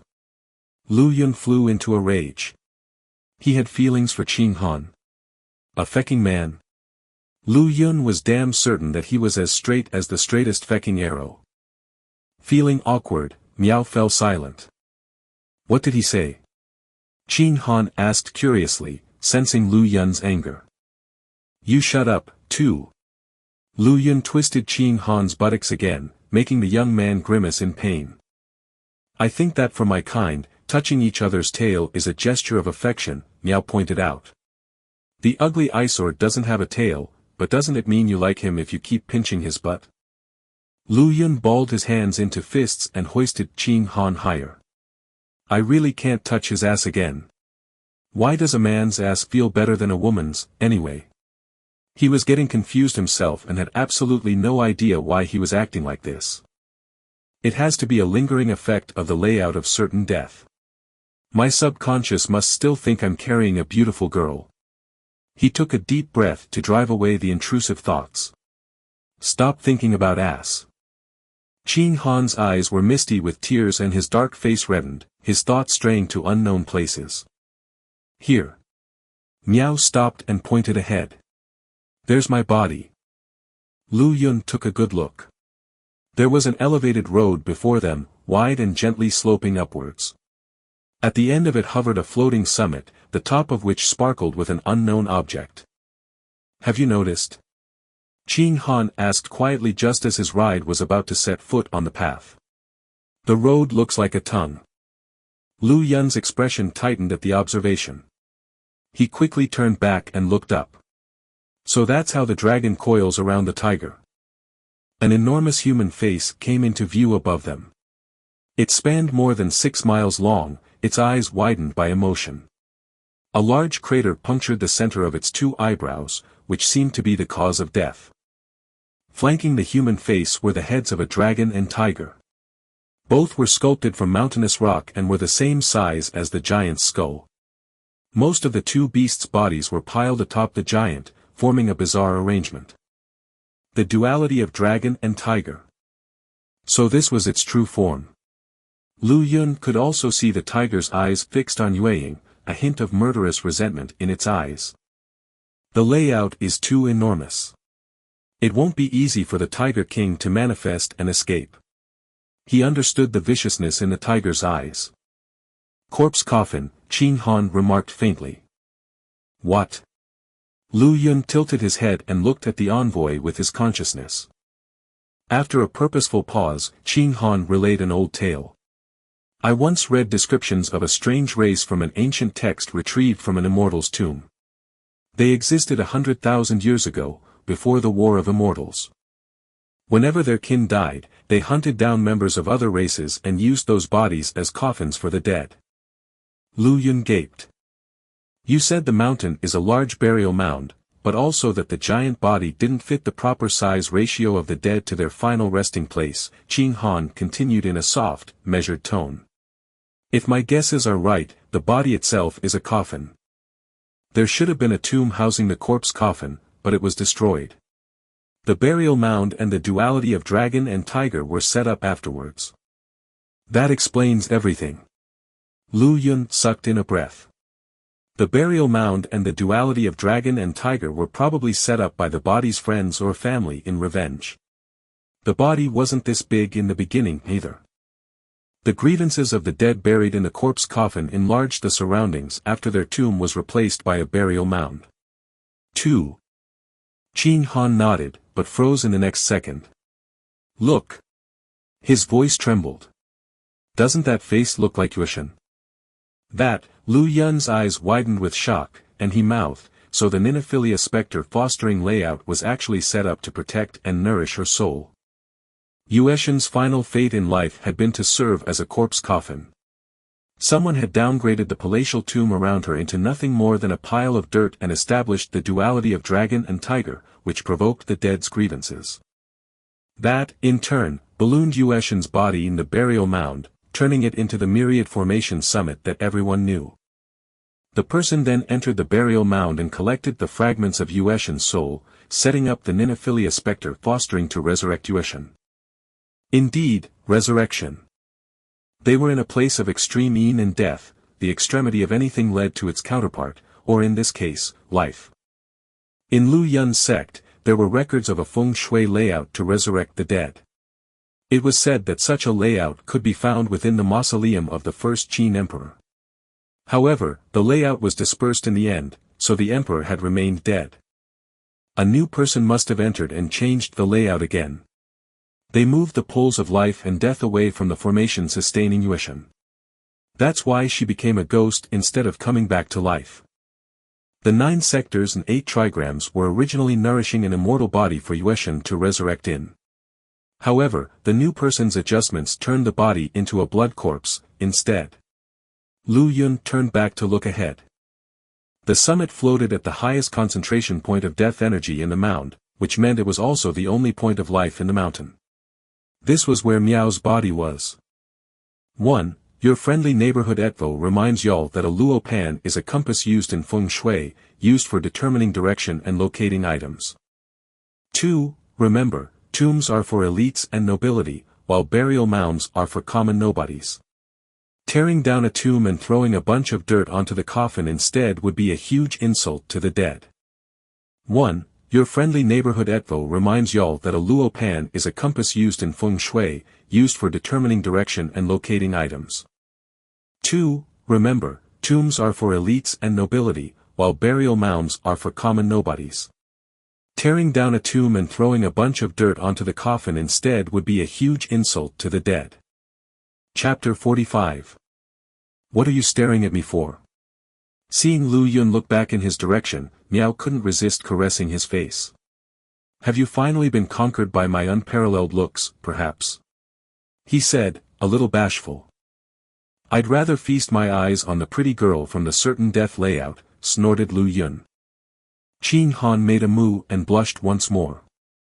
You have to be careful, a dragon lies in wait over there, Miao warned when he saw Lu Yun make his way along the tongue toward the floating summit. If it comes back to life, it'll certainly swallow me whole. Well, it's already tried and failed, I suppose, he mumbled as he followed behind. The peak gradually enlarged in Lu Yun's field of vision. A resurrection layout, sure enough. A feng shui grand influence over the world as described by the sect records. His eyes burned with feverish zeal as he recognized the structure on the peak. The classics divided feng shui layouts into 4 realms: formations, layouts, influences, and grand influences over the world. The one in front of him belonged to the highest tier. It commandeered nature's blessings to invert yin and yang in order to bring back the dead.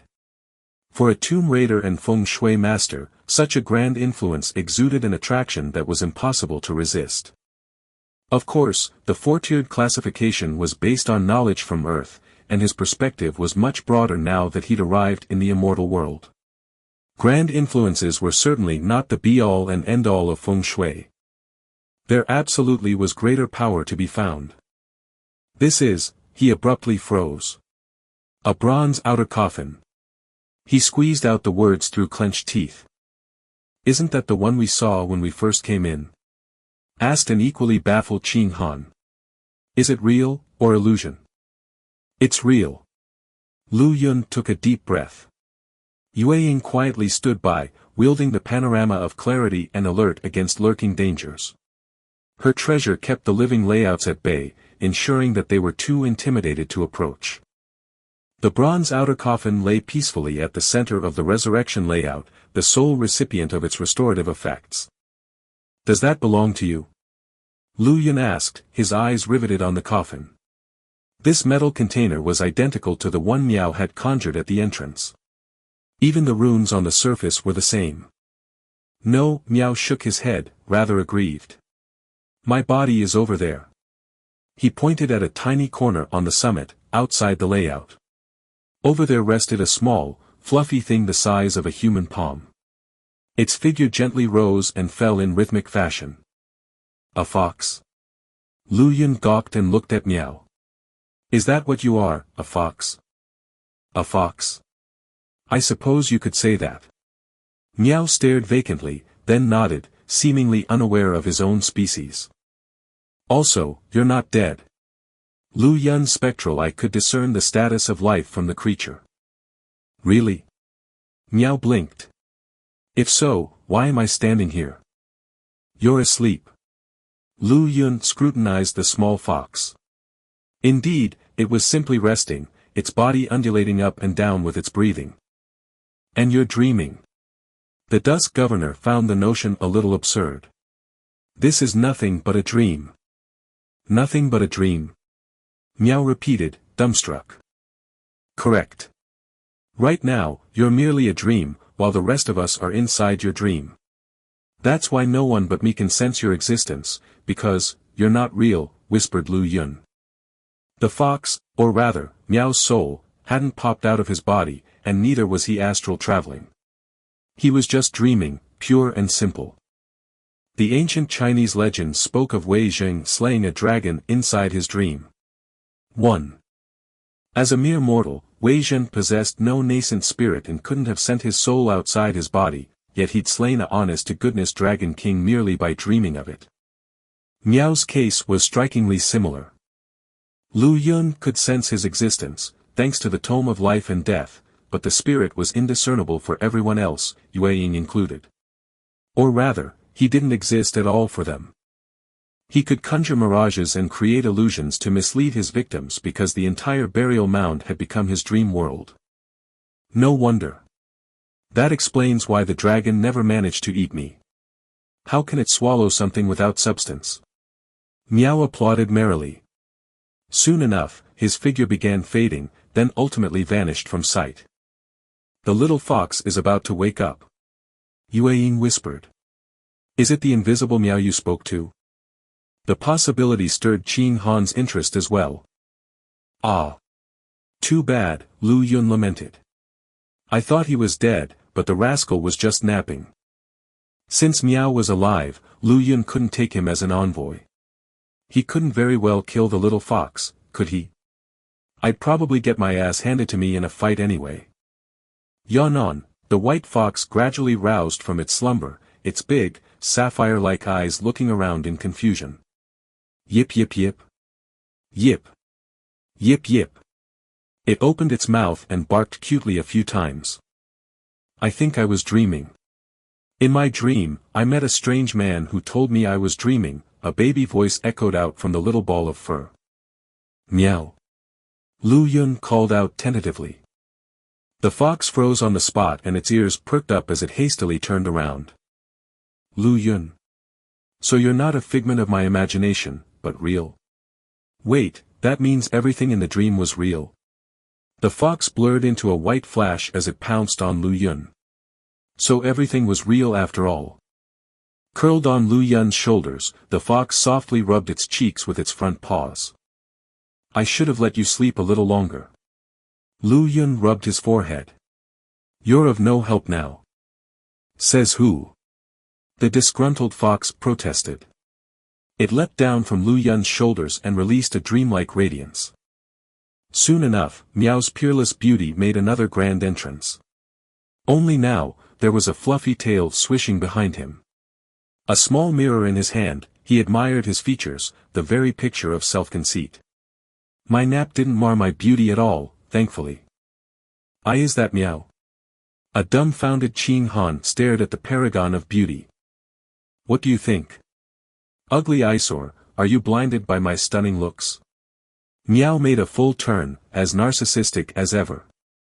You're nothing but a fox spirit, Qing Han snickered, unfazed by the spirit's nickname for him. What about you? Are you so enthralled by my beauty that you can't look away?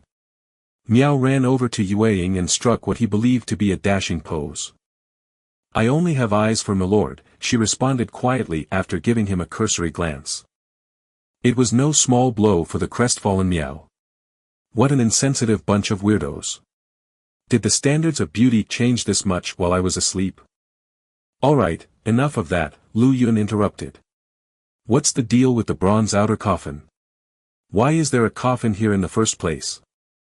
Bronze outer coffins were portents of extreme danger to begin with. Not to mention, this one even housed a dragon, according to the fox spirit. Someone put it here 5,000 years ago, the day this burial mound fell from the skies. Ever since then, the dragon has absorbed the vitality of every creature that's died inside this place, and it won't be long before it comes back to life. There was a trace of dread in Meow's voice. Stranger still, starting every century from 1,000 years ago, a tremendously rich bundle of life essence descends from outside. The next instance is in 7 days. The dragon wouldn't resurrect so soon, if it weren't for all that additional vitality. 1. Wei Zheng served as a prime minister for Emperor Taizong of the Tang dynasty. According to legend, the dragon in charge of rain tampered with a vital rainfall during a severe drought, all for the sake of a bet. The city flooded and people drowned, while the fields still cracked with dryness. Furious, the Jade Emperor ordered his public execution. The terrified dragon fled to Emperor Taizong, who granted him a pardon, as the dragon was one of the founding members of the nation. The next day, Wei Zheng was invited to the palace for a game of chess. At the specified time for the execution, Wei Zheng fell asleep and beheaded the dragon while he was dreaming. A bloody dragon head rolling into the palace indicated that the actions had taken place in reality. This story was popularized in fantasy form in the classic novel, Journey to the West. Chapter 46. The Dusk River Sacrament. Lu Yun and Qin Han exclaimed at the same time. 7 days later precisely marked the beginning of the ritual. According to Miao, all of the life energy from the ritual's sacrifices would be diverted to the bronze outer coffin. Everyone finds the sacrament strange, but it's hard to imagine it's all for the sake of the creature inside the coffin, Qin Han said, a solemn ring to his voice. There's definitely foul play at work here. But in that case. Lu Yun frowned. The ritual was first established because of the upheaval from that ancient tomb. In that case, is the coffin related to that ancient dusk tomb? That illuminated new paths of potential for Qin Han. During the outbreak of the ancient dusk tomb, specters and ghouls had poured out en masse into the Dusk River and shattered the oceanic stronghold on the northern border. As a result, a legion of North Sea monsters invaded the province and caused untold misery. The river god had then made a personal appearance and used its formidable powers to seal off the ancient tomb. Before departing the world, it had also left behind instructions for the Dusk River Sacrament. From then on, the sacrament had become an integral part of the province, its inhabitants unfailingly carrying out the ritual every 100 years. However, it was now plain to see that matters weren't as they seemed. From the very start, the life essence collected through the ritual was meant as an offering for whatever was inside the bronze outer coffin. What on earth is going on? Qin Han murmured. He could feel the onset of a pounding headache. If the sacrament was a dark scheme, then what about the tomb's uprising, or the river god? Were they all part of a plot hatched by the tomb's undead residents? But if so, why had creatures from ancient Dusk Tomb come to this burial mound? There truly are too many unfathomable mysteries in the immortal world, sighed Lu Yun. We have to stop the ritual, in any case. As for this bronze outer coffin, it belongs to me now. A smile floated onto his lips. Whether you're a dragon, or something else, you're mine as long as you're dead. You people stay put. He slowly squatted down and lowered Qin Han to the ground. Miao stepped forward, ready to help the envoy. Don't touch me. The latter cried urgently the moment he saw Miao's hand draw near. Miao froze, then awkwardly retracted his hand and mumbled, "Can that be a version I see on the ugly eyesore's face? Am I still lacking in beauty? Come and help me up," Qin Han spoke to Yueying. He sighed with relief when Miao stepped back. "I already warned you, don't even think of coveting our Yueying." Lu Yun snarled. I just don't want that guy to touch me. The boneless Qin Han explained. Fine. Lu Yun shrugged. He's probably not into animal spirits. With a nod, Yueying approached Qin Han's side and gently helped the imperial envoy up. If you really want to marry her, you need to prepare a hefty bridal gift. The urge to say this suddenly struck Lu Yun for some reason. His skin immediately prickled from the heat of 4 pairs of murderous eyes. I mean, you can also skip that, if you want. He ran away with his tail between his legs. Qin Han sighed softly with relief. I will never be wed to you. Yueying retorted with complete seriousness. Qin Han rolled his eyes, but offered no response. What was he supposed to say to that? Standing at the root of the tongue, Lu Yun studied the floating summit in earnest. The peak itself is a resurrection layout, a complete grand influence. Its structure is in stark contrast to the rest of the tomb. It was most likely added afterwards. There had originally been another resurrection layout in the tomb, one designed to revive Yueshan. But it was later altered, resulting in a transformation into an immortal ghost. Unless he was mistaken, Miao was the one who'd stolen her opportunity for rebirth. This floating peak had come into existence because of the fox spirit, and its resurrection layout had brought the fox back to life. However, rather than waking up to a second chance at life, he'd fallen into a deep slumber and encompassed the entire burial mound in his dream world. This was a form of self-preservation. The dream protected his physical body and prevented intruders from approaching the summit, so that his body had ample time to recover. But one day, everything changed. 5,000 years ago, the arrival of a bronze outer coffin had pushed him out of the resurrection layout, extending his sleep for another 5,000 years. It seems that whatever's buried inside the coffin is responsible for the destruction of True Water City. It sacrificed every living soul as blood offerings. Many conjectures whirled in his mind. The True Water City Lord placed the portrait of emptiness on the altar to suppress it and prevent it from activating. The altar had stirred to life the second he'd taken the painting away, consuming all of the undead hags in the ruins. But these hags were half-dead monsters with no life essence whatsoever, so they were worthless offerings. In that case, how did the city lord die? Since she'd sealed the altar with the portrait of emptiness, that's proof she was still alive then. But she's dead now and has become part of the burial goods. Is there something even more frightening in here? A memory struck him all of a sudden. Inside the layout of certain death, something had fooled both him and Yueshan. For a split second, he'd been confident that he'd unraveled the truth about the tomb, but now he faced another enigma. There was definitely far more here than met the eye. No matter, first things first. Secure that bronze outer coffin and the resurrection layout. With a single thought, a silent rumble echoed across the void as the gates of the abyss swung open behind him. A colossal devouring force erupted from within and swallowed the floating peak. Hum. Before momentum took over, an indistinct azure halo pulsed from the coffin's surface and resisted the force, as if it sensed danger. I wouldn't be able to do anything to you, had you been alive. The merest inkling resistance would have stopped me cold. Two black, ghostly fires ignited in Lu Yun's irises. Sadly for you, you're dead, and the dead are mine to command. Boom. A loud explosion seemed to rock the tomb's very foundations. The next moment, the floating peak, and the coffin resting upon it, had vanished without a trace. A muffled groan sounded out of Lu Yun and there was a trace of blood on the corner of his lips. The coffin itself had presented no great challenge, but taking the resurrection layout with it had been more of an ordeal. The enormous backlash hadn't left him entirely unharmed.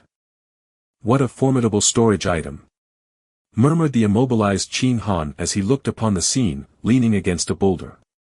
It was obvious that Lu Yun had called upon an incredibly strong immortal storage item. There was no other possible explanation. A whoa! A ringing howl from below suddenly pierced the air. Something seemed to be slowly clawing its way up from the abyss. What is that? Lu Yun flinched and looked down instinctively. An enormous hand, pale as death, abruptly lurched out of the gloom. It's a ginormous undead hag. He blanched. We're leaving right now. He reached Qin Han in a single bound, flung the young man onto his shoulder, then turned and ran for dear life. An undead hag. A titanic undead hag had crawled up from the abyss. Ghastly, pale eyes full of rancor, its enormous frame brimmed with a terrifying aura of resentment and hatred. Corpse water overflowed from its body, and it reached surface level in no time at all. It slinked up the path through the mouth of the corpse coffin, accessed the body proper, and gave chase to Lu Yun's group. This hag wasn't all that much smaller than the corpse coffin, but strangely enough, it had made its way inside with no issues whatsoever. The moment it had appeared inside the corpse coffin, its fiendish aura began shredding monsters and living layouts alike. Cracks even started crawling over the surface of the duality of dragon and tiger coiled around the corpse coffin. How can there be such an enormous undead hag? Qing Han groaned weakly on Lu Yun's shoulder, struggling to lift his head to observe the creature. He'd previously seen a giant corpse fish, but that was simply dwarfed by this undead hag's stature. An aura of malicious hatred covers it from head to toe. A foul taint born from accumulated grudge and fury. If my guess is right, this was the one originally buried inside Yueshan, the burial mound's original owner, Lu Yun explained as he ran. Having broken through not long ago, his entire being was overflowing with strength. He hurtled forward furiously, wind beneath his feet. The hag would eat him alive if he were too slow. He hadn't thought that someone would throw the burial mound's original owner into that bottomless abyss, turning them into an undead hag. I wonder what's at the bottom. Why's there so much corpse water down there? He mumbled under his breath. It was plain to see that the corpse water on the hag wasn't its own, but had come from an outside source. Where? Logic would dictate that it came from the bottom of the abyss. Watch where you're going so you don't make a wrong turn. Miao floated beside him, his tail wrapped around Lu Yun's arm as he let the governor drag him away. As for Yueying, she brought up their rear. Don't worry, I won't get lost. Two spectral rays of light burned in his eyes as he picked up speed and charged back to the location of Truewater's mistress. With Yueying's return, he was confident he could handle the malicious ghost that had risen from the city lord this time around. We're clearly inside one of the corpse coffin's meridians. How can such a gigantic hag fit inside? Wondered Qing Han. The current tunnel should have been too narrow to accommodate the creature, but it moved unobstructed, as if it were perfectly at home. We're inside its coffin in the first place, of course it can come and go as it pleases. Look out, lower your head. Lu Yun patted Qing Han's thigh in warning. The next moment, he hunched down on himself and squeezed into an even narrower space. Impertinent miscreants, how dare you trespass in the Dragon Prince's chambers? Exploded a booming roar. Chapter 47. The Dragon Prince's chambers. Lu Yun was perplexed. Wasn't this the Tiger Prince's territory? Where did this Dragon Prince come from? Before he could fully understand what was going on, a mass of shadows pounced on him. An enormous, draconic shadow was poised a short distance behind the group. Back off. An imperious command from the dragon shadow immediately dispersed the charging mass. Where did the Tiger Prince go? It demanded. The pressure it exerted on Lu Yun was identical to the Tiger Prince's, both were so heavy as to be suffocating. However, Yueying was an immortal as well, now. She could suppress these living layouts with her panorama of clarity, Dragon Prince included. The Tiger Prince? He's dead. Lu Yun calmed down. He lifted Qing Han off his shoulders and returned the envoy to his back, to which the other youth let out a sigh of relief.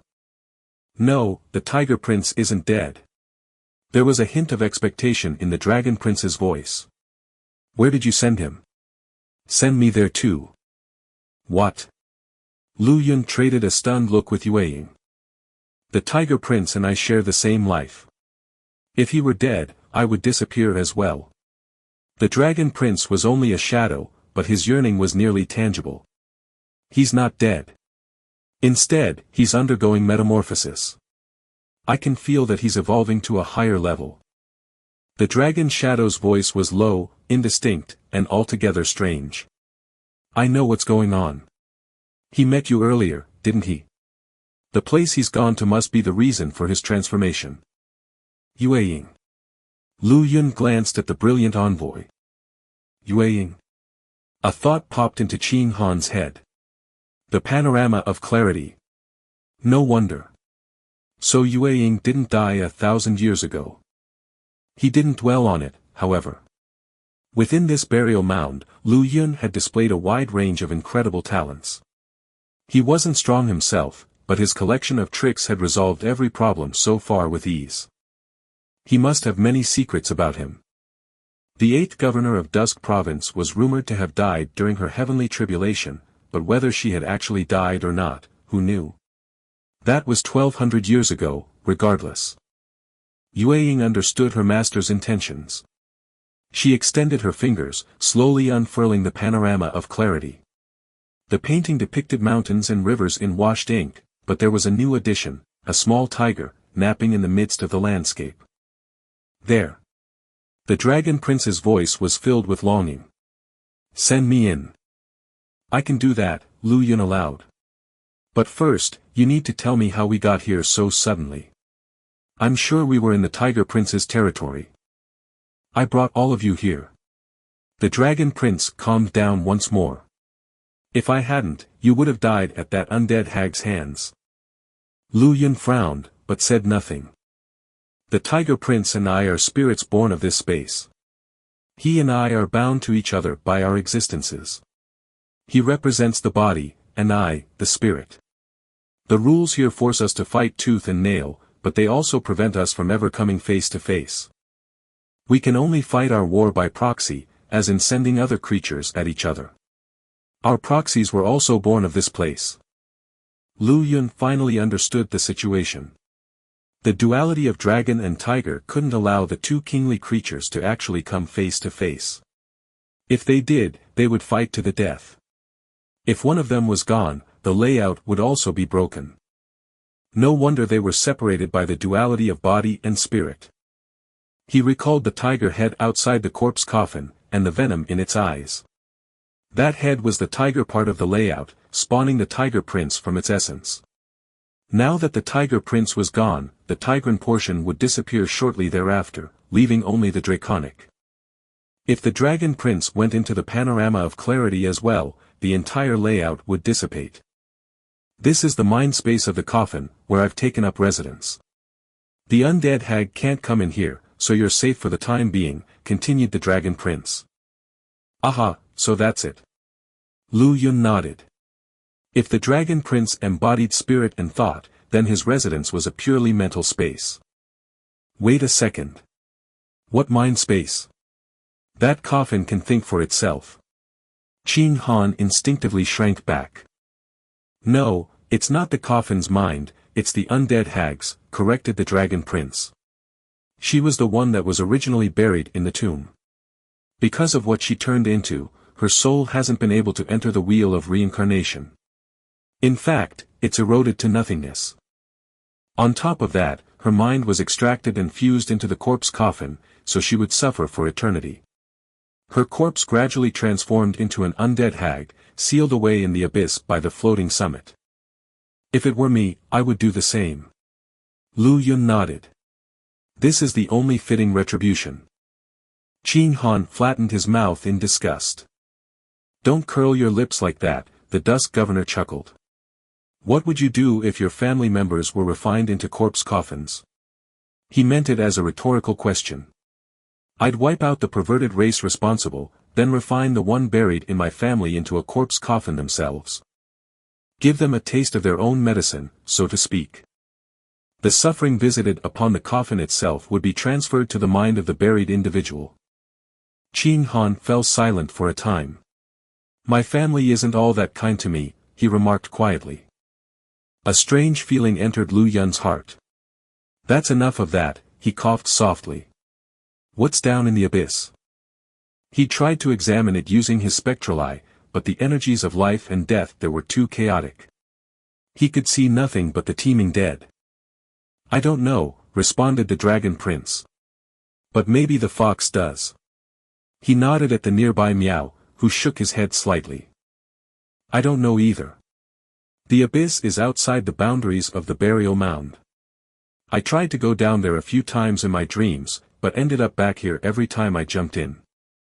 The burial mound might have landed here because of that abyss, speculated Lu Yun. Can you let me into that painting now? Anticipatory joy colored the Dragon Prince's voice. Lu Yun inclined his head. Will we be forced to leave if you go into the painting? He asked. The undead hag has already left, the Dragon Prince answered in perfect understanding of what he meant. Still, you need to be careful. Since you let it out by removing that floating summit, there's not much else here that can restrain it. Lu Yun's mouth quirked slightly upwards, but he said nothing. Not much else here. Not necessarily. The panorama slowly unfurled, then absorbed the dragon prince, adding the image of a juvenile dragon to the painting. In the next moment, Lu Yun felt his body grow heavy, as if he were falling, then landing somewhere. However, nothing in his field of view had changed in the slightest. Come. We need to go find Yueshan. Mommy. A ghost. Save me. Li Yotsai's earth-shaking wails traveled in from the far-off distance. His voice climbing several octaves, he'd tightly plastered his body on a large boulder. His flabby cheeks trembled and oscillated like ocean waves.